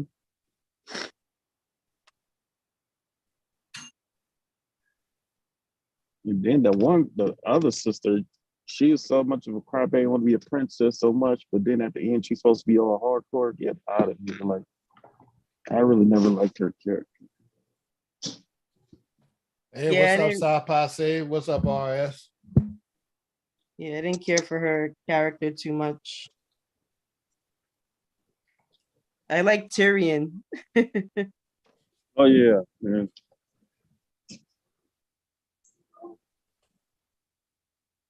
Then I was wondering who killed that the prince, and it was the grandmother that she didn't want the Yes. granddaughter to marry him. Yes. RS said the dwarf was a survivor. Yep. Yeah, yeah.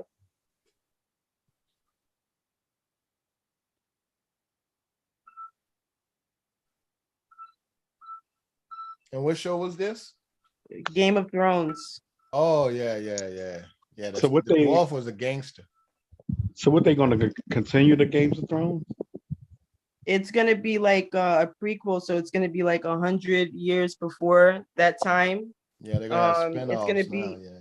yeah, it's gonna be when the Targaryens are in power. Oh wow.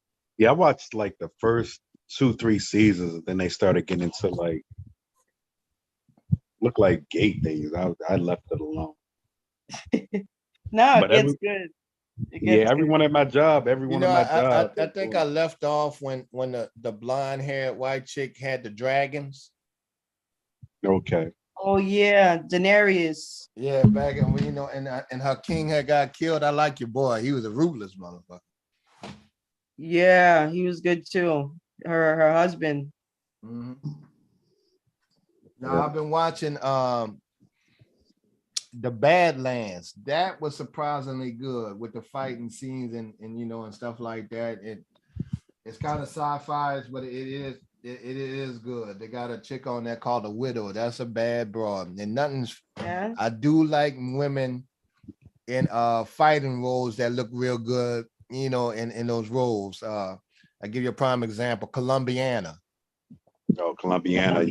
Yeah, that was a good one. Right. A Long Kiss Goodnight with Margaret Freeman and Gina Davis when she lost her memory.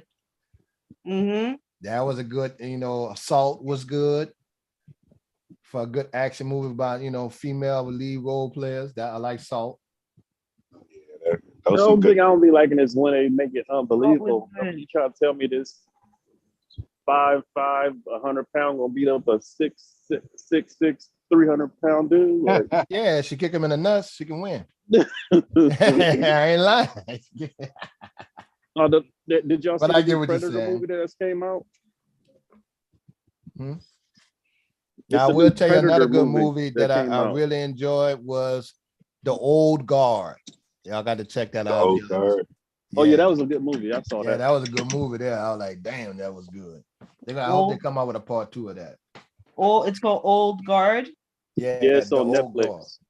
Yeah, I gotta take a look at that. I'm really not in too much TV anymore. I don't know what it is.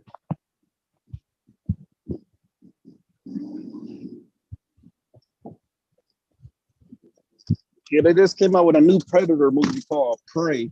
It's on Hulu. Prey.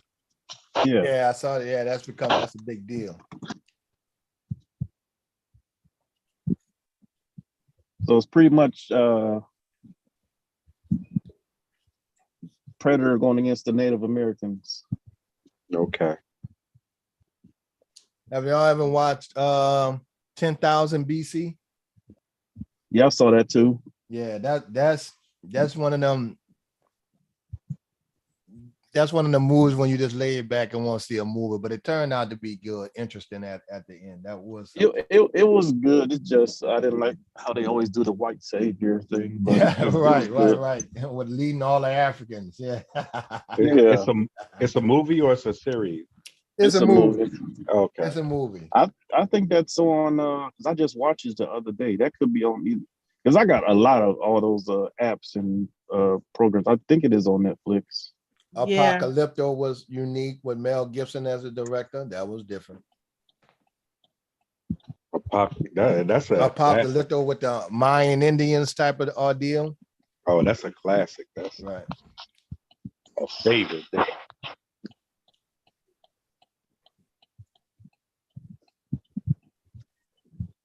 I heard heard they're coming out with a new Kill Bill. Whoa, are you serious? In Kill- another 48 hours. I had a concept for that. They coming out with another 40 hours, and they coming out with another with Eddie Murphy. What you call it? Beverly, what was it, Beverly Cop? Beverly Hills Cops. Yeah, Beverly that's Hills, what I yeah. might be talking. Beverly, not 48 hours. Beverly Hills Cop. I think that's Oh it. wow, With the big white boy.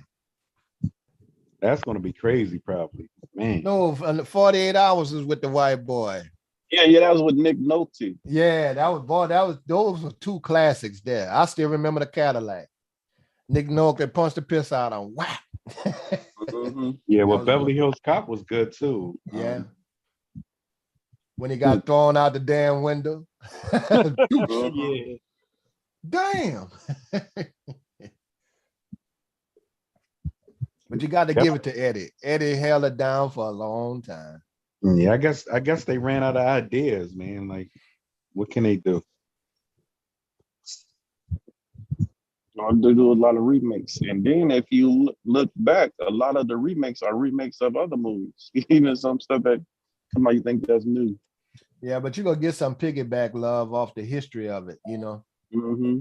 If you don't wait too long, shit, you know. There was a big difference. I had my daughter watch both of the Willy Wonka and the Chocolate Factory. They like the new version. I like the old version. Yeah, I like the old one version too. The new one's kind of, they do all that CG and all that stuff. Yeah, I think they waited too long to remake it. Even like how they waited about 25 years to do another Coming to America. Mm-hmm. Right. Honestly, I think they took too long to remake, or I guess it's the people saying Black Panther 2 really is not even Black Panther 2, it's Wakanda Forever. So it's not, All right, let's say what we think about Snakes on a Plane and Passenger. I like Passenger 57. Snakes on a Plane. That'll mess my head up, man. They had that many damn snakes on. Yeah, it's a trip. Was it any Kill good? I Bill didn't was even watch definitely that one of the one. female good shows for female action movies. Kill Bill.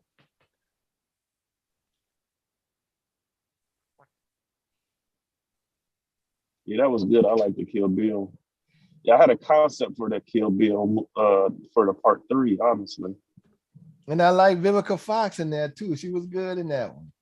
I That love was my that fighting scene she had. Yeah. My concept of the new movie I had was have the Vivica Fox daughter go kill them. That's what I think they should have. Yeah, I think so too. Or go against Because Uma Thurman's daughter. Yeah, because she was like saying like once you get older, you can come get me. So. Mm-hmm.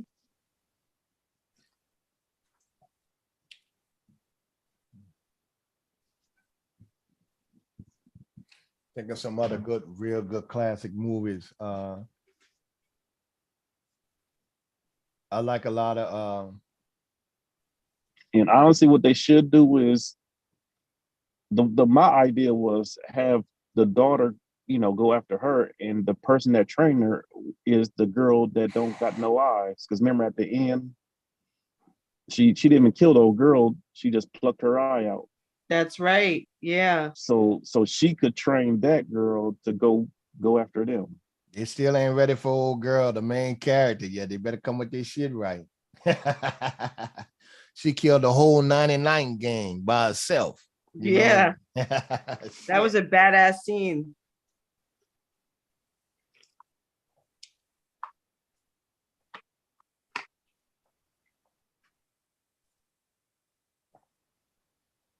That's what I was thinking.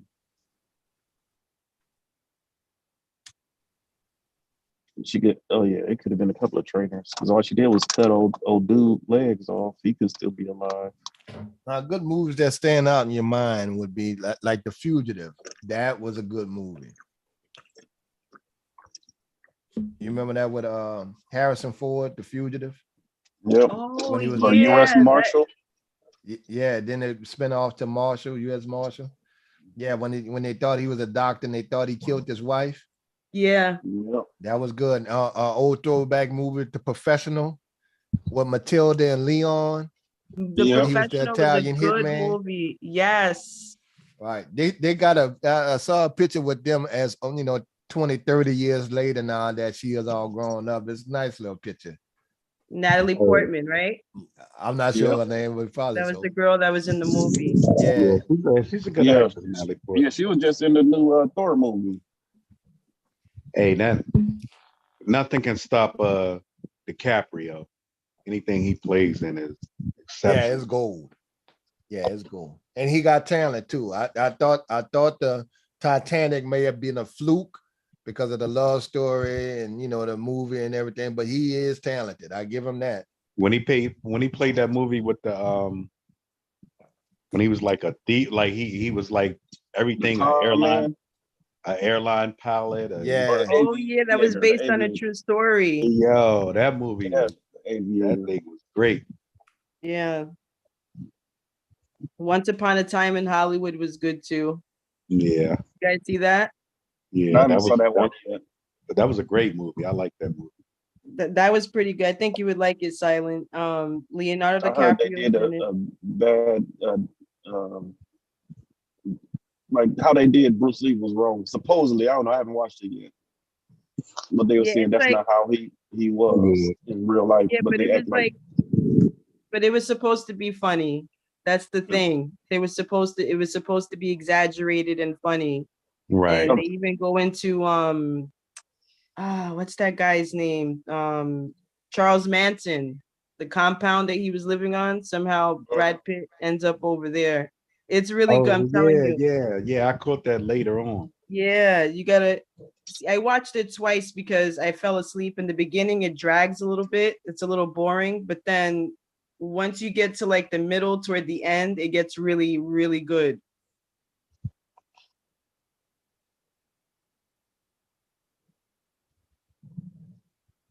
Yeah, it looked like the movie theaters are picking up. Like, what's in the theaters that everyone's going to watch? And I see my movie theater was crowded like last week.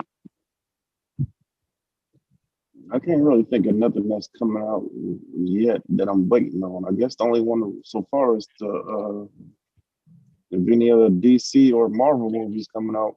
Yeah, I think it was a Marvel movie that everyone went to watch last. Probably Doctor Strange. Or something. Yeah, something came out, and I never saw the movie theaters packed like that. I was like, whoa. And I never looked to see what was in there, but I guess people are coming back out.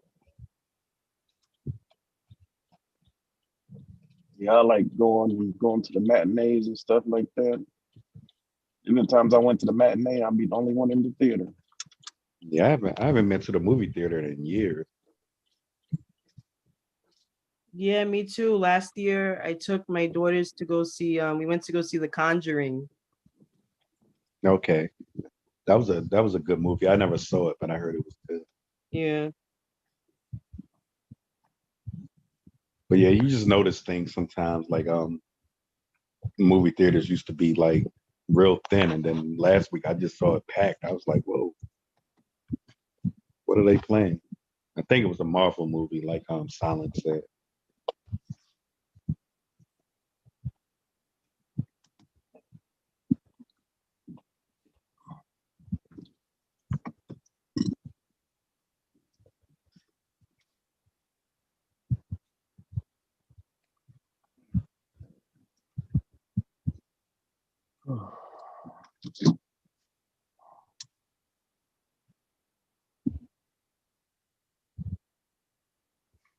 Well, yeah, that if y'all have Netflix or Hulu, that Prey movie is pretty good.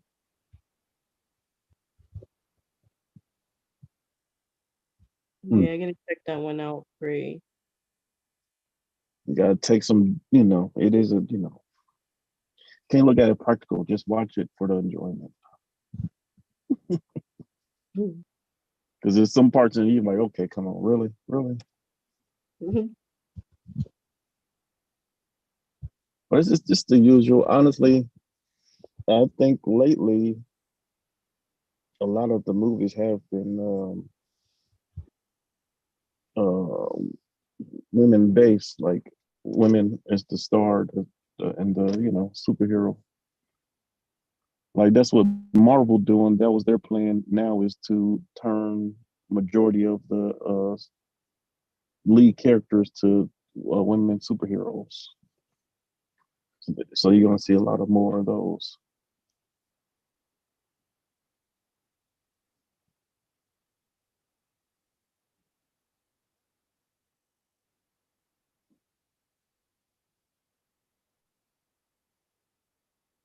I like horror movies. I want to see more horror movies.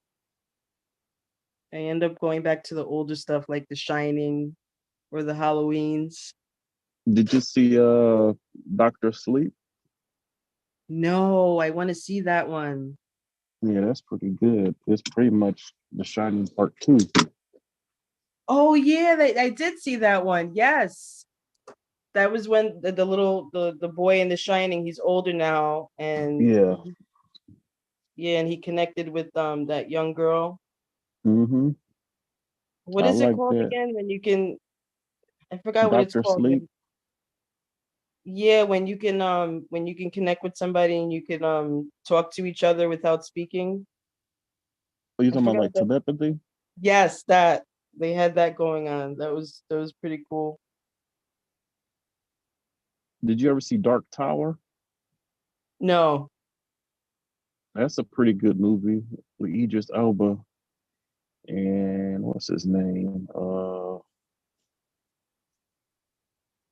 Matthew Donahue or whatever his name is. Matthew, I don't know. It's a good movie. Yeah, maybe that's his name. Matthew McConaughey. Yeah, so pretty much they're that's pretty much in the same universe as The Shining and Doctor Sleep. That they're talking about The Shining, and that it's The Shining with that movie too. That's what they over.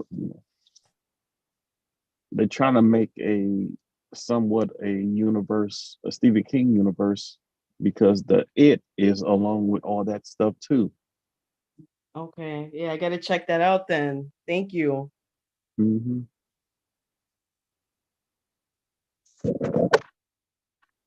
I like Stephen King stuff. Like how it'd be like the nerd crowd and even like the horror crowd, they get racist on you real quick. Like they get mad, like, oh, this character don't supposed to be black. He's supposed to be white and blah blah blah. They don't want to watch the movie because that's what happened. Like the gunslinger is Idris Alba. But they say, oh, in the book he's a white guy, blah blah blah blah blah. I was like, come on, like I mean, the majority of stuff anyway, like even if you go back to Game of Thrones, like the book that George Martin wrote, it's the Book of Fire and Ice. That's what the series was based on. There were a lot of things that were different, even down to the way the characters looked. It was very different.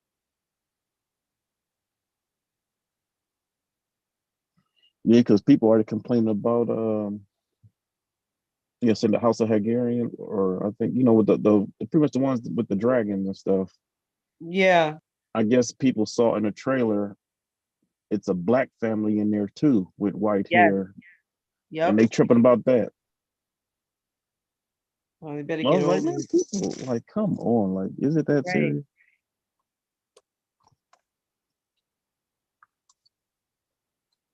So they tripping on that, and they're tripping on because they're doing what is that series? So with the Hobbit stuff or Lord of the Rings, they're coming out with a series of that too, Oh, and really? it's gonna be a prequel to that. So people tripping off of like they're pretty much saying in that area it was no black people. Like so it could be fairies and trolls, but no black people. Right. I was like, people are crazy. Mm-hmm. And they're fictitious stories. So Exactly. Anybody could be there. Oh, I gotta switch my earpiece.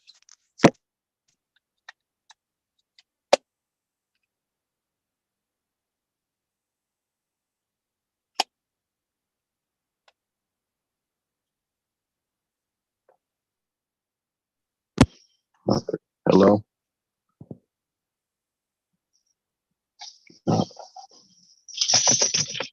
Okay, there it go. When I go into work, I gotta switch to a smaller earpiece.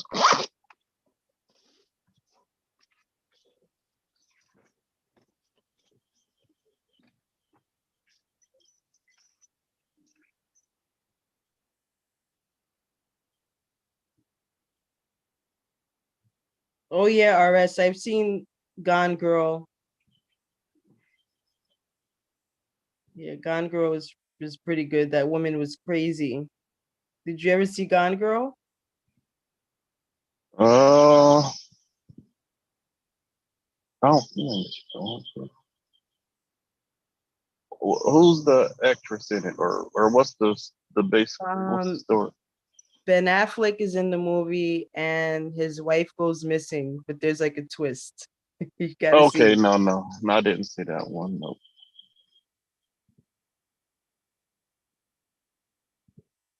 But yeah, okay, I remember the trailers. But yeah, his wife come missing. They blame him. I remember because he came out with another movie called like The Accountant. I haven't saw that either.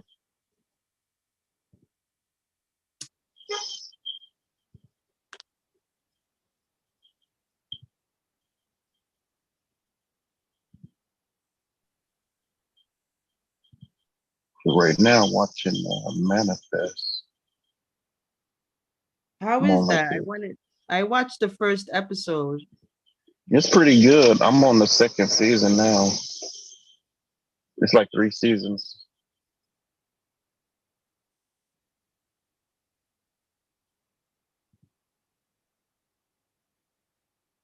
Oh yeah, RS. I also like Trent Reznor, the guy from Nine Inch Nails. Yeah, he makes good music. They they came out with a Resident Evil series from what I'm hearing. I haven't watched it yet. Oh yeah? Mm-hmm. I believe, yeah, I think that's on Netflix too. They come out with a whole bunch of stuff.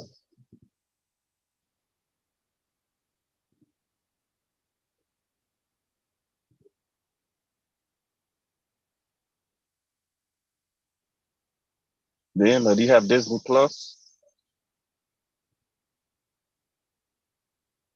I'm sorry, what did you say? Do you have Disney Plus? No. Oh.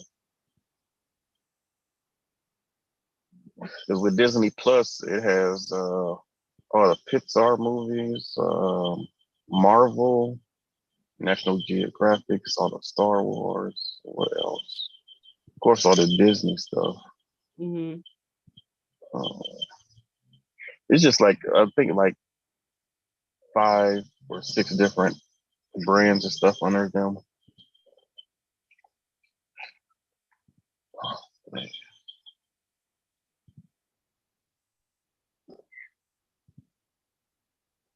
So where everybody go, they about to leave you up here by yourself because I'm about to walking. I'm gonna be on still, but I'm gonna have to go on mute because it's gonna be loud. I'm about to be throwing boxes around.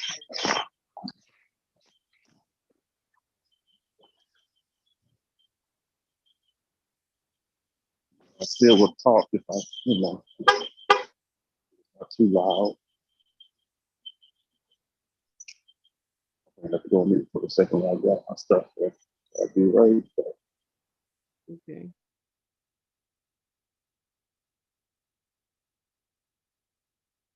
Yeah, RS, so you like Nine Inch Nails? I like System of a Down. Me too. Yeah, I like System of a Down. I like the band Tool. Have you ever listened to their music? What's the name? Tool. Tool? Nah, Yeah. I don't think so. I think that you would enjoy their music videos.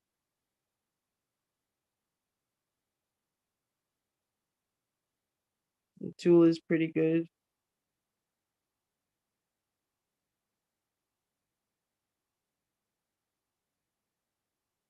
Queen of the Damned also had a great soundtrack. Yeah, I like that soundtrack, man. That was a It good. was really good. Yeah, especially when what was that Aaliyah walked into the bar and then set everything on fire. Yes. That was awesome. Yeah, that's one of my favorite movies. Soundtrack. I bought the movie and I got the soundtrack too.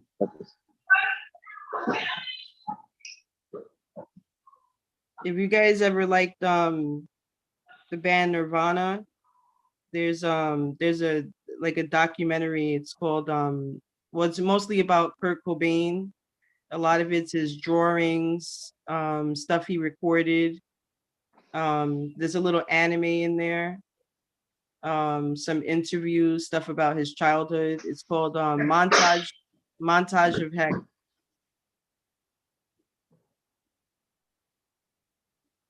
It's pretty good. Yeah, I never watched that one. I heard of Kurt Cobain, but I don't know his story. Yeah, he was like the front man of the band Nirvana. And Yeah, I he remember the committed band. suicide. I remember, and with some of them, I remember probably a main song that they put out, but they were a popular group, Nirvana. Yeah.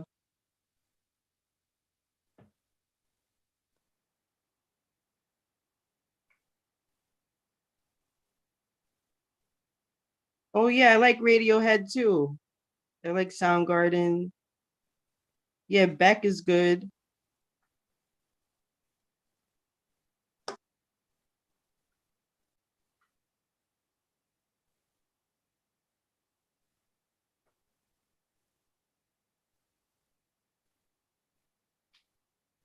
Have you guys ever listened to the White Stripes?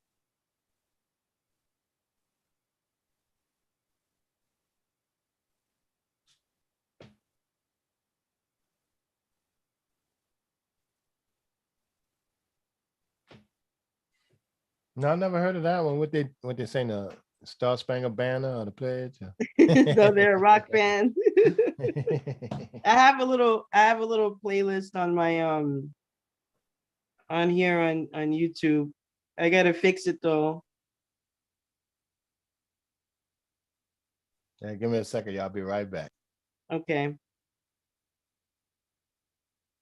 Yeah, Stone Temple Pilots. I like Red Hot Chili Peppers.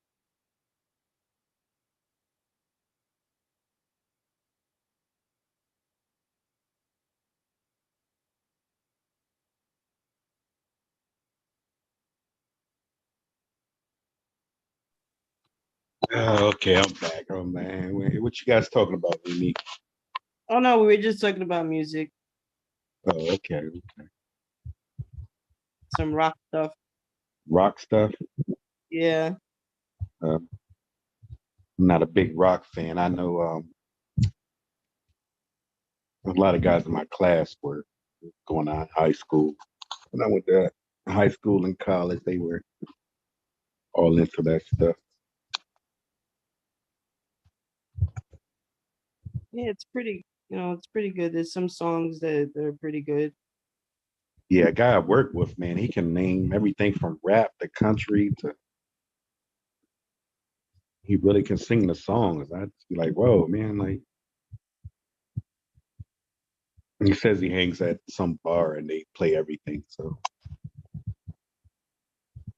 Yeah, But there was a place that I used to go to when I was in my early 20s. They would have there was like some underground bands. Right.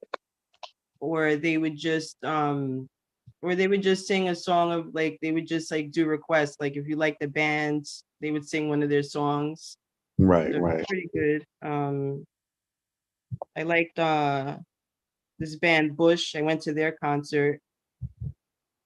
Oh, that's like a local band. Oh no, Bush. They were pretty big, especially in the 90s, early 2000s. They were pretty big. Yeah, it's a song I like of theirs. It's on the soundtrack, American Werewolf in Paris soundtrack. Yeah, a lot of them make a lot of good songs. Bro. I'm just not in touch with the scene. So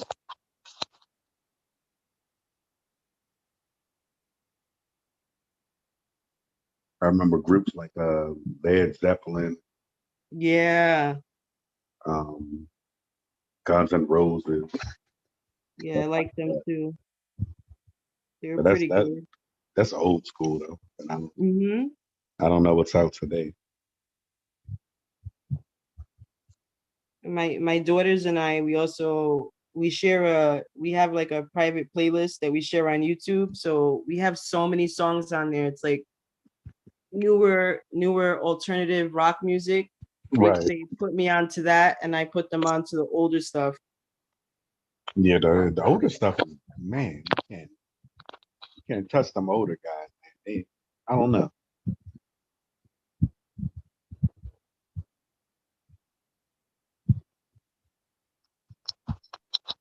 Music is music, man.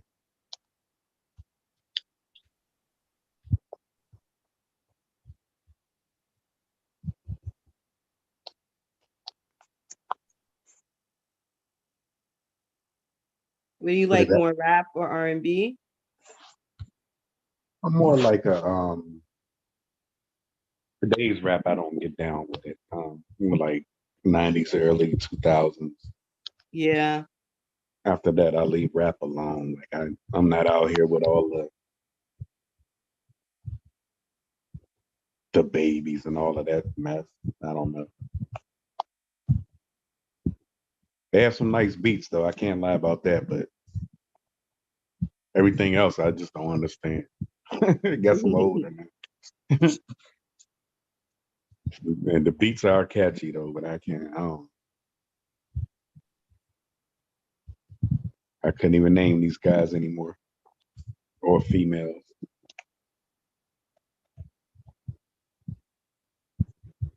Although there's a female in Philadelphia. Fake, you know what they call her? Fake bitches hero. Man, That's she's her got, that's her name? yeah, fake bitches hero. Yeah, I'll check her. Is she good? yeah, she's very good, man. Like she's got like a Eve vibe. You know what I mean? Mm-hmm. But she's kind of gritty, more gritty. I'll check her out. Yeah, she definitely I could listen to her, but a lot of this stuff, I guess it just don't relate no more to me, you know. Yeah. You listen to things that relate to you, I guess. Yeah, I don't know. That's more of a older style guy. Does R&B still exist? Like, yeah, I haven't heard any good ones in a while, not that I can think of. I like SZA. Yeah, I know. Yeah, SZA's good. Her. I think who else? Yeah, I tend to go back to the older stuff. Yeah, you can't knock it. Like I don't know.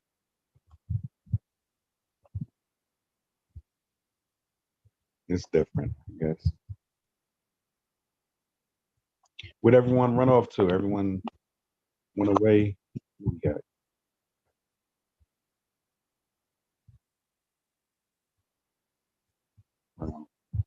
I think Who was up there? Kev, Mr. Kev.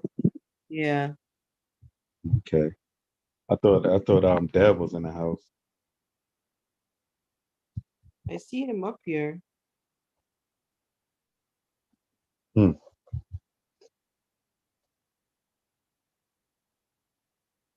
Yeah, well, I think I'm actually I gotta get up out of here. I gotta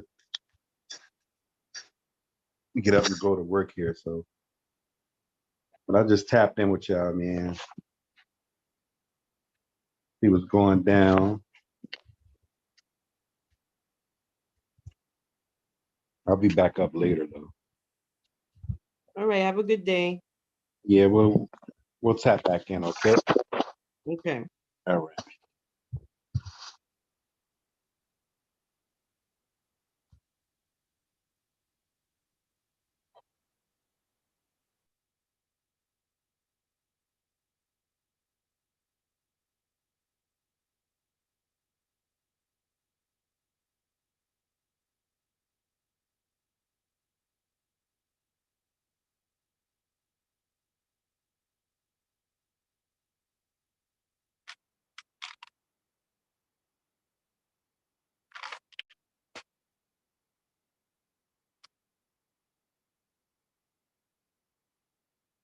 So just in case you guys didn't know, there's going to be a sturgeon moon, which refers to a full moon, and it's the closest approach to the Earth, and that's supposed to happen at 9:36 p.m.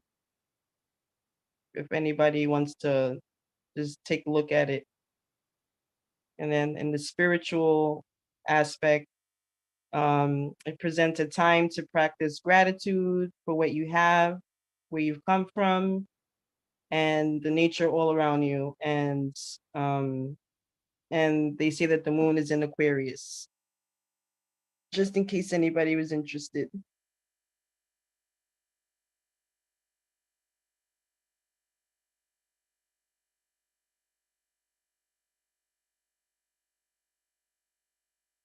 Kev, you still there?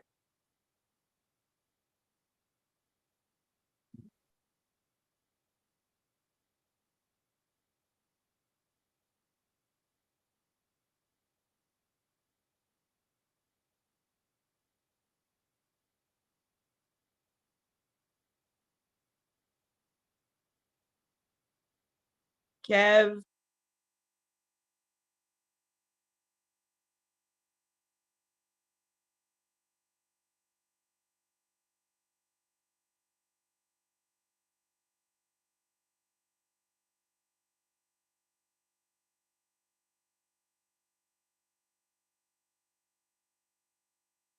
I would tell you one of you guys to come up, but I don't have I can't let anybody in.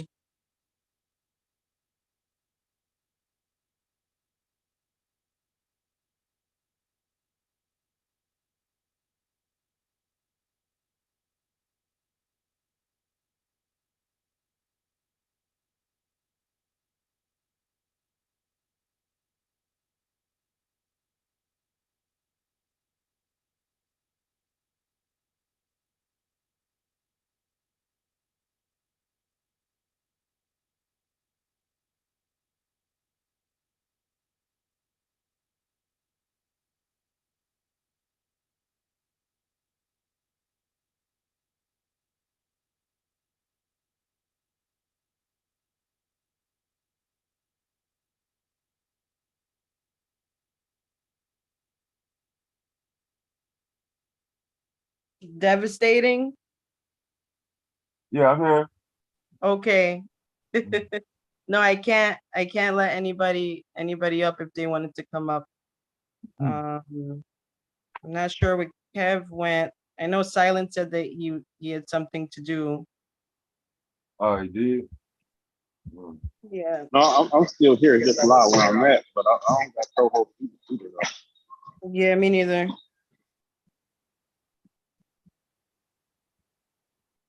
You must have left out.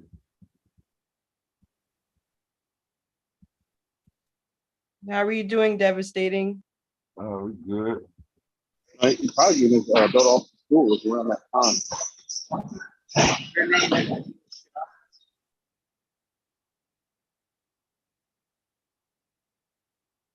How'd it go last night? You guys were up all night? Yeah. Did you get any sleep? No. Damn.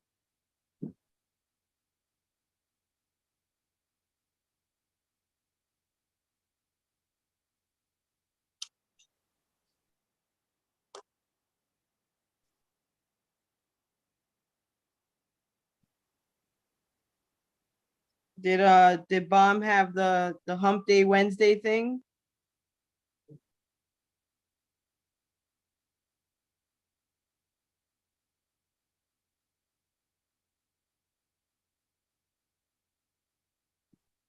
Yeah, she good. Yeah, I missed it. Yeah, that's good.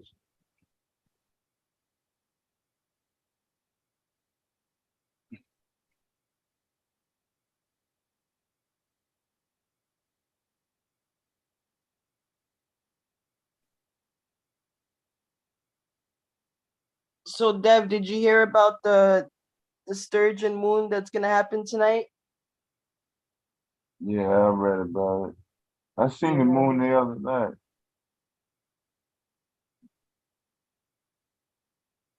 Yeah, it's supposed to be at its peak at 9:36 p.m. Hmm.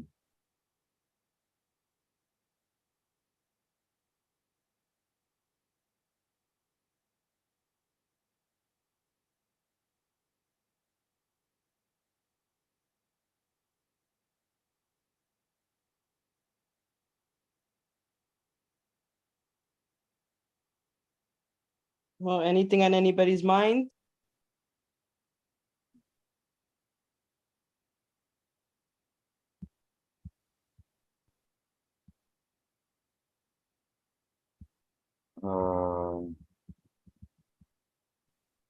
Shit, not really.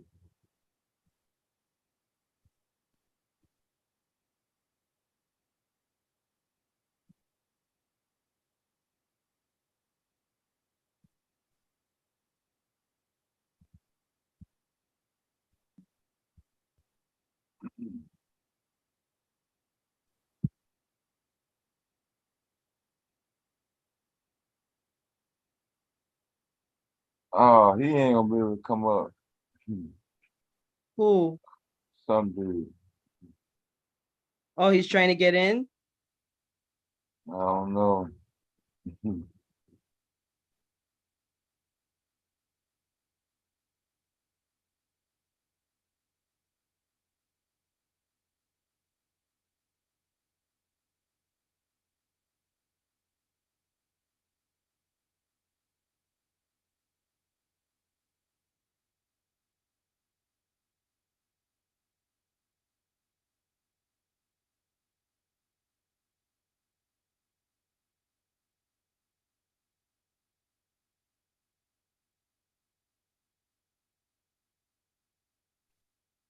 Yeah, and the other guy too.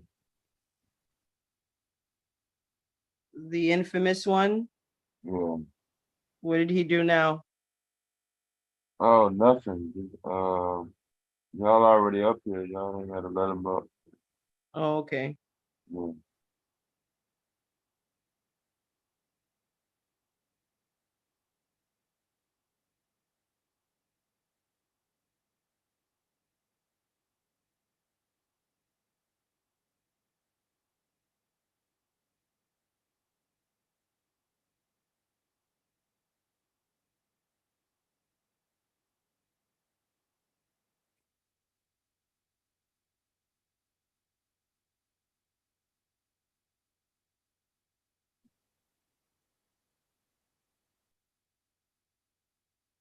Mella wasn't up here. She was up here earlier. I think she said she was gonna go take a nap. Oh, okay.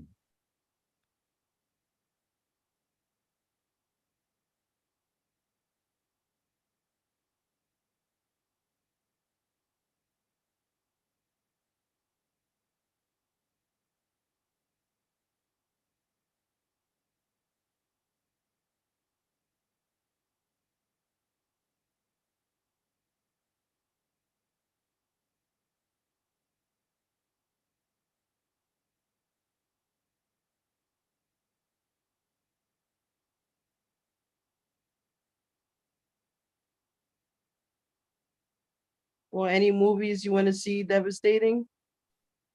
Mhm.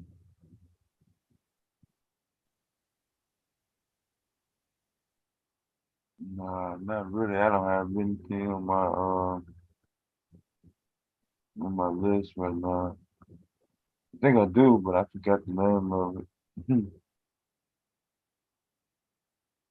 Yeah, we're just talking about like movies that we liked and shows. I started watching Game of Thrones again. It was one of my favorite shows.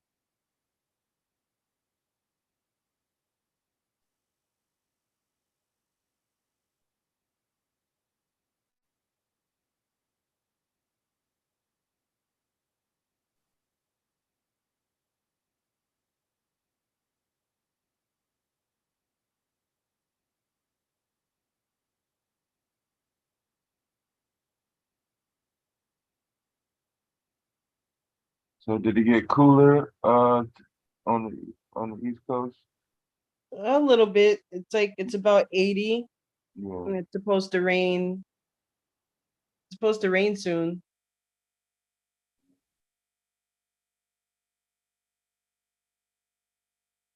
Yeah, I can't take this heat.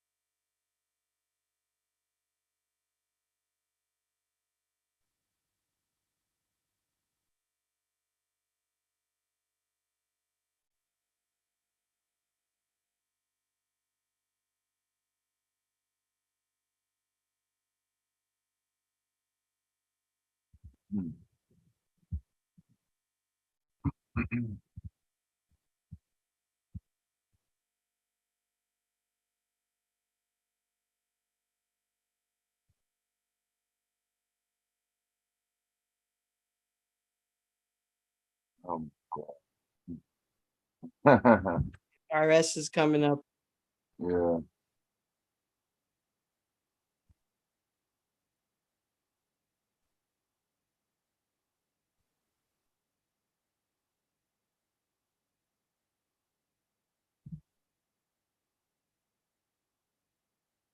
Hey, RS. Hello, what's up, man? Good morning. Miss Good Mimi, morning. devastating. Good Whoever morning. else How is are on the panel. you? You sound Awesome. very energetic. Oh, I got to whisper. My student is in the back sleeping. I'm about to get rid of him today. I'm thinking about getting another student or not. I don't know yet. So, sometimes I just want to be in a truck by myself. And Yeah. scream at niggas. I mean, I really don't, but I'm just saying. Yeah, y'all were talking about movies and music. Yeah.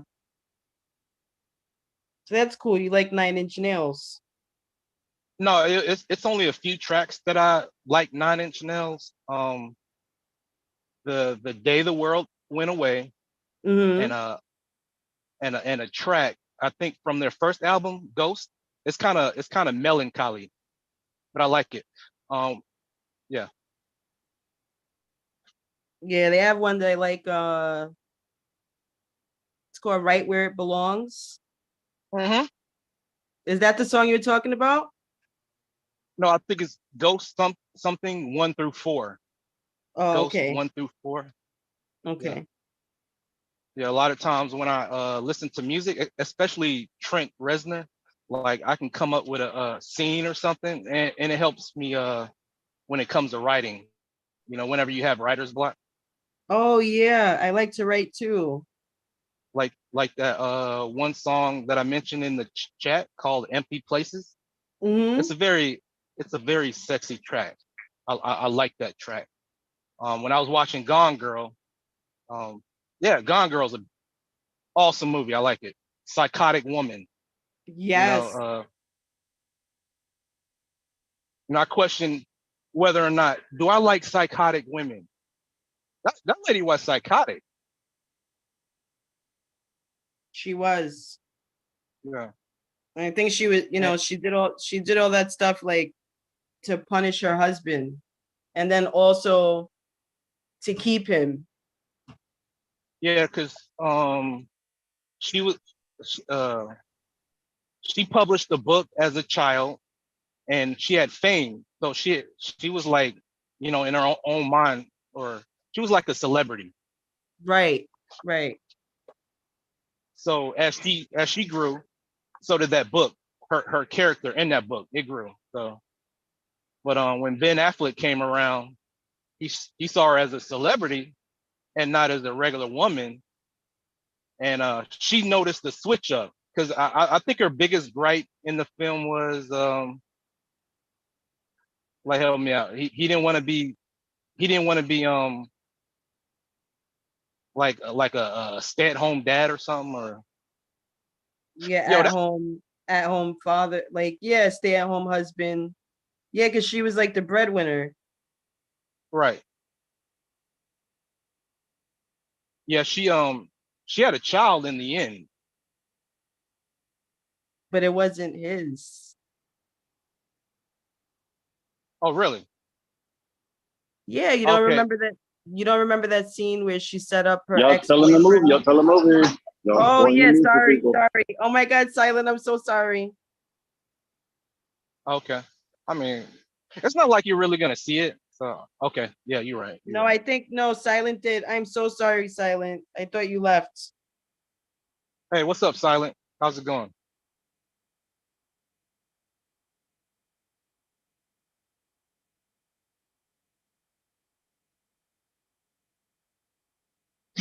I'm here. You know what? Y'all probably can talk about the movie. Y'all probably ain't gonna watch that one. What'd you say? I think y'all can talk about it. I'm probably not gonna watch it. I got too much stuff to watch anyway. I'm sorry, that was a spoiler. Yeah, you're right. The child ended up being Doogie Howser's. Forgot his name in real life. But yeah, I thought some dude was coming up here. I did ITSM. Maybe he's not coming up here. I don't know. It's up to Devastating. Yeah, I scrolled a little bit back toward the beginning of the live stream. Bomb, she had an awesome course on giving orgasms.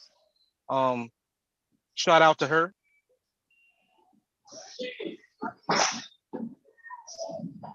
Yeah, I missed it. Yeah, I missed last night too.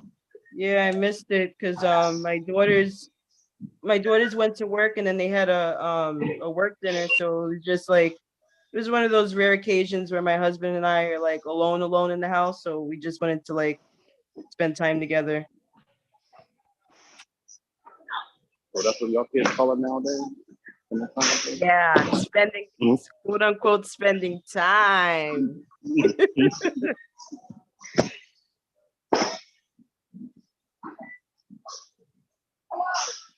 Oh yeah. Also the movie Crash. That one scene, Rudimp, he mentioned. He pulled up a clip from Instagram of a lady being beat up by a black cop, and he goes into a reference from the movie Crash. With the cop pulling over Thandie Newton and Terrence Howard. Yes. Yeah. Yeah, I remember that scene. I thought that scene was bullshit because I put in the chat like a high class woman wouldn't provoke her man to get in a fight with a cop, just for fear of losing all that he earned and all the money he made. Like, right? What was she a black woman, white woman?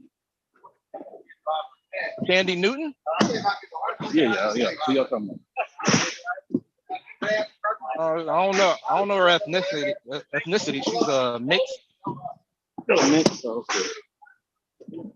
Caramel complexion. I saw this thing I was talking about a little bit earlier. It was in New York. It was like a plainclothes cop. And he stopped like this guy in the back of him, what I do. And, but he was just holding him by his shoulder. And he said, what I do, tell me what I did. And then like, but the movie wanted us. But the movie wanted us to sympathize with the cop. You know, in the end, when Danny Newton was in the burning car, right? Switch her with Terrence Howard when he had, you know, went out his way to save Terrence Howard. Yeah, had it been a guy, I'd say no. Yeah. So yeah, that's probably two of the most scenes that resonated with me the most.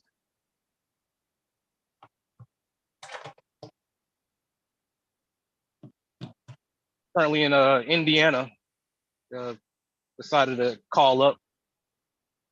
Glad everybody's doing okay. Glad you're doing okay too. Yeah. Thank you. Where in Indiana? Mount Vernon. Mount Vernon. Yeah, dropping off at Lowe's. I don't know what that's at. I'm in Indiana too. Oh, okay. And both of them south, Mount Vernon, Illinois, and Indiana.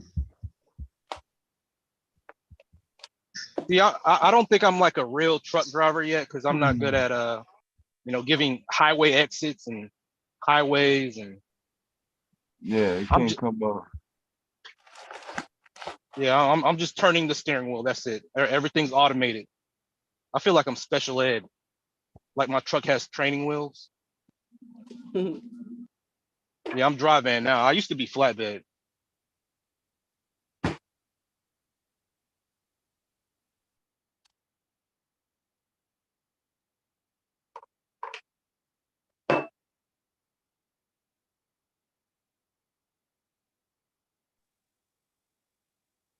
Well, how's the weather over there in Indiana?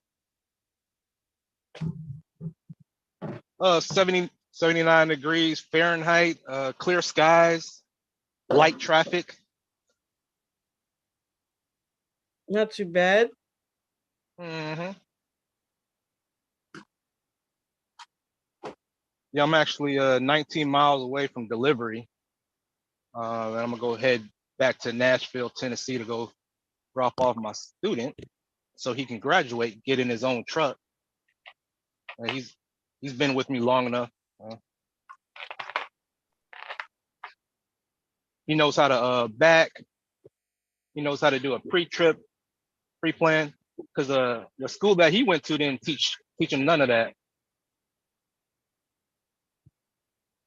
You know, my company, they send me students with a certain amount of hours that they have to train with. Like brand new students, they get 130 hours. You know, students with experience, they get 70 hours with a trainer. Right. Most of the issues I have with my students are just them using the mirror and having. Damn. Hello. Yeah, I can hear you. Oh, okay. Yeah, because they tend to fishtail a lot. So I'm like looking out the, you know, my rear view, and you know, I see cars not wanting to pass, and I'm like, hey, bro, you gotta watch your mirror, you know, especially with my tractor number on the side, they can take a picture of my shit, you know, threaten to raise my CSA score.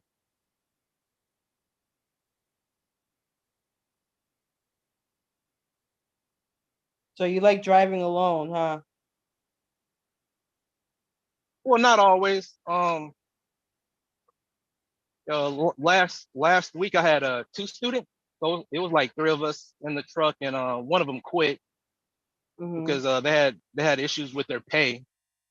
So you know, they wanted to go take a bus back to home. I was like, bro, you made it so far, man. Why don't you just, you know, keep on trucking, you know, continue on with me. I'll graduate, you get your own truck. He was a RN or a nurse. Oh, yeah. And he also mentioned that he was in Lean on Me, and he was in the film Lean on Me with Morgan Freeman and Days of Thunder. He was an extra. Oh, okay. That's cool. Yeah, I meet a lot of interesting people. Here. Yeah, yes. I mean, I don't get lonely when I'm by myself.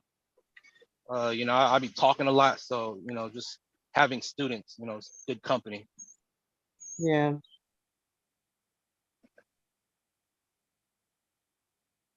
But appreciate y'all for having me up. I don't know how my audio is, but No, it's yeah, pretty good. yeah. I got a Blue Parrot headset.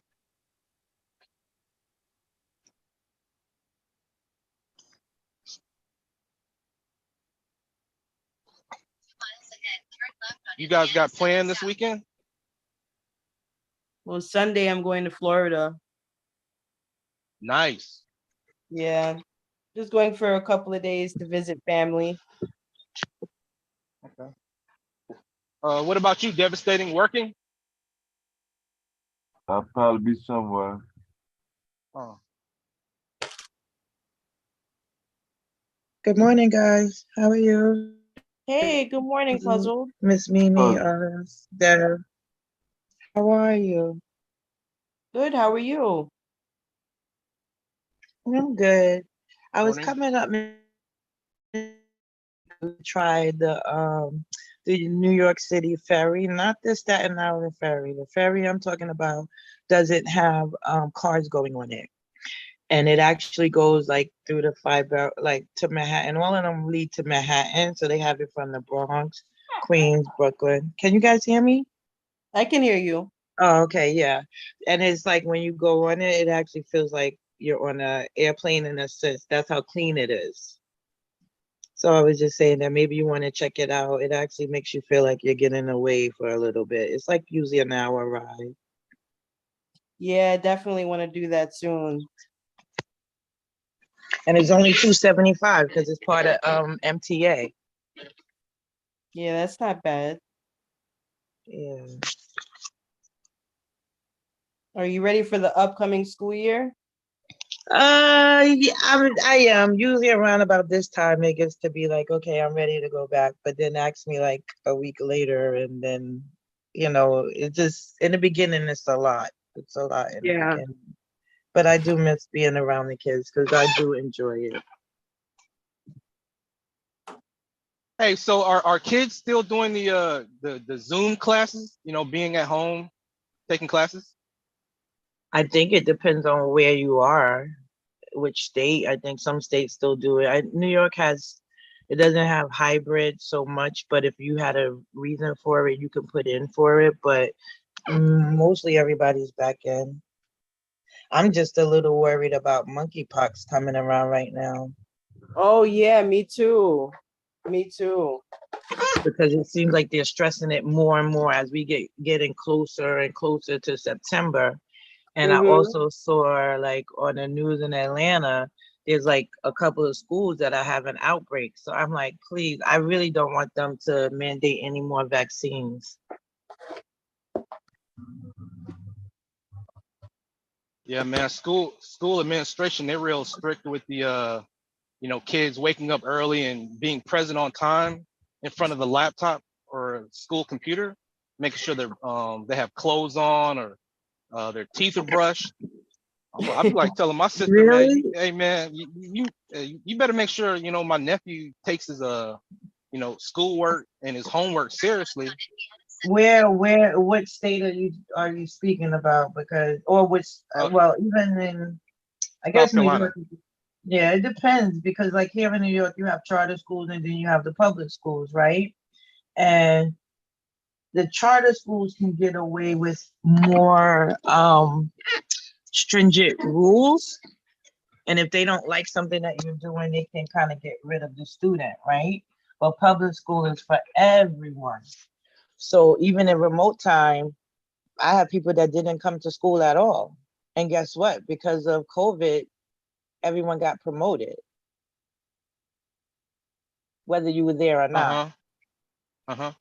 So that, and a lot is left up to principals. You have your superintendents, you have all the hierarchies, but sometimes people drop the ball. And yes, attendance is very important. That's actually an initiative in some buildings where you have low attendance.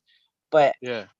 when parents don't care, they don't care, and it's nothing you can do. And that was really hard during remote time, getting people to just get on. I do work in what they call a Title I school, which would be in a low income area. And you have parents that want to do and want their kids to have, and then there's other parents, unfortunately, they don't really care. So sometimes you're fighting against like home environment and things you got to see during remote time. Whoa. Whoa. Can your child be threatened to be taken away for just having a terrible schoolwork? No. Mm-mm. Because I mean, even when you think about when you're talking about it, you're saying neglect, right? And neglect, even that low level of neglect, is very hard, because what you might think should be done in a household doesn't necessarily mean that that's for every household. So if the child is being fed, the child's not being abused, you Right. can't just say because, oh, the home might not be up to par the way you think it should be. So, but being in a remote world, and my kids, actually, they turned on a computer, but they had the right not to turn on a computer if they didn't want to. I was glad they did, because there was a lot of, I watched the high school, I'm in elementary, but I was watching high school and middle school, like, just YouTube channels, and seeing how they had a lot of trouble with Zoom hackers, and, just not knowing who said what. And they were teaching to blank screens a lot. And I think that is very difficult. I don't like it. So like, I would always ask my kids and parents to turn it on, but some people couldn't. But sometimes when they did, the area they had themselves in is very surprising. Like, you're in the bedroom, but you don't have any sheets on the bed.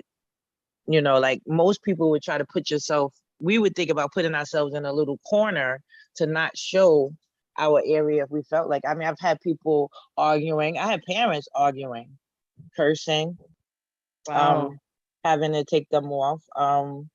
It was really trying, really, really trying. Yeah, And then man. Cause go ahead. Yeah, I got a nephew. He was lashing out. 2021. He had to be put in a cop car at 11 years old because he was waving a toy gun. I'm like, where you get a toy gun from?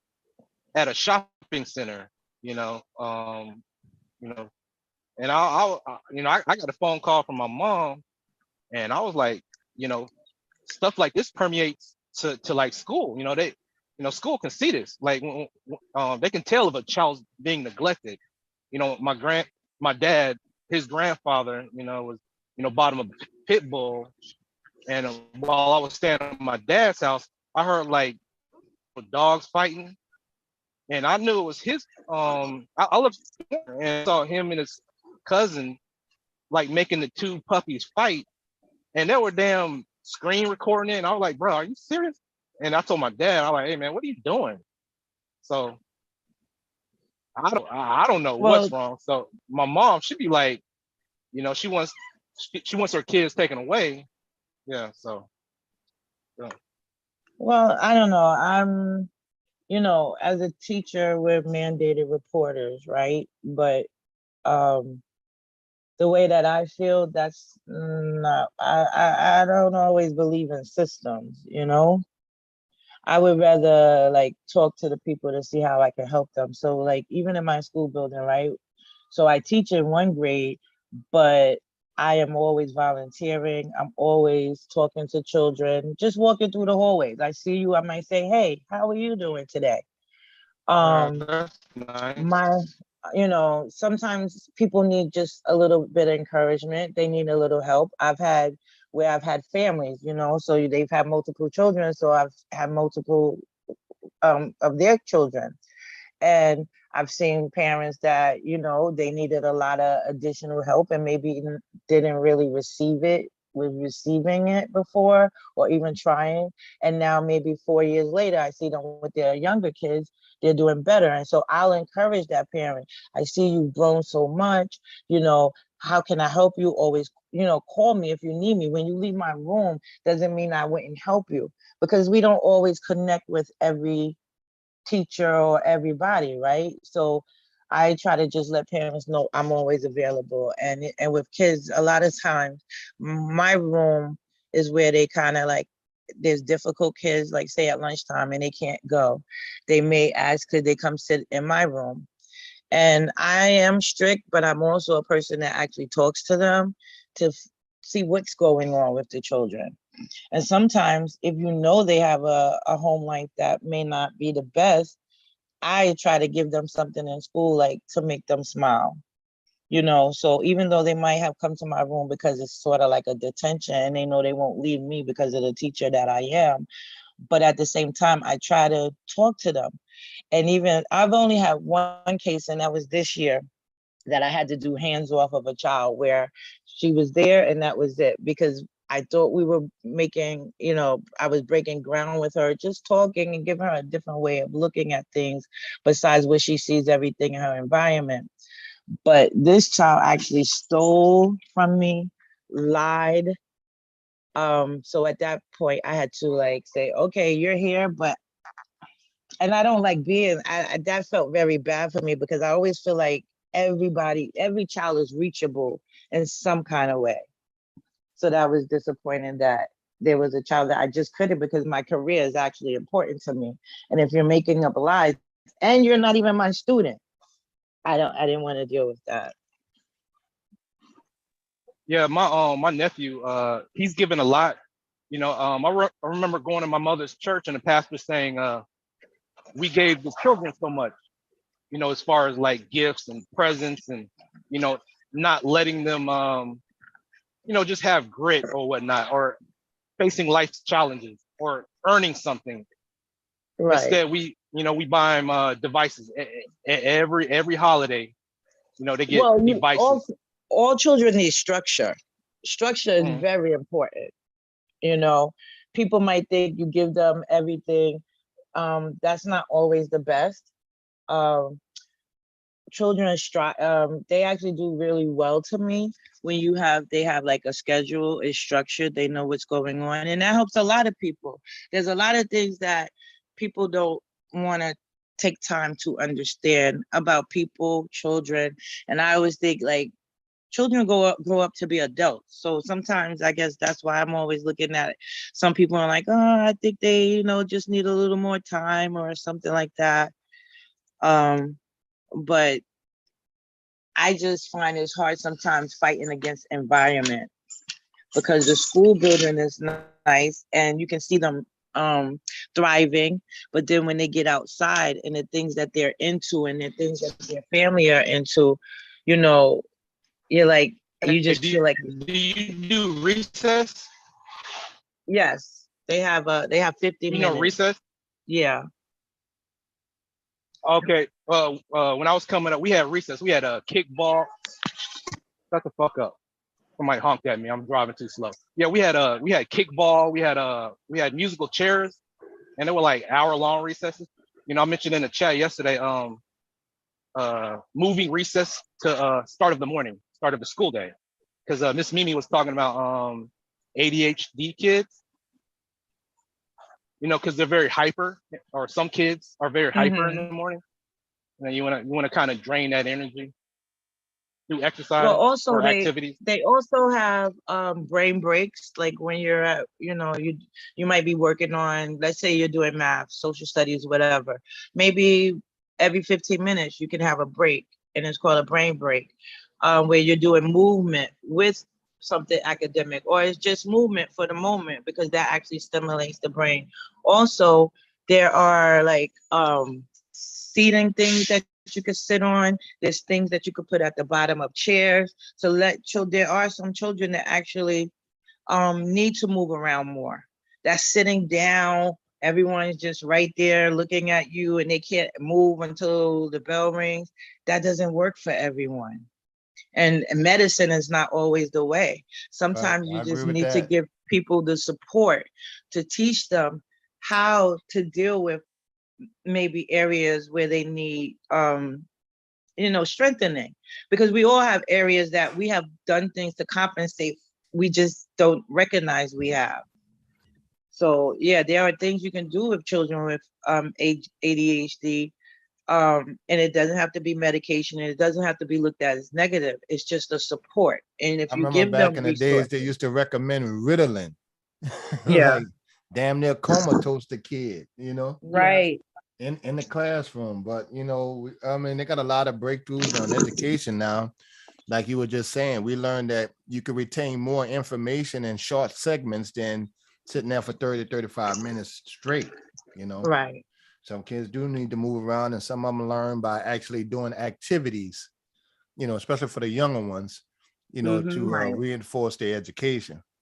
Yeah. And if you think about it, right, as you get older into an adult and you go into whatever job, career, entrepreneurship, why is it all different? Because we all have different abilities. And so if you think about the child the same way, we want them to be all standard and typical, but we are not like that as people. Right. Yeah, Right. my Yeah. It's third not. grade It's not teacher that made we're the not uniform. That we go all learn calculus or trigonometry the same damn way. Right. yeah, Algebra And 2. everyone's not meant to be different things. Some people, an astrophysicist, that will never be me. That's not how my brain works. So if we just look at people as looking at their strengths and how we can give them support versus just they're not worth anything, because everyone has ability. That's why Sometimes. I was kind of for some of the STEM classes, not necessarily got to be the foundation of all education, but I do believe in what you already know now, and I learned as a parent that the more you expose these kids before they make 6 years old, the better off they do. Because they can go back and retain that information, even as adults. You can Right. reflect And back. one of the easiest things that parents or parent people, because everyone, whether you're a parent or aunt or uncle, whomever, if you have kids around you, one of the best things you could do is communication. We are lacking in that area right now. People are on so many different devices. When parents come and pick their children up for school, it's very disheartening to see. They say, okay, bye, Miss. Well, sorry, almost said that. Bye, so and so, right? And then you see them on their phone. Some of them don't even get off their phone to even acknowledge their kid barely. And they're walking home and they're on the phone. Then when they're getting home, they're not getting spoken to. So if you have communication from birth until school age, there's so much even in that they can retain. And then, like you Right. said, And saying one thing I do with mine, a 10-year-old, I make sure I take that tablet out their hand and get back to the basics of doing about 15, 20 minutes of reading a day. Right. And exposure, like you said, you expose them when they're young, and even now, if you can't, maybe you can't get this. There's some people that don't have money to move around too much. So that is what is a good thing about having the internet, because let's say when we were in the remote world, one of our breaks that I did online, trying to connect with them because it's different than in school, we did animals, and there was like a free nature site where you could watch animals in their natural environment, right? So we would do that, or I would tell them, getting to know them, something that they like, and then bring in the academics and showing them. So I had children that hadn't even been to the zoo. Yeah, that's I have not children. uncommon. My daughter goes to a nice school and they get the zoo trip once a year, and not all schools get to do that. So even now at 10, my daughter catch on to a new animal and point it out when if we out and about. But they did have, there was a traveling, like a little mini farm called Red Barn Farm, and they brought the animals to the inner city schools, which chickens and horses and stuff like that. And they need to see it, Right. I really think what you do, Mr. Kev, I feel like that's what's missing, right? We don't know as a people how to do stock market or anything like that is very scary to those of us that are older that don't know how to do it. It just seems so foreign. But if we taught our children from younger age in elementary how to Right. do those things. Right. And what I do with mine is, even with her little allowance, it ain't much. Like I tell people, you don't need much. My daughter might do a little on her own, because she pick out Disney, and then I'll go through Disney, the theme park, and kind of, and then I'll go through the numbers and say, okay, well, it look like a good stock, and I let her know that when she watches it, she'll have some part ownership in it. Right. Same thing with, stuff that she's familiar with. That's the same thing I recommend to people that's adults, companies that you're familiar with. Right. And that she like Roblox, Minecraft, right? Those games on the stock market. So, I'll wait and just get an idea, because that's the future. Whatever they Right. like, that's gonna be here. But I mean, but right now, if your daughter and I were sitting next to each other and we were looking at the screen, she can explain the screen. I look at it like, okay, let me go somewhere else. I don't know what this is. I Right. can't figure it out. So that's what I mean. Like, she even has a basic understanding when she looks at the screen. What is she looking at? Mhm. And these are the things that are lacking. Right. Yeah. But one thing I will tell people to do as parents, you have a voice. You do not understand how important your voice is in your child's education. Doesn't matter what school you're in. If you're in an area and they're not doing for your children, you need to get your parents together. Mhm. You And see, need to go to those. what I believe in, Puzzle, is school is only to teach them just the basic arithmetic and writing skills. Right. You got so many damn life lessons that you got to teach as a parent, that's, equivalent to, your education, if not more important in some cases, Right. as they grow older, they go, what we didn't, I have a 22-year-old, but what I didn't get to do is teach her how to manage a household budget. I teach her that now, but I can groom my 10-year-old to do it by the time she's 12, 13. I'm not going to hold back like our parents did. They didn't let us in their financial business, but she's going to Well, learn how to as pay we the get older, bills we and learn everything. more, right? We learn more to be better, and that's what happens. We grow as we get older, and we learn differently. And like you said, we're not like our parents. It was like everything was hush hush. Oh, you can't know my money. I mean, but there might have been Right, like lessons we in had to that. go learn out there. We had to get out there and learn where the energy place is to pay our light bill, and Right. put the deposit down. We learned that after we left home in a lot of cases, Right. and stuff like that. And then understanding the value of your money, what you have left at the end of the month. Right, we don't do the numbers, so, and then, of course, good financial planning would be to have some reserve for emergencies, and then try to get your bills paid up 3 months in advance. Right. And that's the basics we didn't have. So that's why we live in check to check like we doing. Now, it come as a hard lesson for me. I went through Katrina. And I was happy I had extra money on the side. You know what I'm saying? So that is always the thing, because we got so many hurricane issues. When Right. Hurricane Ida hit, even though I was okay, doing okay comfortably, but it still cost me damn near $3,000 to evacuate. Wow. With the hotel stay. Remember, the power was out for 6 weeks. Like, God damn, I didn't see that one coming. So I mean, I had people at Panama City. I forgot the name of the one that came like a couple of years ago, and they're still displaced. Some of them, they were in Panama City, and once you destroy, I mean, I'm not talking about the beach area. When you're talking about the homes and things like that, some of them still haven't been able to go back, or they had to just start over.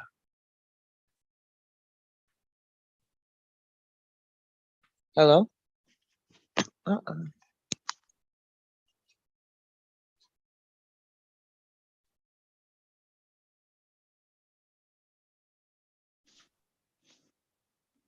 Hello? Hello? Okay, can hear you. Yeah, Kev? okay. I don't know what happened. I don't know Kev? what I did. Yeah, I'm still here. Oh no, I said Kev. I'm sorry, Oh. devastating. I was looking Yeah, for I'm like, Yeah, I'm here, babe. I can hear y'all. oh, I'm okay. just walking around the house. Yeah, no, for me it got quiet and I'm like, uh-oh, what happened? Mhm. Yeah, I think that parents, I mean, I don't know how it is in other states. Maybe it's different, but I still think that parents, if they get together to fight for some of the things they want, they could get more. You know, there is And I've I've seen seen black black folks folks do do that. that. In other cities, when it's see when you working for a living and you paying taxes, you want some results on your money.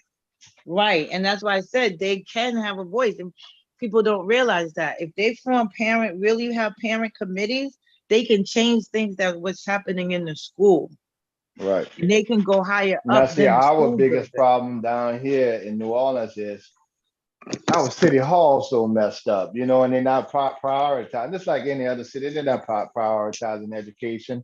They can act like they're concerned about the future, but allocating funds to education so we don't have to deal with some issues in the next Right. 10 years that we're dealing with now. They're not about that. You know, they're Well, I not. mean, even here in New York, it's not the best because if you think about it, why do we have charter schools and public schools? Why didn't we just fix the public schools? Why, if I'm in this school here, I get these type of resources, but if I'm in this school over here, I don't have these resources. There should be more continuity within the system, but it's not. To me, it's designed to be that way. So you can still have people that are not getting what they need. And so then Absolutely. It's you're like when they creating came out with the voucher program and the TOPS program. Now I'm in Louisiana. My daughter's fortunate enough to, test in one of these schools. But the right, TOPS program was supposed to go to kids who don't have much money. But you know who right. taking advantage of that? Upper middle class white folks, all up in Oh, the TOPS program and getting those quick scholarships that was allocated because they'll put them under diversity and minority, and they just have their wives sign their kid up. right. And that's the thing. A lot of times, um, they want to make it seem like we take advantage of all these programs and we're just the ones that need it. No, there are actually people that take advantage of it. Even when it comes to special needs children, right? And the special ed Mhm. programs in school, you will have a certain group of people. Then they're white, but they're under a certain religion. I don't really want to call it right because we have a lot of that Gotcha. here. And Mhm. they will actually, what they can do is, if their child is in special ed, they can go to the school building, look at the program and say, oh, no, this program is not right for me. They don't have this. And they're just making up things, right? And after that, they can then get their child to go to the yeshiva for free because the DOE has to pay for that child's education. And because the parents said that whatever programs were shown to them that were available, it wasn't up to what they wanted, then they pay for them to go to the yeshiva. So I actually tell people that need it, if you need food With stamps, if government you money need at that, huh? Government right, money involved in that, and so that mean that religious organization getting government money. See, that's how right. you stay afloat. And a lot Yep. of people like, well, government money ain't shit. But no, if you can get in, just like in a lot of the stock market, whatever the government contracts go, that's where the money goes. Well, that's what I say. I've been telling people, I know, sometimes it seems like you say, oh, I don't want to do food stamps or I don't want to do this. I say take advantage of whatever you can, and then that will help you to get even more of a leg up. So right now, there's people that I know, they can pay their bills, but they're kind of struggling a little bit. They have children. I said, put in, see if you can apply for food stamps, because that Right. might take a little bit of the weight off. That automatically opens the doors to a whole lot of benefits. Right. A whole But lot a of lot of benefits times that's we gonna feel benefit your child. embarrassed. A lot of times we feel Shit, I embarrassed. take every dollar I can get, especially me because I put so much in the damn system. Being single, working with a good salary, I was paying 400 a week in just taxes for years. Every Friday for like 5 years went straight to taxes. Right. So I And that's what always people, encourage people to get every dollar you can back. And for one of yep. the youngsters I was talking to, his old lady was in housing, You know, you got 2 kids with her. They live together. She work a little part-time job. I had to explain to him by the numbers. I said, hold on, man, you winning. I mean, you getting $30,000 worth of unclaimed benefits with your old lady. You get free housing. You make about 40,000. You got half of America, most of America beat. Right. Right. And then your kids get all the benefits with the SNAP benefits. And your lady can go to nursing school as an LPN, get more benefits, and then get the first time homeowners program. And now y'all straight. Right. But You know, and you we can will, build off that, work yourself off the system. but because they put it in the media like we're just so needy and we're the only ones need the system, you know, sometimes we feel like, oh man, if I can't do it on my own, and it's like I'm nothing, or you know, we look bad at ourselves. No, we do pay taxes, and they're going up all the I'm in time. Louisiana and throughout the South, we have no problem because we know more white people on the system than us. More white people get welfare. Black people might get some food stamp and housing assistance, but the welfare, that's them. Kentucky, Mississippi, Alabama, Florida, that's mostly them. You And know, then what because needs New York, assistance. think about it, New York is diverse, right? So Mhm. all people are in the system getting some type of assistance. Yeah, but they So make us put us as the forefront in America. Yeah, I get it. right, You you know, understand? So I see all different ethnic groups using the benefits in the store, but they right. And don't show listen to that. how they're playing it now with the Roe versus Wade case. You have them saying, well, this affect black women and minorities more so than any, and y'all wouldn't worry about that. You know what I'm Right. saying? But they know that's gonna be the push for it because because you know, y'all got the strongest voices, you know, and stuff like that. And when it comes to politics, so they want that kumbaya moment. But so they definitely need us to get some things done when it comes to situations like that. Just like they needed us for all the L community civil rights and stuff like that.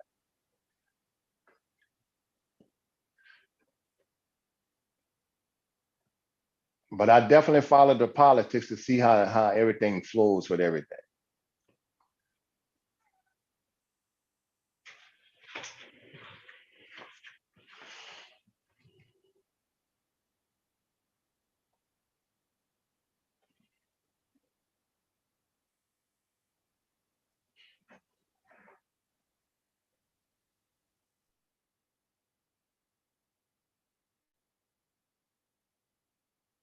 You shut down? Yeah, I think she dropped off. She'll probably be back up. yeah.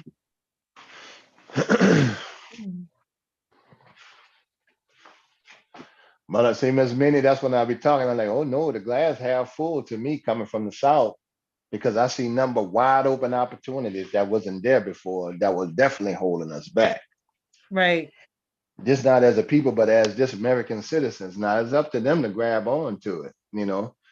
And if you got, you know, a large majority of Americans living check to check, first thing we got to do is get our finances and relationships straight.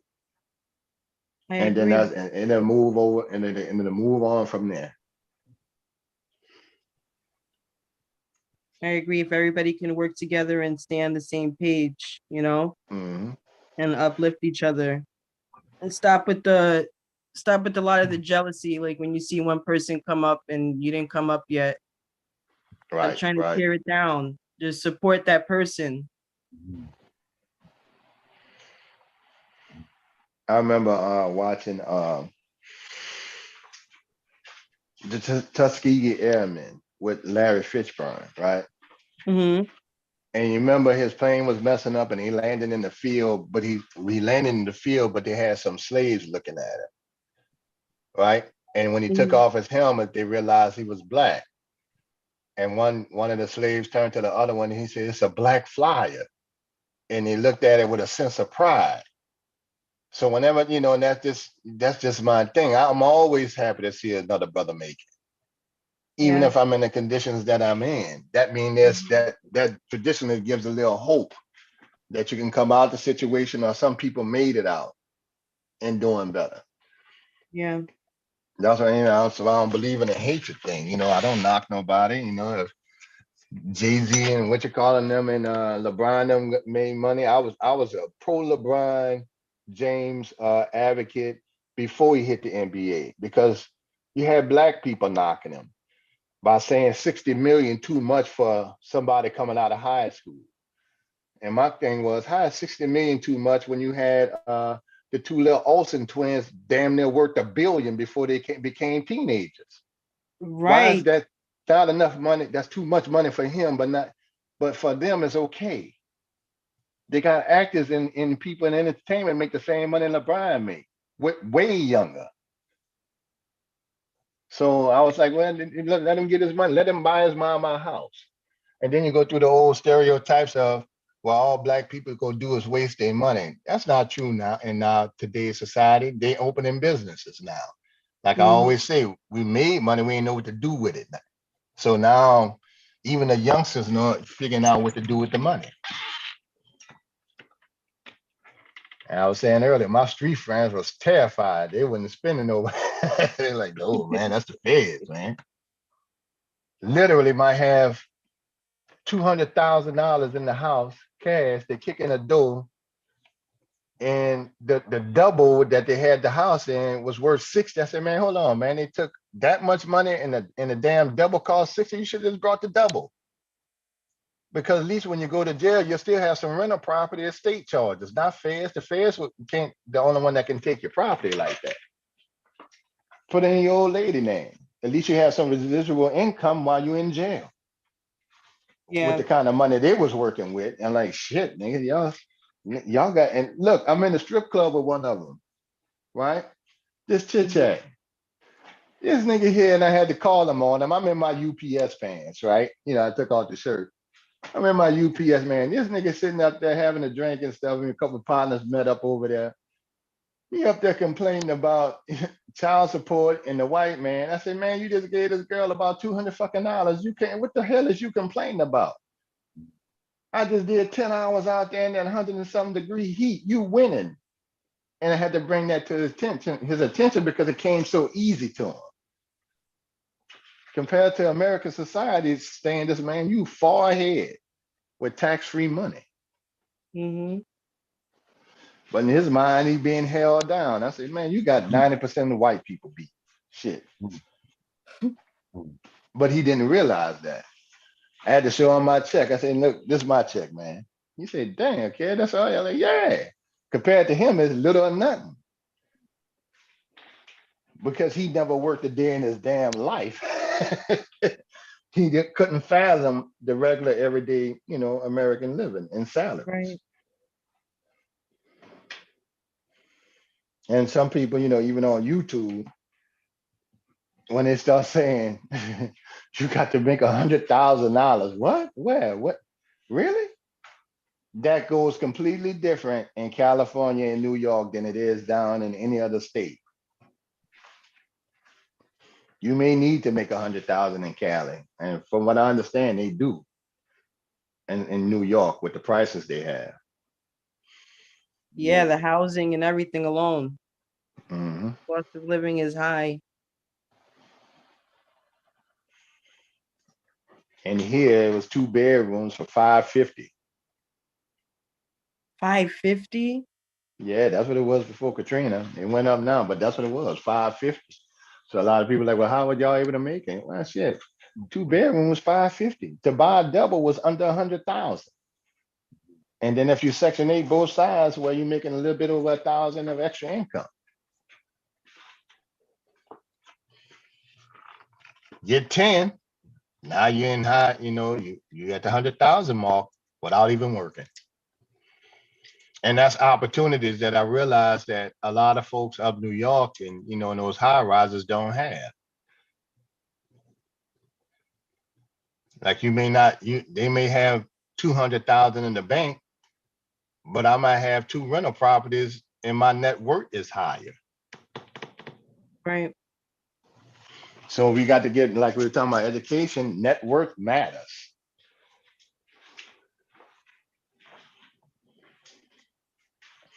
I have a whole lot of friends who make good salaries, but got a ton of debt.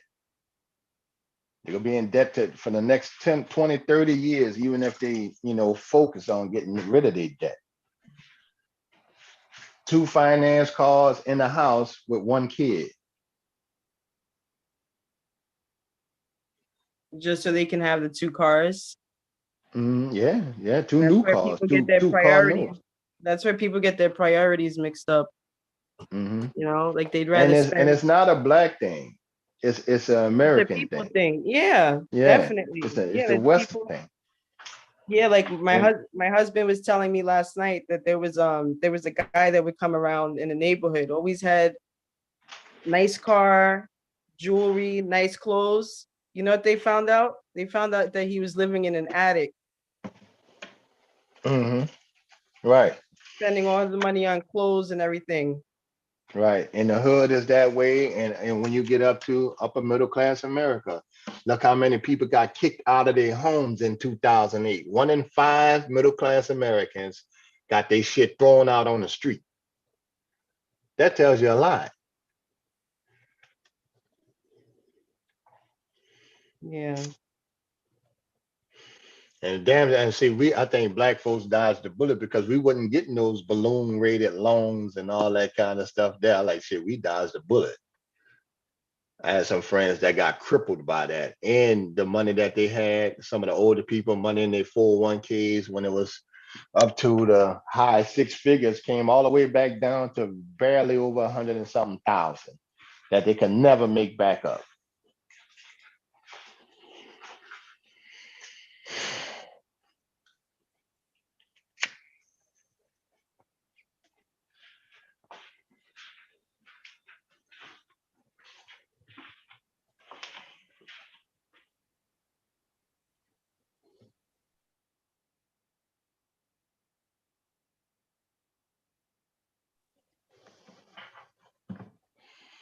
Get a look at the latest news. I'm sure they're gonna have some more information about Trump Oh yeah. taking the 5th. Yep. That He's man contradicts himself so much. Stop pleading the 5th made you guilty, Trump. Now you're pleading the 5th on every question.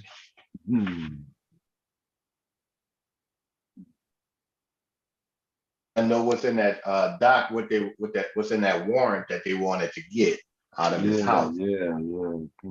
Yeah, that's not January 6th shit. That's stolen. That's stolen intelligence.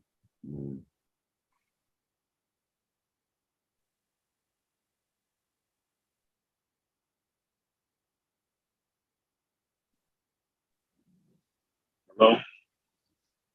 Yeah. Doing some more bullshit, man.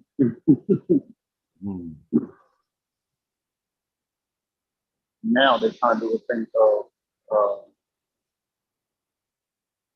your palate as the freight come down. And this is coming from, someone that's not do the job. They don't understand the difference. They want to, now they're trying to have it stack the freight as it comes. Instead of waiting for all of it there. On the pallet? Yeah. Oh no, that's bullshit. It's not gonna always be ready. So that's bullshit. Or something like these boxes, like some of these boxes, they may be big, but nothing in them. They light it there. So I can just start putting this shit on me and then a heavy ass box come down. This got the building quicker. Okay, you worry about your numbers. You ain't worry about how the shit needs to go.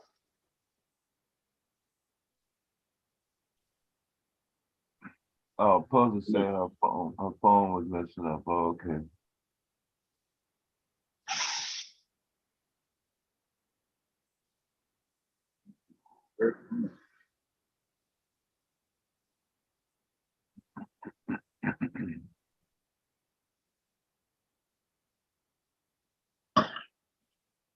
Oh, Mr. Kev. Is Mr. Yes. Kev still up here? Oh, Yeah, I'm here. Puzzled is asking, she says, have you thought about having your daughter learn a foreign language? Yes, they got to go. You know what I do is I get Miss Beacon typing, and I also one of those little elementary type of you know, she watched a little cartoon, so she got some of the basic words down. I know she go get it in school, but once again, they did say, if I'm not mistaken, when you introduce your children to a foreign language at a young age, it tend to have them do better academically.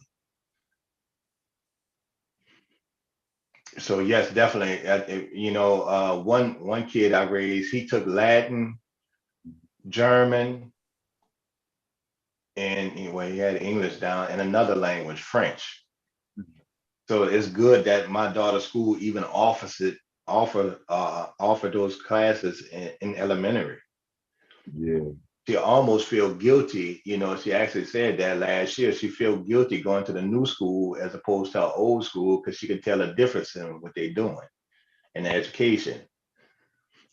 Hell yeah, shit. You know the motherfucking that modern new cleaner looking building got newer books. Yeah, yeah, they got a whole new, brand new building for them. Now, what I did, Miss Minnie, is I went around through the neighborhood and made copies of the education. I mean, of the application. Because when I went to the school, it's a sister that run the school who went to Xavier University. Now the school is mixed school, but you know it's predominantly white. She was like, Mr. Nelson, you know, if you know anybody that want to go here, just go ahead on and give them this and tell them to call me. I'm like, okay, well, I'll do that. But out of all the people I gave the application to, only 3 people filled it out. Oh wow. Right. And one guy's on the waiting list. Just happened to be the weed man around in the neighborhood. Right. His son, he already put one son through Tulane, you know, and you know, played football and off, you know, off to the races. But he a firm believer with all this hustle money goes straight to his kids. Yeah. Hell, I remember some of my OG partners, they were like, Kev, if I could do it all again, I'd have hustled and put myself through the best schools and open some businesses and everything like that. You know, he just sent himself, he said, I'd have went away to school. I'm like, yeah, I feel you on that. So that's why I try to catch the young man when I talk to him. You know, one of my friends is a football coach, and you know, I volunteered and coached Little League football for years. That's my prized possession is a plaque that I got from volunteering. Because you could catch you can catch the boys young. Because once they get in their 20s and they get set in their environment, then you got a harder, you know, it's a harder struggle to get them, you know, to conform or fit into regular society when they're coming from inner city areas. They got so much other stuff that can influence them.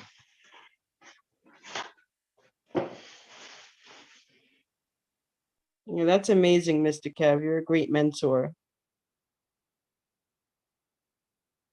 We need more. Yes, we definitely need more, but I'm not the only one. I got out there with a bunch of dudes that get out there and volunteer, you know. Yeah. The football player, the Honey Badger, his daddy worked with me at UPS. We're real good friends to this day. You know, he coached Little League football, you know, and a bunch of, and, you know, and we didn't get paid for it, you know, by Nord or anything like that. But we just believed in, you know, the Honey Badger, the real father was in jail. And so my partner raised him and the sister, I think. Then my partner, other sister got killed in a car accident. So he raised the other 3.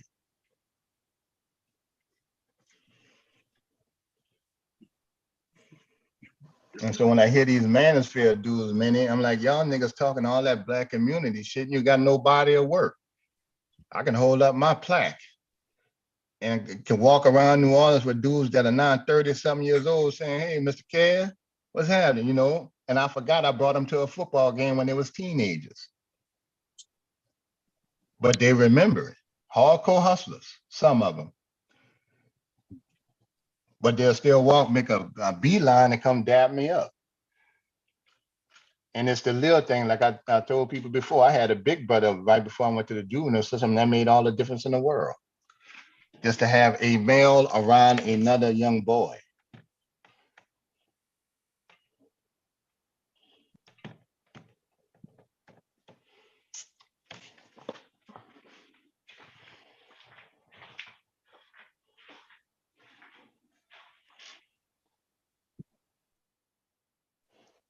But one thing devastating, it's hard to sell them youngsters on hitting the road on that truck. Them niggas don't want to leave home, man. Them niggas don't want to leave home. I be trying to talk the money up, man. You know, you can pull in easy $1,000 a week. That cover all your bills, dude. And you got 3 more checks, and you ain't spending no money. You're on the road. You know, you can bring her. Well, I can't get them to do how long? 3 days at a time. Yeah. Like, damn. You know, they so used to being homebodies. It ain't for everybody. You know, they don't hit the road until they come out of jail. Then they may hit the road. Yeah, yeah. Some of them will go ahead and do it. They're already conditioned for it. Yeah, some of the people on the block. Yeah, because I don't know if y'all noticed, but GM hire felons. GM are definitely making some power move. They got the government money. They go convert all of their vehicles to EV vehicles, electric charging vehicles. That's happening. That's in motion. Oh yeah, they got some. Go to the site. They got a few of them posted already. I think it's I think with the Silverado. That's what I wanted to tell y'all. Hummer coming back. They gonna bring the Hummer back as an all electric charge vehicle, because you remember it was a gas guzzler. Now it's gonna be battery powered, and the design of it, if you look it up, I'm not on my computer. That sucker look nice. Convertible top on a new Hummer. With the back wheels turn. I think I they saw may that. turn Like a little, you can a little quarter turn. Yeah. You can do the. Is that the one you can do the crab walk with? Yeah. Yeah, I'm I think not it's sure. the Hummer one. I think it's the Hummer one, but you can do the crab walk. You can, press the button and it just slide, to the side, Damn near sideways. I know the BMW and the Mercedes BMW definitely got it. Yeah, one of my boot camp buddies had an '88 Honda Prelude. He said it worked good when it come off the lot, but they had an alignment issue. They had to stop production on it. It was too much wear on the rear axle. Based on where he was driving. I'm pretty sure but like Honda like Toyota. The resale value on those, up there with Mercedes damn near and Lexus and BMW. Yeah. You get a Honda, you damn near guaranteed for 200,000, 250,000 miles. Which, that's good for at least 10, for the average driver, 10 to 15, the Honda ain't gonna never break, just like the Toyota. Yeah, devastating. I got 300,000. Devastating. The truck you drive, is it just you driving it? Yeah. You lucky. Lucky. No, you know what I'm saying? Because someone be driving this truck sometimes in the afternoon and they be leaving this motherfucker. Oh yeah. Shit all oh yeah, when I'm not in it. Oh yeah, it used to be just me, but yeah, sometimes they put somebody in, man. I'm not so lucky like I used to. I know what you're talking about though. Yeah, they don't clean the motherfucker. They leave all types of shit in here, especially in the back. Yeah. And the back is, I don't have no type of paper. It's all type of fucking paper and all types of shit in the back. Yeah, shit all over the dashboard. What the fuck? How can you drive with all that shit on the dashboard, man? Get that shit off of there. Exactly.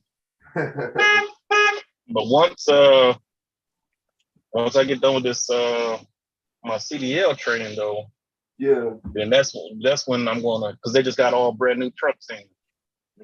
So then I'm gonna have a truck actually assigned to me and only I drive it. So you'd be good. Only thing I don't like about that is brand new, Yeah.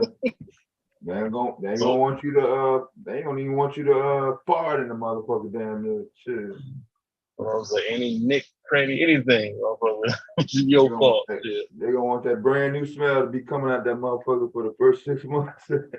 Yeah, that CDL training, man, it's pretty easy. I read over it twice, right? As far as the testing with the thing that you really gonna probably have to go over is the hazardous material if you want that endorsement. The baffling part of the it's test different now. Like is with the pretty easy. with the hazmat now, you have to take a class online. You have to take the class online, Mm-hmm. and then See, I once had you to go take to that the class building. on, I had to drive an hour out of Louisiana for that shit every day. Because, it's and different listen, now. look Yeah, here, Minnie, they didn't have any trade schools within the city. You had to drive an hour out the city. yeah, because so pretty much I had to take these classes online, and then they will let them know that you took all the classes. Then you can take the hazmat. All the other ones I didn't have to. Like I got the air brakes, I got combination, I have the tanker. Yeah, it's something. Of course, I got the general studies. And of course, the hardest thing is that damn backing on the angle. Don't you think, devastating? That road test with the backing with the 18-wheeler. Yeah, I'm gonna try to see if they let me drive it with the smaller one instead of that 53. Well, the connection is the connection. You know, yeah, that 53 is long. That's the longest one they make, I think, huh? Mm-hmm. Right, yeah, that sucker is long. But I've seen some dudes get used to that, man, and pull it up like it's a deuce and a quarter. Don't even get out. And put it in a narrow ass driveway that's meant for a damn car up to the dock. I know I can't do it. I've been a got out, pulled up. I had to realign the shit. Get somebody out to flag me on in and all that stuff. I'm just not. It's something you got to practice to get used to. You talking about a one-time doc? When you one-time it? Yeah, it's hard to do it. Unless it's got a lot of light and ain't nobody sitting right there. Shit, that shit ain't that easy. I don't care. They was parking this thing between the building and the fence with just enough room to bag into the dock. Yeah.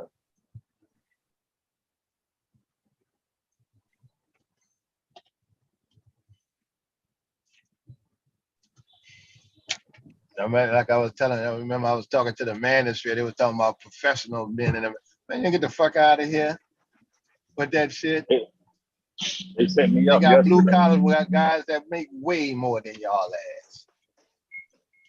Yeah, I was tripping off that. I remember I was working at Comcast, and I ain't gonna lie, she was fine. She was talking about, you can't find no man, you know. I was like, shit, I'm a man. Shit. No kind of smirk, but like, you know, like I'm working a regular job type of thing. Like, shit, I'm probably making more money too. I remember one time I was waiting tables, right? And I was waiting tables in a place called Arnold's, which is a 4 or 5 star restaurant. A lot of the stars come there. And I was working downstairs in another area of the restaurant. And then, you know, you can hear the ladies talking and pretty much saying, you know, they don't date the help. I'm like, oh, ain't that some shit? Now I hear this lady say, when you said that with one of my coworkers, you know, was waiting on him. Because, you know, one chick, you know, gave him a compliment. She's like, girl, why don't you get the number, you know? And she said, well, I don't date the help. And I'm like, you probably make 30,000 as a social worker. This man here making 70, and most of it's cash. Easy. So you can never evaluate someone on a profession that they do. I know guys that cut grass that damn near make 100,000 a year cash. I mean, with checks or people pay them cash. Yeah, because the neighborhood. At Comcast, you know, you get tips at Comcast, or even if there's somebody wants to do some wall fishing. Yeah, it don't take you that long, especially if it's an easy one. They say, hey, you know, 'cause I remember they was charging probably like them they're like $250. The dude was like, I give you $150 to do it yourself. So I was like, shit, okay. That shit easy. I bought because I invested into the craft, so I bought a wall fishing kit.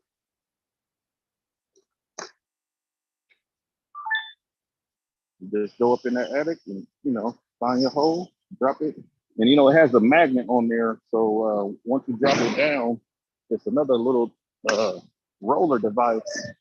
And that's how you find the actual magnet and put the hole in the wall, create a plate. That's it. Hey, everyone. Hey, I'm not trying to be funny. Listen, question. Hey, what do y'all think about a man giving video reviews on female sex toys? A man giving video reviews on YouTube, female sex toys.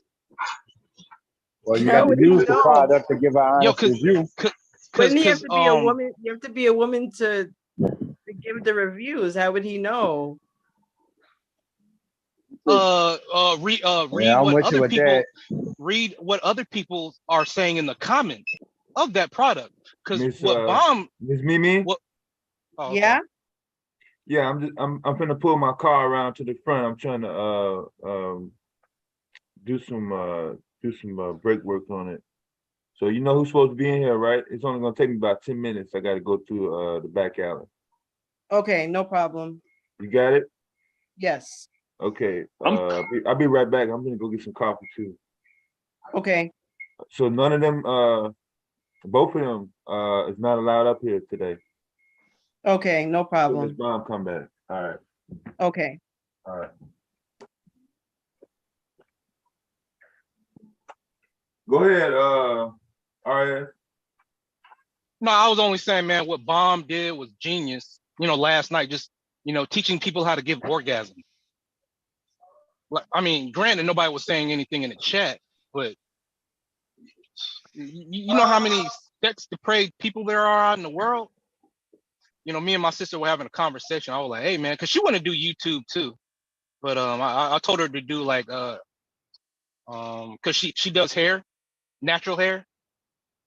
And I was like, hey man, why don't you do video reviews on dildos, and I'll do video reviews on female sex toys. She's mulling over it. We just had this conversation like 10 minutes ago. But Mom kind of inspired me, last night. She's genius.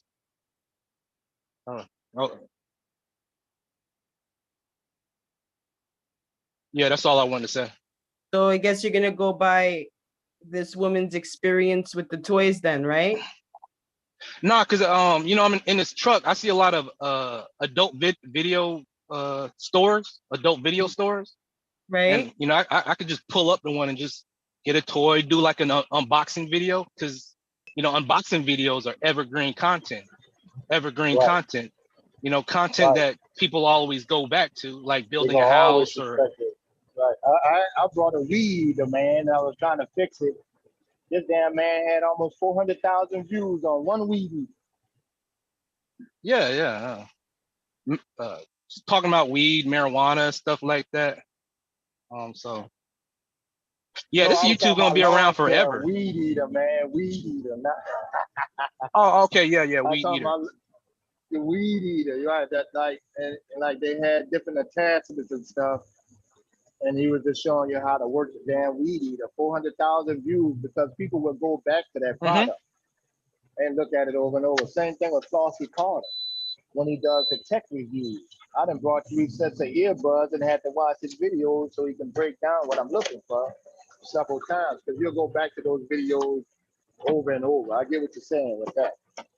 Yeah, audio is important. Years from now, you'll be getting views from that same damn, that same exactly video. Yes, thank you. You get me.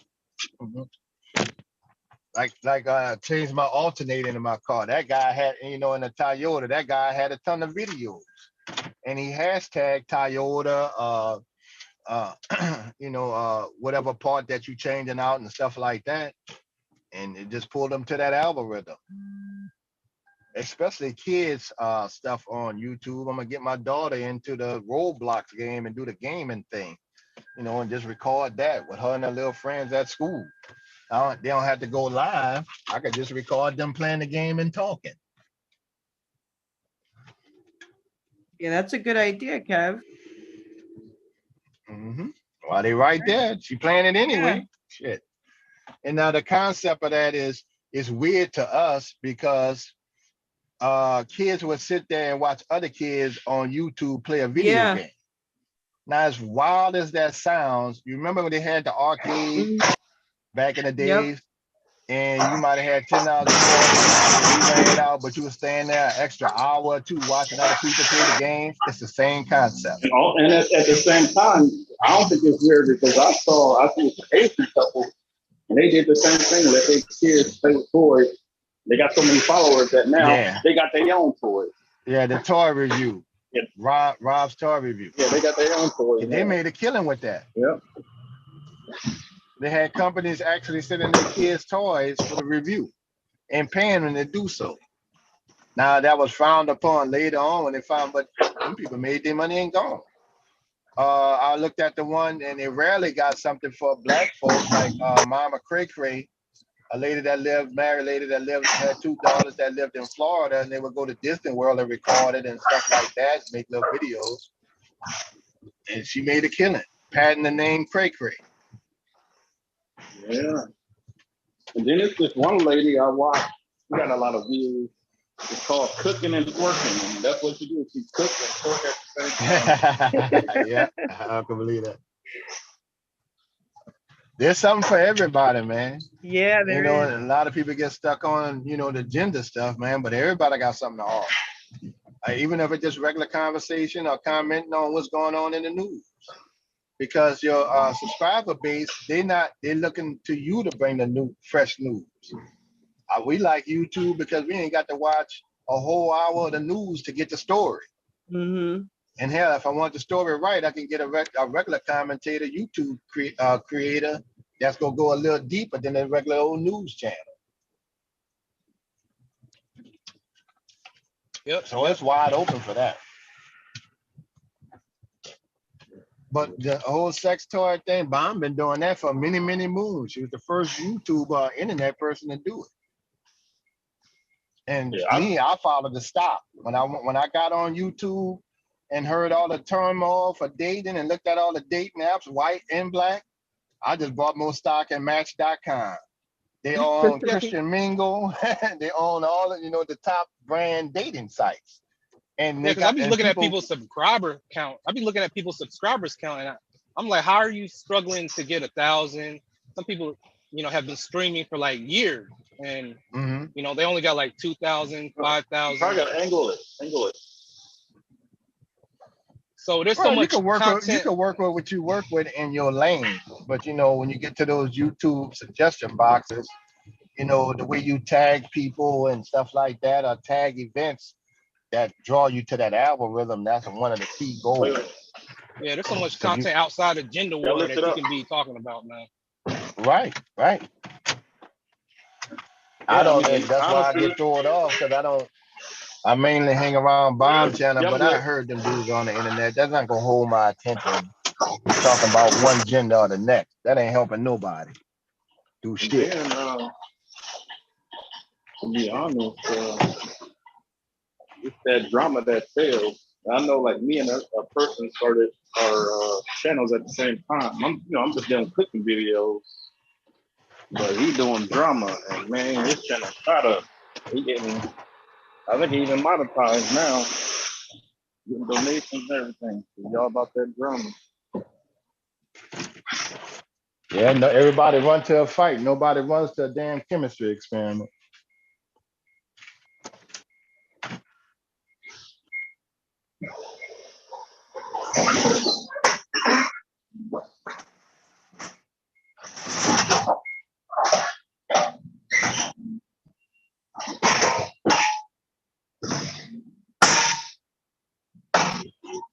That's Silent over there moving furniture. Yeah, I'm moving. Maybe I should shut off. I'm moving these skids around. And the truck I have, I can fit like only about 7 skids. I gotta have a dolly in here, or whatever you call this damn thing. Not a dolly. Yeah, I'm riding around Lowe's distribution center parking lot looking for an empty trailer, so I can activate my next assignment. That's cool.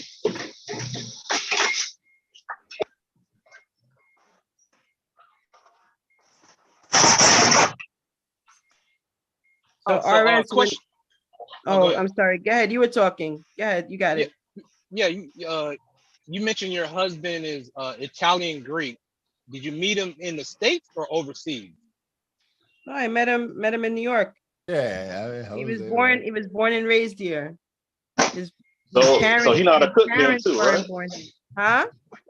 He know how to cook then too, huh? Italian, Greek.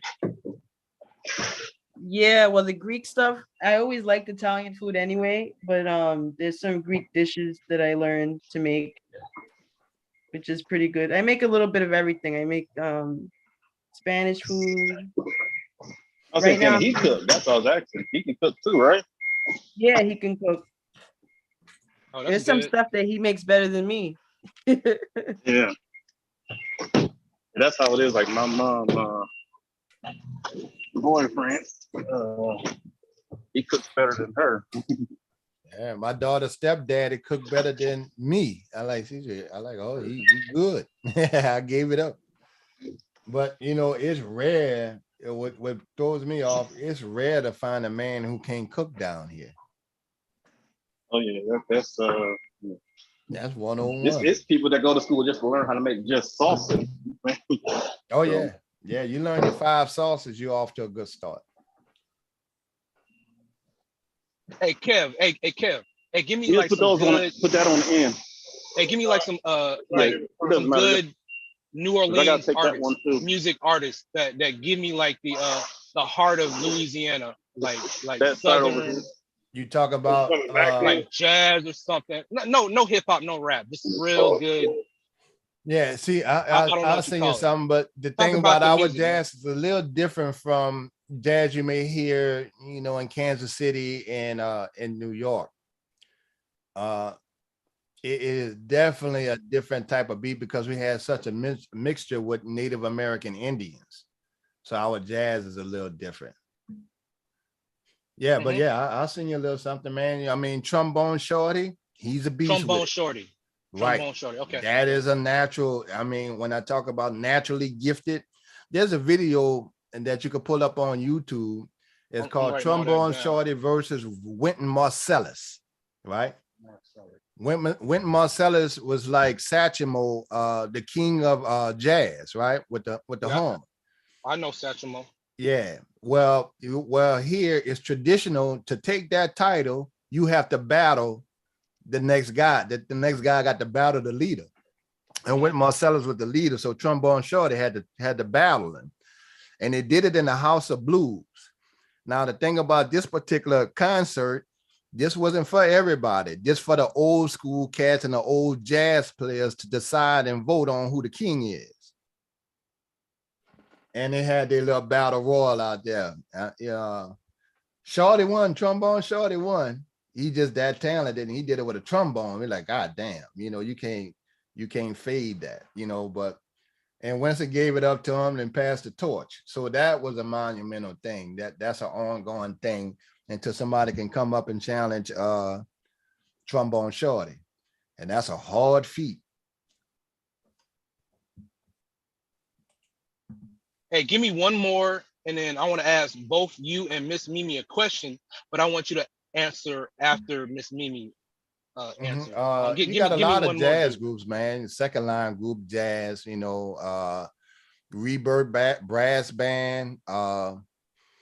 You got a bunch of them, man. A New Beginning Brass Band. I think they still relevant. Okay. A lot of little small jazz bands in New Orleans. Okay. Rebirth is one of the well-known ones. And these people go all over the world. They go all over throughout Europe on tours and stuff. That's how they make their money. Have y'all seen the Skeleton Key? Skeleton Key. Oh, I've watched that. Okay. Didn't that take place in Louisiana? Yeah, actually. Yeah. Yeah, they went into voodooism, and you know that's what I'd be like interested in, like the voodoo and the hoodoo, you know, because like we had to know that, you know, for like defense, you know, during like, you know, slavery and stuff like that. But I mean, You I don't think know if that stuff Kevin. works? Oh yeah, love spells. I don't believe in that. Oh, okay. Well, Mm-mm. yeah. Well, I believe in it. I mean, you can have a choice to believe in it. You know, cursive writing, handwriting is, you're casting a spell. Um, but yeah, Skeleton Key came out, and that was my first glimpse of just life in Louisiana. Just listening to the music and the culture. Because when we talk about culture, we don't really talk about religion, music. That goes into culture. That's why I asked I heard Kev, somebody, give I me heard two somebody artists. say twerking is part of black culture. I'm like, no, it's not. Stop doing that. No, it isn't. Actually, it is. It ain't to No, it me. isn't. It is. It's some African tribes that does it. Maybe not the It's a exact dance. way. Wait. Twerking started off in New Orleans and it was called pussy popping. And that was done to drag rap Trigger Man. And then it kind of took off from that. That's why we have our bounce music the way it is, because they have Trigger Man beat in the background. Oh, that sounds good, right? That's cool. Right. Beyonce caught on to it coming out of Texas. Thank you. And then it wound up making its way up there to Atlanta with the strippers, and it became a bigger deal. This video is Wynton Marsalis and Trombone Shorty battling this. How they got to start. Let's go back and forth.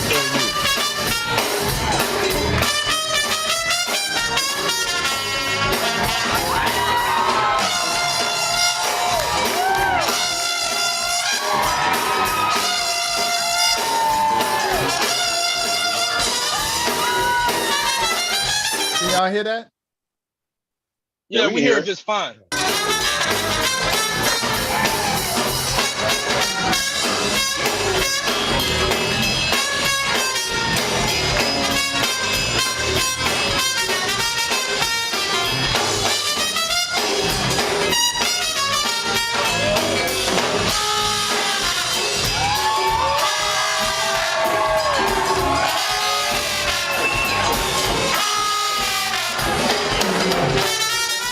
Fair use. They got great admiration for each other. Can you shut too, that man. door? No, Great shut the door. admiration for each other.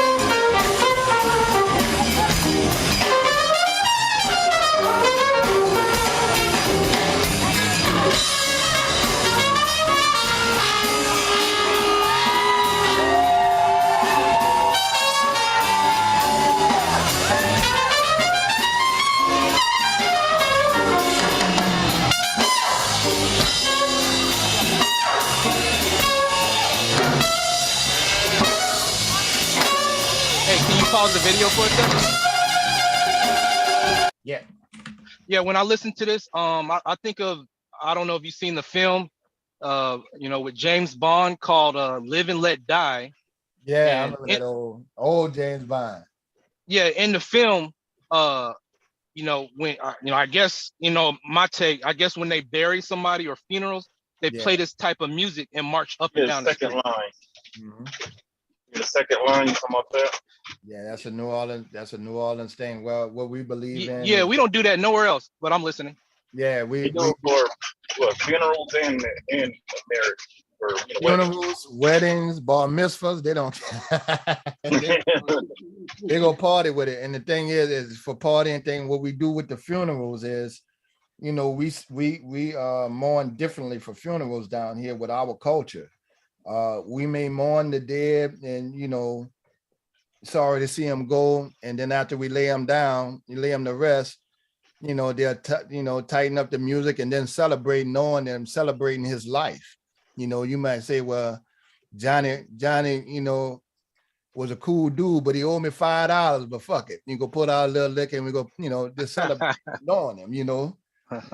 Right. You know, the good times that you had with them. And that's good for mourning purposes because you'll go from crying to having a good time. You know, and you kind of get through it with that. So yeah. And this was Wynton Marsalis playing for Obama and Michelle Obama. Introducing the new Michelob Ultra Organic Seltzer. It's our most refreshing seltzer. Be careful on just be careful on the tracks. And that was him coming in. That's NOLA News. That was him coming in with Michelle Obama and Obama, because you remember Obama had a lot of black artists performing in that White House, which was a big deal. Now, I did not like the fact that Beyonce lip sync for her. That made big news. You supposed to blow that one. Whitney Houston would have blew their ass out the damn arena. Oh yeah, absolutely. Right. That was one of her greatest opportunity. moments. Yeah.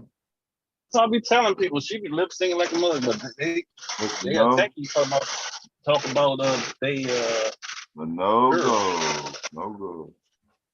No, I know. Yeah, so Silent, I was gonna ask you, so like I know there was a different word for twerking, like the dance, right? Like what was the dance called? Because I know that it wasn't a sexual thing, and I think like what people made it into, like people interpret it now as like a sexual thing. It was always sexual. Oh, even it was always sexual. It was a hood dance, and it was. I mean, they would be damn near naked in the club twerking. No, it wasn't always sexual. It was where I was. I think even with the traditional African dance, I think it was still a sexual. Well, yeah, the African portion, okay. Yeah, that's what I was referring to, like in the African culture. Yeah, that's not sexual with the African culture. But you know, it's amazing how even from East Coast, West Coast, in the South, you still see moves mimicked. You know, we mimic moves from African dances, and in a lot of cases, we don't even know it. Mm-hmm. Yeah, because that's why my family and friends that's from New York get mad at me when I say that. Just because y'all made it famous rapping and stuff don't mean that's the only place where it was happening at. Right. You know what I'm saying? Like they act like, oh, they invented rap there, nowhere else. So like, no, it's just New Yorkers, right? New Yorkers the inventors of rap, from what I understand. That's what I'm saying. They think they invented rap, but they think twerking was used to get in a trance. Uh-huh. Twerking was used to get in a trance. You know, our spinal cord. The man in a trance. Transfer information from your spinal cord to your brain. You know, that's why some people lay on the ground. A pallet for you. You know, that's why some people lay on the ground, because laying on the ground, straightening your back. Studies show can increase your IQ or brain cells. Sorry, I don't have any articles to look up. I'm just spewing out information that I've read over some time. Say it again. Here you go. This is a sporadic or random second line when they just doing it in the neighborhood. See, each area, each ward has a tie to Native American Indians, and they got their own different thing, you know. So that's why you hear the bass line being the major thing in second line music down here. right? And this is a live second line when they was just dancing down the street. Listen to it. Listen to the music of it.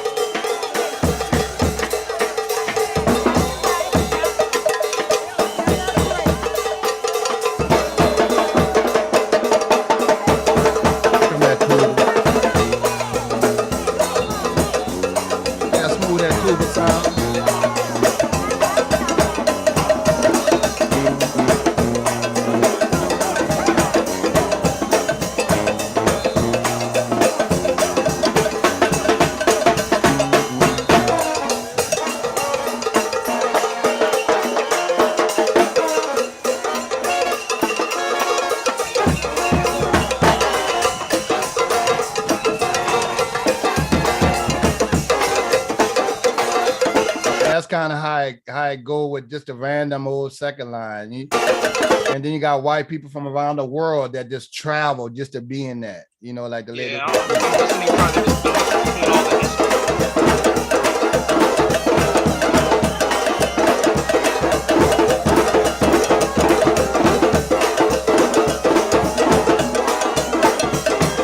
And there was one time I showed the second line, like after Hurricane Katrina, a lot of people was displaced. And you didn't know, with everything being flooded, you didn't know who lived, who died. You don't know if your mama lived, your grandmother lived. So what they did was put the word out nationwide to all the New Orleans residents that there was going to be a second line, you know, and that means every division, you know, in every part of the city was going to start a second line in a local neighborhood, and it would go to a meeting spot.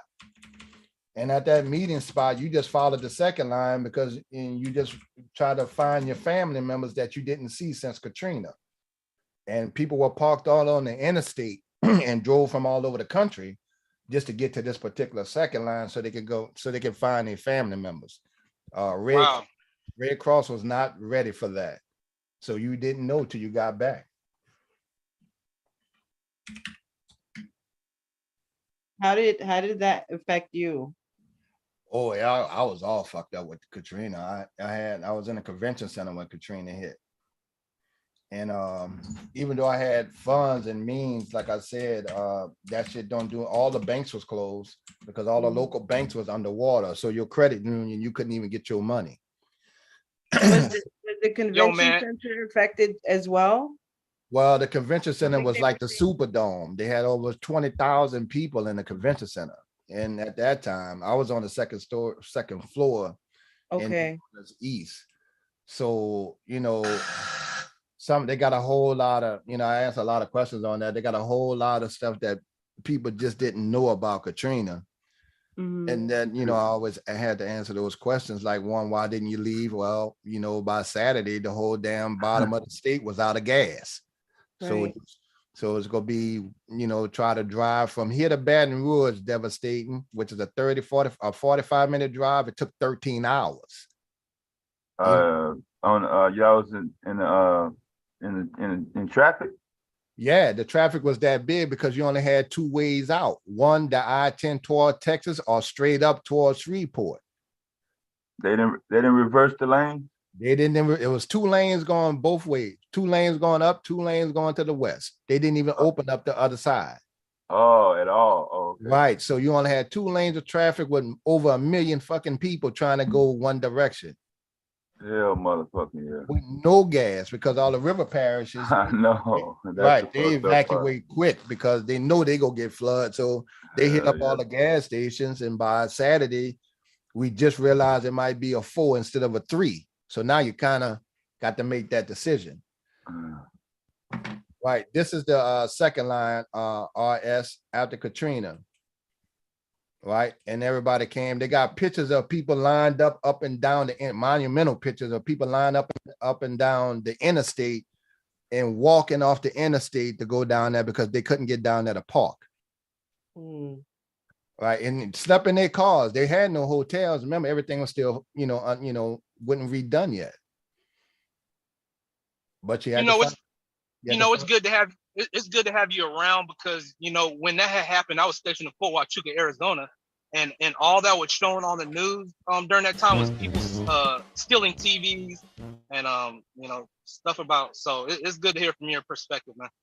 They were slandering black real bad, man, on the media. Oh yeah, yeah.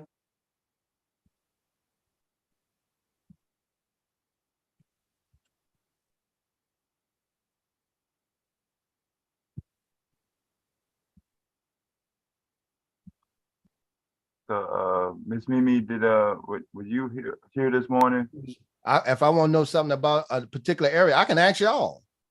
I don't need somebody in suit and tie to tell me this. I can talk to y'all and get it straight from the horse's mouth. That's what Black YouTube supposed to be, where we could pass ideas and get the real story. Right. What they doing to y'all up there with zoning and redistricting, they what's next? Georgia. What's after that? The next one. So the same game they running is going to be the same things. But if we can communicate with each other and talk, now we can understand. I have a better understanding of Chicago listening to Miss Minnie and Mella. A couple other people are better understanding of the East Coast and the West Coast from talking to y'all. They already started in Georgia. Like, how the rapper used to claim Bankhead and all that stuff? Yeah. They closed all that shit down. Yeah. Got all those projects and turned them all. They knocked all them down. And that was like nothing but townhomes and stuff like that. Yeah. Right. They did around the colleges too. Right. Oh, Deb, you were asking me. And here's the second line, y'all.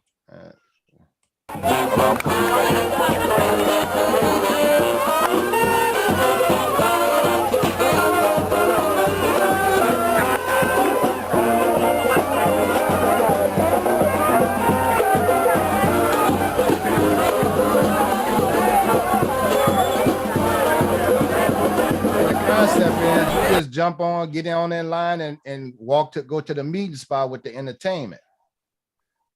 Right? And then you go find your family. They had no reports of crime, or if you had enemies, ain't nobody was worrying about none of that shit. And so when people say black folks can't gather, we gather together all the time with no incident.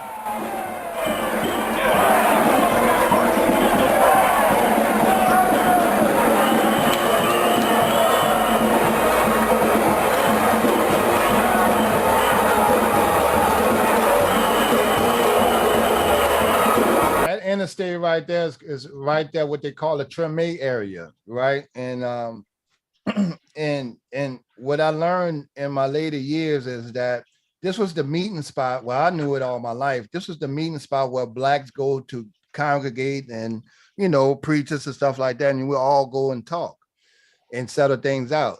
The United States passed the interstate through every major city where black folks met like that, including all the way up to DC. I'm like, well, damn, they did that to us too. There was an area in DC. There was an area in Cali. They ran the interstate through them. You even think about Central Park, how they did Central Park. Right.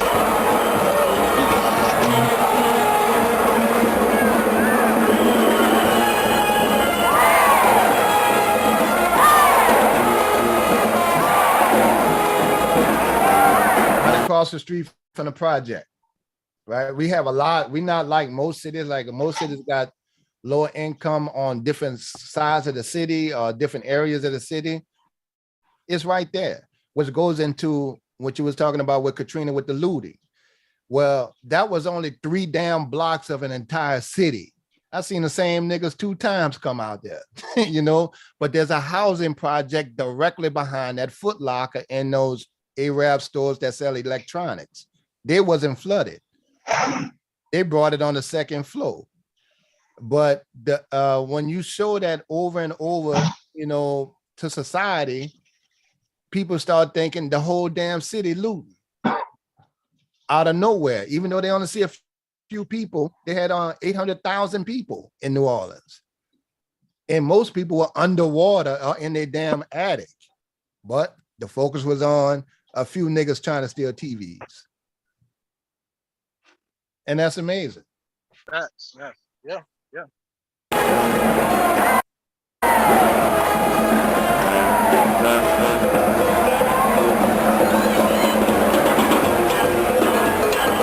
white people you see come out there, that's tourists. To them, they ain't never felt that kind of energy.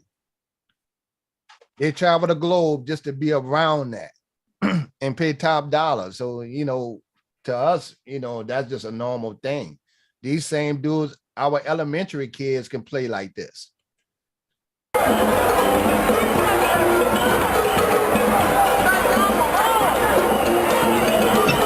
And that's just how some of the second lines actually run, Doc. I don't want to play too much of it, but that's how everybody met. And then you had that was downtown. You had uptown, they did the same thing. A lot of those are black folks mixed with Choctaw Indians. Uptown, they mix with another different type of, you have a guy my color with long straight hair, you know, and because of that mixture, which is different than the Native Americans in the West, where you have your, you know, your YouTube content creator talking about he fucking Blackfoot or nothing, but you started banging on black men. Down here, we feel like that, okay, well, fuck you black men here, and most tribes didn't get along any fucking way. So what tribe are you? Okay, well, now that start beef. I don't care if you're a black man or not. That's a personal beef. Kwame Brown, he's something different over there. But you say Geechee? Yeah, he's Geechee, right? When they were here before the Pilgrims and stuff, and they just happen to be black males or black people. That's cool. Guess what we call them? I'm more Ado. Yeah, right.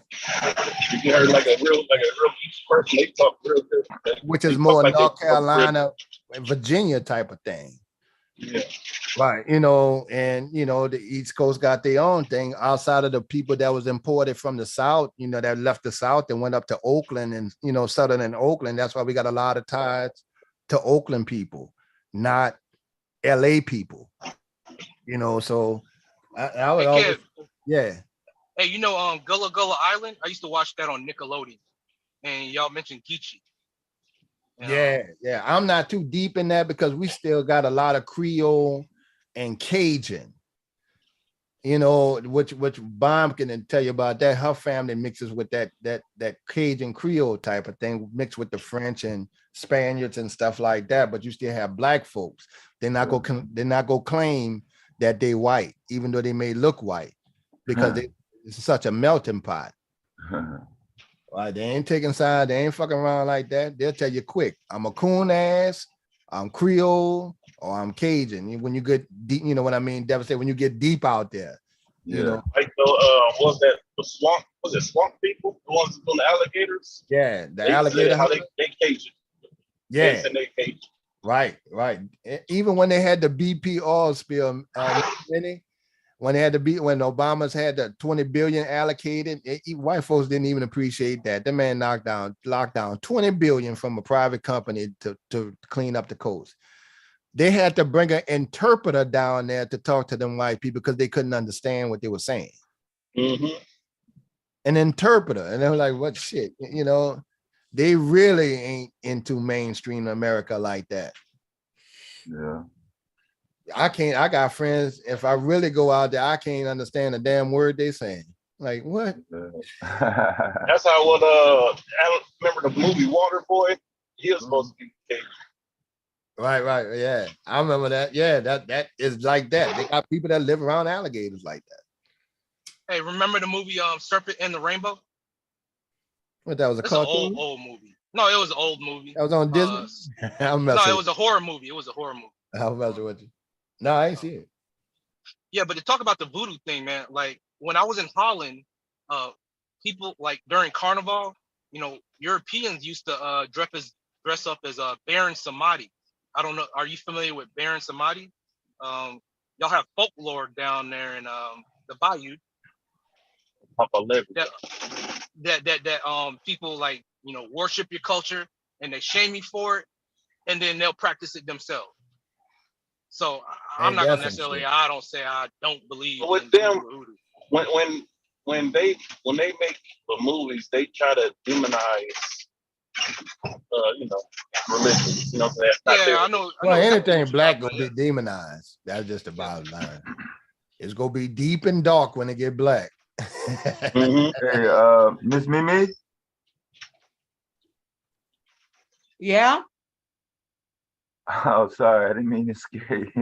Just like the black market. My bad. Black Did I you was eating a waffle. Oh, you cooking and shit. My bad. No, you're good.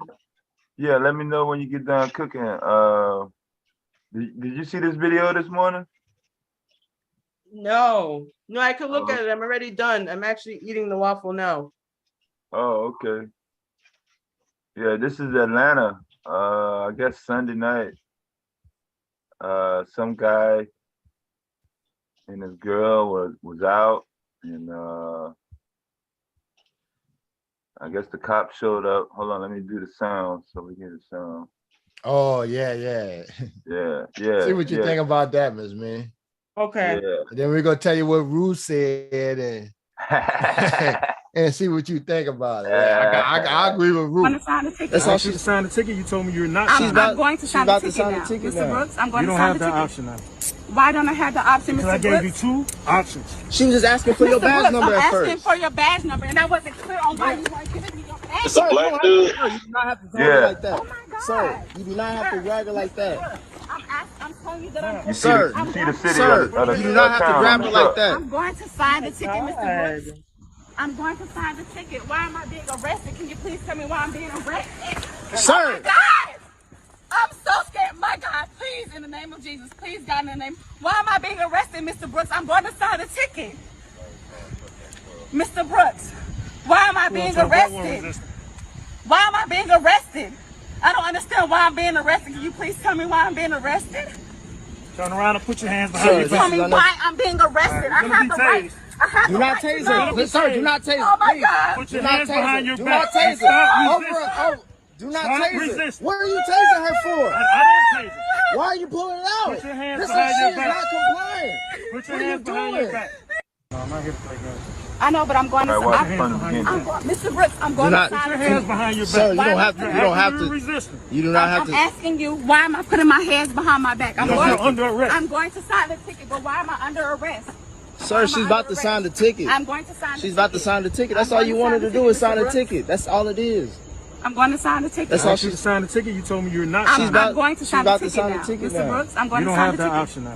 Why don't I have the option, Mr. Because I gave you two options. She was just asking for your badge number at first. Asking for your badge number, and I wasn't clear on why you weren't giving me your badge. Sir, you don't have. Sir, you do not have to hold her like that. Oh my God. Sir, you do not have to grab her They like come their that. badge number now. Sir, you do not have to grab her like that. I'm going to sign the ticket, Mr. Brooks.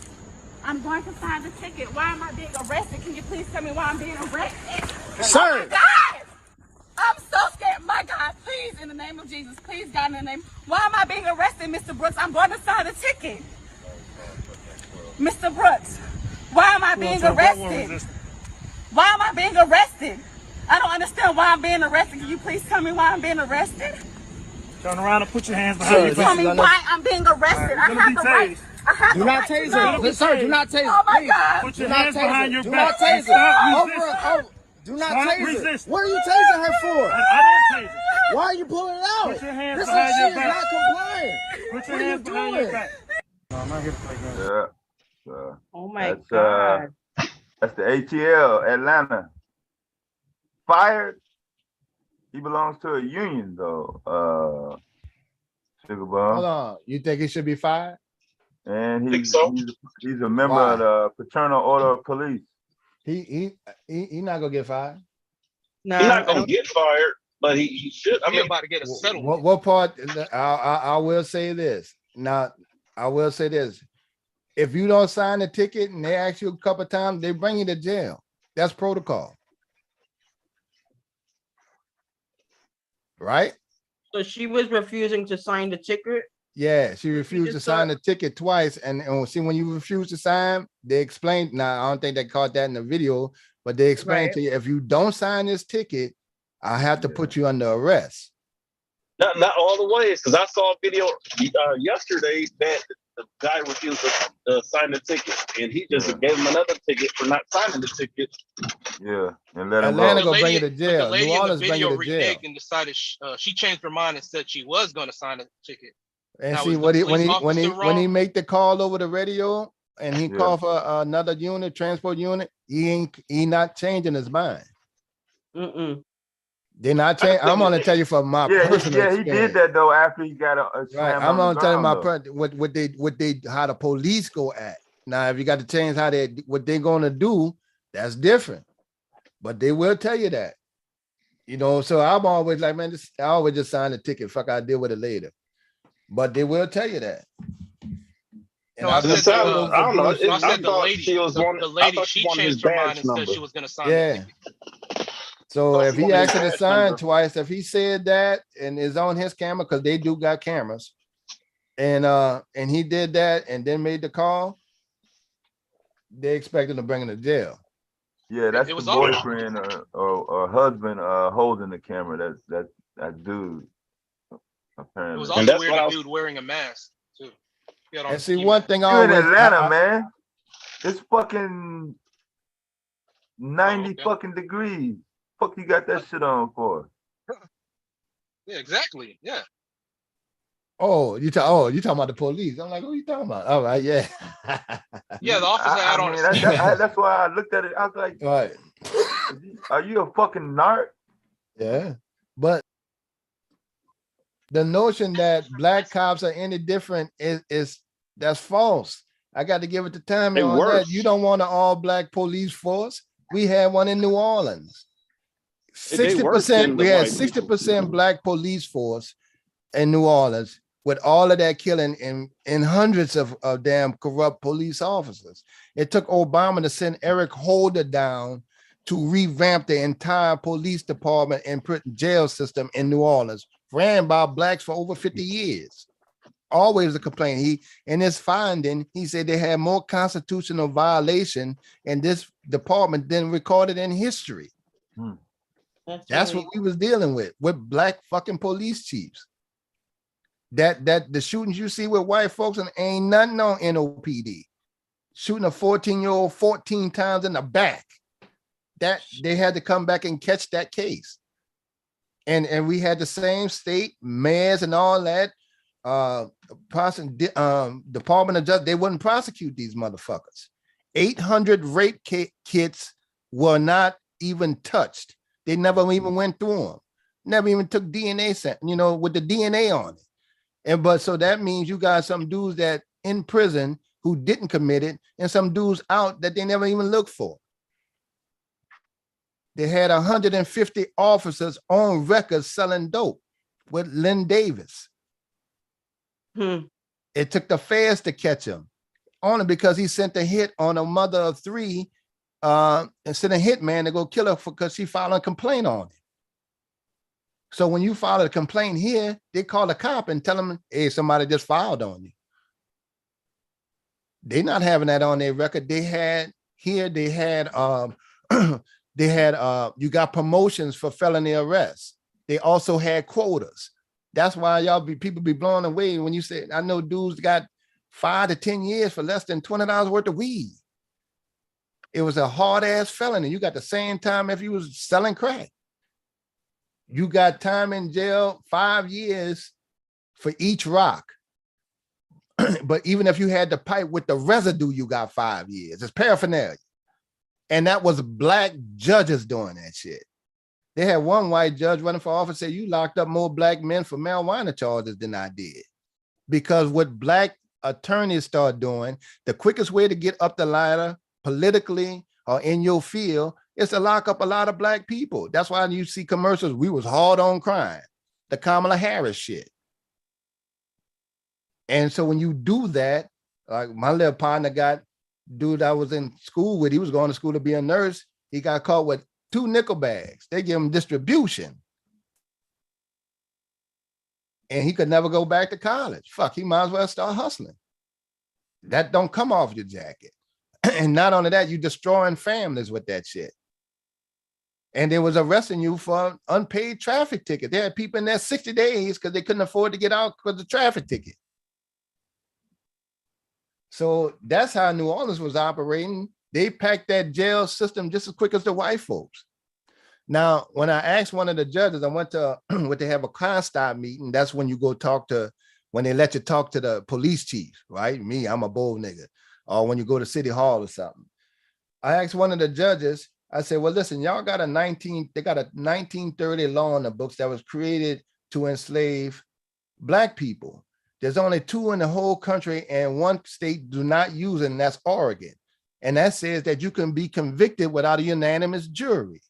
They was working that shit to their benefit for decades. I sit there and watch it. Without a unanimous jury. Huh. Where else in the country you get convicted without a fucking unanimous jury? But that was the norm here. And the black educated as Xavier University, Dillard motherfuckers, they knew that, but had no problem putting a nigga in jail. They didn't go after the killers. And then you had the 3-strike law.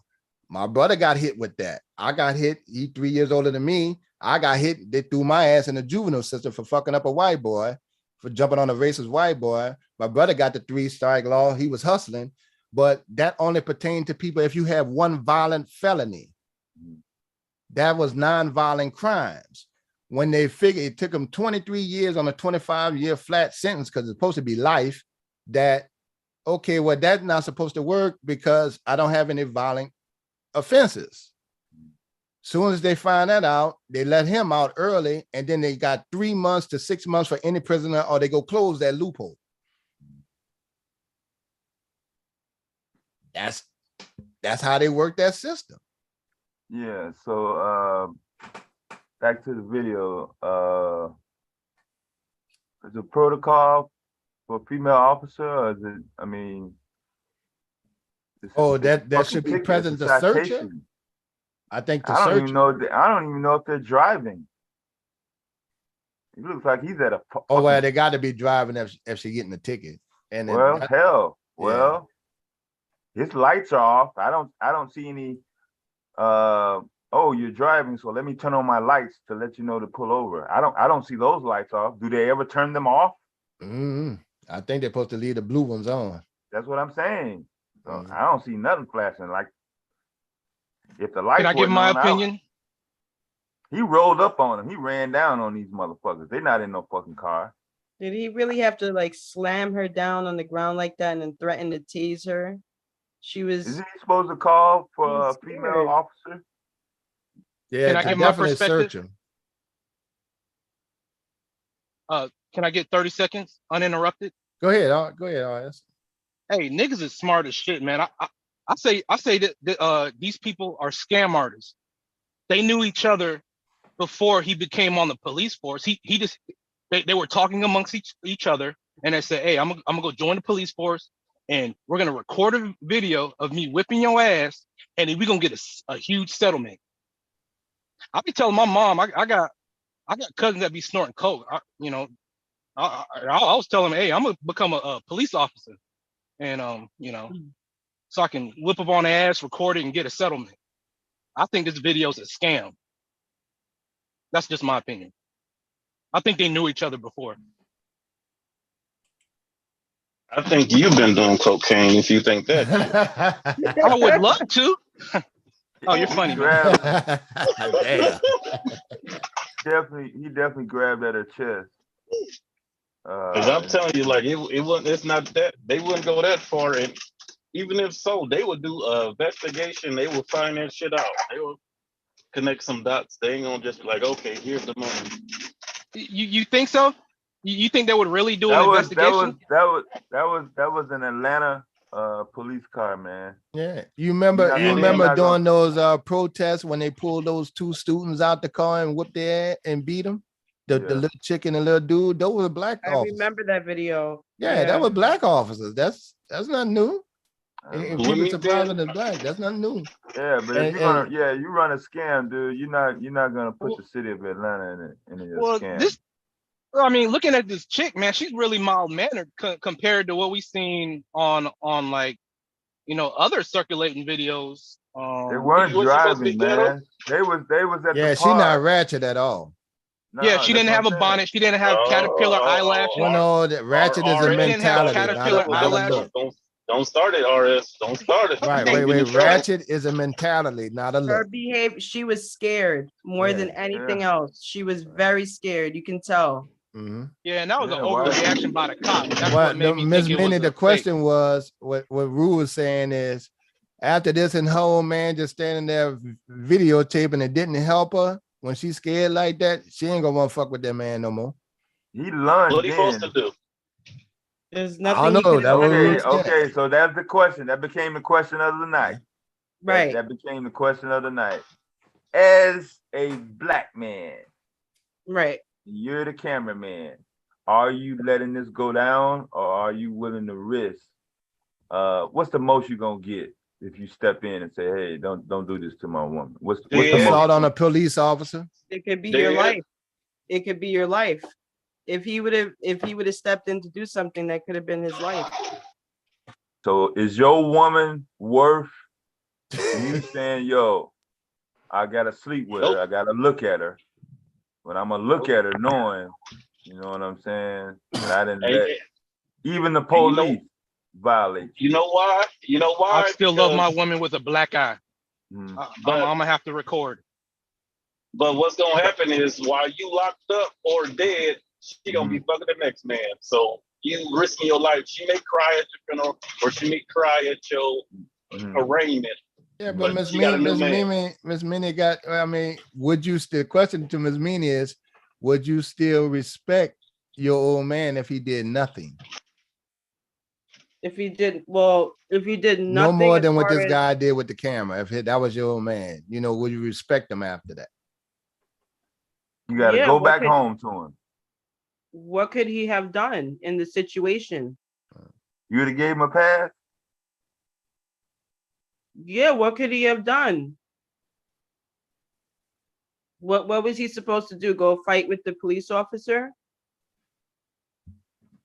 And how many police officers were there in that video? Just one? Well, even if they weren't driving, but one they was not in the car. They was not driving nowhere. That's not they're not on the road. He ran. Yeah, it looked like an empty parking lot. That's what I'm saying. Yeah, but he could have pulled. They're gonna be more video. I'm gonna look for more video. He must have pulled them over. His lights are not even on. If he was in a traffic, if they were driving on the road, a stop sign, even if it was a dead end, you know what I'm saying, street. Well, what is he trying to? He trying to get us to sign some type of ticket. Yeah. Because what it is if just say he trying to get his quota, you can get a ticket for loitering, you can get a ticket for jaywalking. Yeah. So he can give him a ticket for any fucking thing. Me personally, I said this before.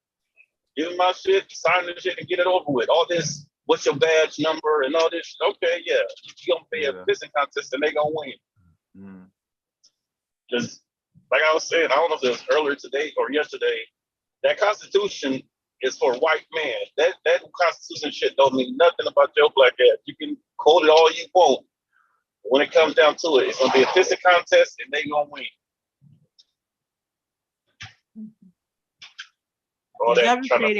Devastating. What would you have done if that was if you were in that situation and that was your girlfriend or wife?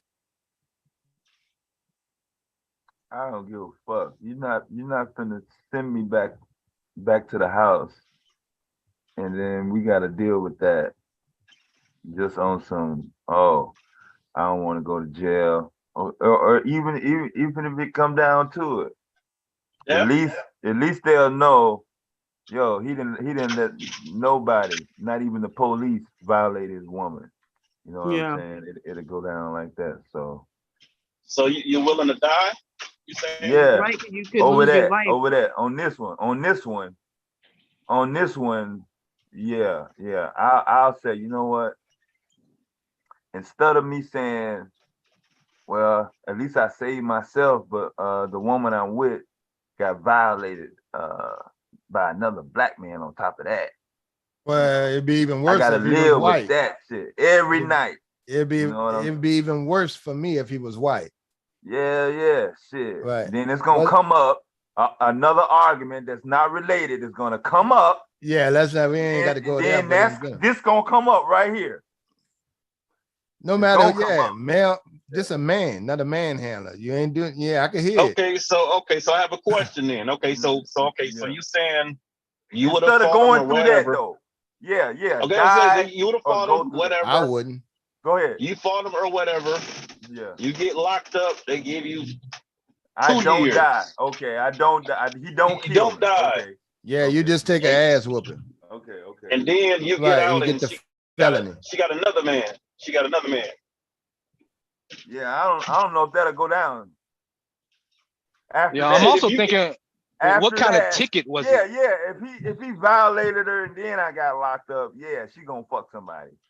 But if I stop him, to the point where he stops fighting her and then fights me and I fight him, the fuck the other man while I'm locked up over it, that's gonna be hard to do. You're gonna do that. You're gonna fuck somebody else based on some other shit. Not this. Right. No, see, you locked up. You locked up. I know what you're saying. Right. Too. It don't matter the reason if they move. Either way. I don't know. I mean, people get locked up for years. You can't expect someone. Yeah, that's what I'm saying. You talking your about lady not to be with somebody else. They can still love you. Right. What, 2 years? What you saying? I don't know, but that depends on the individual. I ain't gonna even go there with that one. 2 years? Silent? How long I'm gonna be locked up for fucking this cop up? And then I'm gonna get him. If you when saying I fuck get him out. up, man, you gonna be in jail 5 to 10. The longer I be in, shit, the more chances of me getting that motherfucker. Nah, you just gonna be in jail. I know. Sipping out of a straw. As soon as I get out, he's gonna be my first priority. I tell you, Miss Minnie, what I'd have done before it got to that point, I'd have told her, look, just sign the ticket. Yeah. Just sign. I'm gonna pay for it. Yeah, it's hard to tell because he whipped just out sign his the phone ticket. late. Yeah. And see I already know what the badge number gonna be on the ticket. He got to write the badge number on the ticket. We got the badge number. We could deal with that later. Just sign the ticket. I would have just signed the ticket. Yeah, because see, some people like, you can't take me to jail. And I'm looking at some of these videos like, yes, he can. You can't. Yeah, they can do that now. You just, and I'll be hoping a young brother, I'm like, man, y'all got to stop. They want y'all to resist when they holding your arm and shit like that. And the last thing you ever do is get back in the car and hit the fucking gas. They gonna try to. Yeah, that sparks another question. Why was she even out the car? Doesn't matter. I know you better get on the women. You. Who you talking The about? ticket. We don't know what the ticket was about. What car you talking about? The person receiving the ticket. Why they end up out the car? If she wasn't gonna sign it, because talking about constitutional right. Yeah. No, we didn't see the car in the video. We didn't see her car or her man's car, whoever was driving. Right? Man, was that established? No motherfucking car. How the fuck you gonna get pulled over and then the police turns his headlights off? Where have you seen that at? Just tell me the last time. I ain't seen it nowhere. No Google. A policeman pulls you over and then in the process of writing you a ticket, he turns his headlights off. Yeah, that's strange. They were not driving. He ran down on these motherfuckers with the headlights off and the goddamn Navy SEAL James Bond mask on. Yeah, all that. Yeah.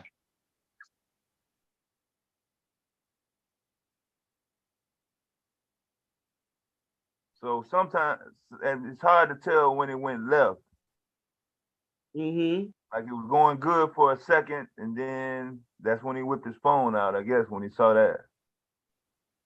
And this officer is wearing a body cam, we hope, right? Atlanta. That's all the evidence we got right now, and his name is Mr. Brooks.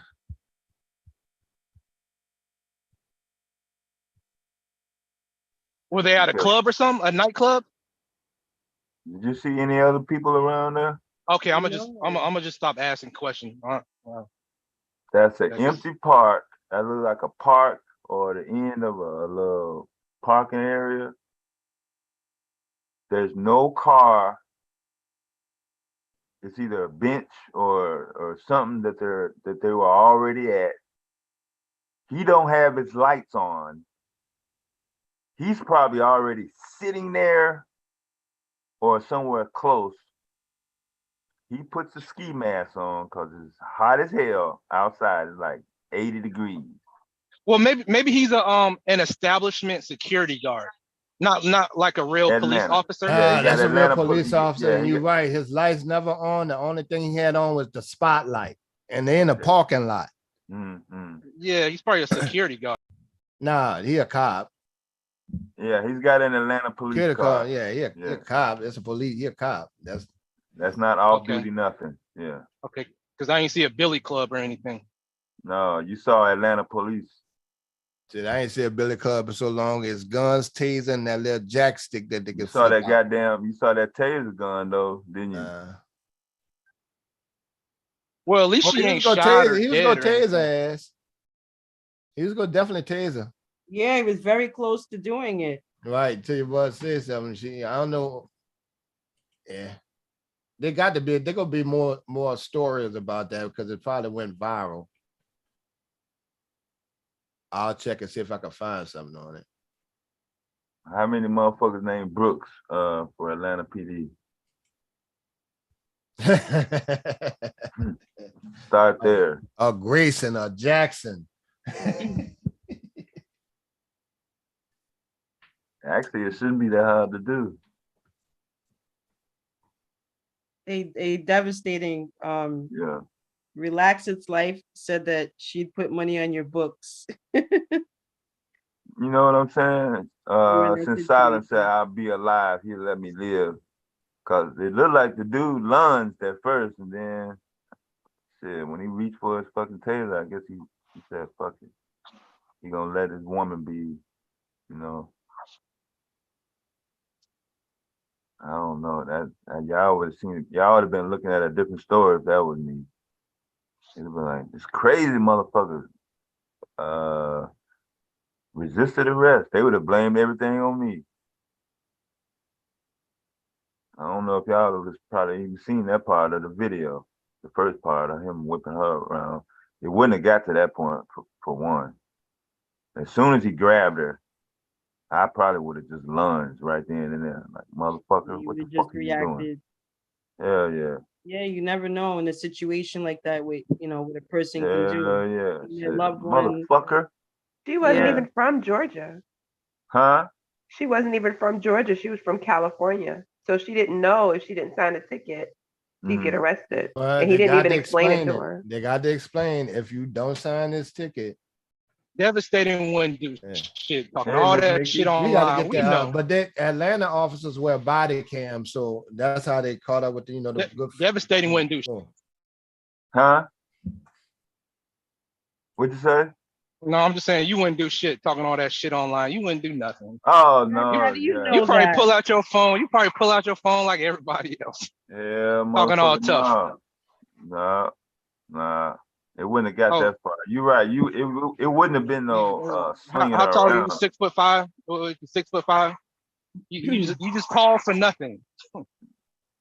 Shit, it don't matter how big I am. Shit, he wouldn't have fucking got his other hand on around her waist to sling her ass to fucking around like some fucking old goddamn fucking mop.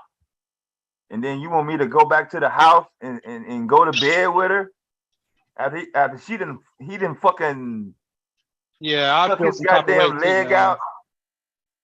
Damn near broke her fucking pelvis. Yeah, the woman I love or the So woman you I'm want with, me to man, go being back tossed around like to the that. house with that? I gotta go back to the house with that, and then for the rest of the time I'm with her, any petty thing that comes up, RS, what is she gonna bring up in the argument? Every time y'all have sex, you're gonna be thinking about Mr. Brooks. Another motherfucker. Well, Then I'm gonna see that's his messed up. motherfucking ass. Well, that's a messed up way of thinking because in that situation, you could have lost your life. But I'm gonna be at the light. I'm gonna be at the grocery store. I'm gonna be at Quick Trip. I'm gonna see him. It's always gonna be on your mind, right? Yeah, I'm gonna see him. Yeah, I I'm gonna get be that. looking at that motherfucker. He gonna be looking at me. You sorry, whatever. You know what I'm saying? It's just not gonna be good. That big black motherfucker. That big black motherfucker. Yeah. But You'll be seeing him I'm all supposed to, yeah, uphold the law, do the right thing. No, man. Hell Yeah, I no. think don't even let it get to that point. Huh? I say, yeah, I think don't even let it even get to that point. Yeah, I'd have told her to sign a ticket. No, sign a ticket. Yeah. Well, I don't know what happened to the where it was good.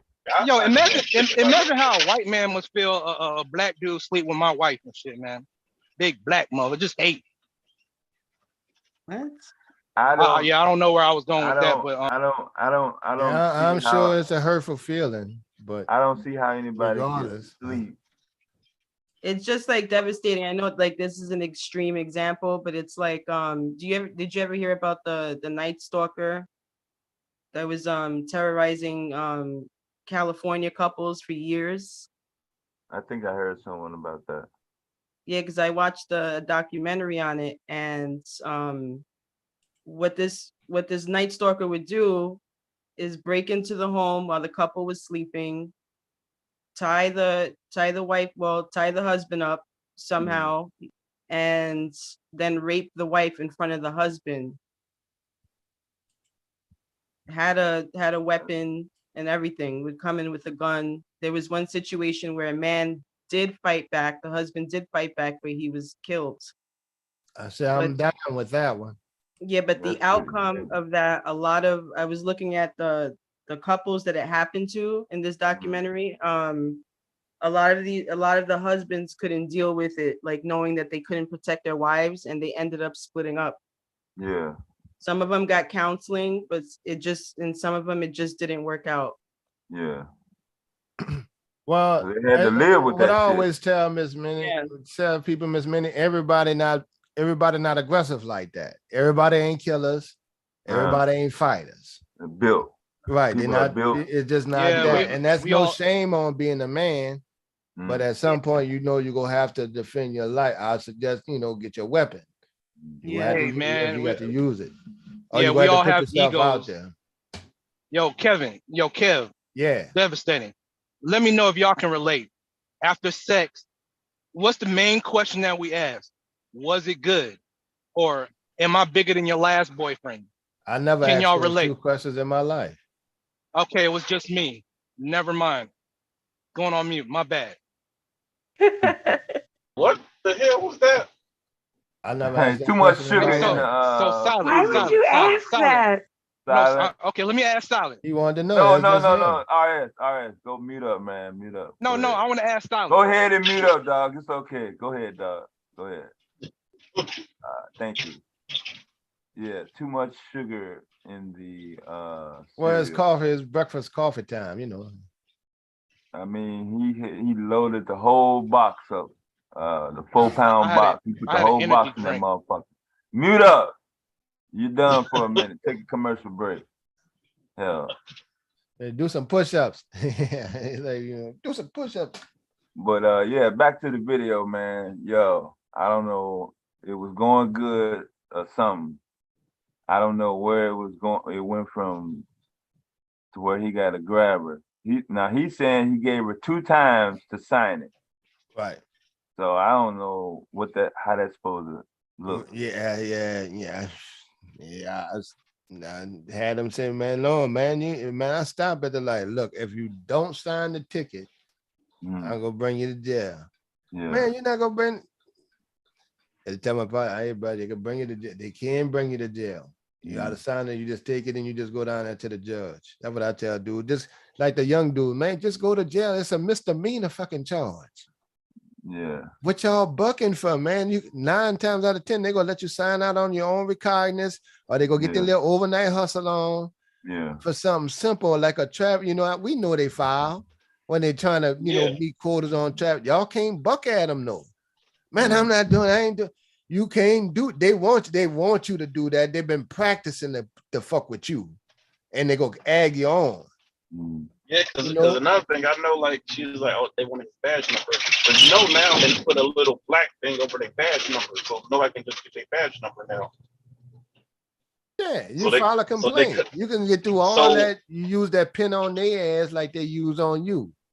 Yeah, so when you got that ticket, they badge number and or their whole name would have been on that ticket. They know who wrote that Well, the ticket. badge number at the bottom of the ticket and his signature. Yeah, So on all tickets. You see what Sugar Bum wrote? If you're a black woman, now how are you looking at the cameraman right now? Like right now, this morning, Thursday morning, are you looking at him like, I'm glad you didn't get locked up or do anything? Is that how you really feeling? You're not telling him? You just pretending like everything is cool and shit? But deep in your subconscious, is something that's always gonna be like, damn, you just sit there and film the shit. That's to me, I think that would have been dying over really nothing right there. Like the fuck. I can't do it, man. I want to get some sleep. I want to go to bed knowing, damn, you know what I'm saying, my man. But I remember I was with a young lady. Yo. And like almost got shot at over, or I got shot at over, and all that stuff. Fighting, all this crazy stuff. I went off for a little while. Yeah, she pregnant by somebody else, all that other shit happened. So I would have been dead or shot and all that shit over someone that would end up messing with somebody else anyway. Shit. Yeah. No, I got what you're saying though, very heavy. I mean, from my perspective though, if it was gonna happen like that, it was gonna happen like that anyway, whether that incident went down or not. So I definitely can see that viewpoint. But that's just me, man. I'm not gonna take the popular route. I'm gonna be the minority, the 2%. Maybe one other person in the whole U.S. would have just said, you know what, fuck that shit. I'm not gonna sit here and let these people watch this video with this woman being slung around, and I'm just sitting there talking about, oh, stop it. Why are you pulling out the gun? You don't have to do that, sir. You know what I'm saying? No. All she wants is a badge number, sir. Sir.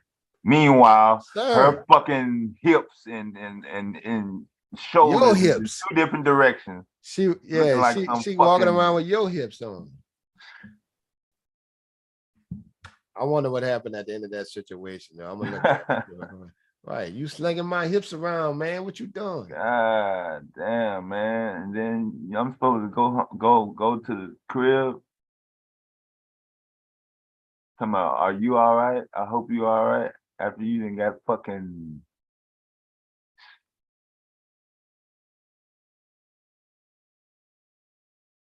And you know she's gonna tell all her friends. Oh, they already know now. It's viral. That's Atlanta, man. Shit, that motherfucker got Atlanta police on the car. And who in Atlanta don't know her now?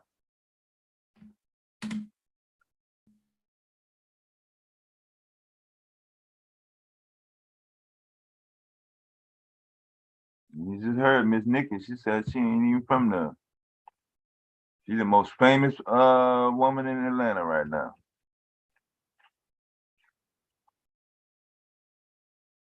Mr. Brooks.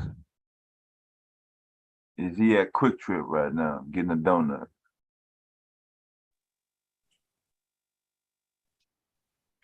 So you telling me I got to deal with sleeping with her, and then when I'm in the street, I got to worry about running into this motherfucker. Now they got the A footage. double whammy They for got the the rest of footage my of the car life. that they was in. Yeah, they was in the car. They must have been doing something in the car. Oh, okay. So the car was parked somewhere. I did see him. He had the ticket In on the the car. parking lot, and if you getting down in the car, whatever, and they won't give you Yeah. a ticket. And see, Yeah. that's why he probably got a spotlight on. Oh, okay. So he didn't want him to. He didn't want him to know he was coming. No, I think I did see that. Yeah. The place where he had the spotlight and the ticket that was unsigned, it was on their car.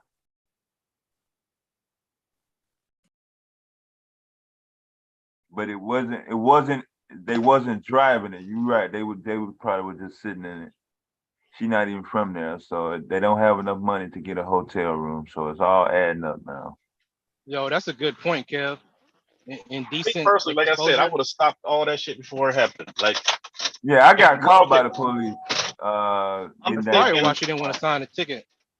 I got caught Maybe by she the a school police. teacher or something. I got caught by the police. No, she's With some my kind of girl movie in the car. director. I kept going after they knocked on the window.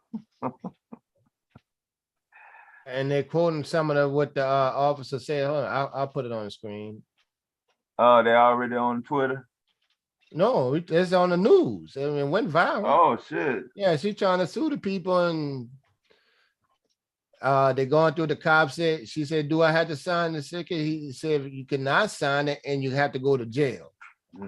And the woman said, "If I don't sign it, sign that, right?" Yeah, he said, "No, you have to sign it, or you go to jail." I know they got the cameras on. I know they will bring you to jail for that. Hold on, I'm gonna put it up there. Yeah. But like I said, all that He didn't shit, have to all throw that could around have like been a rag prevented. doll. What? Yeah. But hey, you know, you gotta think of the dirty motherfuckers you talking about. Just sign the ticket, baby. Who is that? Exactly. Who is that Could dude? have said the same thing about Mike Brown and George Floyd. Who is that dude beside her? Hold on. Wait, let me pull it back up.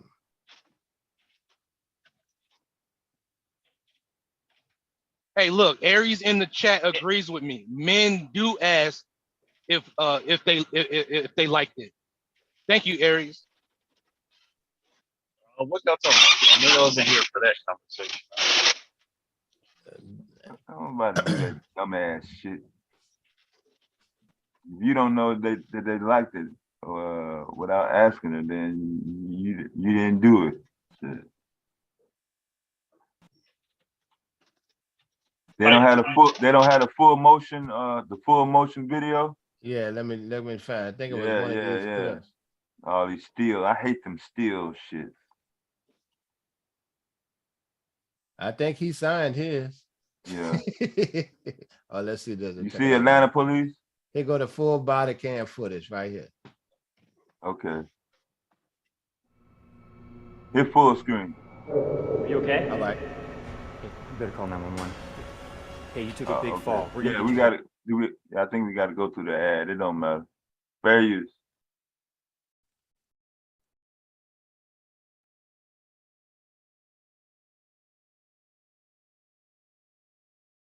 So the sound ain't gonna come on until he turn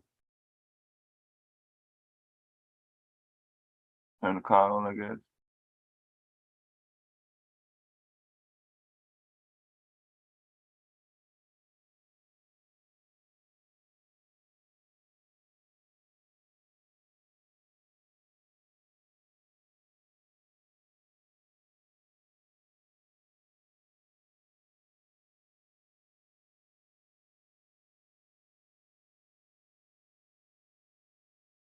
He must have kicked him out.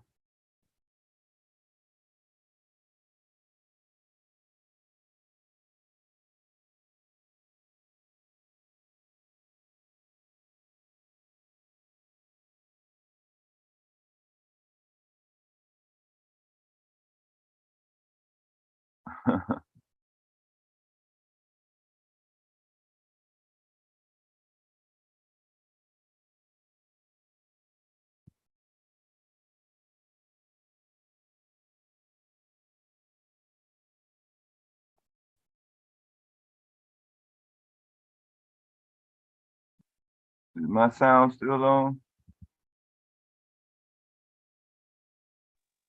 Yeah, Dev, we hear you just fine. I thought he was coming right back. Hey, Dev, you ever seen a woman give birth?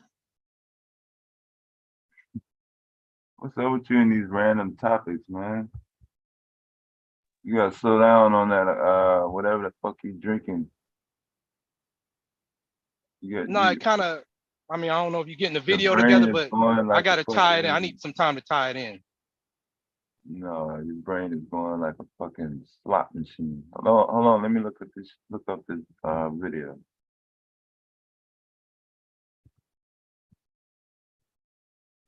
You see the axiom symbol in that article.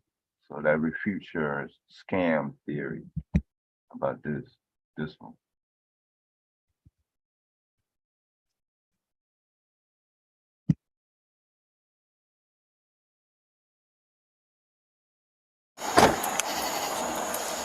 All right, here we go.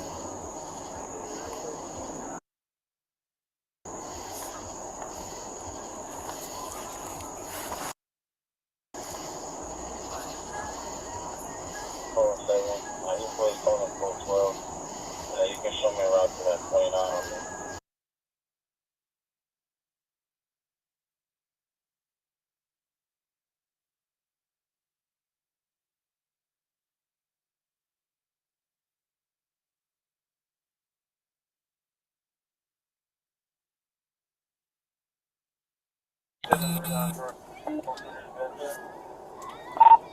Radio 72 stop bed 2700 Shady Valley Drive on a blue Kia Forte, Ohio tag, John Edward Henry 7969, black male, black shirt, black female, black shirt.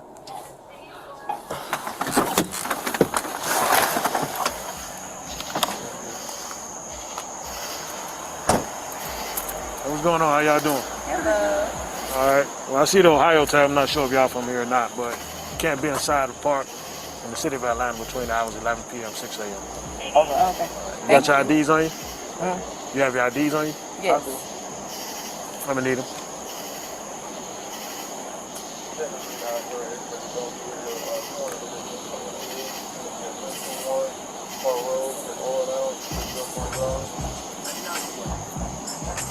You have your ID now?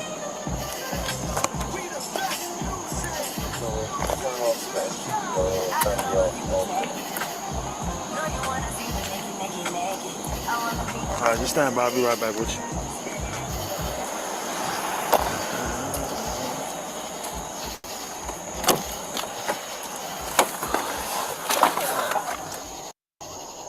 Can you repeat the address of my accident?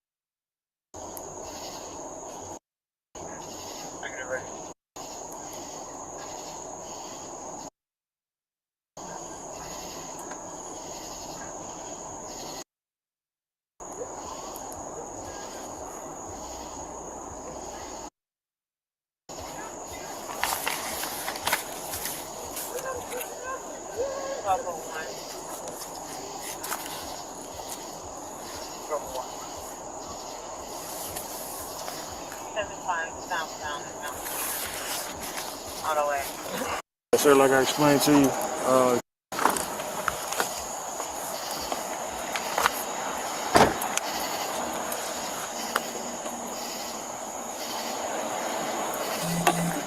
all right, sir, like I explained to you, you can't be in the park at night. You're just going to receive a simple ticket stating that you was in the park after hours. All right? I need you to sign right on that. Where am I signing over? Is it a charge or anything, or is it Just a ticket?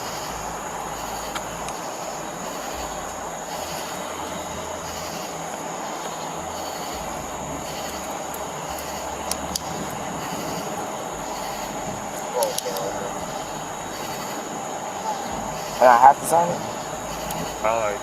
You can not sign it and go to jail. It's this one here. This one here. Yes, sir.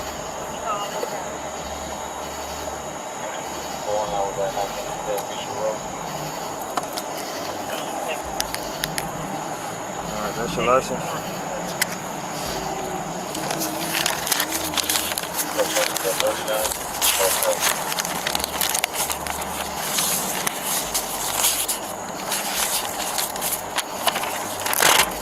Copy of citation. You have any questions? That's what it is.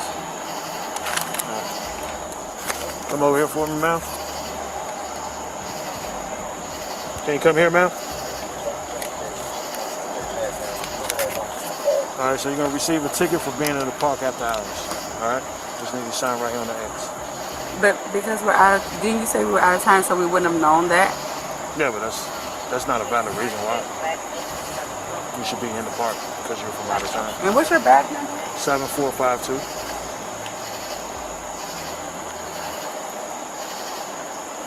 And what's your name? Officer Brooks. What's your first name? I'm not gonna give you my first name. Okay, and I don't have to sign this, right? You do have to sign it. No, I don't. Okay. Well, like I explained to him, if you don't sign it, then you're gonna be physically taken to jail. Gotcha. So you refusing to sign? What's your name? Officer Brooks, 7452.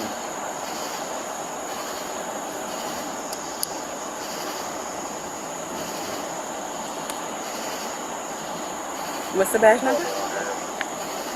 I gave it to you 2 times, man. Okay, I'm asking again. And I'm not giving it to you again. Okay. Are you gonna sign it? No, because I want your badge Okay, number. that's fine.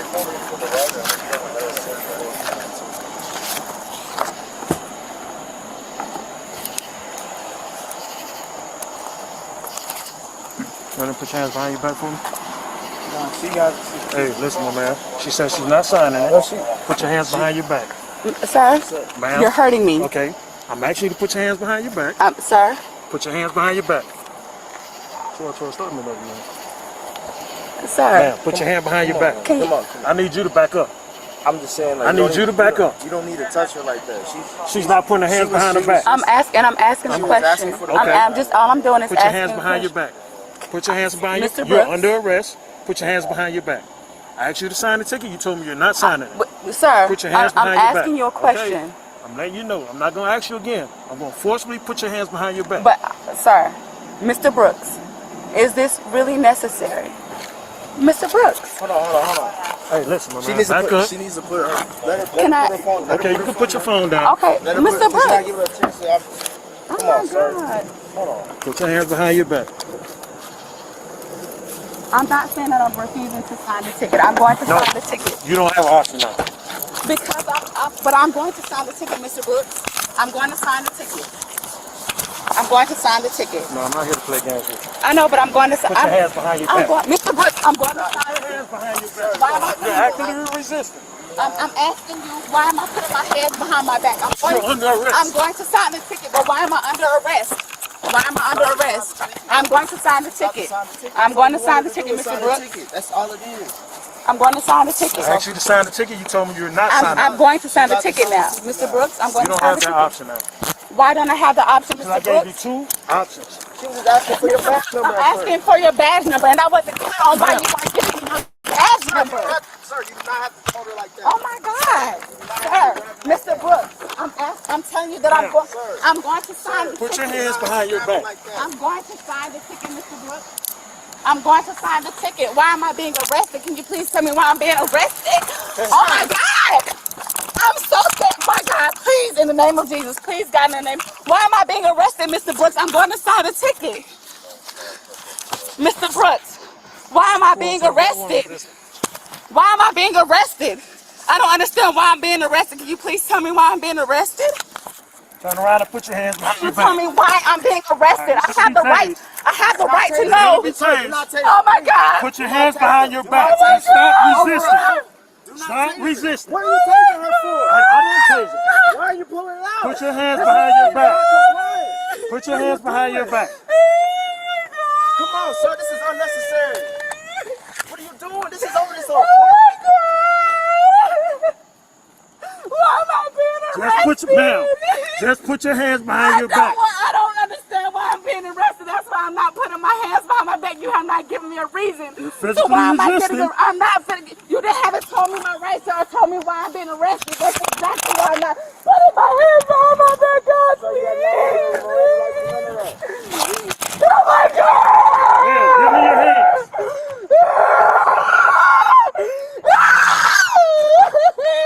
I need you to back up, sir. You got every right in the court, but you need to back up. Oh my God! I don't understand why I'm not being arrested. I don't understand. Please, sir, you have not told me why I'm being arrested, and that's why I have not put my hands behind my back. You have not told me, or you have not read me my rights or anything, and you're steady doing this to me. I don't understand. Can you please just tell me why I'm being arrested? That's all I'm asking. I just told you. Why? Why You refused to sign the I ticket. did not. I told you I was going to sign the ticket, Mr. Brooks. I told you I was going to sign the ticket. Can I please sign the ticket? Put your hands behind your back. I don't understand. Put your hands behind your back, man. I'm telling you, I'm going to sign the ticket, Mr. Brooks. I will sign the ticket, please. Ma'am, put your hands behind your back. Why you? I don't understand. Put your hands behind your back. How you handling me? Put your hands behind your back. Please, God, please. Put your hands behind your back. You're hurting me. You are hurting me. Okay, put your hands behind your back. I told you I'm not putting my hands. You have not told me or read me my rights. You have not done any of that. You're not telling me why I'm going to jail. Please, God. Put your hands behind your back. Please, God. Please. Mr. Brooks, tell me why I'm being arrested. Ouch. You're hurting me. You are hurting me. Stop resisting. Come I'm on. trying to tell you, but what? Ouch! You are, Mr. Brooks, you are hurting my arm! Come on, man. Oh my God! Is this real? Please, God, in the name of Jesus, please, God, why am I being arrested? Y'all are hurting me. Stop resisting, bro. Now move. Oh my God!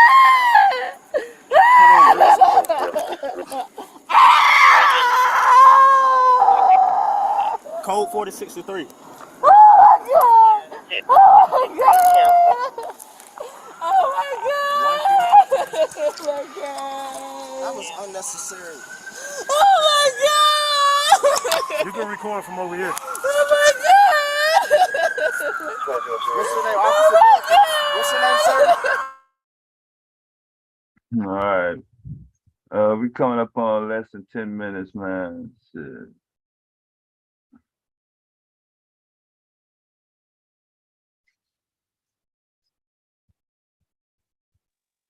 All right, Dev. What's up?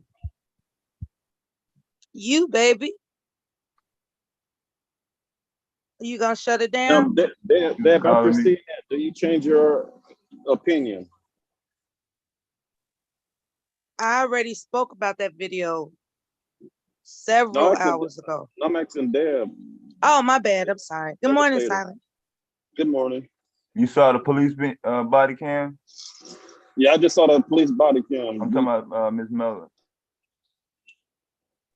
I didn't see the police body cam. Oh, okay. What'd you say, You want to show me the police body cam before we go? They just showed it. We ain't got enough time. It's 7 minutes. Oh, okay. It's Maybe 7 I'll minutes. check the replay. Yeah. I said, now that you see the video, do you change your opinion? Let me see.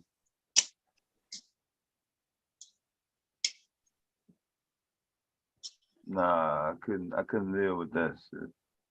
No, but Same opinion, man. Same opinion. Fuck She was that. she was giving him that attitude. She was I'll doing risk too it. much. I'll risk it. I'll risk it. I'll risk it. She Fuck brought all that shit on herself. I know called she to did. say have a great. She did. She did. Okay. She did. No, I agree. I agree. She could have just signed the motherfucker, got it over with. But even if she didn't do that, I'm still not gonna go home with her after, you know what I'm saying? With that. That's too much. I'm not gonna risk that. Because you see how quick she changed the victim, right? First, she was giving all that attitude, and oh, what's that? He told her his badge number at least 3 times. I heard it 3 times. I even remember it when he said it. Yeah. And oh no, I'm not signing it. Okay, you ain't No, signing I it. He did agree. too. If you don't sign it, you going to jail. Yeah, I agree. Relax. I mean, yeah. She could have been smart about Because the the dude, like you situation. said, the dude already I mean, signed I his. still don't care though. Yeah, I mean, that's what I signed up for. That's what I signed up for. I signed up for her. For sometimes she's not gonna be able to always make the right decision, but I'm still standing with her. That's still gonna be my woman though, even if she made a illogical decision or not. Even if it mean me getting shot by the police, you know. So that's how I'm built. I'm different. I'm different like that. I'm different. A lot of different. Ooh, shit. I know, man. No, I know. See if you got booted. Right now, Yeah. y'all caught it. Was pretty clear. Y'all saw it clear. Yeah. Okay. Yeah, I saw it clear. Yeah. He an asshole. He an asshole. He ain't had to give both of them a fucking ticket. Like I talk about those quotas with the tickets and the shit like that. He ain't had to arrest her. Maybe you need to think about this a couple more times, man.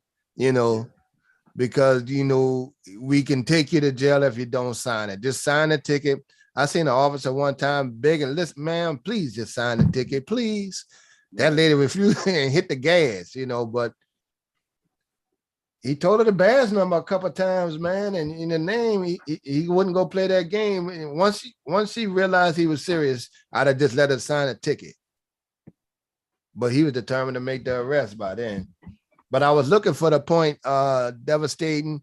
See if he make the call. If the call coming and others coming, and I didn't see him make the call during the whole time, so he might have made that call as soon as she said something. She wasn't gonna do it. See if they He said didn't make the call. He said something. Until he got her on the ground. He made hit the his call. walkie-talkie while he had her on the ground.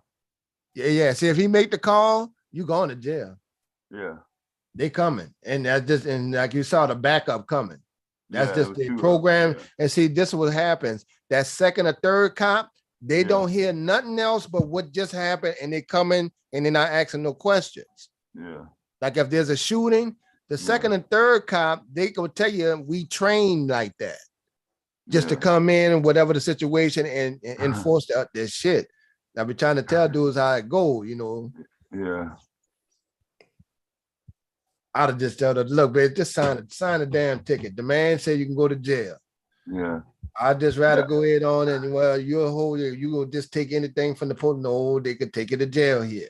Because he was trying to do his little part of trying to stop something, but yeah,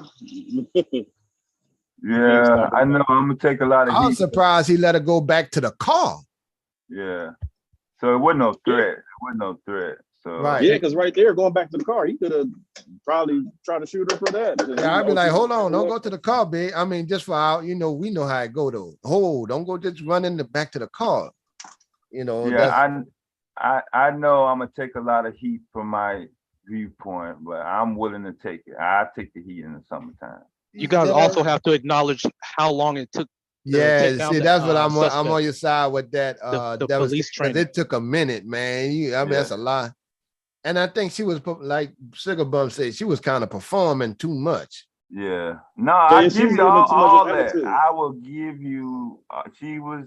I mean. But here's the question, devastating. Does she deserve to win the lawsuit? And was the man doing his job? Do you think that was excessive? She's going to get something. She's like 5 pounds. He was flinging her around like a rag doll. So she's going to get something. He took a whole lot. What is he supposed to do, babe? Just keep begging her to put her hands behind her back? I'm just saying the going to optics don't look jail. good. You're right. And they trained to do that. Yeah, but court whether of you public like it or opinion not. goes I mean, whether far, they like the too. visual or not, they gonna do that. He told her to put her hands but we're behind her talking back. about You like don't have to do court of anything. public opinion and He civil. told her, I'm gonna have to do it forcefully if you don't put your hands behind your back. Hello. Yeah. Hey, Mela. Hey, everybody. What's going on now? Hey. I logged off and logged back on by accident, sort of, because I typed in the in the chat room. That doesn't. Anyway, I don't know. I don't know exactly if you all want me. You know, I don't know if y'all gonna call bomb or not. I think the stream is almost over. She has an appointment today. Good morning, y'all. I say if Good she can start morning. another one, that'd be cool. Or are y'all gonna be up or y'all going to sleep? I'm just starting my work. Silas said he want to know what the deal is. Well, I just wanted to say something right quick before the stream ended. Yeah, I caught the end of it. Well, I caught We most of coming it. I back, just Mr. wasn't in Killer. the. Mr. Killer, You we get all right, coming Dev. back. But you coming, you gonna finish. Yeah, let us Dev, finish. Yeah. are you calling bomb? I don't have my phone out. Y'all control. call it and restart it. Yeah, go ahead and finish though, Mr. Killer. Right quick. And y'all call it restart I it. can't find her number. Somebody Don't has her worry about number. nothing. Yeah, don't worry about nothing, Miss Miller. Everything's Okay, gonna be thank cool. you. Yeah. Now what you were Well, saying? I just wanted to say that what I saw was a hot ass mess. I'm sorry. Like it was too much. Only thing she had to do was sign a ticket and fight it in court. Like that was dumb to me. That was so dumb. Yeah, I understand. All the hollering and screaming. Like I understand it did hurt. I understand What because he makes you was think? handling her. What makes you think it hurt though? You think she was performing? Sugar Bum thinks she was performing. Now I had handcuffs on, and I had people try to put the hand forcefully in. I mean, if you forcefully trying to put somebody's arm behind their back, I know that. I'm sure that hurts. So I get that. And I guess the whole idea of her being arrested was traumatizing to her. But I mean, she was just acting real dumb to me. Like I Yeah. ain't get it.